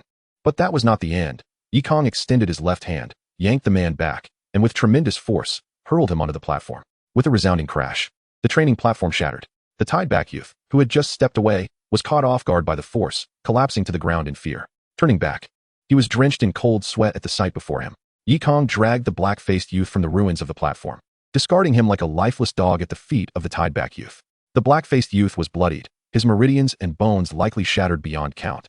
His eyes devoid of any scorn, replaced instead by sheer terror.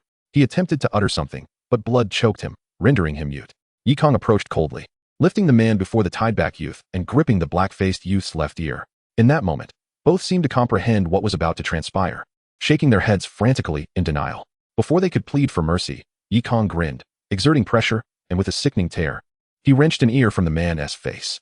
A wretched wail erupted, blood gushing forth and splattering the tied-back youth's face. Kang's silhouette merged with the moon, casting a shadow reminiscent of a demon. Who else is laughing? Chapter 59, The Rules of the CF Family. Who else is laughing? I wasn't laughing. The tied-back youth, trembling in fear, retreated, his legs flailing on the training platform. Witnessing the black-faced youth's pitiful state, his heart raced to an unimaginable pace. So brutal. His ear was just torn off. I ask again, who else is laughing? Kang's tone grew increasingly frigid, the icy glare in his eyes causing the tied-back youth to shudder. He shook his head repeatedly. I truly did not laugh. It was them. They mocked. Right, it was Jianghu. She brought people to attack your brother. It has nothing to do with us. Kang remained silent, discarding the black-faced youth like a discarded rag, then approached the tied-back youth, looking down upon him. Where do Jianghu and Qingyuan reside? What do you want? With a thunderous punch to the tied-back youth's abdomen, the force drained the color from his face, nearly causing him to regurgitate his bile. This strike was severe. Without 2 to 3 months of recuperation, he would not recover. At this point, the tied-back youth understood Kang's prowess. His apparent lack of aura was merely a testament to his overwhelming strength, one he could not fathom. Aware that trickery was futile, he sluggishly extended a finger, pointing in a direction. Over there, walk 600 steps, turn left into the courtyard. That is where their siblings reside. Thank you. Kang smiled gently, then delivered a kick that sent the tied-back youth tumbling off the training platform. After completing his task, he paid no heed to the crumpled black-faced youth and, with Lingyu in tow, proceeded toward that direction. Meanwhile, in a small villa, Jianghu, Qingyuan, and 2 other young individuals had returned from the 6th young master's courtyard. They relayed the results of their inquiries to the 6th young master, who pondered briefly, seemingly skeptical, and dismissed them curtly. At that moment, the group sat in the courtyard, sipping tea and voicing their grievances. What kind of person is he? We help him with his tasks, and he treats us like this. We are the ones offended, just because of his talent.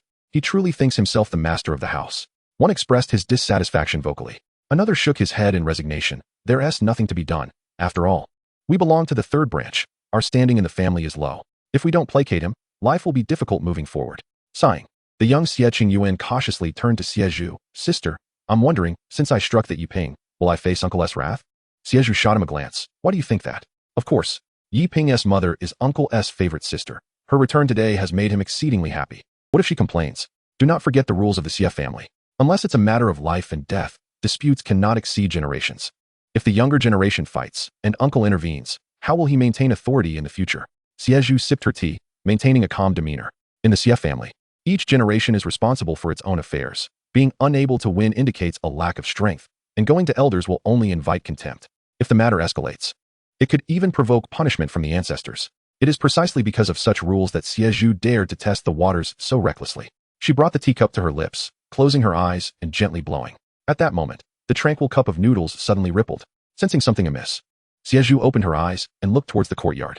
2 individuals stood at the entrance. One, a handsome man, appeared to be lost in thought as he gazed at them, wearing a smile that was neither fully a smile nor fully a frown.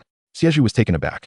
As a top-tier expert, she prided herself on her awareness. Ordinarily, anyone approaching her secluded courtyard would be detected. Yet these 2 had approached without making a sound. And had it not been for the man deliberately revealing a hint of his aura, she might have remained oblivious. Upon glancing at the maid beside him, she recognized her as the very girl who had just taken Yiping away. A sense of foreboding washed over Jianghu. In the next moment, Kang strode in confidently, disregarding the astonished expressions of the 4 individuals, and snatched the teacup from Jianghu's hand. Who are you? Qingyuan began to bark angrily, but was silenced by a single glare from Jianghu. Kang toyed with the exquisite jade teacup and remarked, So you are Jianghu? And who might you be? You dare intrude upon the residence of the CF family? Jianghu retorted, Do you understand the consequences? Intruding, you say? That sounds rather harsh. I too am a member of the CF family. I merely came to pay a visit. Kang replied nonchalantly. You are a member of the CF family? Kang turned to Lingyu and instructed, Tell him who I am. Lingyu coldly replied, He is the 2nd young master of our household. Jianghu was momentarily stunned, and then it dawned upon her. You are Yiping's younger brother. The revelation startled all 4 of them. They had initially intended to gauge both Yiping and Kang's abilities, but given Yiping's apparent weakness, they subconsciously assumed his brother would be no better. At least not significantly. Thus, they had overlooked Kang, only to find him confronting them directly. Furrowing her brow, Jianghu fixed her gaze on Kang and asked, What do you intend to do? Glancing at Qingyuan, Kang smiled, and said, "Naturally, I have come to seek an explanation. You struck my brother without cause. How do you intend to resolve this?" One of them laughed dismissively. "Are you serious? A useless waste without even a trace of true energy, yet you speak so boldly? It was merely a contest. There's no need to make such a fuss.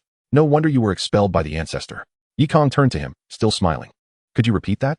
I said. Before he could finish, Yikong moved, delivering a crisp slap to his face. The sound resonated through the courtyard, leaving everyone wide-eyed in disbelief. They had missed the speed of Yikong's action.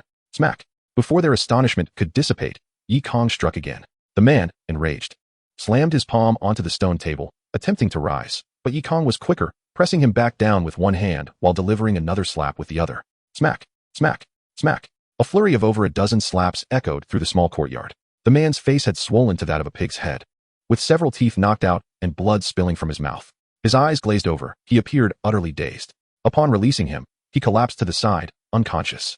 The entire ordeal unfolded neither too quickly nor too slowly, allowing the other three ample time to intervene. Yet they did not. It was not a matter of desire, but of fear. For thin, pink sword energies, like silver needles, pressed against their throats. Any slight movement would result in the blades piercing inward. They were forced to watch helplessly as their comrade was ruthlessly beaten into a pulp. At this juncture, even the simplest of minds would realize they had encountered something formidable. The three of them broke into a sweat, their palms clammy, their faces pale, mentally cursing the sixth young master repeatedly. Yikong turned to them. "Earlier, you claimed that striking others was a rule of the Xie family? That is not good." Yikong grinned widely. "I like this rule." Chapter 60, Xie Jinghong. "What do you want?" Xie Zhu gritted her teeth, suppressing her terror, articulating each word deliberately. Yikong retracted the flowery sword energy and replied indifferently, "It's quite simple. We shall adhere to the rules of the Xie family." His gaze fell upon the ashen-faced Xie Qingyuan, a hint of murderous intent gleaming in his eyes. "You will fight me." Xie Qingyuan trembled, casting a pleading glance at Xie Zhu. However, she merely furrowed her brow and said, "This is not our choice. Someone wishes to test the strength of you brothers, and we have no option but to comply." Yikong nodded. "Understood. Let's proceed. By age, I am still your older cousin. Do you truly intend to fight me?" Xie Qingyuan hastily echoed, "Exactly. You cannot lay a hand on my sister. Bullying women is no skill at all." No sooner had he finished speaking than Yikong had already struck down with a palm aimed directly at Xie Zhu's face. The move was deliberate, but slow, prompting Xie Zhu to evade. Yikong smirked, anticipating her reaction. In the next moment, he delivered a powerful kick straight to Xie Zhu's abdomen, an overwhelming force crashing into her like a massive millstone. In an instant, she was propelled against the courtyard wall. With a sputter, blood burst forth from her mouth, her pupils dilating in sheer terror, extinguishing any lingering courage to retaliate. This man was strong, stronger than she could have ever imagined. Turning to flee, she raised her head only to find Yikong standing directly in her path. Without a doubt, another kick was on its way. Xie Zhu was once more slammed against the courtyard wall, and this time with even greater force. The wall crumbled under the impact, and she was buried beneath the rubble, her fate uncertain. "Sister!" Xie Qingyuan cried out in shock, still reeling from the events, when suddenly, a shadow darted past him. He then witnessed another young man beside him being sent flying by a punch from Yikong. Blood arced through the air, splattering onto the lawn. Yikong turned to the stunned Xie Qingyuan. "Fear not. I exercise restraint. They won't die. They will only suffer internal injuries and damage to their energy reserves. If they recuperate properly for a year or so, they might still become mediocre martial artists." Yikong spoke with a calm demeanor, yet to Xie Qingyuan, it felt like a thunderclap. Ruining a martial artist's energy reserves was tantamount to rendering them useless. Even if they recovered, their hopes of martial prowess would be extinguished. For someone who had once stood tall as a martial artist, this was a tremendous torment, especially within the four great families that revered strength above all. Becoming such a debilitated individual would strip them of any semblance of dignity in their future lives. Overwhelmed, Xie Qingyuan could not help but weep, collapsing weakly to the ground. "No, you cannot do this." Yikong remained unfazed, gripping him by the collar and lifting him off the ground. "Who sent you here?" "It was the sixth young master." "Why did he wish to test me?" "I do not know." Yikong did not press further. One name was sufficient. He leaned in closer, speaking deliberately. "My brother possesses no martial talent, but the skills he has are beyond anything you will ever learn. Remember, this is of your own making." Upon hearing this, Xie Qingyuan's eyes widened in shock, and he instinctively raised his hand to retaliate. But it was too late. A punch from Yikong struck him squarely in the abdomen. Having struck Yiping, Xie Qingyuan received a blow in return from Yikong. Yet this punch, infused with the tyrannical force of royal-grade true energy, instantly shattered Xie Qingyuan's energy reserves, obliterating his meridians. He would not die, but he would forever be confined to a wheelchair, never to stand again. Upon his arrival at the Xie residence, Yikong harbored no intentions of committing murder. Having completed his tasks, he turned to leave. while Ling Yu cast a vindictive glance at the incapacitated men on the ground and hurried to follow him. Second young master. The sixth young master they mentioned. I believe I heard of him during the banquet earlier today. Is that so? Yes, my uncles mentioned that the sixth young master, Xie Jinghong, is the most talented junior in the CF family, and despite his youth, he has already surpassed many of his elders in strength. Understood. Let us return. Yi Kong was indifferent to the sixth young master's reputation. However, he would not let the matter of his elder brother being bullied go unaddressed. The following day, news of the previous night's events had swiftly spread throughout the CF family. Everyone gaped in disbelief as they listened to accounts from those in the know. Initially, many were skeptical, dismissing it as mere gossip. Yet, upon witnessing the black-faced man with a severed ear, the gravely wounded Xie Qingyuan, and the despair etched on Xie Zhu's face, they fell silent. Numerous individuals rushed to share the news, secretly observing the residents of the Yi family. If all went as expected, the Yi family had embroiled themselves in monumental trouble. The elders of the injured would undoubtedly seek retribution. However, much to everyone's disappointment, not a single soul approached Yi Kong for confrontation. Even Xie Zhu's parents remained silent, shutting themselves away as if the events of the previous night had never occurred. Meanwhile, in the loft of the sixth young master, Xie Jinghong, he stood resplendent in white, hands clasped behind his back, gazing coldly into the distance. Behind him stood a group of young men, their expressions grim. Xie Jinghong, what do you mean by this? Xie Zhu was beaten to a pulp by that outsider for your sake, yet you show no sign of concern. A burly young man glared at Xie Jinghong, unflinching.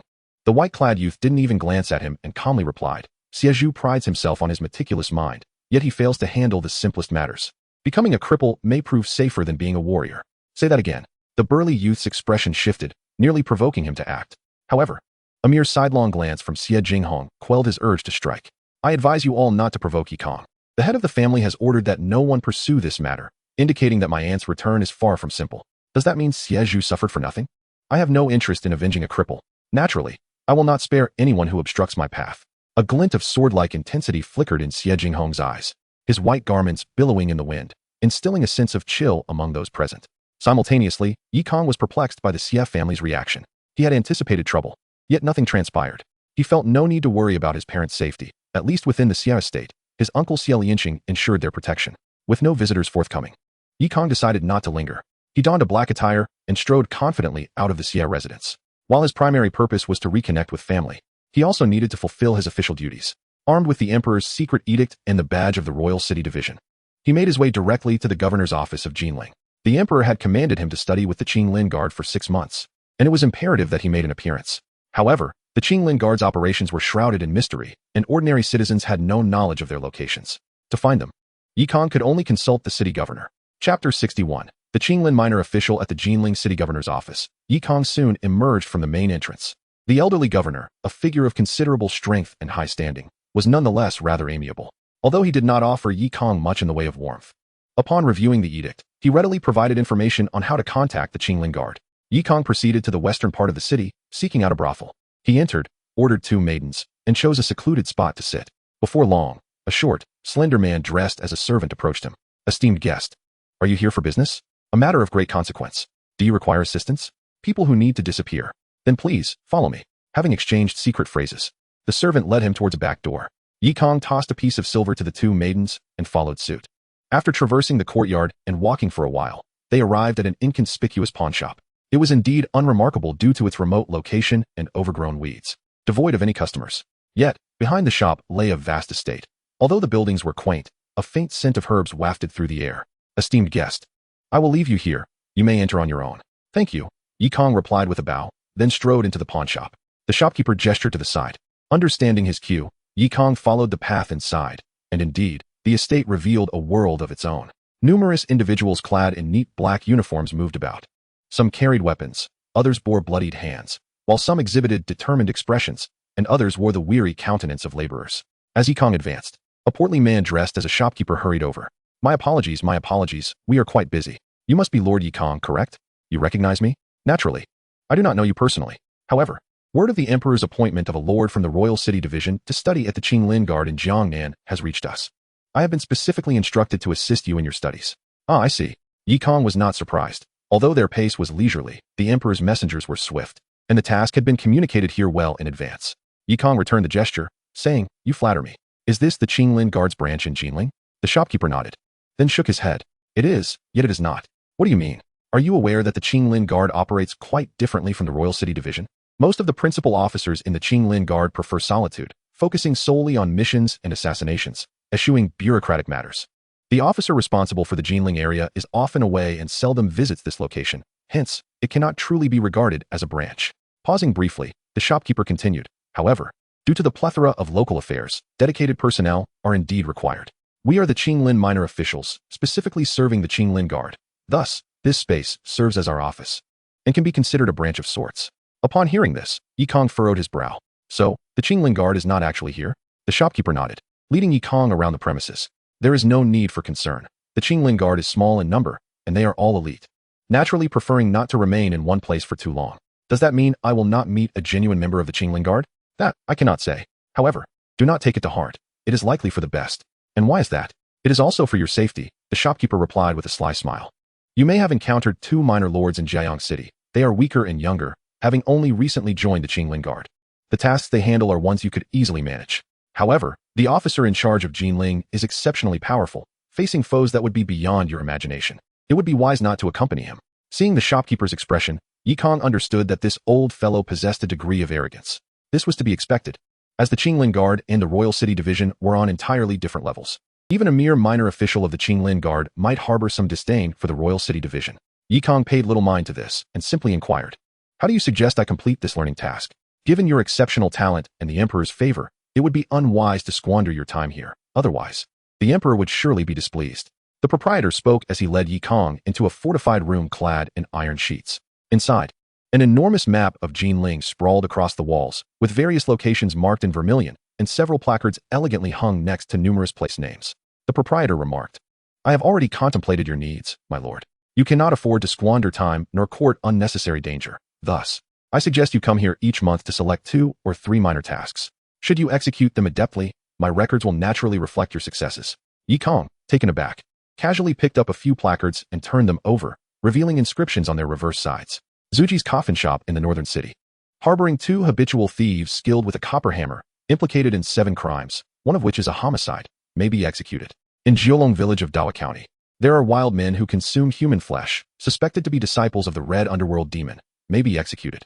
In the Clearwater Lake of Tsangyu County, a water monster injures people, suspected to be the work of a malevolent spirit, may be executed, and the remains of the malevolent spirit must be retrieved for double rewards. Kang's astonishment grew with each glance at the placards. The proprietor, seemingly anticipating his reaction, merely smiled while stroking his beard. "Are you observing well, my lord? These are the tasks for the Qinglin minor officials. We have dedicated scouts who gather this intelligence, which is then meticulously organized into tasks displayed upon this wall. Do all these tasks require the esteemed lord guarding Jinling to complete them?" Kang was flabbergasted. The sheer volume seemed insurmountable. To assign such a burden to a single individual would be exhausting. The proprietor chuckled, shaking his head. "Certainly not. The tasks displayed here are intended for the masked men, skilled martial artists from various regions, all innate experts." As soon as the proprietor finished his explanation, a figure clad in a black robe and mask, revealing only a pair of eyes, entered the room. Without acknowledging Kang or the proprietor, the figure approached the task wall, surveyed it briefly, then swiftly plucked a placard before departing. "This is a masked man," the proprietor elucidated. "They possess formidable abilities and may freely select tasks. We would not impose compulsory assignments upon them unless absolutely necessary." Kang nodded, gaining a clearer understanding. These individuals must be bounty hunters, earning rewards for fulfilling tasks, and those meeting the criteria would be absorbed into the ranks of the true Qinglin Guard. The proprietor's eyes widened in surprise, and he clasped his hands in respect. "Indeed, my lord, you possess remarkable insight. Many become masked men precisely to ascend to the status of Qinglin Guards. The 2 individuals you encountered previously have risen through this very path." Kang, upon hearing this, refrained from further inquiries and turned to the proprietor. "So, I must also become a masked man and undertake tasks for you to assist me in composing my learning report, correct?" "You are indeed astute," the proprietor affirmed. Kang nodded resolutely, and without hesitation seized all 3 placards he had just examined. "Provide me with a mask and attire." The proprietor, momentarily taken aback, hastily cautioned, "My lord, you must exercise caution. Once you take a placard, you must fulfill it within 5 days at the latest, or the task will be reassigned. To seize 3 at once is rather reckless." Chapter 62. The coffin shop's thieves in the northern city. A narrow and dilapidated alley lay deserted, its muddy ground and neglected houses attesting to its forlorn state, with fallen tiles scattered and ignored. It was this desolation that attracted those with dubious intentions to establish a coffin shop here, catering exclusively to funerary services. Kang, garbed in a lightweight black robe and wearing a specially crafted mask, wielding a demonic blade and donning sturdy boots, stepped through the muck and arrived at the entrance of the coffin shop. This was indeed the Sue's coffin shop. Upon entering, an elderly proprietor rushed towards him, anxiety etched on his face. "Oh, finally you have come. This calamity has tormented me for days. You must resolve it swiftly." The old man did not recognize Kang, but was familiar with the garb of a masked man. In the South, many were aware of their existence, often mistaking these bounty hunters for government officials. For the common folk, the identity behind the mask was irrelevant, as long as their problems were resolved. Without further ado, Kang inquired, "Where are the two individuals?" The old proprietor gestured towards the back courtyard where new coffins were stored, whispering, "They have gone out, but will return shortly. The stolen goods are hidden within a coffin." "What kind of stolen goods?" "Oh dear, how would I know? They beat and berate me daily, demanding food. And if I refuse, they threaten my life." The old man's expression was one of despair, and the bloodshot eyes bore witness to his suffering. Kang nodded and further asked, "Do you know their strengths?" "Please do not take offense, my lord. I am merely a simple, honest businessman and have no knowledge of martial arts. I cannot discern their capabilities. That is of no concern. You may return to your seat. And consider that I have not come. Then, my lord, I shall wait here for their return." Kang entered the main room, channeling his vital energy to heighten his senses, and soon discerned the situation. He approached a sturdy Namu coffin at the back, lightly tapped it, and the lid opened automatically. Inside lay a trove of gold hairpins, silver bracelets, and gemstones, merely women's adornments. They were indeed thieves who specialized in pilfering from women. Kang's expression soured as he peered deeper, spotting a peculiar jade bracelet. Blood and flesh clung to it, darkened and grotesque, and beneath it lay a severed hand. Kang's eyes narrowed, vividly picturing the scene of the two thieves forcibly claiming the bracelet, even resorting to severing a hand. Even the system could not bear to witness it, prompting a notification. Ding. Task issued. Eliminate the thieves. Task reward, 5,000 insight. A smile crept across Kang's face. The system was indeed considerate. He swiftly leaped onto the rafters, casually retrieving a tome from the ink jade antique to pass the time. Moments later, footsteps echoed from outside, prompting Kang to conceal his presence and focus intently. "Brother, that girl today was quite delightful. Let us seek her out again next time." "Pathetic. Once we finish this last job, we can leave here, at that point." "What kind of women want we have?" Two lewd men, each armed with small copper hammers, swaggered into the room, completely disregarding the trembling old proprietor. Upon entering the main room, Kang sensed their vital energy fluctuations. One was a first-grade innate master, the other a second-grade innate master. Their abilities were not to be underestimated, yet they chose the path of thievery. Just as Kang was about to make his move, one of the men produced an ancient parchment made of sheepskin. As the parchment unfurled, it revealed a delicate circular jade pendant. Kang's eyebrows arched in astonishment. The pendant depicted on the parchment bore an uncanny resemblance to the inked jade antique at his waist, albeit his was merely a fragment. Suppressing the urge to act, Kang listened intently as the thief sighed. "What bad luck. After searching for so many years, we've stolen an array of other jewelry. Yet not even a trace of this item has surfaced." The other replied, "Brother, what does master need this thing for?" "How should I know? That old monster possesses such immense power, yet he can't find a single piece of jade in this vast world. If it weren't for his need for our assistance, he wouldn't have taken us on as apprentices." "Humph, the old monster enjoys kicking us when we're down. Even if we find it, we won't hand it over." After exchanging a few idle remarks, they tucked the parchment back into their sleeves. At that moment, Kang descended from his perch. As the true energy manifested, both individuals immediately became alert, instinctively dodging to the side while gripping the small copper hammers at their waists. Kang refrained from making a move, simply observing them. The two exchanged wary glances, cautiously positioning their hammers defensively in front of themselves. "Brother, it's the masked man. Silence. When did he arrive?" Not a trace of his aura escaped. Kang remained silent, merely inquiring, "Who is the master you spoke of earlier? And why is he seeking the items on the parchment?" At his words, the expressions of the two men hardened instantly. "Indeed, you overheard us. You shall not leave today. You have brought this upon yourself." They both attacked simultaneously, swinging their hammers with formidable force. However, Kang remained unfazed, drawing forth his enchanted blade and wielding it with precision, severing all the hammer handles effortlessly. The energy escaped, and the two men's expressions shifted dramatically. Fourth grade innate. Run. Without hesitation, they turned and fled in opposite directions, employing the shadow step technique. Kang had anticipated this, unleashing the 100 Flowers sword chi while simultaneously activating his own shadow step technique, revealing a series of concentric bagua and 9 palaces formations before him. Having cultivated the same shadow step, he instinctively sensed their movements. Within the bagua and 9 palaces, the positions were systematic. In an instant, he deduced where the two would next appear, thrusting his sword in advance. As expected, dark mist materialized, and their figures emerged, yet before they could stabilize, they were pierced by dozens of sword energies. Their bodies, riddled with wounds, fell lifeless to the ground. Even in death, They remained oblivious to how their unparalleled footwork had been seen through. Ding. Mission complete. Kill the thieves. Reward, 5,000 insight. The reward was immediately bestowed upon him. Additionally, defeating enemies could also yield insight, though not significantly in cases of lower-level kills, thus it need not be reiterated. Kang retracted his aura and slowly approached the corpses of the two men. He retrieved the parchment, scrutinizing it closely, confirming without a doubt that it was the ancient treasure of ink jade. With a thought, the parchment vanished from his hand, entering the treasure space. Beneath the mask, Kang frowned deeply. He had not anticipated encountering such a coincidence on his first mission. These two, without a doubt, were disciples of the Mount Shanhua. Both capable of the Shadow Step, their master must naturally be the senior uncle of Dai Huanhuan. This old rogue had gathered so many disciples to assist him in locating the ink jade treasure. Mount Shanhua had indeed found half, but upon discovery, greed had overtaken them, leading to their betrayal of the sect. It remained uncertain whether that old rogue was aware of this development. The crucial question was whether the other half of the jade pendant resided with him. Unfortunately, the man was dead, leaving no room for further inquiry. However, he had gained valuable insight for future precautions against such thieves. Kang, unperturbed, gathered all the stolen goods, took one of the copper hammers, and turned to leave. My lord, please handle the bodies. The terrified old shopkeeper hurriedly implored. Kang waved his hand dismissively. No need for concern. Others will come to collect them. Chapter 63, Jianghu Village. A day later, in Jinling City, at the Qingxin Pavilion, a middle-aged man with a sinister expression slowly ascended to a private room on the second floor. He was promptly served a cup of fine tea. The aroma wafting through the room, complemented by the gentle sound of flowing water from the nearby stream, creating an enchanting ambience. Yet, the middle-aged man had no inclination to savor the tea. His gaze was fixated on the individual seated opposite him. Brother Intai, I apologize for my tardiness. My family has been vigilant, making it difficult to find an opportunity. The man across from him, adorned in luxurious attire, with long hair flowing and a stubbled chin, exuded a roguish charm. He smiled quietly, brewing tea as he spoke. Brother Xueding, you are too modest. We have been friends since childhood. If you require assistance, how could I not come? Xueding's expression darkened as he grasped a cup of tea and downed it in one gulp. He then gritted his teeth, saying, That scoundrel has gone too far. He has ruined my children. One's future is shattered, and the other is confined to a wheelchair for life.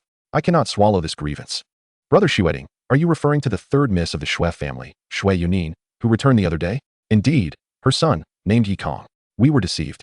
He is actually a formidable expert. My children inadvertently angered him over a trivial matter, and I never anticipated that fiend would act so ruthlessly. The man across from him frowned slightly. Brother Xueding, I have heard that the Xue family has recently summoned all their disciples back. Is there some upheaval? What upheaval could there be? It is merely the old man seeking to select a successor. Everyone in Jinling knows that the likely candidate is that Xue Jinghong. It's all for show. Indeed, during such extraordinary times, Xue Lianqing would not permit you to seek vengeance. This is precisely why I have come to find you. Xue Xueding fixed his gaze upon Wang Yintai. The man opposite him was a direct descendant of the Wang family, holding both status and strength superior to Xue Xueding. Yet their long-standing friendship had led Xue Xueding to seek his aid. Wang Yintai did not hesitate, merely nodding. Let it be for the sake of your nephew and niece.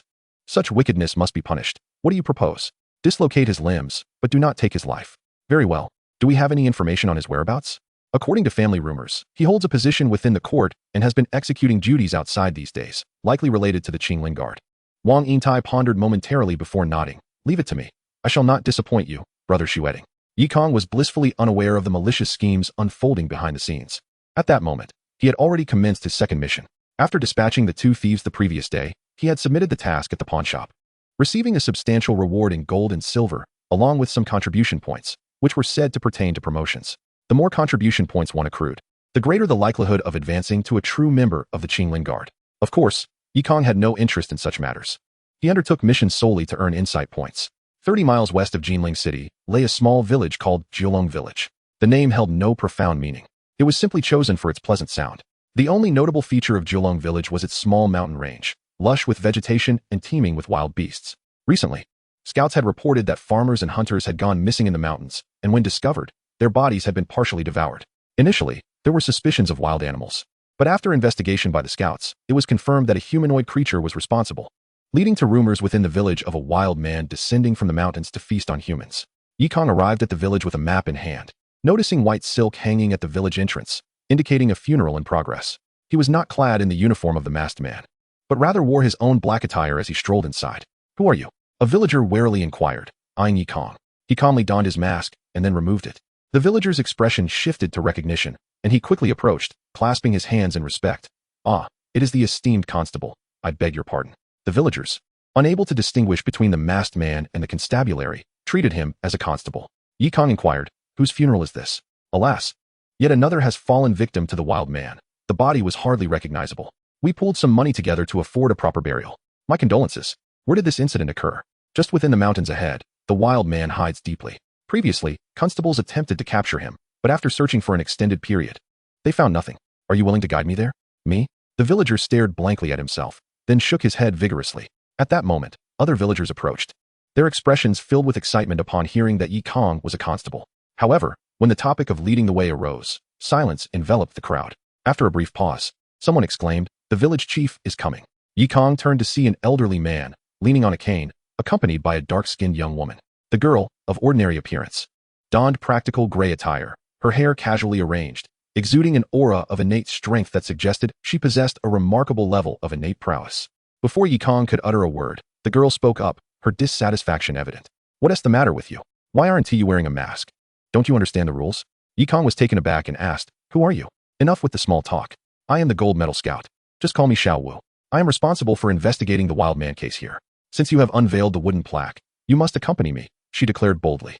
Kang found it difficult to reconcile her demeanor with that of a scout, yet he followed her nonetheless.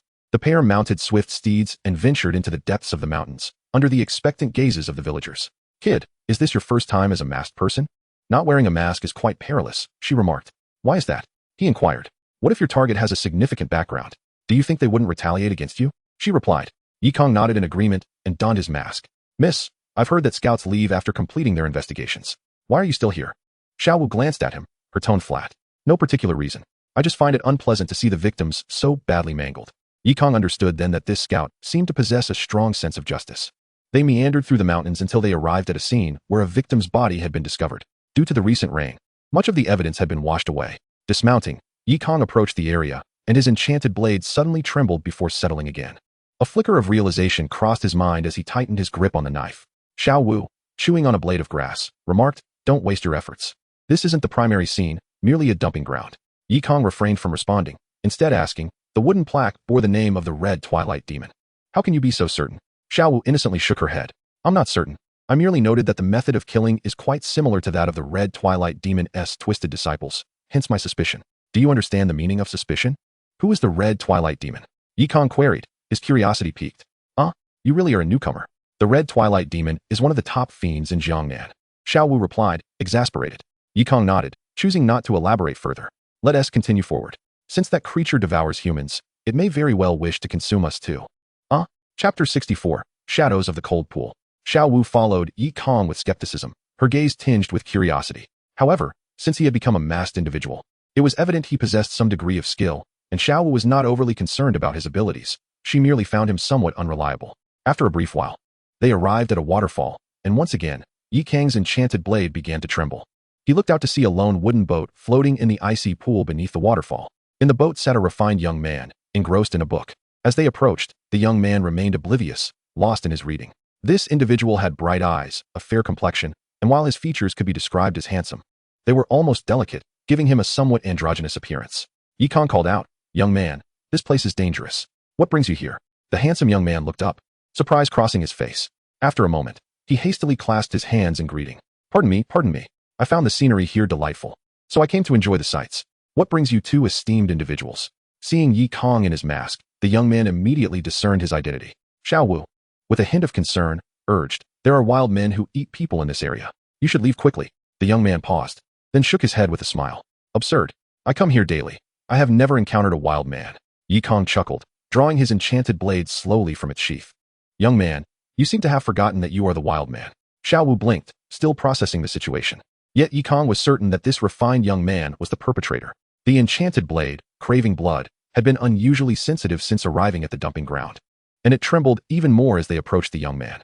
Indeed, upon fully drawing the enchanted blade, a crimson hue manifested along its edge, alternating with the blade's inherent darkness, radiating an insatiable hunger. The young man, initially indifferent, paled at the sight of the blade. "Your sword is quite bothersome. It craves blood, and coincidentally, you reek of it." "Humph." The refined young man scoffed, standing upright as a foul stench of blood emanated from him. His expression shifted from one of gentility to one of darkness, his eyes blazing red, exuding an aura of malevolence. Masked individual, why do you seek me? I no longer wish to kill. You are pushing me. As he spoke, a formidable aura surged forth, causing his garments to swell as if filled with air, and his once perfect visage grotesquely transformed into a visage marred by blood clots. Xiao Wu's pupils constricted in realization. Indeed, he is a disciple of the Red Twilight Demon. This is the blood sorcery of the Red Twilight Demon. Silence. Who would want to be his disciple? If it weren't for his twisted fascination with my appearance, forcing me to follow him, I wouldn't have ended up like this. The refined young man's voice deepened, filled with fury as he roared, his eyes glowing with bloodlust. Succumbing to madness. That old bastard is a pervert. He delights in male beauty, torturing me to this extent. If I do not consume human blood, the sorcery within me will cause me unbearable pain. I immerse myself in the cold pool daily, desperately suppressing the urge, but occasionally, I cannot help but capture and devour people. Why are you forcing me? As he raged, his aura intensified, his flesh transforming into grotesque blood clots, his appearance becoming horrifyingly monstrous. His long hair flowed down like that of a feral beast, explaining why he had been mistaken for a wild man. Yet Kang held no interest in his tragic tale. He had refrained from striking thus far, simply to await a system notification. Ding. Mission issued. In the wild man's suffering. Mission reward, 5,000 insight. Finally, a glimmer of determination shone in Kang's eyes as he swiftly leaped from his mount, gripping his blade with one hand as he descended to strike. The transformed young man roared in response, leaping to meet the blow with his bare arms, attempting to absorb the strike. With a resounding clash, the blade was deflected by the overwhelming blood energy. Both landed on the opposite ground without hesitation. Kang swung his blade again, now enveloped in blazing flames. Fire, being the purest yang, was the ultimate counter to such malevolent sorcery. The fiery blade struck repeatedly, burning the creature and causing black blood to spatter the ground. Yet, the beast proved resilient. Realizing it could not match Kang's strength, it resorted to its sorcery. Completely losing its sanity, roaring like a wild animal as it instinctively evaded Kang's strikes. Kang felt a surge of alarm. This individual had originally possessed only a second-tier innate strength, but after transforming into a monster, he had dramatically increased his power, likely reaching peak third-tier innate strength. This sorcery was indeed peculiar, not only enhancing defense, but also augmenting speed. No wonder the Red Twilight Demon had become a formidable adversary in Jianghu. Unfortunately for the creature, Kang was still the superior fighter. The Imperial Extreme Heavenly Skill erupted forth, dispersing the boundless blood energy with its golden true chi, rendering the malevolent sorcery utterly ineffective. The creature sensed this innate counter and instinctively began to retreat. Kang remained unhurried, wielding the flame blade once more, infusing it with the Royal Extreme true chi layer by layer, each strike more potent than the last. Initially, the creature managed to defend itself with its arms and blood energy, but after several blows, the demonic blade devoured all the blood energy from its arms, swiftly severing them. With its hands cleaved off, the creature seemed to regain some awareness, yet paradoxically chose to abandon its escape, charging directly at Kang. As anticipated, Kang thrust forward, driving his blade into the creature's heart. The demonic blade's instinct to consume blood erupted, rapidly draining the pure blood energy from the creature's heart. As vitality faded, the creature's head tilted, and it perished. Ding. Mission accomplished. In the suffering of the wild man. Reward. Host gains 5,000 insight. The entire process appeared slow, yet was exceedingly swift. On the opposite shore, Xiao Wu observed two figures darting back and forth, and before long, the creature was slain by Kang. At this moment, her mouth fell agape, her eyes filled with astonishment. She could distinctly sense that the creature had attained a third-grade innate might. Yet it was so effortlessly dealt with by that individual. What kind of power does he possess? Xiao Wu hurriedly flew across the water, landing nervously beside Kang. Forgive my rudeness, esteemed senior. I had no idea your strength was so formidable. No matter, Kang replied. Return to the villagers and inform them that the wild man has been eliminated, and also convey the completion of the task to the pawnshop. And what about you? I must continue my journey. I have another task to attend to, one that lies in the opposite direction, so I shall not return to Jiangling and waste time. Kang waved his hand, already producing a map to mark the next task location. Xiao Wu promptly clasped her hands in acknowledgement. Understood, I shall return at once. Wishing you success, esteemed senior.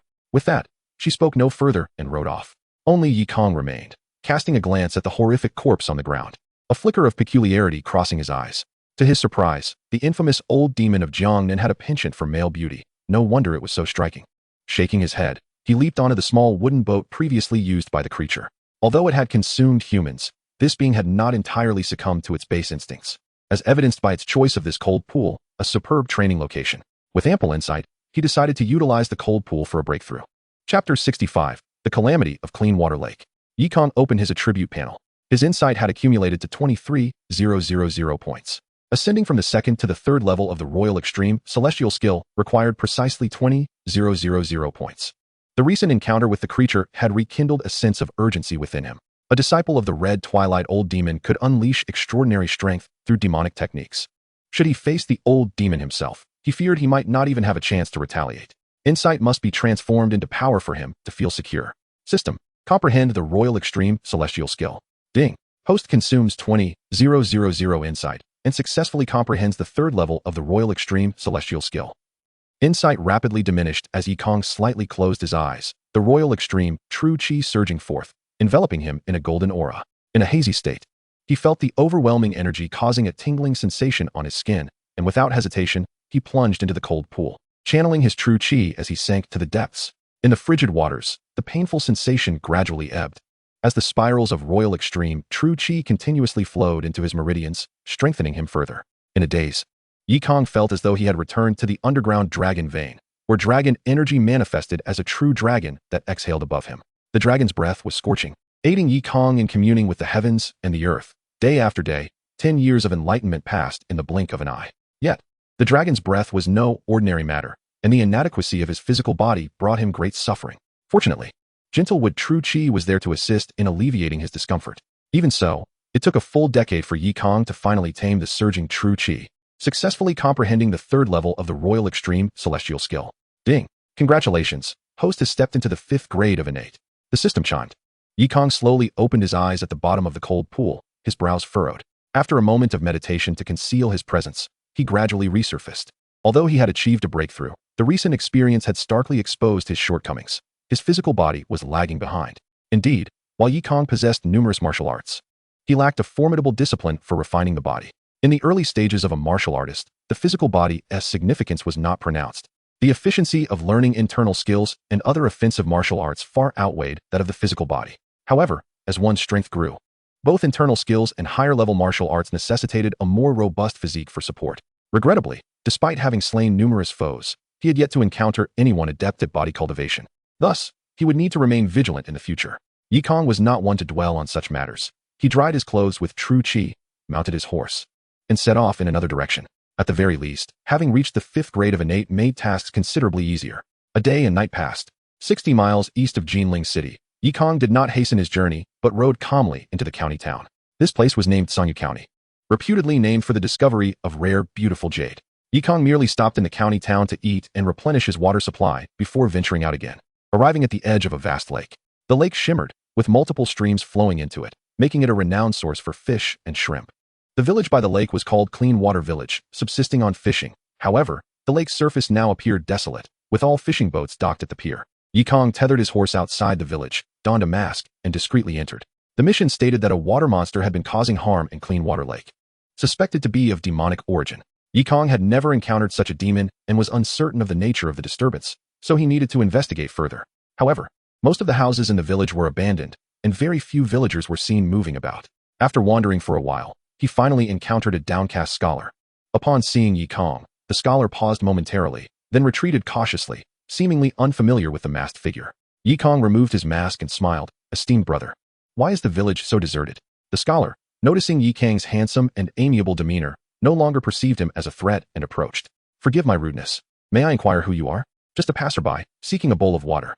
You have erred. This place is perilous. You should leave swiftly. Why? The scholar, noticing the clarity in Kang's gaze, entirely relaxed his guard and leaned in to whisper, I am but a humble scholar, and I would never deceive you. There are demons wreaking havoc in this lake, and the villagers have gone mad. You should leave at once. Kang shook his head. The journey is long. I cannot leave now. Since you are a scholar, I kindly request a decent meal. Ah, the scholar's expression turned awkward, rummaging through his pockets. I come from a poor family.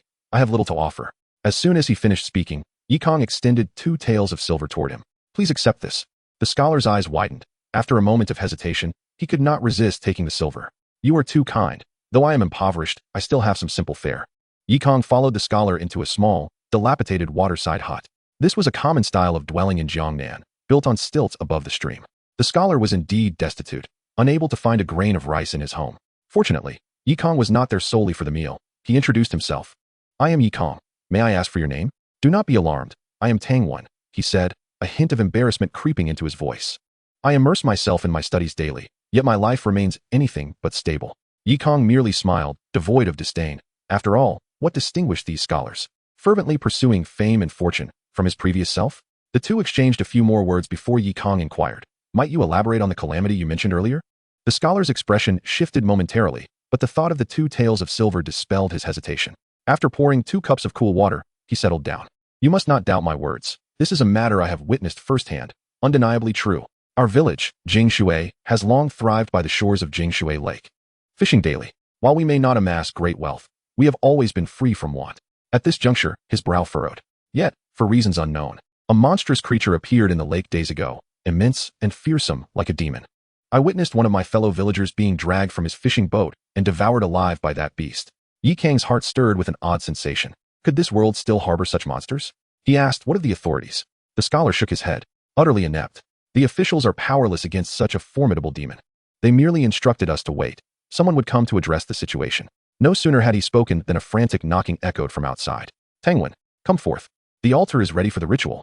Do not delay." With that, the knocker departed. Yi Kang, puzzled, asked, "What altar?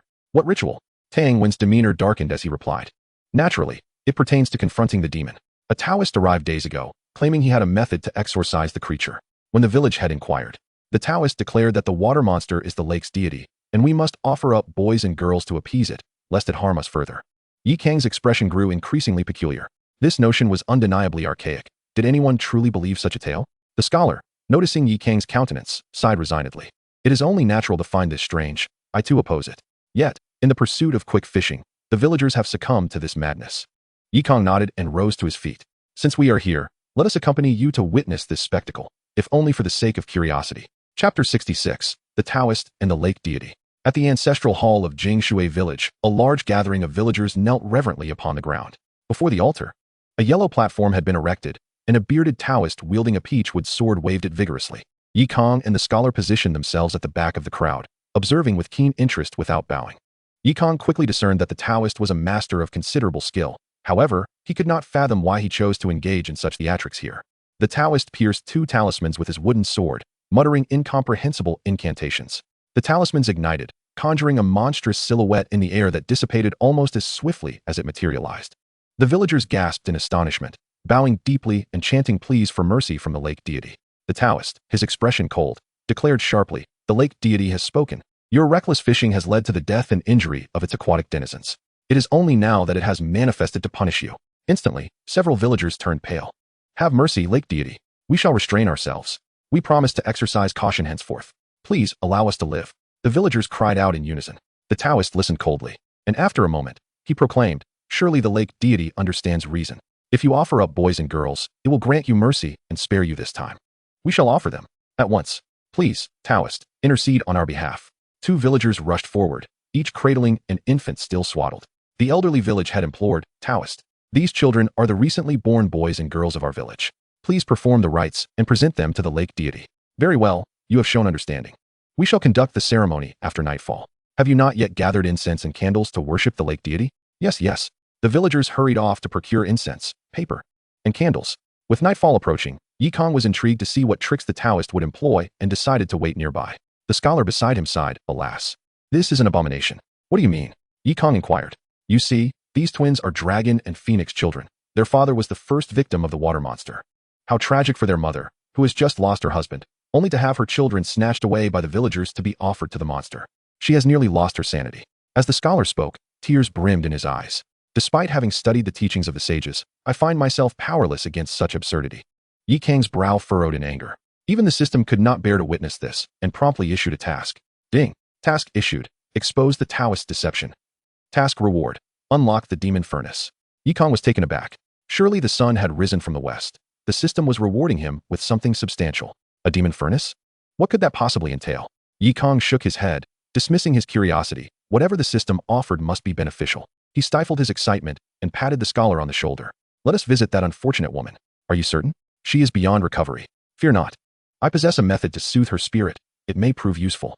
"I am grateful." The scholar bowed respectfully, then led Yi Kang to the end of the village. There, they found a small house, its door secured with a heavy iron chain, guarded by 2 burly men wielding harpoons. "Please wait here. I shall speak with them." "There is no need for such formalities." Kang picked up 2 stones and casually tossed them, causing both guards to collapse instantly. The scholar stared in awe. You possess martial prowess. I have a modicum of skill, Kang replied with a smile. He then yanked the chain free, revealing a woman seated despondently on the edge of the bed, her expression vacant as if lost in thought. The scholar stepped forward, his eyes reflecting a mix of sorrow and an indescribable sentiment. She is my cousin. She has always treated me kindly, helping me throughout my life. I never imagined such a good person would end up in this plight. Let me try, Kang said, striding towards the woman and grasping her hand. She remained unresponsive, offering no resistance. Channeling the vitality of the Imu Heart Sutra, he infused her with invigorating energy. Though the energy lacked combat prowess, it was remarkably effective for healing and calming the mind. In no time, the woman's eyes regained clarity. Startled, she looked at Kang and then at the scholar. Suddenly, she lunged at the scholar's left leg, weeping inconsolably. Awen, please save my children. Do not let them be devoured. The scholar, heartbroken, embraced the woman, tears streaming down his face. Yet he found himself at a loss for words. He too wished to save her, but he lacked the power to oppose the entire village. Observing this scene, Kang's expression remained unchanged. Tangwen, stay here and care for her. I will step outside for a moment. Brother, do not worry. I shall return shortly.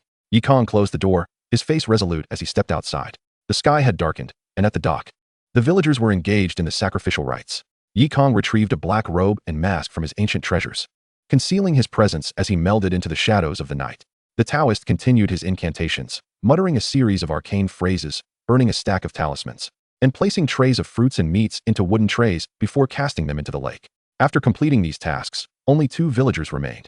They placed the pair of infants into a wooden basin and gently pushed it onto the surface of the lake, allowing it to drift away with the rippling waters. The Taoist priest, feigning profundity, proclaimed, "It is done. The ritual is complete. We now await the lake deity's acceptance of your offerings, and matters will naturally resolve themselves. You may disperse, but do remember to return home and secure your doors and windows. If anyone dares to spy and disturb the lake god, all will be in vain." Thank you, master.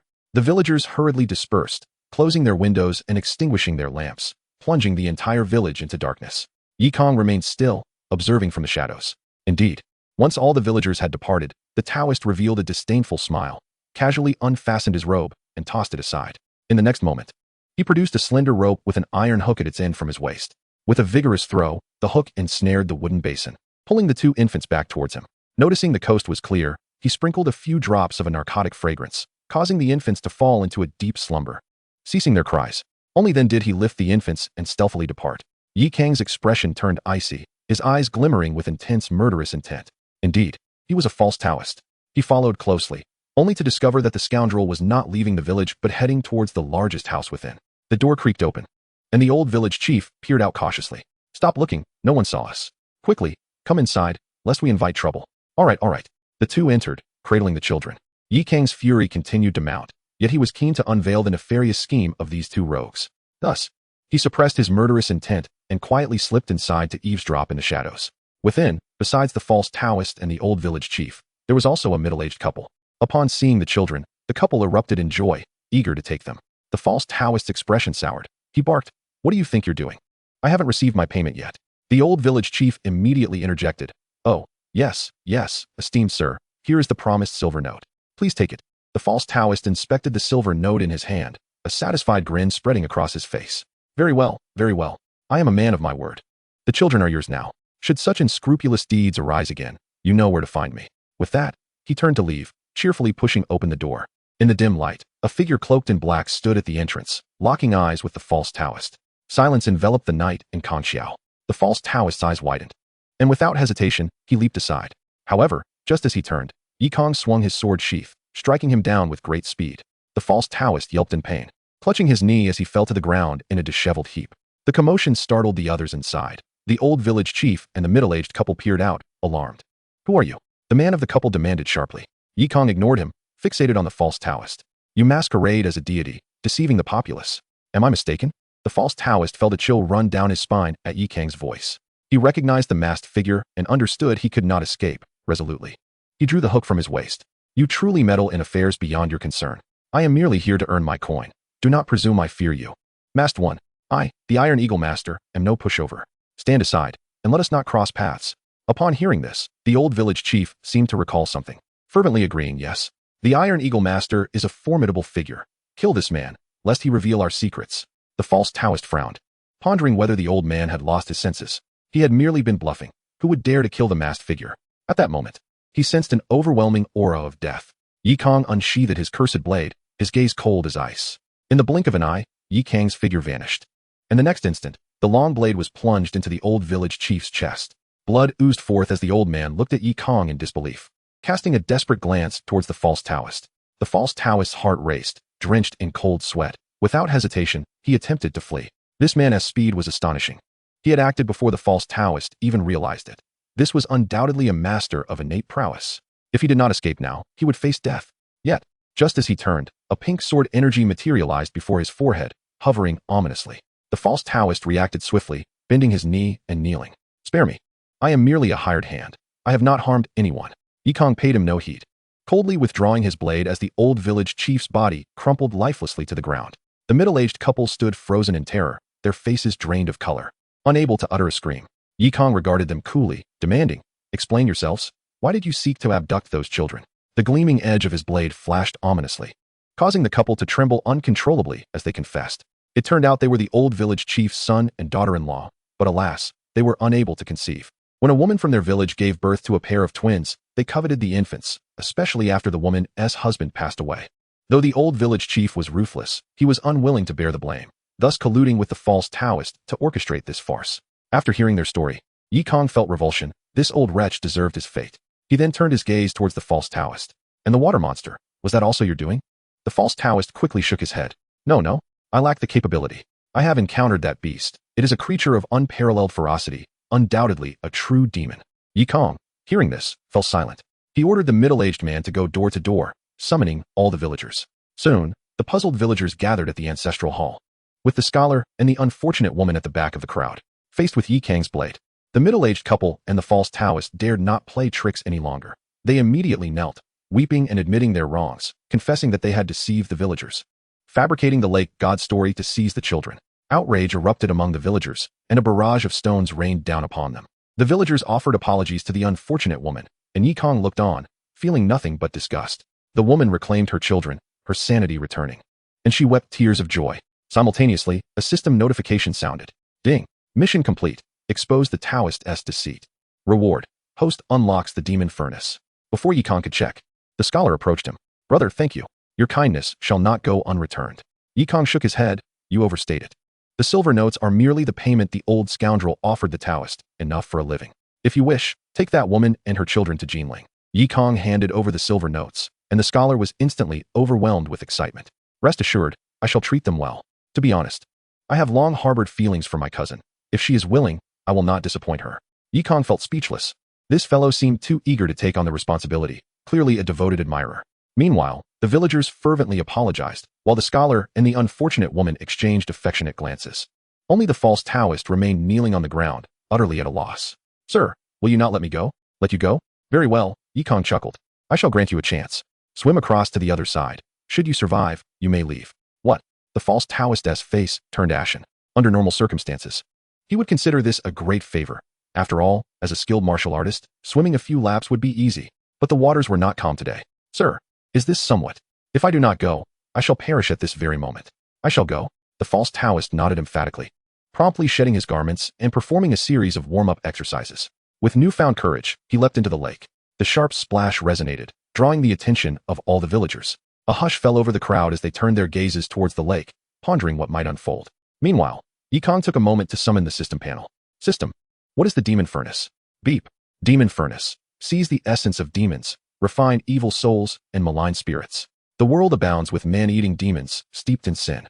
Once subdued, they can be cast into the demon furnace, where they are subjected to purgatorial torment. As the refinement progresses, one may receive special rewards, the quality of which correlates with the demon itself. Note: only man-eating demons can be refined." Good gracious. Yi Kang was taken aback. It turned out that demons truly existed in this world. The water creature lurking in the lake was undoubtedly a man-eating demon, perfect for testing the efficacy of the demon furnace. Just then, a cacophony of gasps erupted from the lake's surface. The villagers craned their necks, but the darkness of night obscured their view of the events unfolding below. Yet, Yi Kang, endowed with heightened senses, distinctly perceived that the false Taoist was desperately swimming back to shore, shouting, "Help! Help me! There's a monster!" Behind him, a colossal being revealed its horns, propelling itself swiftly towards him. Realizing escape was futile, the false Taoist hastily cast out a grappling hook. Blood spurted as a thunderous roar echoed through the lake. And a gigantic beast emerged from the water's surface, its blood-red eyes resembling lanterns, leaving the false Taoist in a state of stupor. Kang was equally astonished. Chapter 68. Slaying Demons in the Lake. Don't eat me. I'll fight you. The false Taoist, sensing imminent danger, swung the grappling hook with all his might, managing to inflict a shallow wound on the monstrous creature. At that moment, he finally beheld the demon in its entirety, a catfish head adorned with curved horns, its body devoid of scales, and two massive whiskers more agile than the hook itself. The demon, enraged by the attack, opened its cavernous mouth and let out a terrifying roar. Its whiskers shot forth like steel rods, piercing through the false Taoist's chest. His eyes widened in shock as his head drooped limply. The catfish demon whipped its long whiskers, devouring the false Taoist's lifeless body in one swift motion.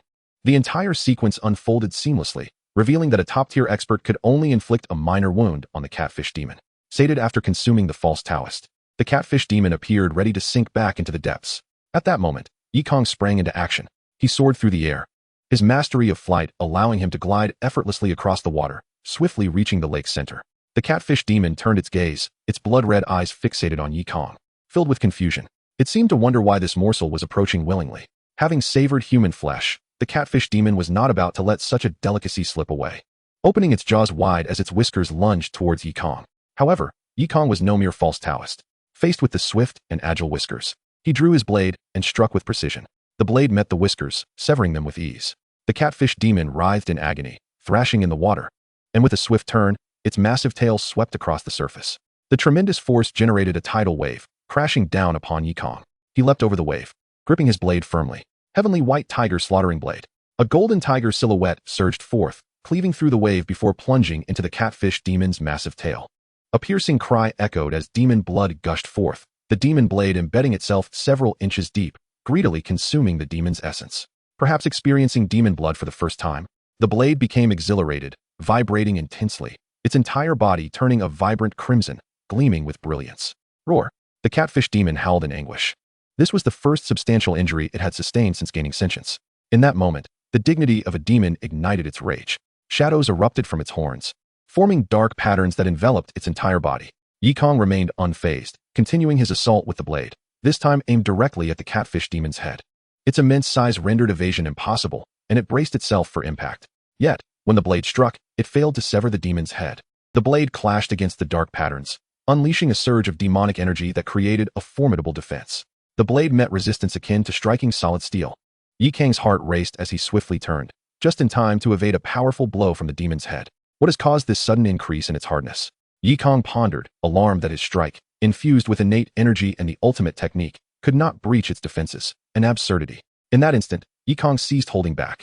With a thought, he summoned 100 pink sword energies, blanketing the area. The catfish demon sensed impending danger. Its patterns flickered as all its demonic energy coalesced into its skin. Simultaneously, he unleashed the 100 Flowers sword finger, launching 100 sword energies aimed squarely at the catfish demon. Bang! Bang! Bang! The explosive sounds reverberated as sword energies crisscrossed the lake's surface, sending water columns soaring into the air. The sight left the villagers at the dock in stunned silence. The catfish demon's defenses were indeed formidable. For the 100 Flowers sword energies merely penetrated its flesh a few inches before being staunchly repelled by the patterns. Of course, even the strongest defense cannot cover every angle. Several sword energies penetrated directly into the catfish demon's eyes. Its enormous eyeballs burst suddenly, blood spraying forth. And the excruciating pain caused the catfish demon to thrash wildly in the lake. In that moment, it finally felt fear, desperately attempting to escape beneath the waves. Kang would not allow it to flee. He dashed forward, accompanied by a torrent of sword energies, launching another ferocious assault on the catfish demon's tail wound. In mere moments, the severe injury was breached, and the blade plunged deep, slicing through the tail. Blood stained the surrounding waters crimson. "You shall not escape," Kang bellowed, channeling sword energy into the wound, which then erupted from the catfish demon's eyes, piercing through its entire body. A shriek echoed as the demon's insides were ravaged, its demonic energy faltering, and the patterns adorning its body began to dim. Seizing the opportunity, Kang submerged into the depths, grasping the demon's dorsal fin with one hand while plunging his blade vertically downward. With a hiss, the long blade pierced through the fish's back, awakening the demon blade's bloodlust, voraciously siphoning the scalding demon blood. Yet, the catfish demon's vitality was astonishingly resilient. Despite sustaining such grave wounds, it continued to swim downward. Kang gritted his teeth, refusing to relent, allowing the demon blade to extract blood. It was a contest to see whether the blade's appetite or the catfish demon's blood would prevail. Gurgling sounds filled the air as blood stained a significant portion of the lake. In its final throes of resistance, the catfish demon finally succumbed, halting its descent at a depth of several meters. Simultaneously, the system chimed. Beep. Kill a demon of the initial innate realm. Reward: 3,000 comprehension points. Reminder: please deposit the demon's soul into the demon furnace before it dissipates. With a flicker of thought, Kang caused the catfish demon's carcass to vanish. The attribute panel then displayed an icon of a furnace. However, he had no time to peruse it and immediately resurfaced. Taking a deep breath of fresh air, Kang felt an exhilarating rush throughout his body. It had been ages since he had engaged in such a cathartic battle. So, this is what a demon truly is. Despite being at the same innate level, I find myself struggling at the 5th rank. Were it not for the 100 Flowers sword point, breaching their defenses would have proven exceedingly difficult. Fortunately, it was I who came here. Had it been another masked individual, they would likely have returned in disgrace. Kang sighed as he leapt from the water's surface, only to discover the fish monster's tail still floating beside him. After a moment's contemplation, he grasped the large tail with one hand and, treading the water, soared back to the dock. Upon his return, the villagers, taken aback by the sanguine scent emanating from Kang and the large tail he dragged along, gasped in astonishment. He wasn't devoured. That's the tail of the water monster. The beast has been vanquished. What a mighty feat. Cheers erupted, but Kang merely cast a cold glance, silencing them into an awkward hush. He discarded the tail onto the dock and commanded, "A few of you, assist me in loading this onto a cart. I shall return to Jianghu City to report that the water monster has been eliminated, and you may resume fishing." Although Kang possessed the ancient treasure of ink jade, transporting such a massive tail into the city would undoubtedly raise suspicion. Given that time was ample, he decided it best to enlist the villagers' help. Immediately, several robust villagers stepped forward to volunteer. As they approached the fish tail, they gasped in disbelief, astonished to discover they had lived alongside such a colossal neighbor for decades without knowledge. Chapter 69, Encounter with Assassins. The following day, 2 short donkeys pulled a cart along the country road. Jianghu village had no horses. Donkeys were the only alternative. Kang leisurely followed behind on his steed, having summoned a panel to inspect the demon refining furnace. Ding. Demon refining furnace activated, currently suppressing 1 demon. Demon, catfish demon. Refinement progress, 20. Use comprehension points to accelerate refinement. From last night until now, the progress bar had only advanced 20. Kang was not anxious. Comprehension points were a precious resource, not to be squandered here. After all, it was uncertain when he might encounter another demon. He decided to let the progress bar accumulate gradually. Closing the panel, he wiped the demon blade with a white cloth. After consuming the blood of the catfish demon last night, the blade seemed to resonate with heightened vitality, making it feel even more responsive in his hands. By midday, they had traversed half the distance. The donkey cart had entered the official road, and under the sun, a group of masked individuals suddenly emerged from the station ahead. Weapons drawn, coldly fixated on Kang. The 2 villagers driving the cart were startled, beads of sweat forming, casting innocent glances at Kang. Yet, Kang merely lifted his gaze, unfazed, and urged his horse forward. In broad daylight, masked figures were surely up to no good. He scanned the group, his expression growing serious. There were 7 masked figures, 2 at the 1st innate level, 4 at the 2nd, and 1 at the 3rd. Quite the formidable assembly. Had he not broken through, dealing with them would have surely required more time. Drawing forth the demon blade, he declared, "Who approaches? I do not slay nameless foes." However, the assailants ignored him. All 7 simultaneously brandished their weapons and charged, sealing off every escape route. They were well trained and evidently had come prepared. Kang wasted no words. Summoning the 100 Flowers sword chi, he unleashed it directly at the 2 first innate level assailants. 100 streams of sword energy overwhelmed them before they could react, swiftly dispatching both. Ding. Slayed 2 first innate level foes. Reward: 800 comprehension points. The remaining 5 momentarily hesitated, but then renewed their assault. A myriad of colorful true chi converging upon him. Kang leapt into action, the imperial extreme heavenly skill erupting. Golden true chi coalescing into a turbulent wave of blade energy. Every attack was thwarted, the 5 assailants' expressions shifting to alarm. Retreat. The intel was false. We can't escape now. Kang smiled faintly, employing the shadow step technique. A black mist surged behind one warrior, and with a sweeping motion, he severed a head cleanly. 5th innate level. Split and flee. The leader of the 3rd innate level called out, prompting the remaining 4 to scatter. Yet, Kang had already shadow stepped to another, cleaving him in 2. Simultaneously, the 100 Flowers sword point surged forth, sealing the fate of the 3rd innate level assailant. Though he managed to partially defend against the sword energy, he was left battered and bruised. Kang remained composed, materializing behind him, the specter of death looming, compelling the man to turn and strike with his sword without hesitation. The clash of metal rang out as the demon blade cleaved through the long sword, and with a swift kick infused with violent, true chi, he shattered countless bones within that man. In the blink of an eye, only one assailant remained, having fled far. Kang merely smiled. The 100 Flowers sword point accelerating in pursuit. A massive wave of sword energy cleaved the last man in twain. Thus, of the 7 assassins, 6 lay dead, 1 gravely injured, all dispatched in mere moments, their myriad tactics rendered utterly impotent. Kang descended slowly, approaching the 3rd innate level foe, who was gravely wounded. Half of his spine shattered, unable to rise. Fear etched across his face as he beheld Kang. Who are you? How do you possess such mastery of top-tier martial arts? Does that concern you? Kang replied, slashing his blade, inflicting a long, narrow wound upon the man. You set this ambush against me, accompanied by so many experts. What merit do I hold? Speak. Who are you, and why did you seek to kill me? Kill me. I am a professional assassin. I will never divulge a word.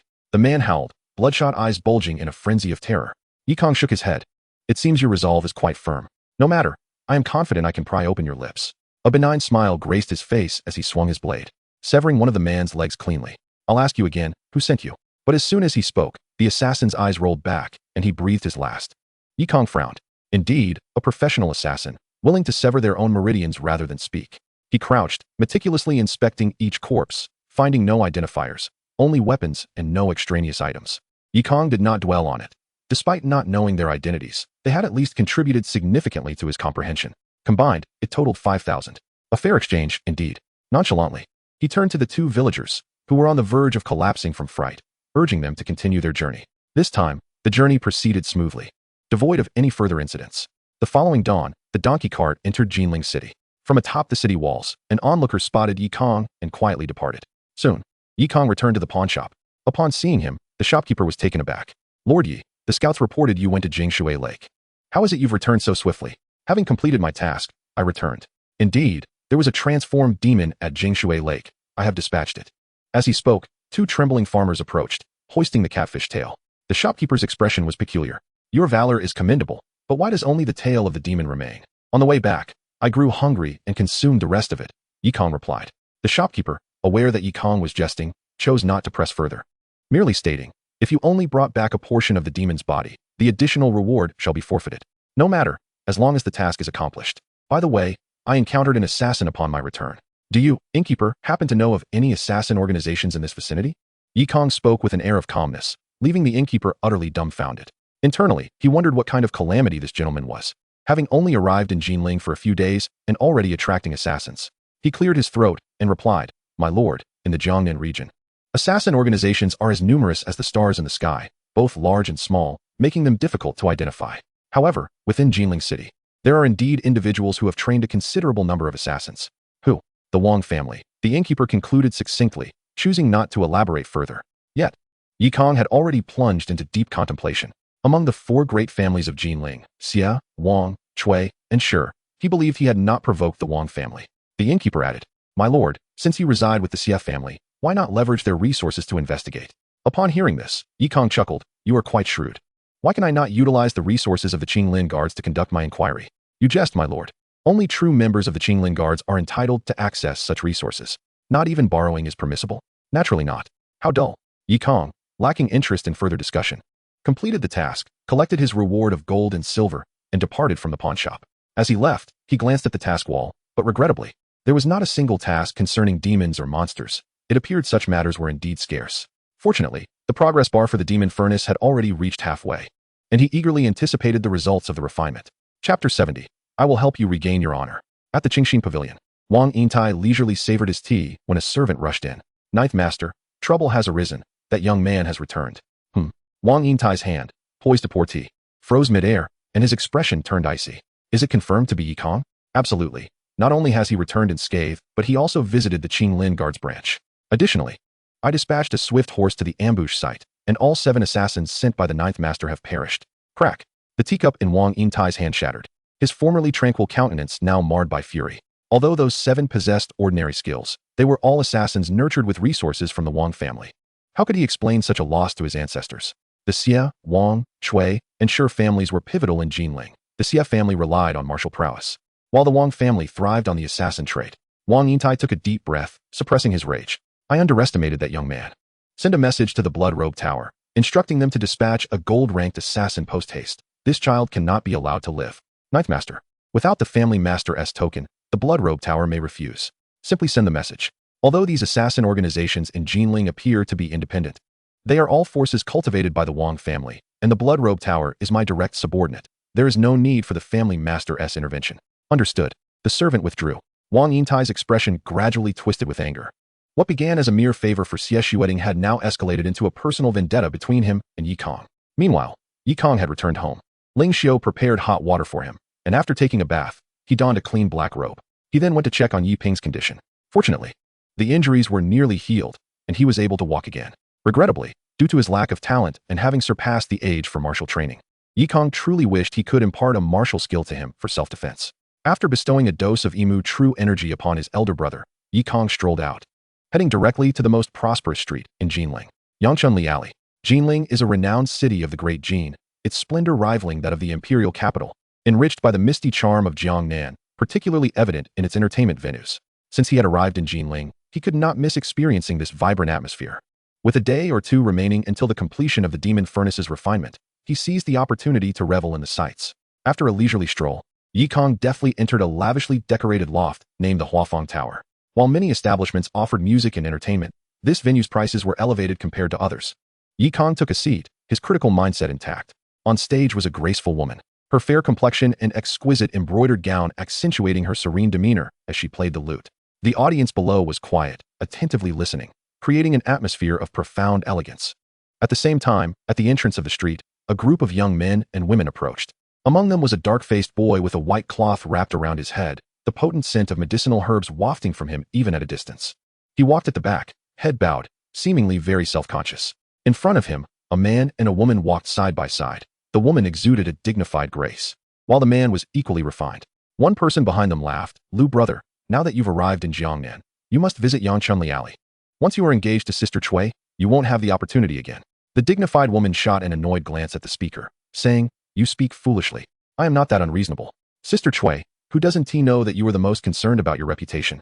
How could you tolerate a son-in-law visiting such a place of revelry?" The group burst into laughter, and the refined man turned to gaze at Miss Cui. Had Yi Kang been present, he might have recognized this man as Lu Mingkong, the son of the Lu family from the Kaishan Inn in Mengzhou, who had been accompanied by two maidservants. He had come to Jinling at his father's behest to marry the Cui family's young lady. The Lu family was the wealthiest in Mengzhou, possessing great wealth, while the Cui family, though not as affluent, boasted formidable martial prowess. The union of their families was considered a remarkable match. Today, Cui Mingyu led several acquaintances, escorting Lu Mingkong around to foster their relationship. As they walked ahead, Lu Mingkong, perplexed, remarked, "Mingyu, I was just about to ask, why does that young man bear such severe injuries?"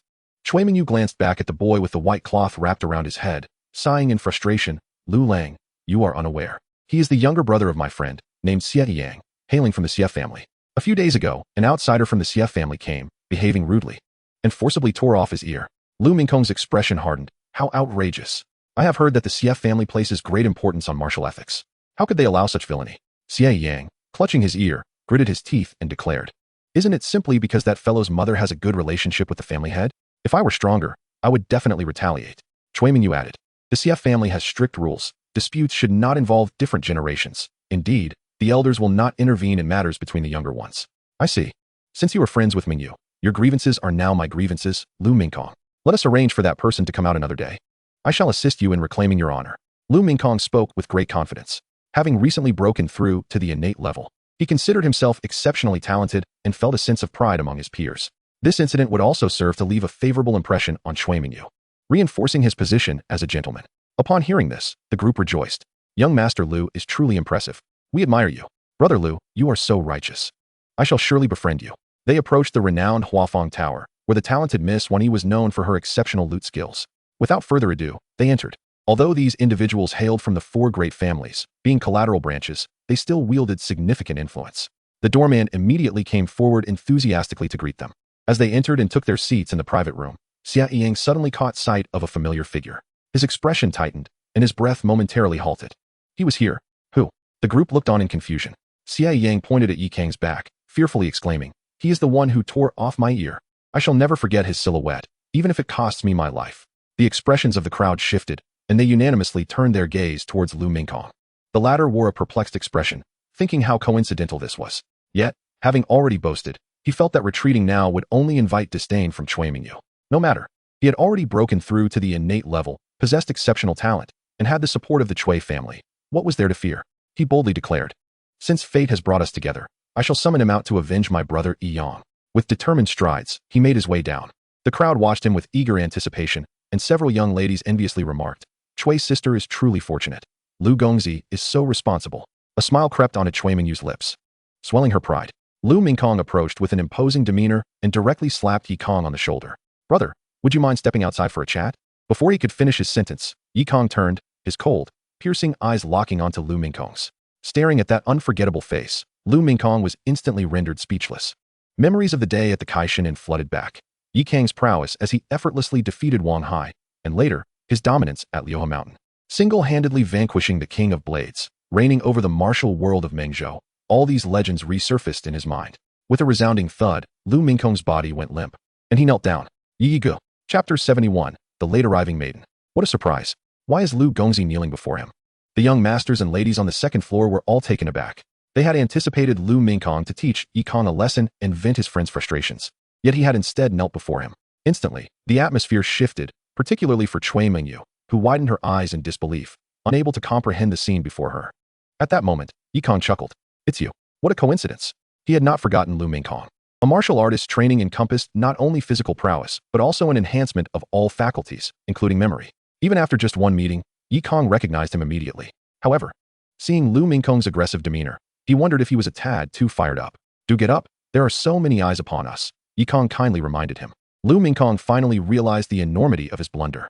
He glanced around, noting that everyone in the Huafeng building was fixated on him, including the gentle maiden on stage. Wan Yi, who was playing the qin. Cold sweat broke out on his forehead as he hurriedly stood up, but did not dare to be dismissive. Instead, he smiled broadly. Lord Yi, I never expected to encounter you here.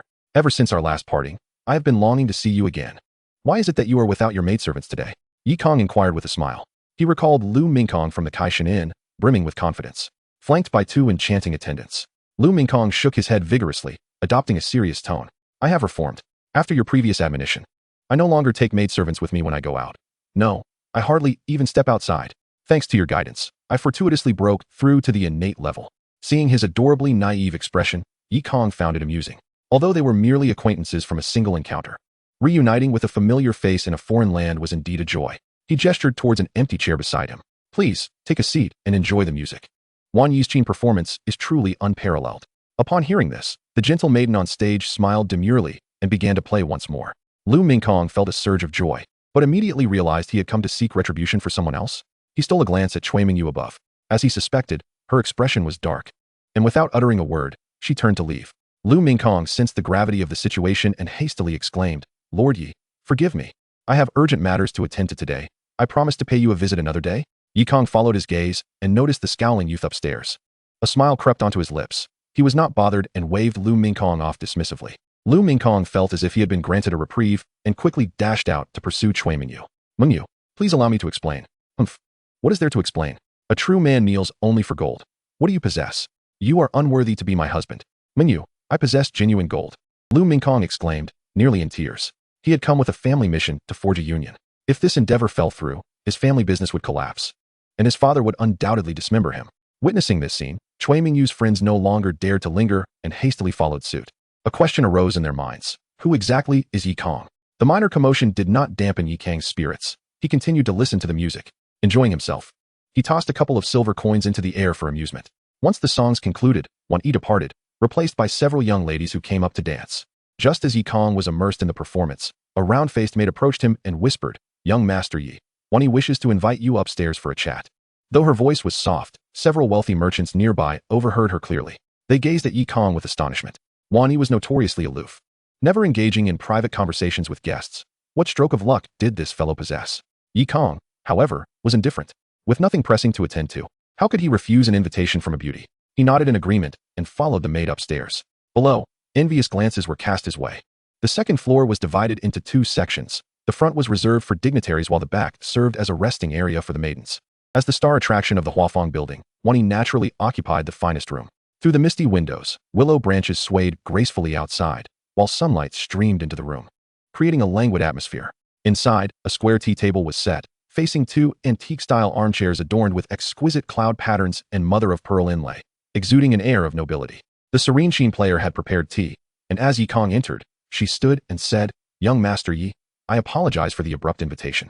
I hope you can forgive me." Yi Kong, not one to stand on ceremony, took a seat opposite her and remarked, "Your Qin skills are exceptional, yet we are strangers. What prompts your invitation?" You praised Wan Yi's musical talent earlier and generously rewarded her with silver. Naturally, I wish to express my gratitude. Such politeness. I merely came here to enjoy the music, not specifically for you. You are indeed straightforward, Wan Yi replied, not wanting to beat around the bush. Today, I sought to meet you because I witnessed you driving away the Chui family's young master earlier. Her tone was gentle.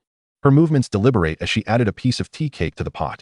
Being in the entertainment district, she had a certain confidence in her observations. That group of young masters and ladies clearly harbored ill intentions, yet you managed to thwart them. Yi Kong, feeling somewhat confused, inquired, "What do you mean?" Wan Yi then explained, "I wish to ask for your assistance in declining the advances of the sixth young master of the Xie family, stating that my status is too lowly to be worthy of him." Huh? The sixth young master of the Xie family? Xie Jinghong? Yi Kang's eyes widened. Excitement flickering in his gaze. Wan Yi nodded slightly. Indeed, the sixth young master of the Xie family is one of the few refined gentlemen of our time. It is said that he possesses remarkable strength and exceptional talent, destined to become the head of the Xie family. I truly see no reason to reject him.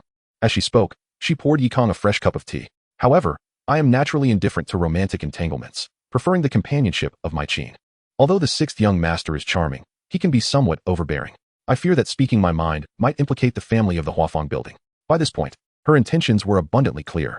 It is merely the case of Xie Jinghong pursuing her, yet her demeanor is one of indifference. She dares not outrightly refuse him. Observing Yi Kong's formidable reputation, she seeks his assistance. While she claims to request help in declining, it is, in truth, a means to secure a protective figure, ensuring that Xie Jinghong would not lay blame on the Yanhua Tower. Yi Kong finds the situation amusing. This individual exhibits remarkable audacity. Does she not comprehend Xie Jinghong's status?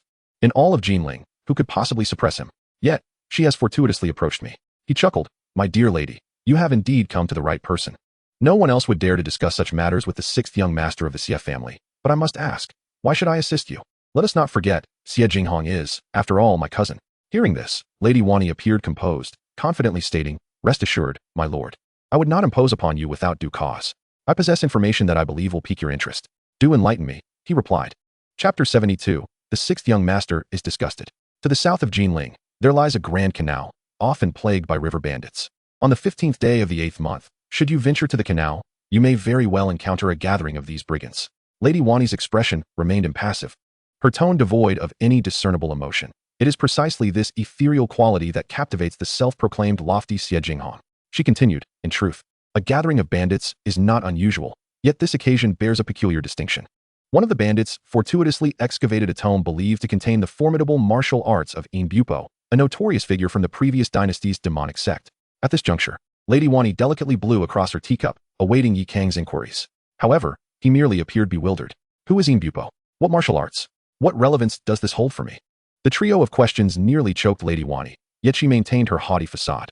"A practitioner of martial arts such as yourself has never heard the legends surrounding Yin Bupo, focused solely on martial prowess, yet neglecting the annals of history?" Yi Kong replied candidly. His martial skills were entirely acquired through a system, rendering him utterly ignorant of such folklore.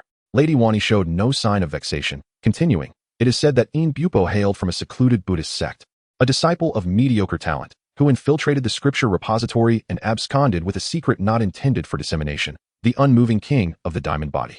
The genius of Yin Bupo lies in the fact that he discerned a demonic variant of the unmoving king, its might eclipsing the original. Naturally, he subsequently betrayed the sect, descending into the demonic path and dominating the martial world." Yi Kong grasped the implications. A transcendent martial art was on the verge of emergence. Yet, more than this, he found himself intrigued by another matter. Fixing his gaze upon Lady Wan Yi's eyes, he inquired, "Given your residence amidst the flowers, how is it that you possess such knowledge of these clandestine affairs? Even aware of a bandit gathering, this is no trivial matter." Lady Wan Yi smiled faintly, stating, "I dare not deceive you, my lord. My station compels me to observe and listen daily. Occasionally, I glean secrets from patrons, although most remain unspoken of." Yi Kong furrowed his brows, an instinct urging him to suspect her words were disingenuous. Nonetheless, it mattered little, as long as the information was authentic. Her identity held no consequence. Furthermore, he had already resolved to assist her, not for any other reason but to vex Xie Jinghong. This individual had caused his elder brother significant injury with a single statement. Failing to retaliate would be a disservice to himself. Kang nodded, rising to his feet. Your noble intentions are noted. I shall take on this matter, considering it a friendship forged with you. Lady Wani expressed her gratitude. No need for thanks.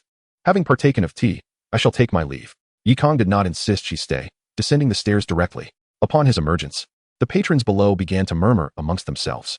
Has he exited so soon? Perhaps he was unsuccessful? Do not speak foolishly. Lady Wani is as pure as a lotus. Do not tarnish her reputation. As evening fell, Kang had indulged enough and returned to the Xie residence. Upon entering, he encountered a young man. Without regard for his identity, Kang halted him, inquiring, Good sir, do you know where Xie Jinghong resides? The young man paused momentarily before realizing that this outsider must be aware of having offended the sixth young master and was seeking to make amends. He raised his chin haughtily, gesturing towards a tall pavilion to the west. Kang thanked him and proceeded.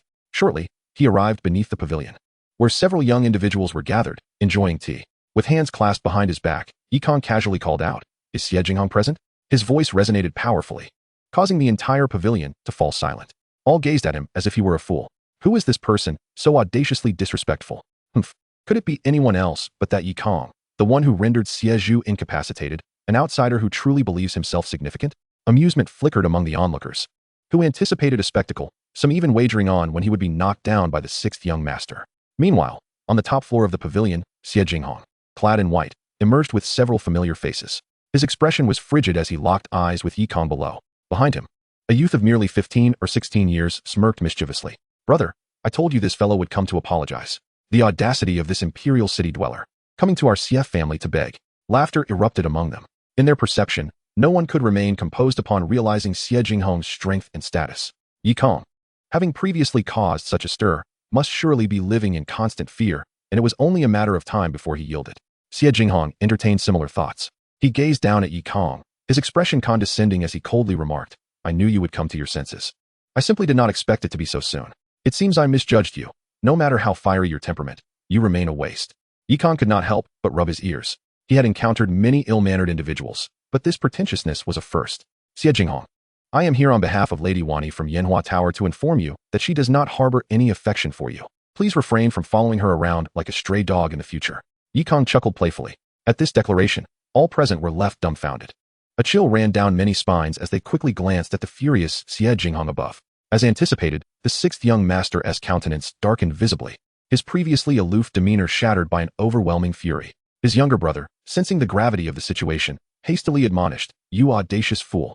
What are you to dare malign my brother? Kang remained unperturbed, casually replying, Whether there is maligning or not, the heart knows its own truth. In any case, I am not the one playing the sycophant. By the way, Lady Wani is indeed quite charming. When we shared tea alone, her fragrance was intoxicating. It is no wonder she has attracted a few admirers. With a crack, Xie Jinghong clenched the railing above, reducing it to splinters. He locked his gaze onto Kang, silence stretching between them until he finally spoke each word with deliberate precision. You lie. Lady Wani does not entertain guests. This statement, once uttered, left the crowd once more astonished. Good heavens, this is a veiled admission. The sixth young master is indeed pursuing a courtesan. Should this news circulate, it would bring shame upon the Xie family. Kang found the situation amusing. The fellow's first reaction was not to strike him, but rather to justify himself. He was indeed deeply entrenched in sycophancy. He could not help but applaud, exclaiming, Sixth young master, your devotion is commendable. Alas, matters of the heart cannot be forced. Henceforth, do not disturb Lady Wani. Should you attempt to impose, it will not be I who intervenes, but the Xie family themselves. Farewell. With that, Kang departed. Naturally, he remained vigilant, prepared to retaliate should Xie Jinghong dare to act. However, even as he walked away, Xie Jinghong did not make a move. What a disappointment. No wonder this fellow can play the sycophant. He possesses remarkable patience. However, it matters little, for his intention to disgust has been achieved, leaving him in high spirits. As Kang moved away, the atmosphere in the loft sank to an all-time low. Everyone held their breath, merely squatting on the ground, idly playing with mud. Such a scandal. Should it be spread further? Many pondered internally, when suddenly, Xie Jinghong clenched his fist and forcefully shattered a supporting pillar. Gritting his teeth, he managed to squeeze out two words between clenched jaws. Bastard. Chapter 73, The Demon Body Refinement Technique. A night passed without incident. The following morning, Kang was awakened by the system's voice. Ding. Demon Furnace Refinement Progress has been updated. Please check, host. Finally, it's done. Kang sprang up like a carp, his face alight with anticipation as he opened the panel. This time, upon clicking the furnace icon, an extraordinary scene unfolded before him. Inside a colossal furnace, a catfish demon was tightly bound by iron chains. enduring the torment of scorching flames. The high temperature caused the demon's soul to sizzle, its once mighty form now resembling that of a loach, suffering for its heinous crime of devouring humans. Meanwhile, the progress bar above the catfish demon's soul had reached 100%. With a thought, Kang activated the progress bar. Ding! Congratulations, host, for refining the catfish demon. Host receives refinement rewards. Ordinary demon body refinement technique, catfish demon water suppression technique, half a demon blood crystal. How delightful! A windfall of coins. Kang could hardly contain his joy, promptly clicking on the reward icon beside the furnace, revealing the rewards just obtained. Can humans also utilize the demon body refinement technique? Ding! By infusing oneself with the demon blood crystal, one can borrow the demon bloodline, forcibly imprinting the demon body refinement technique upon the flesh. Kang instantly understood. The physical form of a demon is naturally far superior to that of a human. If he could employ the demon technique for body refinement, engaging in battle with a physique akin to that of a demon would undoubtedly terrify his opponents. While ordinary people cannot learn demon martial arts, Kang possesses the demon furnace, effectively breaking the barrier. Without hesitation, he retrieved the book of demon martial arts, and the system swiftly recorded it. Ding! Demon body refinement technique, catfish demon water suppression technique, has been recorded. Entry requires 10,000 comprehension points, while the host currently has only 5,000 comprehension points, rendering him unable to grasp it. Kang fell silent for a moment, then hastily dressed and made his way to the Qinglin Guard Division. There was no choice. He lacked comprehension points. Upon arriving at the pawn shop, the Qinglin clerks had already begun their work. The shopkeeper, seeing him, couldn't help but smile. Master Yi, how diligent you are. However, you've already completed 3 tasks. Handling affairs like these is sufficient. You may return next month. That simply won't do. As officials, we must alleviate the emperor's burdens. How can we tolerate the evils of the world without taking action? Kang declared with righteous fervor, then hurriedly rushed to the task wall. The shopkeeper stood dumbfounded, unable to believe his ears. Have colleagues from the imperial city become so passionate? He quickly followed, only to find Kang frowning. Shopkeeper, which task is the most heinous? The shopkeeper scratched his head and casually pulled down a wooden plaque. If we're speaking of shocking atrocities, it would be the demon monks of Baiji Temple. They have practiced wicked arts and kidnapped several villagers, reportedly subjecting them to inhumane torture. With no survivors. Such vile scoundrels. How could I possibly stand by and do nothing? Kang seized the wooden plaque and prepared to leave. The shopkeeper quickly stopped him, saying, Please wait, sir. This task has such a high reward. Do you know why no one has taken it? Why is that? Because Baiji Temple is a den of tigers and dragons. They have cultivated wicked techniques and have gained considerable strength, particularly the abbot, Monk Yuanguang, who has attained 6th grade innate strength. Aside from the guarding officials, very few masked individuals dare to take it on. I see. Kang felt a surge of excitement. Strong adversaries are excellent. Defeating them would surely yield great rewards. The shopkeeper, assuming he was having second thoughts, continued, Sir, please wait a moment. There are over 20 idle masked individuals in Jinling City, including several 5th grade innate experts. I had intended to command them to act together to eradicate this evil temple. Please, do as you see fit. I shall first investigate the situation. Kang chuckled and turned to depart. The shopkeeper, seeing his reckless demeanor, couldn't help but twitch. Truly, a lord from the imperial city, unaware of the gravity of the situation. Come, quickly summon the masked individuals. Immediately, a Qinglin clerk issued a signal. Soon, one masked individual after another entered the pawn shop. Meanwhile, Kang had already galloped out of the city, heading straight for Baiji Temple. This temple, located in Songlu County, was once a revered place, bustling with worshippers. However, since the current abbot took over, the incense has ceased and evildoers have emerged. Now, they no longer pretend. They directly abduct villagers to supply the demon monks for their wicked practices. Such a task, typically requiring the direct intervention of the guarding officials or the dispatch of dedicated Qinglin Guard personnel, is beyond the capability of ordinary masked individuals. However, with the Qinglin Guard understaffed and the demonic forces rampant, with several fiends causing chaos simultaneously, the guarding officials were overwhelmed and could not spare the manpower, thus granting Kang this opportunity.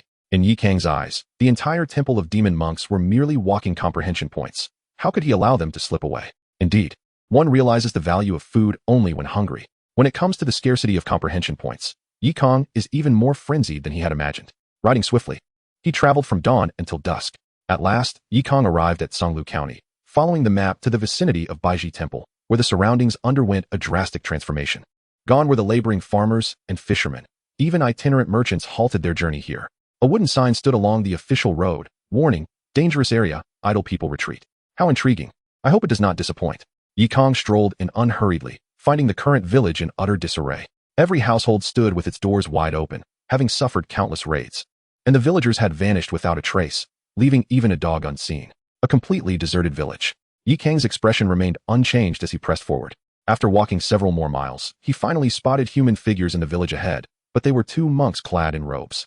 They too noticed Yi Kang approaching on horseback, and their faces lit up with delight. Someone has come. How rare. Is there still anyone brave enough to venture here? We have not wasted our time wandering at the foot of the mountain. The two boldly blocked Yi Kang's path. One of them licked his lips and said, "Young man, are you looking for a place to stay? Our Baizhi temple is renowned for its hospitality, the perfect spot for lodging." As Yi Kang concealed his aura, the two, merely of superior strength, could not discern his true nature, assuming him to be an ordinary traveler. Yi Kang nodded. "I appreciate your kindness, masters. I was indeed seeking a place to rest. No need to be formal. Come with us. Baizhi temple is not far, and tonight we shall treat you to a splendid vegetarian feast." "That sounds wonderful." Yi Kang maintained an impassive demeanor, following the two on horseback. Meanwhile, below Jianghu City, a group of masked individuals, taking advantage of the night, rode out of the city in grand fashion. Inside Jianghu City, discussions were rife, with many linking the recent, highly publicized events surrounding Baizhi temple. Only in such perilous locations could so many masked individuals mobilize simultaneously. One could only wonder how many lives would be lost on this venture. A myriad of sighs filled the air, yet one individual radiated delight. "Has the Blood Robe Pavilion stirred? Ninth Master. This morning, Yi Kang has departed the city, and the Blood Robe Pavilion is already in pursuit. Rest assured, even if that fellow manages to evade the round light monk, he shall never escape the clutches of the Blood Robe Pavilion." Within the Qingxin Pavilion, Wang Yintai reveled in satisfaction, exuding a sense of having the situation firmly in his grasp. Yi Kang's voluntary exit from the city represented an extraordinary opportunity for him. Provided Yi Kang meets his demise at the Baizhi temple, neither the Xie family nor the Qinglin Guard would ever trace it back to Wang Yintai. Remarkable, simply remarkable. Chapter 74, Baizhi Temple. Night had fully descended. Two dim lanterns flickered to life, each held by a monk whose faces were adorned with subtle, almost imperceptible smiles. They exchanged glances, recognizing shared joy. The vicinity of Baizhi temple was desolate, devoid of any living soul. Now, with a living person in their midst, the abbot would surely be pleased. Naturally, the two monks were not naive enough to perceive Yi Kang as an ordinary individual. After all, who would dare to venture alone to Baizhi temple? Yet, they felt no fear. Regardless of Yi Kang's identity, he remained a fledgling youth. What prowess could he possibly possess? Once inside Baizhi temple, no matter his capabilities, he would inevitably become mere fodder for the abbot. Perhaps they might even savor the remnants. For the flesh and blood of a martial artist was a tantalizing thought. The two hummed a merry tune as they escorted Yi Kang to a small hill. It was merely a humble rise, barren and devoid of even a few dead trees. From a distance, a shadowy temple perched atop the summit, emanating a faint glow. Yi Kang felt no trepidation. Rather, he found the situation amusing. Upon stepping onto the hill, he sensed an overwhelming malevolence, the air thick with the stench of blood and decay, causing him to wrinkle his brow. An evil temple so brazenly situated here was indeed audacious, showing utter disregard for the court and the Qinglin Guard. Perhaps they were emboldened by the current tumultuous state, with several fiends causing a ruckus, allowing them to flaunt their audacity. Yi Kang suddenly inquired, "Masters, might I ask where the townsfolk have gone?" The two monks replied curtly, "What concern is it of yours? People strive to ascend, while water flows downward. Perhaps they have ventured out to seek fortune." "So it is," he mused, "if that were the case. It would indeed be a heartening tale, surely blessed by frequent worship." "Ah, you certainly have a way with words, though your reasoning holds merit. It is indeed the fortune bestowed by our Baizhi temple. Ha ha ha." They laughed boisterously, displaying none of the humility expected of monks. As they reached the mountainside, Yi Kang tethered his horse to a withered tree before proceeding on foot. Baizhi temple appeared well maintained, its walls intact but entirely black, exuding an eerie aura. Despite the heavy malevolence, the scent of incense still lingered. Upon entering, Yi Kang observed several monks engaged in prayers and incense offerings. As they noticed him, the monks turned, their cold gazes betraying a glimmer of avarice. At this juncture, Yi Kang ceased his pretense, resting his right hand upon the hilt of his blade. Having heard tales of Baizhi temple's cannibalistic nature, the rumors were indeed validated. Their appearances were deceiving. But did they still possess even a shred of reverence for the Buddha? His voice resonated like a bell, prompting one monk after another to emerge from the inner courtyard. The two monks who had escorted him to the mountain wore wicked grins. "Kid, we knew you harbored ill intentions, but now that you are here, you shall no longer dictate the terms." No sooner had he spoken than a pink sword aura shot forth, piercing through his skull. Yet, that was not the end. Yi Kang felt no inclination to utter another word, merely advancing forward. The sword energy danced at his command, swiftly penetrating one bare skull after another. The monks here were mostly of first-rate caliber, and to Yi Kang, they were no more significant than weeds. He did not draw his sword. Instead, he traversed from the outer to the inner courtyard, leaving a trail of corpses in his wake. This wave of slaughter yielded little in the way of insight. After all, they were far too weak. Dozens, even hundreds of insights were hardly worth mentioning. Yi Kang's true objective lay within the inner courtyard. Indeed, upon entering, he encountered four martial monks, armed with iron staffs, their gazes fixed intently upon him. Each was of the third grade innate level, one-on-one. They could not withstand a single exchange with Yi Kang, yet their formation hinted at a strategic arrangement, piquing his interest. The four, their expressions fierce, suddenly launched their assault, swinging their staffs in unison, channeling their energy to form a semblance of a martial monk's visage. Vajra demon subduing staff formation. One shouted vehemently, and the martial monk's avatar swung its staff towards Yi Kang. Unperturbed, Yi Kang drew his enchanted blade, the celestial white tiger slaying blade. The blade, imbued with boundless might, clashed with the golden staff shadow. The initially overwhelming blade aura arrested midair, erupting in a fiery explosion. The quartet, united, indeed showcased commendable prowess. Yi Kang swung his blade once more, inviting the staff to strike again. Yet this was but a feint. As the staff descended, Yi Kang transformed into a wisp of black mist. Before the four martial monks could react, a blade sliced horizontally from behind. Swish, swish, swish. Three heads soared into the air. Only the final monk, reacting swiftly, ducked just in time and, without hesitation, turned to flee deeper into the inner courtyard. To evade a surprise attack from the shadow step in such an unguarded moment was no small feat. He possessed a degree of skill. Yi Kang chuckled, leisurely following in pursuit. The terrified monk dashed into the great hero hall, pressing a button that caused the enshrined Buddha statue to slide aside, revealing a wide opening behind it. The monk leaped inside, vanishing without a trace. He seemed intent on luring Yi Kang into the cave, which could only indicate one thing. The abbot, who had surpassed the 6th grade innate level, was below. Yet Yi Kang felt no trepidation.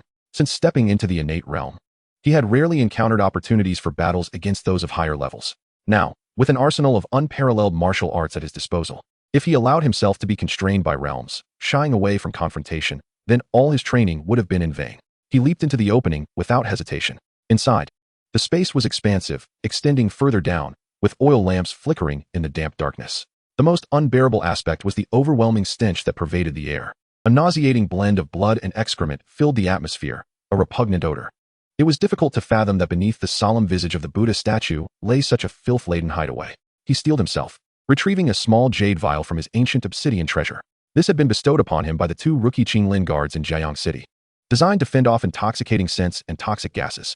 Having used only one during the pursuit of the moon over the mountains, several remained. Yi Kang placed one in his mouth and pressed onward. The tunnel was carved deep and wide, descending further, the foul stench intensifying. Finally, as Yi Kang rounded a corner, he was met with a shocking sight. Ahead, the cavern revealed several makeshift cells carved into the walls, within which throngs of commoners lay prostrate, their eyes devoid of life. Their garments had been stripped away, their heads shaved, and their bodies smeared with filth and detritus. Upon his arrival, they remained oblivious, their gazes hollowed with despair. Yi Kang suppressed his fury and continued forward. The dungeon ahead was a sight to behold, a horrifying tableau where women were bound hand and foot, contorted into grotesque positions, mindlessly gnawing at food that resembled swine feed, carelessly strewn about the ground. Yi Kang could clearly see that amidst this repulsive fare lay excrement and writhing maggots. Chapter 75, The Fierce Battle with Yuanguang. Pressing onward, the living were nowhere to be found. Instead, the ground was littered with white bones and severed limbs. At the end of this macabre scene stood a vast chamber, dominated by a seething pool of blood. The previously fleeing monk now knelt reverently before the blood pool, where an elderly monk of imposing countenance, the abbot Yuanguang of Baiji Temple, was submerged. Floating among the crimson waters were numerous severed heads, creating a truly hellish spectacle. Yi Kang's fury was evident, prompting the system to issue a mission. Ding. Mission issued. Eliminate Baiji Temple. Mission reward, 20,000 Enlightenment points. Perhaps due to the formidable nature of his adversary, the reward offered by the system was particularly gratifying to Yi Kang. He drew his demon blade, casually sheathing it at a nearby altar. At that moment, Yuanguang slowly opened his eyes. A smile graced his face as he extended his frail hands, embracing the kneeling monk. My dear child, your suffering shall come to an end. Allow your master to liberate you from this sea of anguish. The monk's eyes widened with terror, yet he dared not resist. In the next instant, Yuanguang sank his teeth into the monk's neck, drawing forth a stream of crimson blood, which he swallowed entirely. Simultaneously, Yi Kang unleashed 100 streams of sword energy, the 100-flower sword chi, that surged forth with ferocity. Swish, swish, swish. The sword energy sliced through, obliterating the monk's corpse, yet Yuanguang remained unscathed.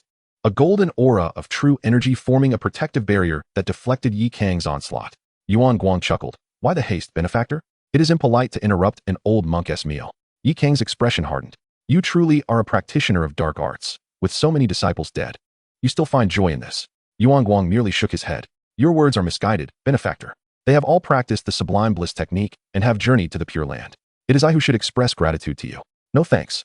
The next one will be sent to you, Yi Kang retorted, suddenly launching his attack with a blade that cleaved through the air, enveloped in flames and taking the form of a fire dragon.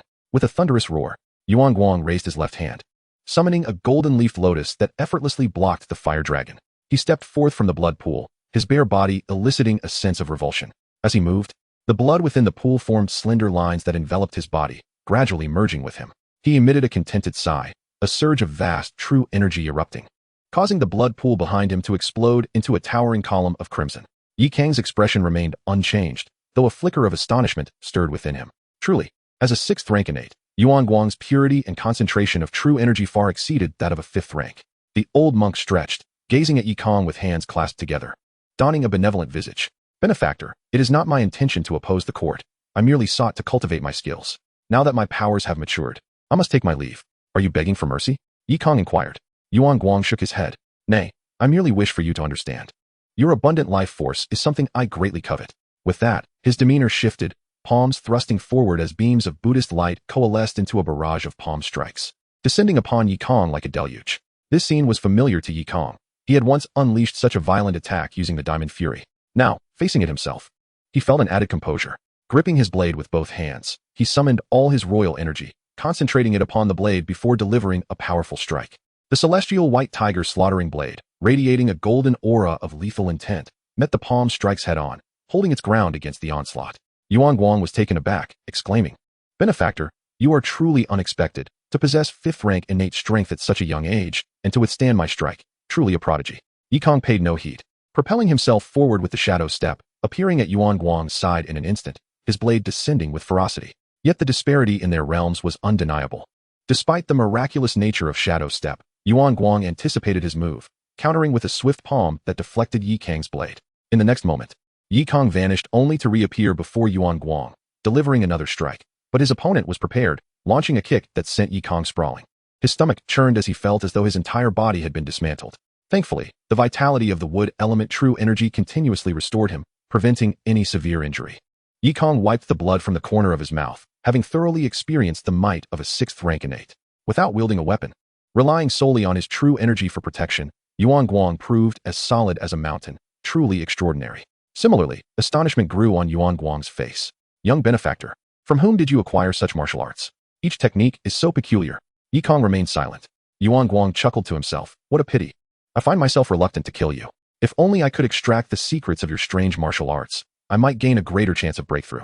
He advanced toward Yi Kang, his true energy forming a faceless Dharma image behind him, exuding an air of solemnity. Yet, no matter how well he masked it, the essence of his dark arts was inescapable.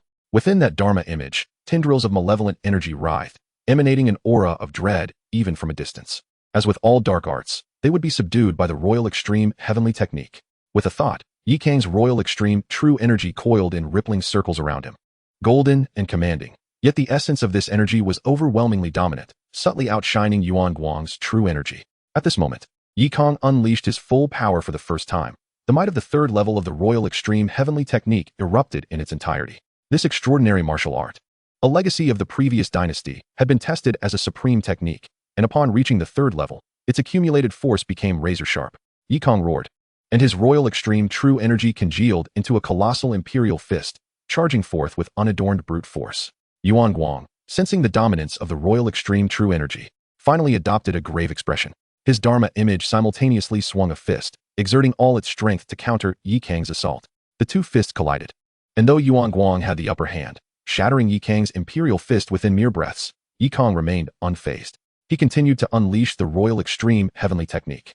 The dispersed Royal Extreme true energy did not dissipate. Instead, like maggots clinging to bone, it adhered to Yuan Guang's Dharma image, just as it had when he exterminated the scholar in plain garb. Even when the Royal Extreme true energy was scattered, its innate suppression remained intact. Each strand of energy exerted absolute control over the dark arts.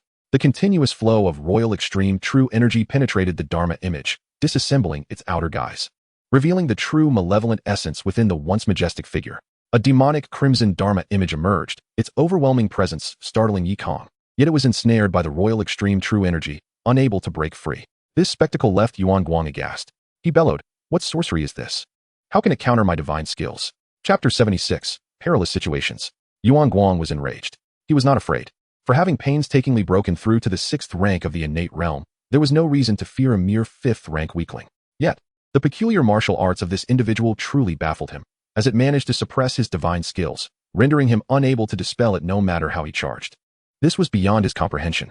Yi Kang let out a cold chuckle, employing the shadow step once more, this time appearing directly before the monk Yuan Guang. With a swift motion of his right hand, the blade struck like lightning. Yuan Guang hastily activated his true energy for defense. However, to his dismay, the true energy he had painstakingly cultivated was unresponsive. The blade had already cut into his shoulder, penetrating 3 inches deep, and the agonizing pain jolted Yuan Guang back to his senses. Acting on instinct, he lunged forward, delivering a punch that sent Yi Kang flying. Yet his own right arm had been severely gashed by the cursed blade. Yi Kang tumbled through the air, leveraging inertia to land upon the arm of the cave, and propelled himself forward like an arrow, striking fiercely. This was the domineering nature of the imperial true chi, directly severing the connection between his opponent and the wicked energy. Without the formidable true energy to shield him, how could a mere mortal withstand the edge of the cursed blade? Strike after strike of the celestial white tiger breaking blade was unleashed, sending countless fragments of stone flying, carving deep gorges into the ground. Yuan Guang's eyes turned blood red, his expression bordering on madness, losing the calm demeanor he once possessed. Despite relying on his superior realm to repeatedly fend off Yi Kang, he was drenched in blood, with several ghastly wounds plunging him into profound self-doubt. How could this be possible? I labored tirelessly to break through to the 6th rank. I was meant to step into the realm of invincibility. A mere 5th rank should be easily crushed. Why can't I defeat you? He roared incessantly, unleashing wave after wave of palm strikes, causing the surrounding cave to tremble violently. Dust settled as Yi Kang's face paled, his muscles quivering. He too had sustained injuries, grave ones, yet the nourishment of the Imu true chi and the protection of the imperial true chi allowed him to continue. However, he could not afford to pause for even a moment. Though the bloody manifestation was temporarily restrained, once Yuan Guang regained his composure, there was a possibility of breaking free from the confinement. Yi Kang had no choice but to fight with all he had. Shadow Step propelled him forth again and again, appearing behind, to the side, and above Yuan Guang. As his true energy rapidly depleted, it resulted in Yuan Guang accumulating more and more injuries, along with increasingly frenzied roars. "Damn you! This monk will ruin you." Yuan Guang's face twisted in rage, his hands claw-like, as bloody true energy coalesced once more. Since the manifestation was suppressed, he would forgo it. Like a feral beast, he charged recklessly, and Yi Kang gripped his blade firmly, unleashing the fiery blade. A dragon of flame erupted, engulfing Yuan Guang entirely. Without the true energy defense provided by the manifestation, flames became the greatest nemesis to wicked powers. Yuan Guang felt as though his entire body was ablaze, yet he charged forth without a care. But just as his claws were about to pierce through the man before him, Yi Kang vanished once again into black mist. Yuan Guang trembled in fury. "This cursed martial art again. Don't you dare run." No sooner had he uttered these words than hundreds of flower sword chi surged from behind him. In a fit of rage, Yuan Guang spun around, swinging his claws with force, clearing away most of the incoming sword energies. However, there were simply too many. While he could defend against the sword energies targeting his vital points, he failed to notice those aimed at his lower limbs. Crack, crack, 2 sword energies sliced through, severing Yuan Guang's calves cleanly. Blood gushed forth, and an endless roar of fury echoed through the depths. Seizing the opportunity, Yi Kang descended with the celestial white tiger breaking blade. Yuan Guang struggled to raise his claws, attempting to block the strike amid the obstruction of the wicked true energy. Yet, with a flicker of thought, Yi Kang unleashed 100 flower sword chi that pierced directly into Yuan Guang's chest. In that moment, Yuan Guang's eyes widened in disbelief at the unfolding scene. Yi Kang was subsequently propelled away by a tremendous force. Just as he was about to deliver a finishing blow, he instinctively rolled to the left. Whoosh! The bloody manifestation, previously sealed by the imperial true chi, suddenly broke free and lunged towards Yi Kang. As Yi Kang evaded this lethal strike, the bloody manifestation did not pursue him further, but instead entered Yuan Guang's body entirely. The once near-death Yuan Guang suddenly radiated with a sinister red glow. His riddled body, now empowered by the bloody manifestation, stood once more. Witnessing this, Yi Kang was taken aback. True energy can be manipulated in such a manner? The Yuan Guang, now fused with the manifestation, bore no semblance of humanity. His limbs shattered, insides suspended, and heart pierced like a sieve. He had transformed into a ghastly fiend. He suddenly erupted into laughter. So this is it. So this is it. This is the supreme bliss, divine skill. As long as the manifestation lives, I shall not perish. Boy, you are doomed. In this world, aside from the purest and most radiant Buddhist martial arts, no one can kill me. Upon hearing these words, Yi Kang's solemn countenance shifted to one of peculiar intrigue. Buddhist martial arts? I know those. Without hesitation, he rose, expending his last reserves of strength, channeling all his imperial true chi, his expression morphing into one of fury. In that instant, a radiant Buddhist light surged behind Yi Kang, forming a visage of a vajra. This was the very first martial art he had comprehended since his debut. The one that had aided him in escaping the abyss of death, the orthodox secret technique of Buddhism, the Vajra Fury. The previously cackling Yuan Guang was instantly rendered speechless. Impossible. How could you possibly know Buddhist martial arts? This cannot be. I refuse to accept it. I refuse. The sound of sacred mantras echoed, and the Vajra burned with anger. Yi Kang unleashed countless strikes of wrath, penetrating Yuan Guang's corporeal form in an instant. The bloody manifestation emitted a wail of agony, obliterated by the Vajra Fury. Finally, Yuan Guang succumbed, collapsing to the ground, lifeless. Ding. Mission accomplished. Eradicate the Baiji Temple. Reward, 20,000 comprehension points. Spitting out blood, Yi Kang fell to the ground. Utterly exhausted. This time, it was indeed the most perilous encounter. The disparity in realms made the battle immensely challenging for him. He had sustained severe injuries and could hardly endure any longer. I must leave. This place is dangerous, and in this state, I will perish. Gritting his teeth, Yi Kang struggled to rise, calling forth the system without hesitation. Comprehend the catfish demon water suppression technique. Ding. Host consumes 10,000 comprehension points and half a demon blood crystal, successfully entering the demon martial art, catfish demon water suppression technique. Instantly, the demon blood crystal fused with Yi Kang's body, enabling him to learn the demon martial art. He then closed his eyes slightly, envisioning himself as a diminutive catfish. Rising from the meager aquatic vegetation, he consumed fish and shrimp, gradually awakening his bloodline talents, condensing demonic energy, and igniting his intellect, instinctively devouring aquatic beings to refine his demon form. After enduring a century of refinement, he transformed from an ordinary catfish into a man-eating catfish demon. Chapter 77, The Masked Man Questioning Life. Who? Yi Kang exhaled deeply, a surge of demonic power emanating from him, his previously weakened body rapidly restoring strength, growing even more formidable. In no time, dark, intricate patterns emerged upon his body. Reminiscent of the catfish demon dwelling in the crystal-clear lake, these markings bestowed upon him a significant enhancement, elevating his physical form to an entirely new echelon.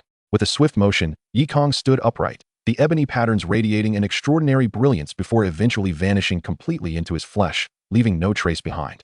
Upon opening his eyes, he focused his thoughts, activating the catfish demon suppression water technique.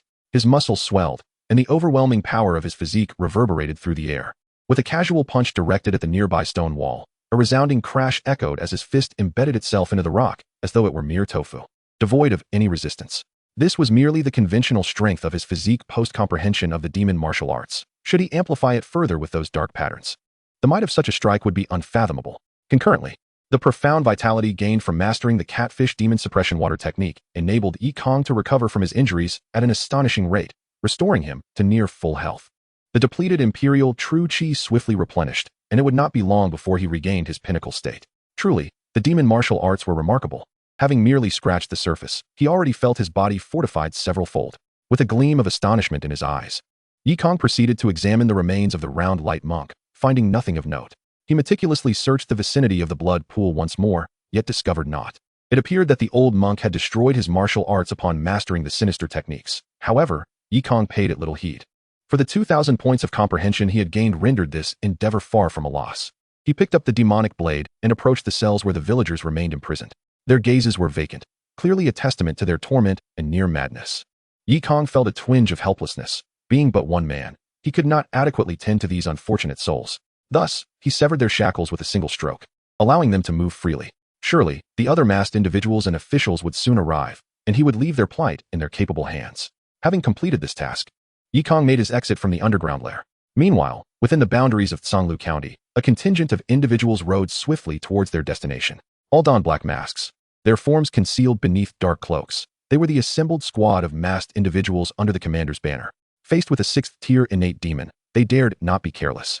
Awaiting sufficient manpower before acting, the leading masked figure, tall and imposing, emanated the aura of a 5th-tier innate practitioner, causing those behind him to instinctively lower their heads. This was a gesture of respect towards the strong. As the group ventured into the desolate village adjacent to the White Branch Temple, The leader raised a hand to halt their advance, his tone grave as he remarked. The commander mentioned that someone had come here to scout in advance. Yet, where is the person? One among them expressed concern. Could it be that they were discovered by the White Branch Temple? Quite possibly, another replied. A fledgling, eager to achieve merit, may have lost sight of their own limitations. Daring to venture here alone, they are likely in grave danger. The others nodded in agreement. After proceeding a short distance, a majestic red-maned steed appeared at the village's entrance. The masked individuals immediately readied themselves, only to discover that the rider was a remarkably valiant young man. Kang noticed them as well, but since they were fellow masked individuals, he felt no trepidation and approached them directly.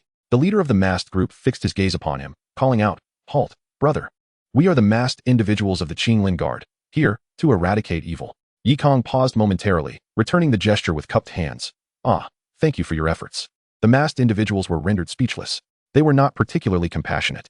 Their reason for stopping Kang stemmed from suspicion regarding his solitary presence and potential ties to the White Branch Temple. Little did they know that he was oblivious to the underlying implications of their words. The leader's expression darkened as he demanded, "Young brother, who are you? Why have you come from the direction of the White Branch Temple?" Kang remained silent, instead retrieving his mask, placing it upon his face before swiftly removing it again. He then stated, "The monks of the White Branch Temple have been eradicated. The round light monk has met his end, but the villagers they imprisoned remain. Please, do not dawdle, hasten to assist them." With that, Kang turned and continued on his way, disregarding the masked individuals. The masked figures, wide-eyed, collectively questioned their own hearing. "Such a grand establishment as the White Branch Temple, and you claim it has been destroyed just like that? Are you jesting?" The leader of the masked individuals contemplated stopping Kang, but then someone behind him spoke up. The commander mentioned that the one who came here early was a valiant youth. Could it be him? The leader pondered for a moment before snorting dismissively. "This youth is merely too young. He is likely frightened of the round light and has spun a tale to escape. Should we apprehend him? No need. We are not short of manpower. Capturing him would only complicate matters by necessitating a share of the credit. Let him be." The group deemed this reasoning sound and swiftly urged their horses towards the White Branch Temple. Upon reaching the base of the small hill, the group dispersed, with scouts skilled in reconnaissance taking the lead to confirm that no ambush awaited them atop the hill. Only after ensuring the area was clear did the seasoned fighters draw their blades. They did not charge immediately.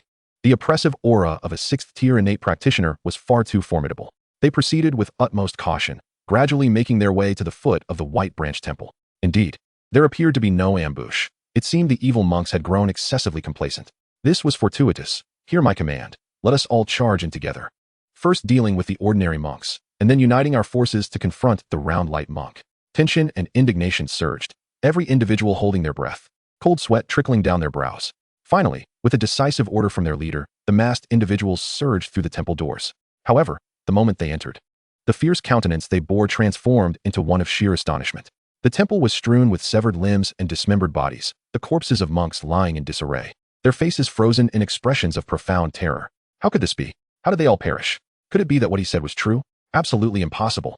It must be the round light monk, practicing his sinister arts, ruthlessly slaughtering all his disciples. Such a depraved fiend must not be allowed to escape. With renewed courage, they pressed into the inner courtyard, only to discover survivors. Yet, they were merely a group of ordinary villagers, their faces etched with fear, their eyes vacant and gaunt from torment. They had only just dared to emerge from the underground lair when they were met with blades pointed at them, causing them to collapse in terror. This scene left the masked individuals utterly dumbfounded. At this moment, their composure shattered. They rushed into the underground lair, pressing onward until they reached the blood pool. There, they beheld the mangled corpse of the round light monk and the remnants of battle scattered about. In that instant, all the masked individuals exchanged bewildered glances, their weapons hanging limply in their grasp. It appeared they were grappling with the reality of the situation. The young man had indeed spoken the truth.